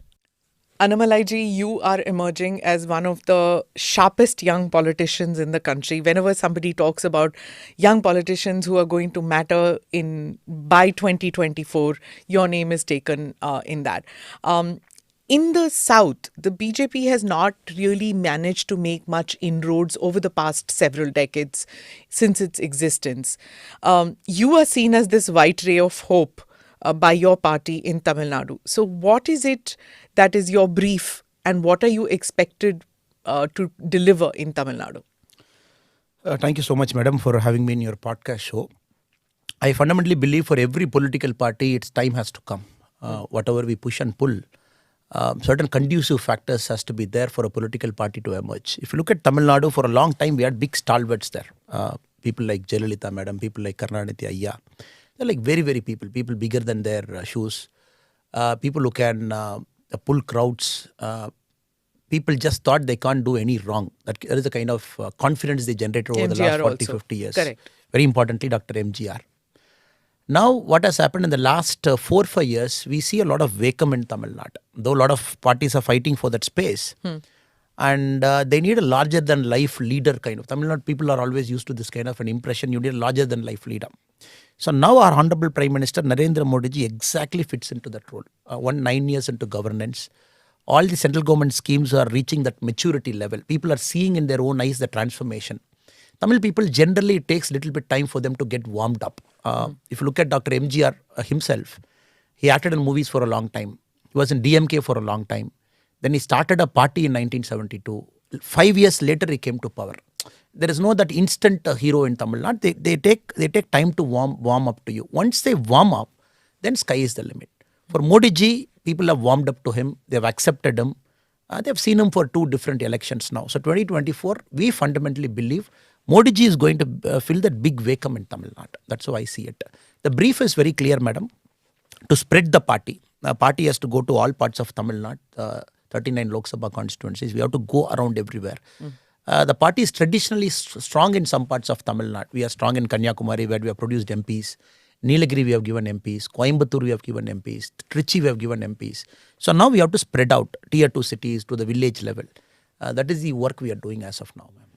See, for our viewers and our listeners who may not be very familiar with Tamil Nadu politics, there's like when you said about this larger than life, many of the people that you mentioned, they came in from the glamour world. They came in from film industry, or Karunanidhi was not exactly from film industry, but he was a poet, and he had this interaction with the crowd and all that. And everything that we see about Tamil Nadu politics is huge posters, and then people getting very emotional about their leaders and all that. Politics is very different from the rest of the country, isn't it? I partly agree with you, madam. It is true. We are definitely different from the rest of the country. And the initial part of Tamil Nadu, 1919, the Justice Party came to power in Tamil Nadu. Till 1947, with the British control, we had some form of a government. Post 1947, we had some of the great stalwarts in Tamil Nadu. You look at iconic statesmen, people like Rajagopalachari, people like Karmaveerar Kamaraj Raya. That was a different era and time. So those people occupied the mind space. 1965, post the Hindi agitation in Tamil Nadu, things took a sharp U-turn. Till then it was more like Tamil Nadu was part of the national mainstream. When Rajaji was there, part of the national mainstream. Kamarajar, Ayya, part of the syndicate and very big leader. So Tamil Nadu was never far away from India. It was always connected. The schemes were coming and people were dictating up to the Delhi politics also. People sitting here were dictating Delhi politics. 1965, post the Hindi agitation and the sharp U-turn that happened, Tamil Nadu was seen from the outside as a state that is slightly away from the mainstream India in terms of politics, where it is a separate politics. It doesn't matter who's coming in Delhi. There people vote very differently. So that a very careful political vacuum which arose after the Hindi agitation, the DMK party smartly captured it.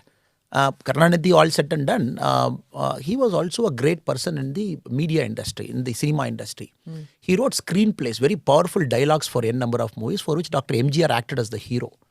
And the connection for them, they all came together. Annadurai, who was the first Chief Minister of Tamil Nadu, the Dravidian Chief Minister in 1967, he was also very popular writer and a speaker. So from then onwards, it is one after the other. It is Karunanidhi, then Dr. MGR, then Jayalalitha. It is like that, it is going. But we all have to understand, madam, when larger than life leaders, the shelf life, once it is over, it's a matter of time. For them, the parties go through some sort of a struggle because the next leader can't match up to their standard. And nobody could match up to Kalangar's standard. Nobody could match up to Dr. MGR's standard. But Jayalalitha madam came up because she was also came up the hard way. Now in the current field, I don't see any larger than life leader in Tamil Nadu who will occupy that mind space. And people simply will blindly trust them. He cannot do any wrong. That is the kind of image people had for them. So in this space, the politics is going to be very, very different, ma'am. Not the old style of politics now. While I'll agree with you that, the larger than life figures era might be over as far as Tamil Nadu politics is concerned. And you are saying that it's Modi ji. Even I'll come to the language issue later in the podcast. But when we are talking about larger than life figures, it was said when Karunanidhi passed away, when he is different, that era is over, his progeny will never be able to have that kind of, but then Stalin won and he's there and he didn't have that kind of an image, he didn't have that kind of a fan following, but he won. How come he managed to capture that? Tamil Nadu, generally when parties come to power, ma'am, you see a sweep. Lok Sabha elections also, you see one-sided sweep that normally happens in Tamil Nadu. Previously, when you see this kind of a transition between DMK and ADMK in each of the election in a 5-year cycle, you see a good number of seats, 140, 150, 170, up to 182. We have a 234-member assembly. And this election was the most closely fought election. DMK came to the election with a 12-party alliance.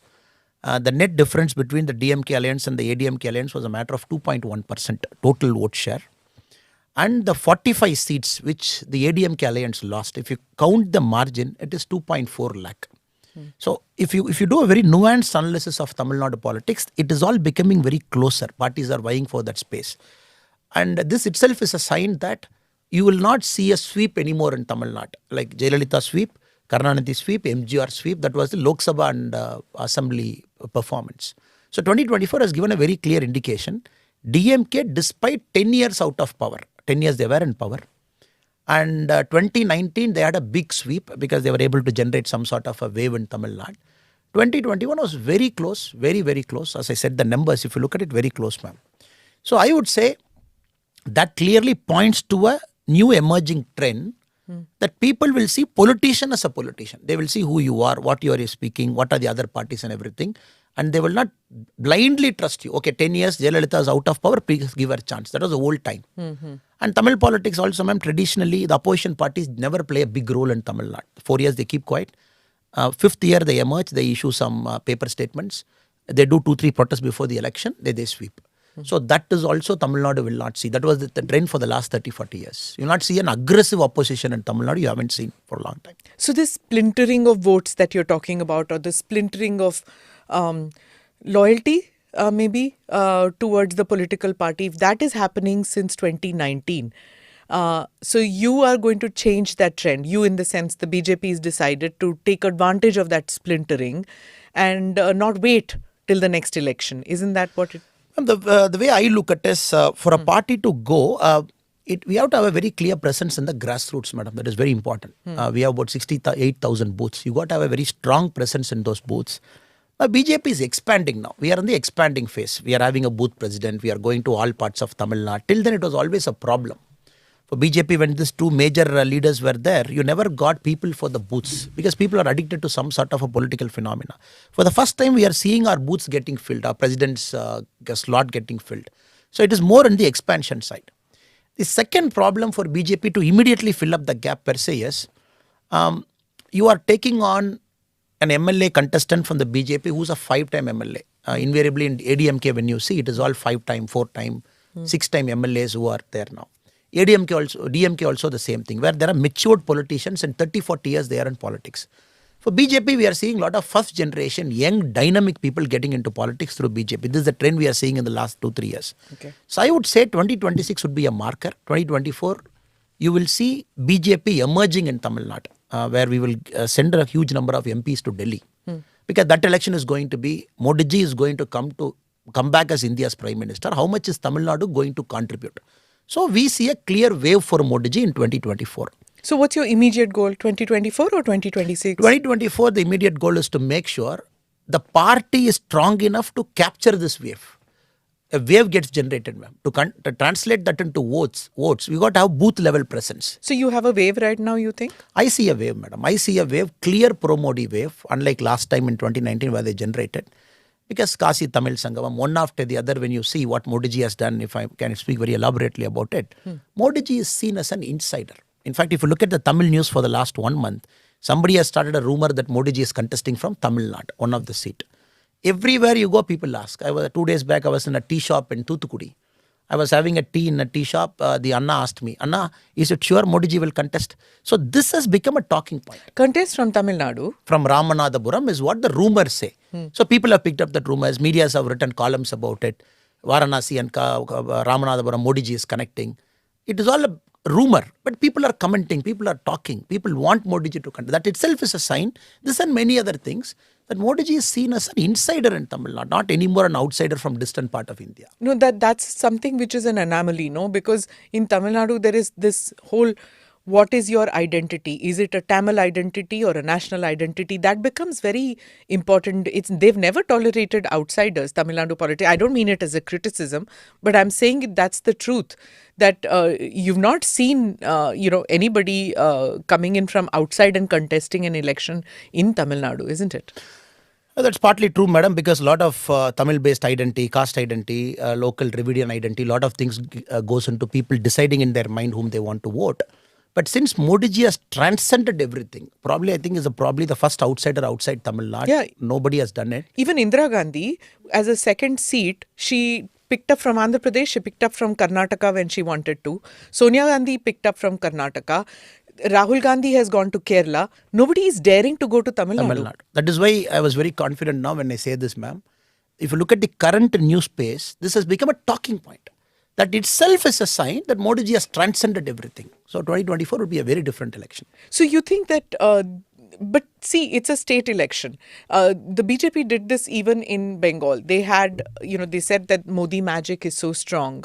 It was strong in 2019 in the sense that the vote share became very big in West Bengal. It's become the second largest party after the TMC. They did that, but state election is all about state leaders. How can Modi ji get I that? agree with you, madam. Modi ji can generate that wave for you. It is very important the state leadership and the candidates who are there, they are in that correct mind frame. You should reflect the qualities of Modi ji. For example, if you're talking of a state election, it's very important the candidate selection is perfectly bang on, ma'am. You put correct candidates, all the social engineering, whatever you want to do, but more importantly, the candidate should reflect the qualities of the Honorable Prime Minister. The party should set a correct narrative and go. For example, Modi ji, how is Modi ji seen in Tamil Nadu? Modi ji is seen as a development person. Modi ji is seen as a unifier. Modi ji is seen as the first person, probably the Prime Minister or whichever person, President, whichever higher constitutional position you take, the first guy who took effort to reach out to Tamil people consistently in the last 8 years, 10 years, even when he was Gujarat CM. This is the image of Modi ji. The party has to reflect very carefully with a very calibrated approach. When we do it, both sync.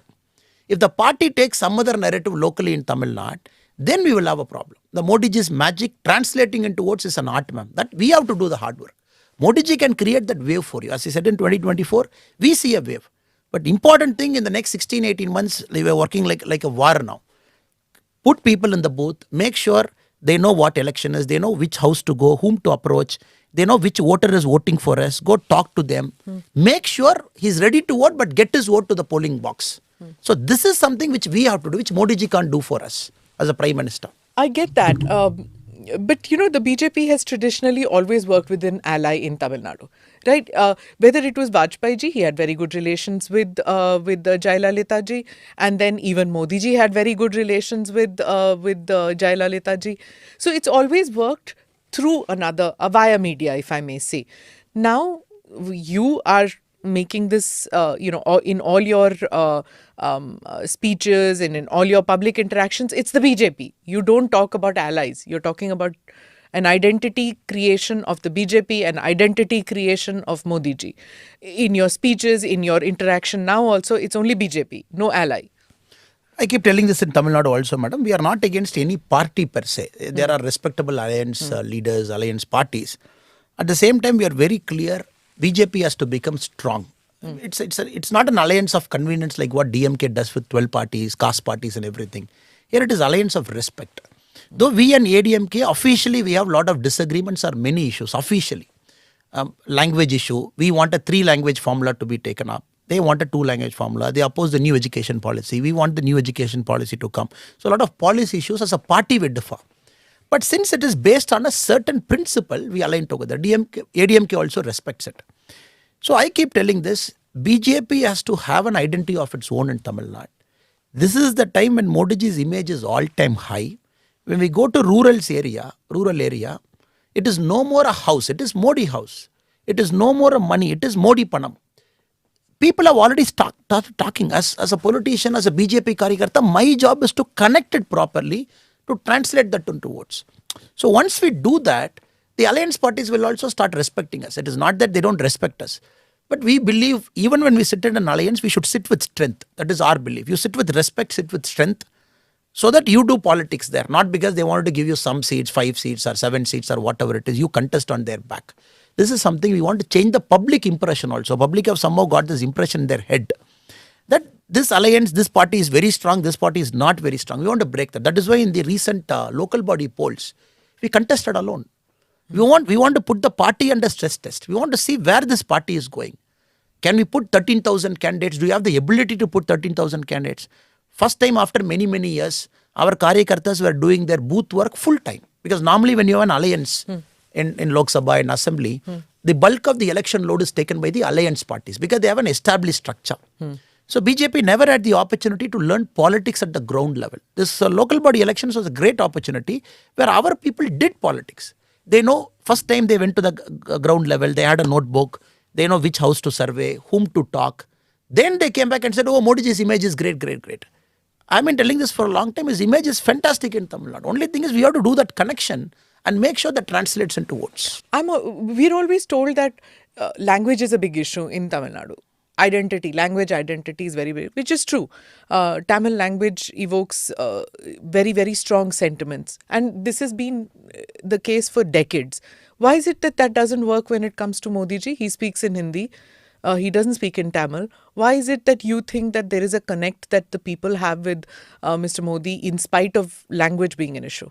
Or language not the same, not an issue, but... The two things to it, ma'am. It could also be seen as, if you take 2019 as a barometer, 2019 Lok Sabha as a barometer, 2014 when Modi ji contested for the first time for the Prime Minister post, Tamil Nadu BJP stood alone. We formed an alliance of our own. But though we created the alliance, the other parties contested more seats than us because PMK contested more other parties. So there, the combined vote share of the BJP alliance was 19.3%, whole alliance. That was a historic number for us, where we were able to win one seat on our own in Kanyakumari also. The DMK's lowest vote share was recorded in 2014. They were at 23%. So they were only 4% more than our alliance. Ma'am. This clearly shows when 2014 the whole country was like, oh, Modi ji is coming, Modi ji is going to change, and we want to go for Modi ji. That wave was in Tamil Nadu in 2014. Else you will not get 19.3% on one Lok Sabha seat contesting alone with the like-minded small three parties there. 2019, what happened? The DMK was very clear. From 2017 onwards, they run multiple TV channels, they run papers and everything, they run radio channels all as a party, as members belonging to that party. They carefully set a narrative from 2017, the anti-Modi wave, which they claimed, go back Modi in Twitter, which they organized. They created an impression that the Jallikattu, this, that, everything though we brought, but they created an impression that BJP did not bring. BJP was not careful for the Tamil sentiment. Now, last time when Modi ji visited Tamil Nadu, madam, last time when he visited Madurai, the Vanakkam Modi, just to give you a number, how it has changed now, Vanakkam Modi, Vanakkam in Tamil Nadu means welcome Modi. In a historic India's record, the Prime Minister hasn't got, or any political party hasn't got a Twitter trend that is 14 lakh for a day. So PM got Vanakkam Modi for 14 lakh. The Go Back Modi was around 70,000. Now you see a very clear shift in public perception that, oh, once we have been fooled by a very calibrated, very networked, a proper, structured negative communication. Now people are thinking, don't want to get fooled now. That is the thing that is working now. So 2019, I'm always telling ma'am, it is a very artificial kind of election in Tamil Nadu. And 2014 also we have to understand why BJP could not win more despite getting 19%. Jayalalitha madam made it an election between Jayalalitha versus Modi ji. She called it lady versus Modi. She said, it is me or Modi ji. So they gave an impression as if a Tamilian is going to become a deputy prime minister. So they created an impression. So people naturally thought, okay, there is a chance for Jayalalitha to go up to Delhi, and they had an impression now. 2019, they kind of created an impression that when the whole of India believed Modi ji is going to come, it gave a historic mandate. But Tamil people, they created an impression that Congress is going to come. They created an impression. It is all an impression. That is our only worry. The party, the structuring that we are doing is we don't want, because we don't have a TV, we don't have a paper, we don't have a very organized communicative approach. We are also getting used to that. Okay, how to break it, how to break that narrative. When the TV runs stories after stories from morning till evening, you have a big Sun TV, you have a Sun News, you have a Kalanger TV, all big TRP channels owned by the family per se. Then you have Dinakaran paper, you have Murasoli, again owned by them. Then you have multiple radio channels owned by the Maran's family. So people got bombarded by everywhere you see, they're getting bombarded with this theory. Now, with a lot of calibrative approach, we are breaking it. We got good amount of proper influences in the ground level. Who tell this story? No, this is false. This is not happening. So that took a lot of effort. So it is more like a green shoot, madam. What happened in the local body polls was a green shoot, where BJP's vote share in the contested area was about 8.5%. That was a green shoot in a local body poll. That happened 6 months after DMK coming to power. So we are very confident. This was the problem in 2019. We know what was the problem. That is why you see the current politics of DMK, madam. Whenever they get into the back foot, immediately they make it north versus south. Immediately they make it center versus state. Now they have taken governor as more like a mascot for Delhi. They want to make it governor versus DMK, meaning Delhi versus DMK. So DMK tries to play this game very carefully because they know they can't win on development politics. They are trying to again reignite that passion and pride, whatever they have been doing for a long time. Two topics, Annamalai. One is about the communication, and two is about the governor issue. I'm going to come to the governor issue later, but first let me talk about the communication thing. It will seem a little strange for people who don't know much about Tamil Nadu politics, because mostly people think that BJP's communication management is probably leaps and bounds beyond anybody else. I mean, any political party you talk to, whether it is the Congress or whether it is the TMC, they'll all say all channels are only speak about Modi ji, only talk about BJP, everybody is Godi media, it's only the BJP. But what you are saying in Tamil Nadu, it is completely different. But why is it then that, or you don't want to play that same game? Like you're saying that the other political parties have their own TV channels, but you don't want to bring out your own TV channel, is it, the BJP? I think the party is very clear, madam. Ideology party doesn't want a TV channel to propagate what it is doing. Instead, they expect the Karyakartas to go and do the hard work, meet people, because it's a fade they can create for 5 years, but this can never be a permanent thing. So the party has always taken a call. You go and do the hard work. What is expected of Karyakarta? Let us not get into businesses which we are not supposed to get into it. So Tamil Nadu, though our cadres every time a senior leader from Delhi comes, even to the Prime Minister also, some of our party members have said, sir, we want to start a TV channel.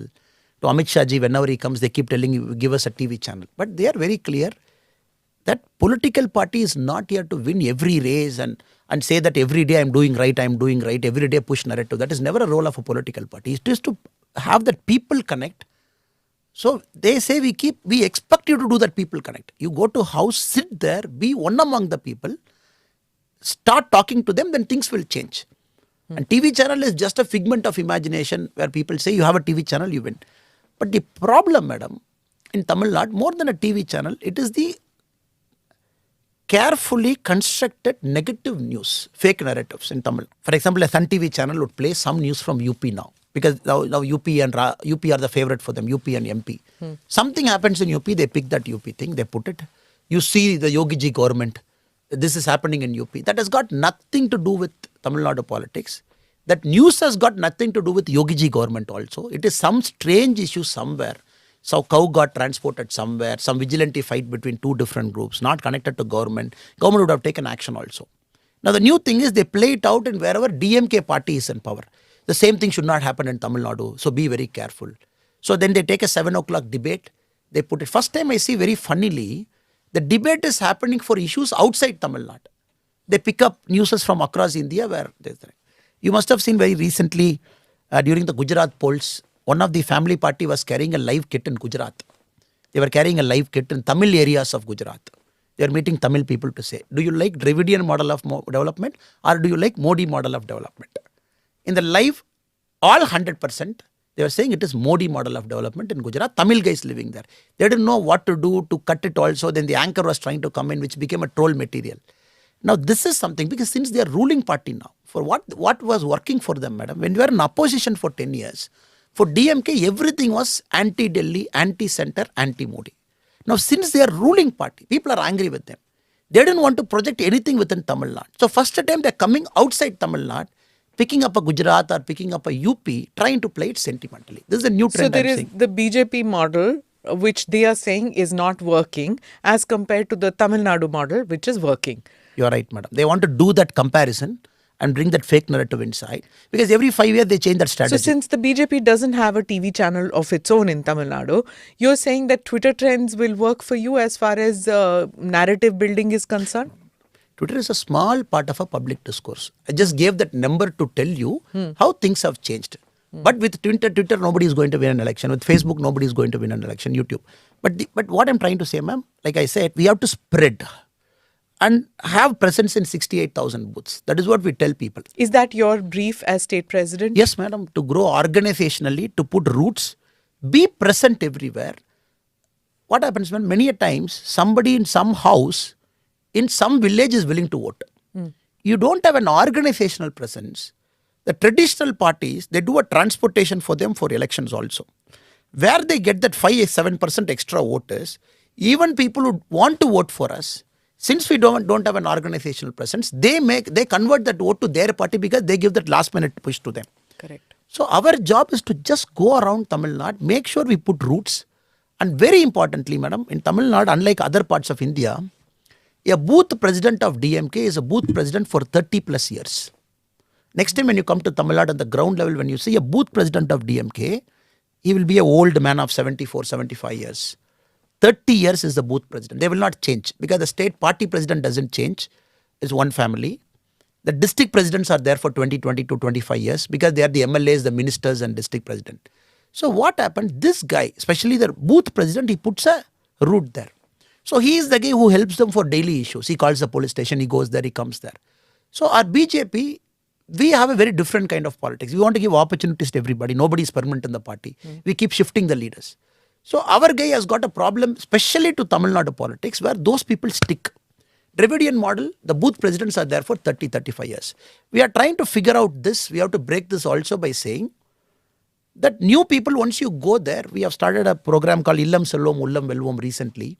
We said each Karyakarta has to take care of 25 houses in his locality. Any problem in that house, you are the first responder like a cop. There is a rainfall issue, go there, solve it. There is a central government loan issue, go there, solve it. Don't work like a party Karyakarta, take ownership of that house. So I'm very happy to say, as of now, there are about 90,000 Karyakartas engaged in it. Each person has taken 25 houses going around. Because the only way to break that logic is our guy taking ownership of 25 houses. Because we don't have a model where every household will know he is our booth president for DMK, call that fellow, he'll fix up a bulb. But for BJP and national parties, we have this problem competing with the traditional Dravidian regional major, because sometimes you have to play our game differently also, madam.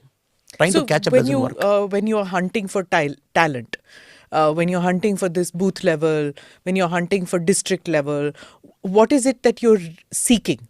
Is it youth? Is it new ideas? Or is it somebody who's established, you break away from another party? What is it that you're seeking?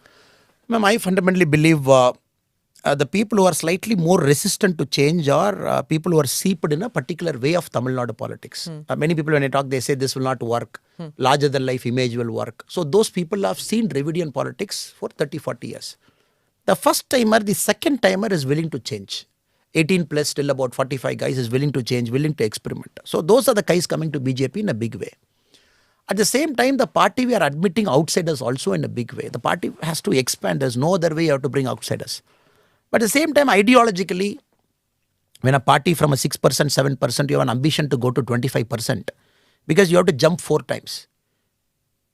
Likely meaning you have to bring outsiders in more number. When the internal gelling is not happening, we see a lot of places it creates artificial friction. Then people go out once you lose an election. People don't stay for the long term. So it's a big laboratory experiment that is happening. We are bringing outsiders in a big way. We are pushing youth also, giving them positions of importance. Same time doing simultaneously manpower training, simultaneously getting them to mature much faster. Because every day we tell them, you are competing with a 5-time MLA. Any of our aspirant, I tell them, you are competing with a 5-time ADMK MLA or a DMK MLA who is there for 30 years in the constituency. He has got face value. He has done work as a minister. Now, unless you do something different, you will not have a chance. Modiji's image is great. Wave is there.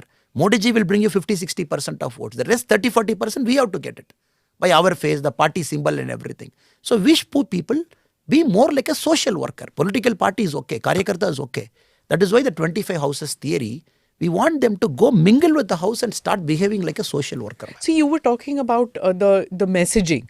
So the messaging for a long time has been that the BJP is an anti-Dravidian party. Now, if that continuously is hammered, at times that message must be sticking. You know, I'll tell you recently, the Hindu newspaper's editor Malini Parthasarthi, she did a Twitter poll in which, you know, it was asked what is more important. They said that this more than 50%, I think, votes went for that the Tamil identity is stronger than the national identity. Now, that's a pretty strong thing. It is probably, you'll see that in Bengal and you'll see that in Tamil Nadu, which is happening. And the BJP is seen as a party that is trying to break that. So where are you, or do you want to break that? What is it? Is it a wrong perception? This poll, madam, if it has happened 10 years before, probably would have seen 80-20. Now we are seeing 60-40 or 55-45. That shows things are progressing. Maybe 1970 would have been 95-5 or something like that, madam. So I see this poll as a very a barometer which is showing that ground is shifting. Once you cross 50-55, then we would call national parties era. So in a way, I partly agree with you, madam, that this poll is indicating something. Ground is shifting. 2019, if you had done the poll with all the center, anti-Modi, whatever DMK was generating, it would have been different, ma'am. How long does it take, Annamalai, for an anti-BJP, anti-India? Ma'am, I call myself a dark Dravidian. Okay. I call myself a dark Dravidian. The media people ask me, sir, you are dark, that is visible. But calling you a Dravidian, how do you substantiate? I said, look, it's a land of Pancha Dravida. If you look at the old literature, we call Pancha Dravida. Pancha Dravida right up to Gujarat, the current Pakistan, Pancha Dravida. What happened? This fellows, a landmass of Dravidian was converted to a culture, converted to a people, converted to a boundary. Before 1956, what do we call as Tamil Nadu, madam? It was the Madras presidency going all the way to Orissa, going all the way to Maharashtra. Mysore, this way we have cut and we have come. So it was a combination of many culture and many things before 1956. Even the Madras, the name itself has come from a Telugu ruler. Even if you go to Chennai now, people say a good number of population in a very higher side, they speak Telugu origin. The erstwhile people settled in Madras. Now, this is a new theory they have started from 1956 calling this boundary. In Tamil movie, we have this Vadivela movie. You don't cross this line, I don't cross this line. In the Kota Tandi, nee varakudadu, nanu varamantan. They say after this line, you can't come and I won't go. No, I won't cross. I won't cross this line, but you don't come inside this line. Okay. Now, this is DMK style. This line is Dravidian line. The geographical boundary. Which is never the case. This is something they have given a narrative to it in the last 30, 40, 50 years. They say now Dravidian means which is a shrinking area inside Tamil Nadu. Moment you cross Tamil Nadu border, which was a erstwhile Madras presidency, where our Cheras, Cholas and Pandyas ruled, where our great kings went, where people still have relations settled the other side of the border. This is something which I say, look, I am also a Dravidian by this logic of landmass. And I am a 6th, 7th generation born this person, a farmer. So this is very important for Tamil Nadu because we also have to speak a language which people understand. And moment Dravidian we get into this race and culture and boundary, then it becomes very tough, madam. Secondly, the second part also, madam, BJP very conveniently they make it a Delhi-centric party. For a regional party, for them the first branding they do is a Delhi-centric party. If a Delhi-centric party comes to power, their interests are always towards Delhi, not towards Tamil Nadu. For them, they've created an impression of Delhi as if in Delhi some 4 or 5 robbers are sitting inside a room and they want to loot each state and take money into it. They don't understand Modi ji has come from Gujarat, an outsider in pure terms, coming to Delhi because it is an administrative capital. In the people's mind, Delhi is made as if it is some robber barons are sitting in Delhi. They will loot Tamil Nadu, take our resources. If you go to a village, that is an impression.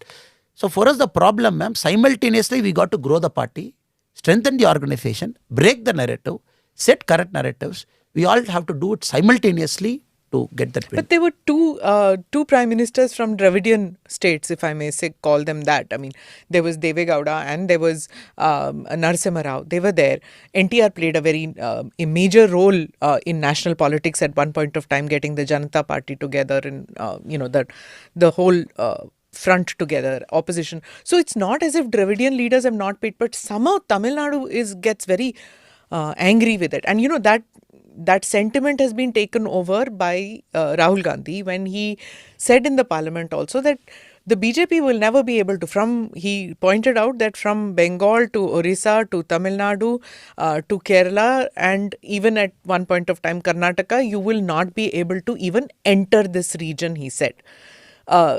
Talking about regional leaders in these parties, in these states who are going to prevent the BJP storming lower than the cow belt area, which is called. Yes, in the parliament. But I welcomed Rahul's statement in the sense I said, only if you say things will happen ulta in Indian politics. Whatever you have said, it has happened ulta. I said for BJP to come to power, it is important Rahul Gandhi should have said that statement because he said it without understanding Tamil Nadu politics. A state, maybe for his grandmother and a great-grandfather in the initial time, when the power transition was happening from Britain to India, Pandit Jawaharlal Nehru asked Rajaji, Chakravarti Rajagopalacharyji, How should we shift this power? How should we give a narrative that power is getting shifted? And Rajaji gave an idea. In Tamil kings used to carry the sengol, scepter. I will make a scepter in Tamil Nadu, bring it to Delhi. We will give it to Mountbatten. So he will give that scepter to you, we will collect it, and we will show there is a transfer of power. Technically, the transfer of power happened in photograph wise. The scepter was made in an Adinam in Tamil Nadu, a Shaivite Adinam in Tamil Nadu it came. We can keep giving lot of connections, madam, right up to Kamarajar. Now he has to understand Tamil Nadu was always a land that favored nationalism. Because you see, ma'am, a state that far across from the epicenter of what is happening in Indian politics, the Delhi and Mumbai and other things, the quality of freedom fighters it gave. It is like far beyond a state that is in the hinterland of India. Far beyond. It has always got that. It has always got that. Now he has to understand Tamil Nadu has behaved in a very different way because it is people like that who chose to do politics inside Tamil Nadu. Even I've seen Congress inside Tamil Nadu. They speak a Dravidian DMK's language. For example, NEET. Congress party opposes NEET in Tamil Nadu. Congress party opposes new education policy in Tamil Nadu. Whatever DMK says, Congress says it. That is why I call Congress in Tamil Nadu as DMK's B team. Because ideologically they don't have a different stand, madam. It is very unfortunate. Rahul Gandhi ji somehow believes it is by parroting this statement, Congress has got a life support in Tamil Nadu. But we chose to see it some other way, that we have to just regain the glory, get that narrative right. Moment we get it going, it's a matter of time Tamil Nadu will get into the national mainstream. But Congress has never had an issue being the B team of the DMK, isn't it? I mean, never in the sense I'm talking about 15 years now. They don't have a problem being B team. Because they're not ambitious, madam. They don't have a problem. In the sense, ambitious in the sense, for any political party, the reason for its existence is to come to power. BJP for in Tamil Nadu, we are very clear. The party has to come to power. Only then ideology and whatever we have to do, we can do for people. But very surprisingly, I see in Congress, for example, a senior leader like Peter Alphonse, very senior leader in Congress. He says the only person who can save India, he says, is MK Stalin. He doesn't say Rahul Gandhi.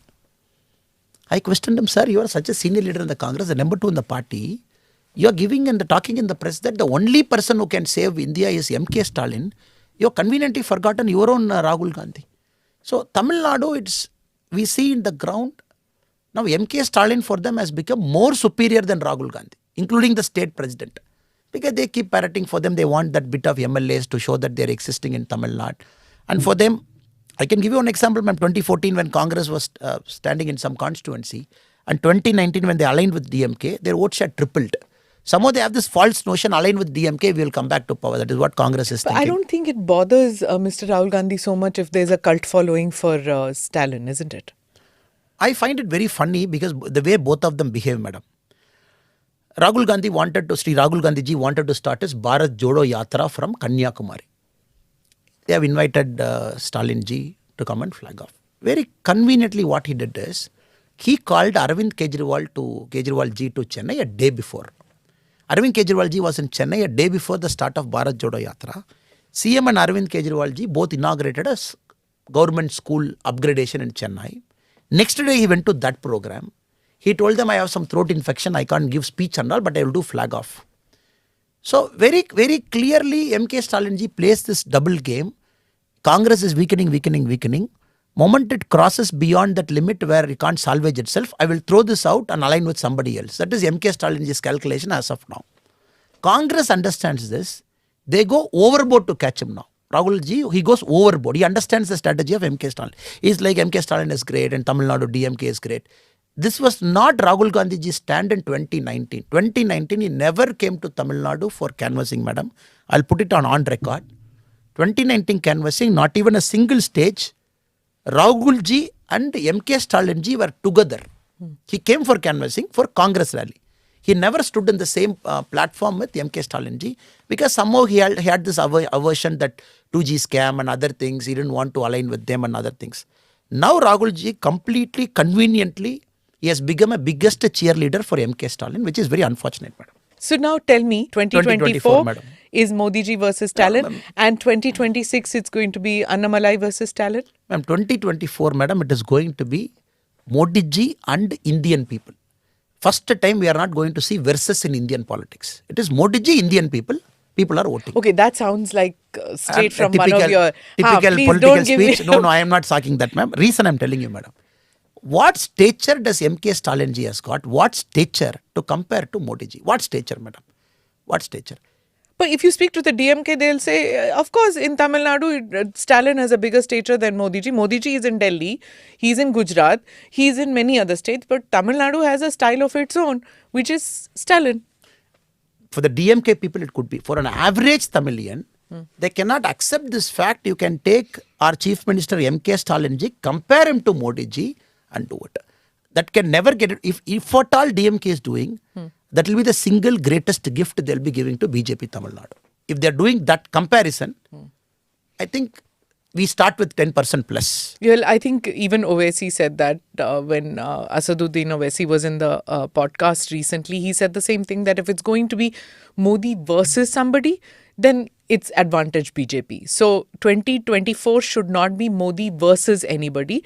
The opposition strategy should be that everybody fight on your own, and post-election then maybe see something. But don't fight it as Modi versus. It works to BJP's advantage. Do you think Tamil Nadu will be the same?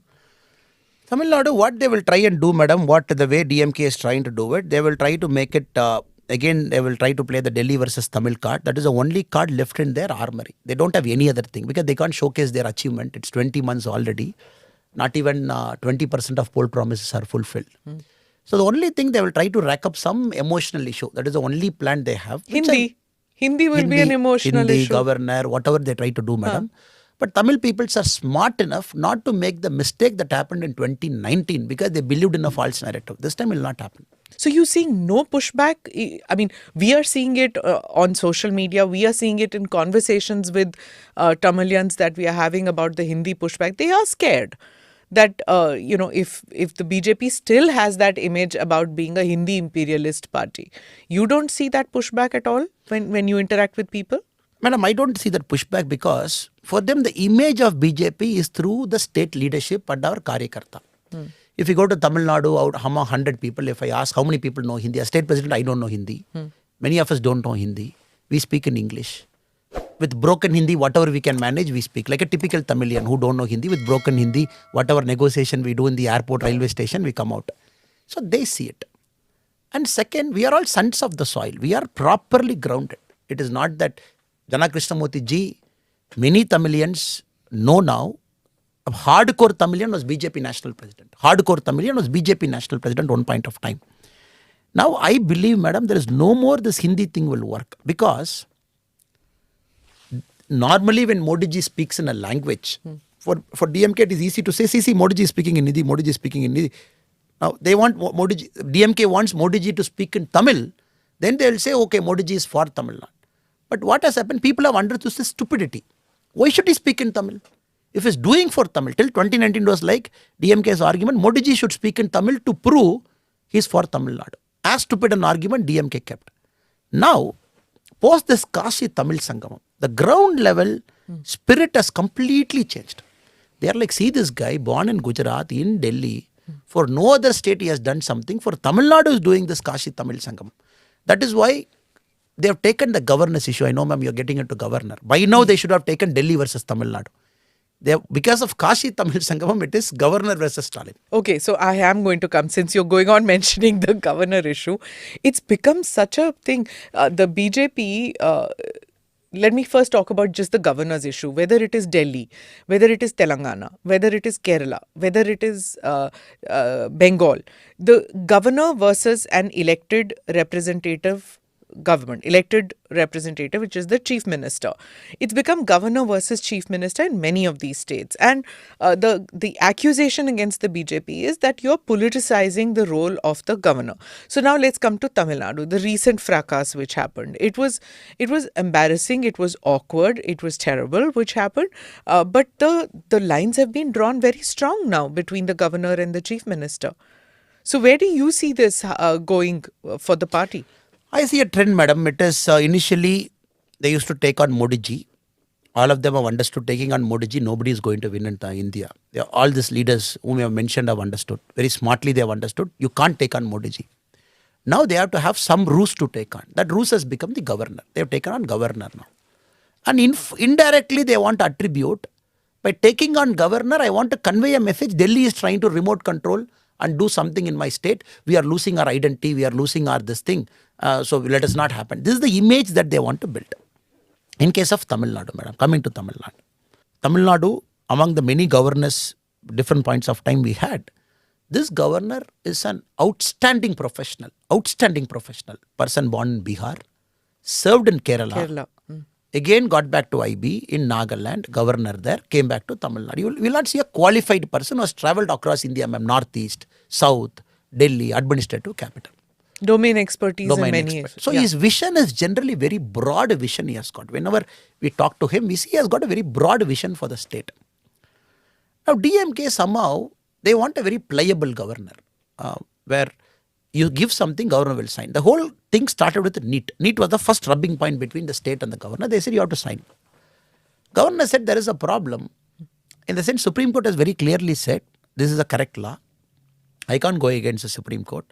Then they started, CM said, I will not participate in any function. I will not come for at-home reception. He did all this drama. Now it is with the President of India, madam, the NEET, whatever resolution assembly passed. Then every four months they waited. CM was saying that outstanding governor, very good for the state. These are the words he used in the stage for 4-5 months. Then the second rubbing happened, madam, when governor used a word called Tamil Nadu Tamilagam. That was a recent fight. Governor in an informal setting to a set of audience, he said, I prefer to use Tamilagam. He never said nobody should not use Tamil Nadu. He said, I prefer to use Tamilagam. I suggest you also to consider. This is what he said. If you ask me as a person, Annamalai as a person, what do you use? I prefer to use both Tamil Nadu and Tamilagam because I've been using it for the last many years. So those who don't understand, can you please explain the difference between the two? Tamil Nadu. Nadu means generally a country. Nadu generally means country. India Nadu it's called. India Nadu means country. India. Literally would be inhabitants of an area. No, Nadu is. Nadu means country, madam, in the colloquial term. Okay. But Tamil Nadu means it is basically the land of Tamils. If I can do a rough translation, a place, land of Tamils. People might carry an impression that this looks like a separate state. For an outsider to understand Tamil Nadu. Nadu means Tamil separate people, country. Tamil people, we call our state as Tamil Nadu. We call our country as India Nadu. So Nadu means country. Tamilagam means a place of Tamils. So this was technically nothing much. But what happened, DMK in the last 20 months, madam, couple of statements they made, I think which must have irritated the governor. One DMK MP made a statement. The conditions that existed in 1965 for demanding a separate state are existing even now. I am warning central government. This is one DMK MP. CM was sitting in the stage. Then one DMK spokesperson, he said, Tamil Nadu is always separate. It will be separate. Or DMK official spokesperson. So we have met governor. We have given memorandum to the governor saying this MP should be disqualified because he is going against the oath of the Indian constitution. Different times. So DMK, the moment the chief minister took power, he started using a word called Ondri Arasu. Again, Ondri Arasu means how India was formed. The DMK believes India was formed by the American way, where all states got together and formed a country. So he says Ondriyam. We are like, no, it is never Ondriyam. India is always a Madhya Arasu, meaning a central government, where state never fused together and formed a country. Country was there. 1956, we divided based on the boundaries were divided based on the language we speak. It is not that we fused together to become India. So this also has irritated governor when on record he has said that he doesn't prefer the word called Ondriyam. Ondriyam gives a feeling as if it's a subunit of something. It has to be Madhya. So there are some nuanced politics behind this Tamil Nadu Tamilagam. So governor suggested you please consider Tamilagam as a word. It was a suggestion, madam. He never imposed anything.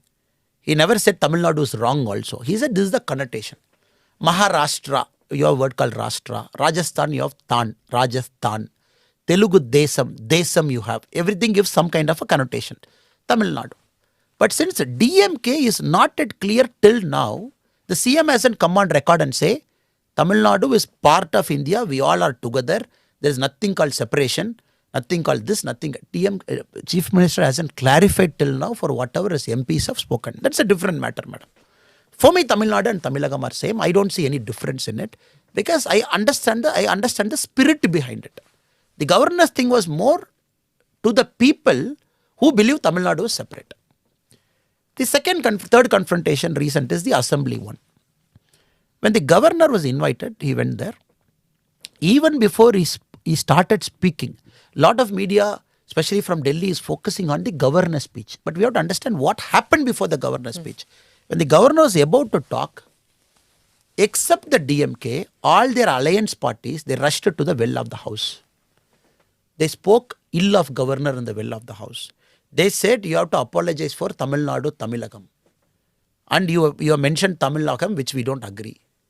And the speaker allowed them to come close to the governor. If you look at the image, ma'am, the governor is with the mic. They are almost 2 feet away from the governor. They were shouting. It was allowed for full 4.5 minutes. Then speaker very reluctantly, the marshals were called. All the people are pushed out. The CM was sitting in the first row with hands folded, watching this in front of his eyes. All his alliance partners, Congress did Gero, thrown out. Not thrown out. After 4.5 minutes, they walked out. The VCK, DMK's alliance partner. Communist Party, DMK's alliance partner. Then the governor was allowed to start the speech.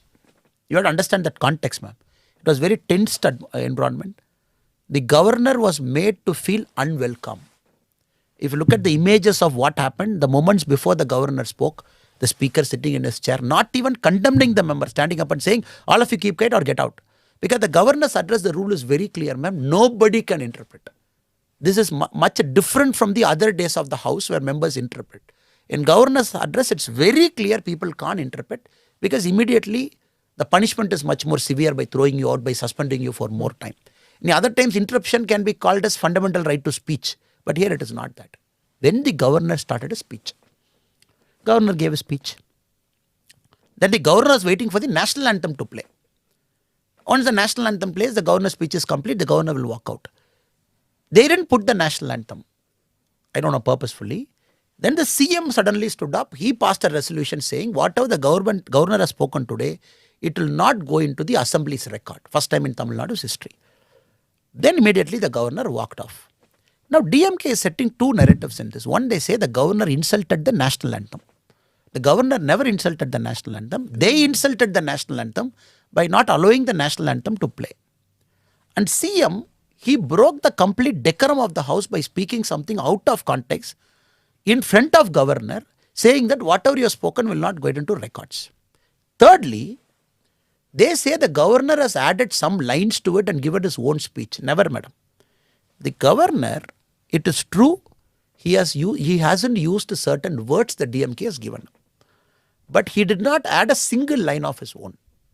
Single line of his own. For example, which I completely believe what governor did is right. In one place they say, what governor omitted. The Tamil fishermen who are arrested in Sri Lanka, they got repatriated back only by the efforts of Tamil Nadu government. This is the line. The governor added, due to the efforts of Tamil Nadu government and central government. What is the wrong in it? In case the governor hasn't added central government, the governor is doing a constitutional disservice, which means he is himself admitting the state government can take control of the external affairs relationship. It is central government which brought the fishermen back. Of course, Tamil Nadu Chief Minister would have written a letter to our external affairs minister. The governor, going by the constitution, added what is the constitutional's correct position. DMK is saying, no, whatever we should have given, you should have read it. The next line. They have mentioned Tamil Nadu as a state is a safe haven for peace. Just now we had an ISIS bomb blast. We had a police constable molested in a DMK function by DMK party functionary. Governor in his conscience, he said, is not going to read it. He never told it in the open. That is what we are given to understand. Because governor maintains a studied silence. He didn't read that one line. The next line they say, no, you insulted Ambedkar ji, you insulted Annadurai ji, you insulted them and all. Governor never insulted them. In that line, the Dravidian model of development was there. But it was like a political line. They said the vigor, the valor and the great march of Dravidian development model. Apparently we were given to understand, governor has said, please remove this 3 adjective, vigor, valor and march. I will read the other things because I can't speak like a political person. He doesn't have a problem with reading Dravidian model of development, but the words before it, glorifying Tamil Nadu, glorifying the chief minister by adding adjectives to it, governor said, I'm not reading this line. Since the state government did not agree to that, government skipped that entire para. Not even one line governor added on his own, madam. Now, any sane political observer will say what governor did is right. If governor would have said only Tamil Nadu government brought back Sri Lankan fishermen, it is against the Indian constitution. It will be against many things. And very importantly, we are finally seeing a governor in Tamil Nadu with a lot of conscience. Every governor had conscience. I am not putting anybody down, madam. But he's having a lot of conscience. He's saying, okay, I am going with you. The Council of Ministers have got superior power. I'm not questioning it. But be very reasonable. Tomorrow, DMK, in the next governor's address, I've thrown them a challenge. You will add one line saying, Tamil Nadu will separate from India very soon. And you want the governor to read, because you're quoting the provision of the constitution saying, governor has to read whatever the Council of Ministers have prepared. That will be an absurd logic, madam. Yeah. The governor has to apply his mind, see it is in validity with the Indian constitution and read it. That is why the DMK in the back foot now, after the governor's issue where people are angry with them, they're trying to play this Tamilagam Tamil Nadu only now. So, you were talking about writing certain things and all that, but it became more than that. It became more than the speech of the governor, because then suddenly you have somebody from the party who turns around and says, go to Kashmir. And, then Omar Abdullah says, what are you trying to say? Now, Omar Abdullah is ideologically close to Stalin as compared to with BJP. He didn't like the idea that his state is being pushed as a haven for terrorism, and send him, like saying send to Pakistan, send to Afghanistan, send to Kashmir. So it's become very, this cooperative federalism we keep talking about. Now it is like every unit, every entity trying to insult the other by saying these kind of things. Very ugly. Madam, the DMK party chief, MK Stalin ji, our chief minister's son, Udayanidhi Stalin, during the assembly election in 2021, he made a statement. Modi ji, because of his torture, he killed Arun Jaitley ji and Sushma Swaraj ji. It's a statement given by Udayanidhi Stalin. We have given a complaint to the election commission and everything. We have given a complaint. If I recall, the DMK top leader speaking like this. I should not say this in the podcast. When Indira Gandhi madam post emergency, when she came to Tamil Nadu, she was stone pelted in Madurai. She got cut and bled. Kalaignar Karunanidhi was asked, Madam, Indira Gandhi got a blood, what do you think? I should not say this. Karunanidhi on record said, for a woman, blood is coming, what is new in that? It happens all the time. DMK as a party, it has got a rowdy image in Tamil Nadu. For a woman will never vote for DMK, always Jayalalitha, Modi ji now. The kind of utterances they do is like, you cannot even hear. Modi ji's mother gets insulted like anything. Every time Modi ji goes and meets her mother, immediately the DMK IT wing and somebody will tweet, photo opportunity, he went for photo op. All crap they will write, madam. So nothing new in the political discourse of it is. Maybe for the first time, many Delhi media has picked up. But many a time this news gets very localized. It doesn't come out of Tamil Nadu. People always say, they are like that only, just so do, let us go to the next work. But in the same speech, what you have seen, madam, not only that fellow abused the governor, he abused my mother. It's the same speech. The same speaker, after abusing the governor, he said, how did Annamalai's mother gave birth to Annamalai? Something he said. But I am also used to their attack. Last 2 months, 2 years, I am seeing their kind of attack. It's a 40-minute speech. If you take that speech per se, that DMK person, minimum 20 FIRs you can put. Who was sitting with them? 2 MLAs. The state health minister was sitting in the stage, listening to the full 40 minutes, they walked out. Then we thought the only way we can put pressure on the Tamil Nadu police is, we have to put a subtitle to that speech and take it across India. The subtitle was put by our team, our BJP IT wing. We took that speech, put a subtitle, send it to all of you in Delhi, to all the editors, we said, look, this is happening in Tamil Nadu. The police in 48 hours, it's not registering an FIR. Then once it became a big issue, it became a national issue, then people understood the context of Kashmir and what it. That is why if you see my Twitter feeds, ma'am, often I put a subtitle and post it. The only reason I want the news to go beyond Tamil Nadu for people to understand what is happening. The punishment till now, till today, is suspension from a party for some time, no FIR. If I go one step behind it, 1 week back, Madam Kanimoli was addressing a meeting in Chennai. The women police have come to give security to her DMK meeting. One fellow molested a woman police constable. Then we said, look, we have a video. We are going to release that video. You better book an FIR and take these fellows out. We know their name also. I called for a press conference. I said, Chief Minister, you do it. There are two things. One, she is a woman. Second, she is a police woman. Third, she is there for your party function. Fourth, the chief guest of the party function is your own sister. You do it. Then 24 hours, no FIR. 48 hours, we said 2 days. We are going for a dharna. After 48 hours, they booked an FIR. After 2 days, they picked that guy, took him to the police station, called the woman constable, asked her to withdraw the complaint. They did the drama. Then BJP workers went and garrotted the police station. Then late night, the arrest happened at 3:30. I'm just giving you an inkling like this because, madam, when DMK knows it is in the last leg, it is not fighting in its ideology. Kalaignar Karunanidhi fought on an ideology. I'll give it to him. Right or wrong, that's a point of debate, madam. We can sit across the table and two leaders can fight with ideology. Annadurai fought with ideology. 1961-62, he said Tamil Nadu is going to be a separate country. Right or wrong, he mentioned it. Moment we brought a constitutional amendment, we said any political party talking of secession, the political party would be banned. Immediately Annadurai in parliament said, okay, we are not going to speak about secession, but we agree to be part of the Indian country, but the conditions still exist.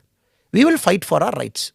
Right or wrong, madam, with those people you can sit across the table and talk. Because we are an ideological differing, your conversations can happen.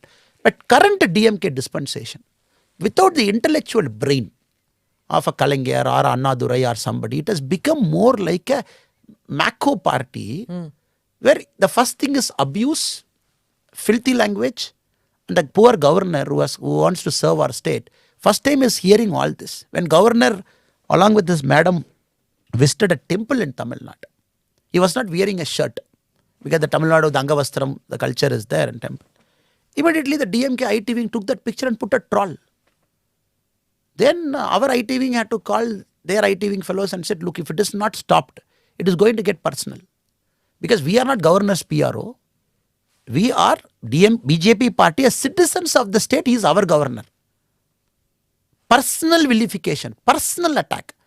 The poor governor, he maintains a studied silence. At least we speak. But governor clearly believes his job is not to speak. He does his work. He travels across Tamil Nadu. He speaks. He doesn't come to media, doesn't talk why he does, what he does and everything. But somehow DMK thinks the governor not speaking means they can speak whatever they want. That is the most unfortunate part. So these attacks on your mother, on your personal attacks, does that hurt you? Do you feel at any point of time that you didn't sign up for this when you got into politics? My mother, let me be very frank with you, madam. My mother, they live in a village, madam. We are a farming family. My father and mother take care of the farm. We have sheep and cows there, and they have to be there for daily feeding and everything. Now, since the character assassination and personal attack on me has gone overboard, I told my mother not to stay alone. Now, she is staying in my sister's house, which is about 20 kilometers away in the city. I said, take care of mom, because I don't want her to get mentally upset. Because we are used to this in politics, they keep all kinds of things. Because my mother, when something she reads, she's not even in a position. My father studied till 10th, my mother studied till 6th class. They are proper villagers. My mother, anything story that comes about me, she's not in a position to differentiate whether it is a true news or false news. My mother, I've put her in my sister's place saying, please take care of her. Don't allow her to be alone. So these are all big losses for me. In the sense that personal space is gone, privacy is gone.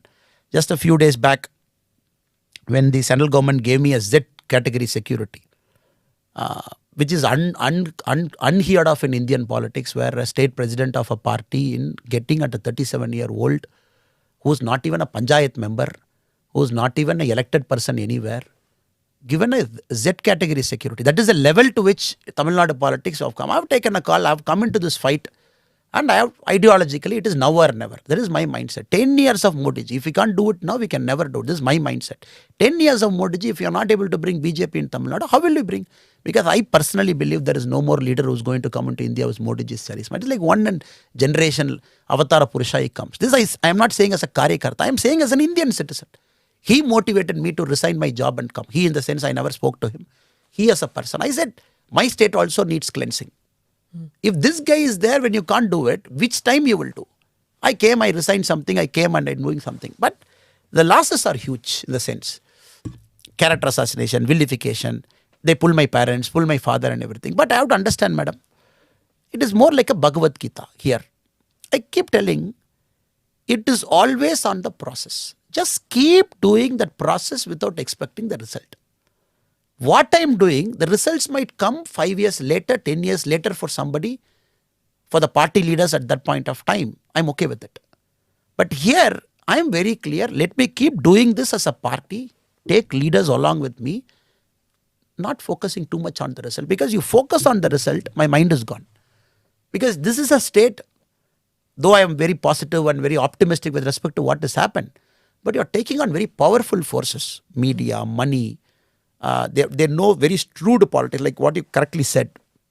Any point of time, they can switch on emotion, switch off emotion. They can play the cards very well because they used to it for the last 60, 70 years. I'm like first time politician, first generation politician, 2 years into politics. Every day is learning, every day is fighting. So it's very tough. It is not very easy. But good thing is, when you have leaders like Modi ji, Amit Shah ji, Nadda ji at Delhi, who clearly understand what is Tamil Nadu. Because it's important. People sitting in Delhi should understand, madam. Our top leaders should understand. 100% backing they are giving. If it is not happening, then you will not even survive in Tamil Nadu politics. They'll just push you away and go. Annamalai, you spoke about resignation and how you got into, like you decided to resign from your job. So I'm going to take you back into your past. But before that, when you're talking about getting into politics and all, I've heard about so many reasons why people get into politics, So I would want to know why you got into politics. But before that, you are an engineer, then you do MBA, then you join the police service. After UPSC, you join police service, and then you go to my home district, Karkala. And then, so now my question is, why Karkala you left? Because I remember at that time, my relatives saying, oh, we have a Singham in Karnataka now. And you leave all that and join politics. I believe even the chief minister then told you that don't do it or reconsider it. So what is it? It's a long story, ma'am, but I will tell you, madam, since you asked this question. In civil service, when you get into government service, madam, in the Indian civil service, it's purely by fate you get a state. I don't have any connection to Karnataka. Just by choice, I got Karnataka. Tamil Nadu, there was no vacancy for me. Tamil Nadu was option number 1. Karnataka was option number 2. I went to Karnataka. I don't even know one line, one word of Karnataka or Kannada. Randomly, in Karkala, there was this Naxal activity happening at that point of time. They wanted some young SP. So there were 6 of us. Randomly, they said, you go here, you go here. I went to Karkala because the Western Ghat, very beautiful. And I think the greatest blessing for me, madam, the greatest blessing for me in my life, I would say, is getting into Karkala, especially Udupi district, for my first tenure in policing. What a great people. The quality of people, God-fearing people, people who believe in Panchabhutas, people who live a life very quietly. Karkala is a small, little, sleepy town, the place you are born. Very highly cultured. So those things made me as a person. I was able to take my time, first 1 year, 8 months in Karkala's ASP. I wanted to get transferred. Maybe the first time in Karnataka's history, they wanted to retain an ASP in the same district as SP. Then I got posted as the same district as SP as promotion. Again, Karkala was in my jurisdiction. That went on for 2.5 years. Meaning for more than 4.5 years, I was in Karkala and Udupi as a public servant, madam. Then slowly I was more on the coastal side. I was in Chikmagalur because I somehow liked coastal Karnataka. The people are very different, very God-fearing. Somehow I am also a very spiritual guy. For them, spirituality is part of their daily life. You see this Bhutakola, you see this. Now Kantara has Kantara made it to a global stage now, madam. Correct, yes. But people who lived there will know how it is intrinsic part of their lives. People believe in that spirit. Then it happened to Bangalore. But somehow Bangalore, I felt it was very suffocating for me as a person. I felt it was more becoming protocol day by day, where you meet VIPs. Karkala was, you meet poor people. Somebody come to your office, they say, Anna, this land issue is a problem, come and sort it out. Anna, this issue is a problem. You felt you are one among them. Udupi was like that, Chikmagalur was like that. But Bangalore was more, I felt anybody can do this. Anybody can do this protocol. Why me? And I am not seeing the value of my work getting translated in the ground. I'm more in the air. And that was slowly churning in my head. But I never had the courage to resign. I'm a middle class boy. That monthly salary has to come for me to make that monthly budget. If I quit it, what will happen? Luckily, I got a trip to Kailash Mansarovar at that point of time. So it was a long trip. Government of India, I was a liaison officer for one of the Yatri batches. So away from cell phone for 40-50 days, up in the Himalayas. So that gave me a very crystal clear clarity that I have to do something in the grassroots by which some difference can be made. I can see visibly that somebody's life is getting changed by my work there. And so Annamalai goes to Kailash Mansarovar. I think everybody can get the metaphor, those who understand it. Anyway, go on. So came back, madam. I prepared my family, prepared my father, prepared my mother, prepared my wife, because we had a very young kid, 3.5, 4 years old. So I prepared everybody. It took about 3-4 months. I said, look, I don't know what I'm going to do, but we'll figure out the plan. You got support? Middle class families will say, I didn't get next month. Wife is like, you do it. Okay. If it gives you happiness, you do it. I don't want you to be an unhappy policeman. She's a non-politico. Non-political. She's a software person. Huh. Mother is like, don't do it. Why are you risking? Father is like, what will you do after this? I said, I don't know. Let me be very frank with you. I don't know what I want. This is what I told my father. He said, take 1 to 3 years, take 5 years, 10 years, you work. Maybe you quit at 45, 50, you come out. Then normally when you quit, madam, I happened to meet somebody from the BJP party also. Again by chance, again by luck, who introduced me to this party in a very deeper level. As a policeman, you see the party from the outside. It is not that you go very deeper into it. And invariably, 10 politicians you see, 5, 6 are always bad, madam. When they come into the office, you see their other side of life also as a cop. So for me, all politicians I somehow felt are the shady characters doing deals and everything. I never had this good impression of a typical cop. In my book also I mentioned this, madam. Then I thought the introduction to the party, the orientation was very different to what I have seen this. I wanted to start an NGO, politics, what to do, which gives more impact, which will maximize what I want to do.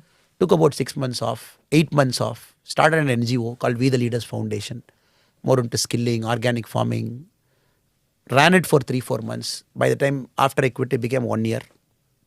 The influence of these people was very strong on me that I should consider politics as an option because they can accelerate what I'm doing in an NGO much faster. That too BJP Tamil Nadu, because those people need it. Though the We the Leaders Foundation was in Tamil Nadu, focusing on 3-4 districts, which I felt we have to make a change. So I would say many a time it is like, it's a purpose, it's a calling, madam. A lot of people ask me, I say, let me be very honest, I will not tell you lies. As if I planned, as if I approached some party, as if I sat with them, as if I resigned, as if I came. I said it will never work like that in life. It will never work with that. When there is a purpose, the purpose will always meet its master. When you have a purpose to do good, to make some change to people, there will be a master of the universe somewhere. Both will connect. That is how I give advice to people. So keep your purpose intact. If you want to get into politics, I ask them why. Answer why. If it is power, I say don't come. You might not get power through your life. So for you, it is to transform people's lives or get Modi ji elected? Or both together? For me, again, I see, madam, if Annamalai is some MLA somewhere, more important than that is Modi ji, because with him it's 100 times more faster the change will happen. So right now the goal is to get Modi ji elected again, because you want to see this transformational effect going much faster. Not because you can be that one MLA somewhere or one NGO somewhere, you can do that one place somewhere inside. But coming into politics, my mind has become much more broader now. It is like, you think you can do 100 times more than the other guy. Modi ji can do 1,000 times more than who we are. So the larger impression is to get Modi elected now, again and again. So you were talking about, going to the grassroots level, getting talent and getting at the booth level and all. So is this Padayatra which you're planning from April one of those, the goals for one of that is That this is the main Padayatra? goal, madam, because we are planning to start a year before the election. Those times we believe fresh talent will come in, and those will comfortably give 1 year to the party.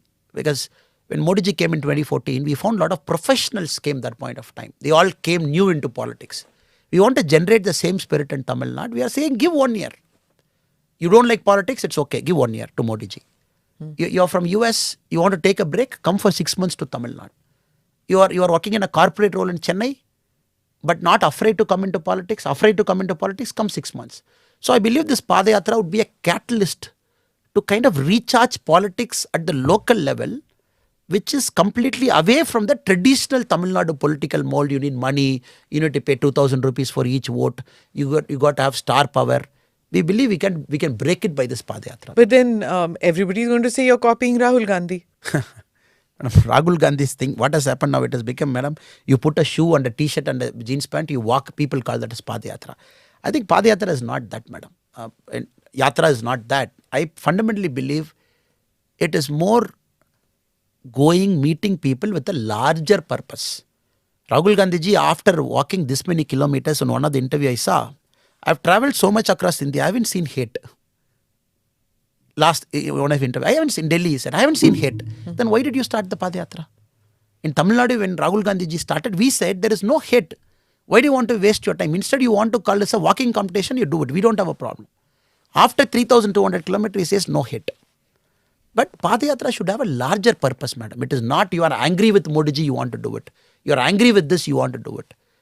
Congress party is weak, you want to do it. No, it does have a larger purpose. Here you want to redefine Tamil Nadu politics itself. He says it is in the midst of hate, it is pyar ki dukaan. Rahul Gandhi ji stand in 2019. 2019, he never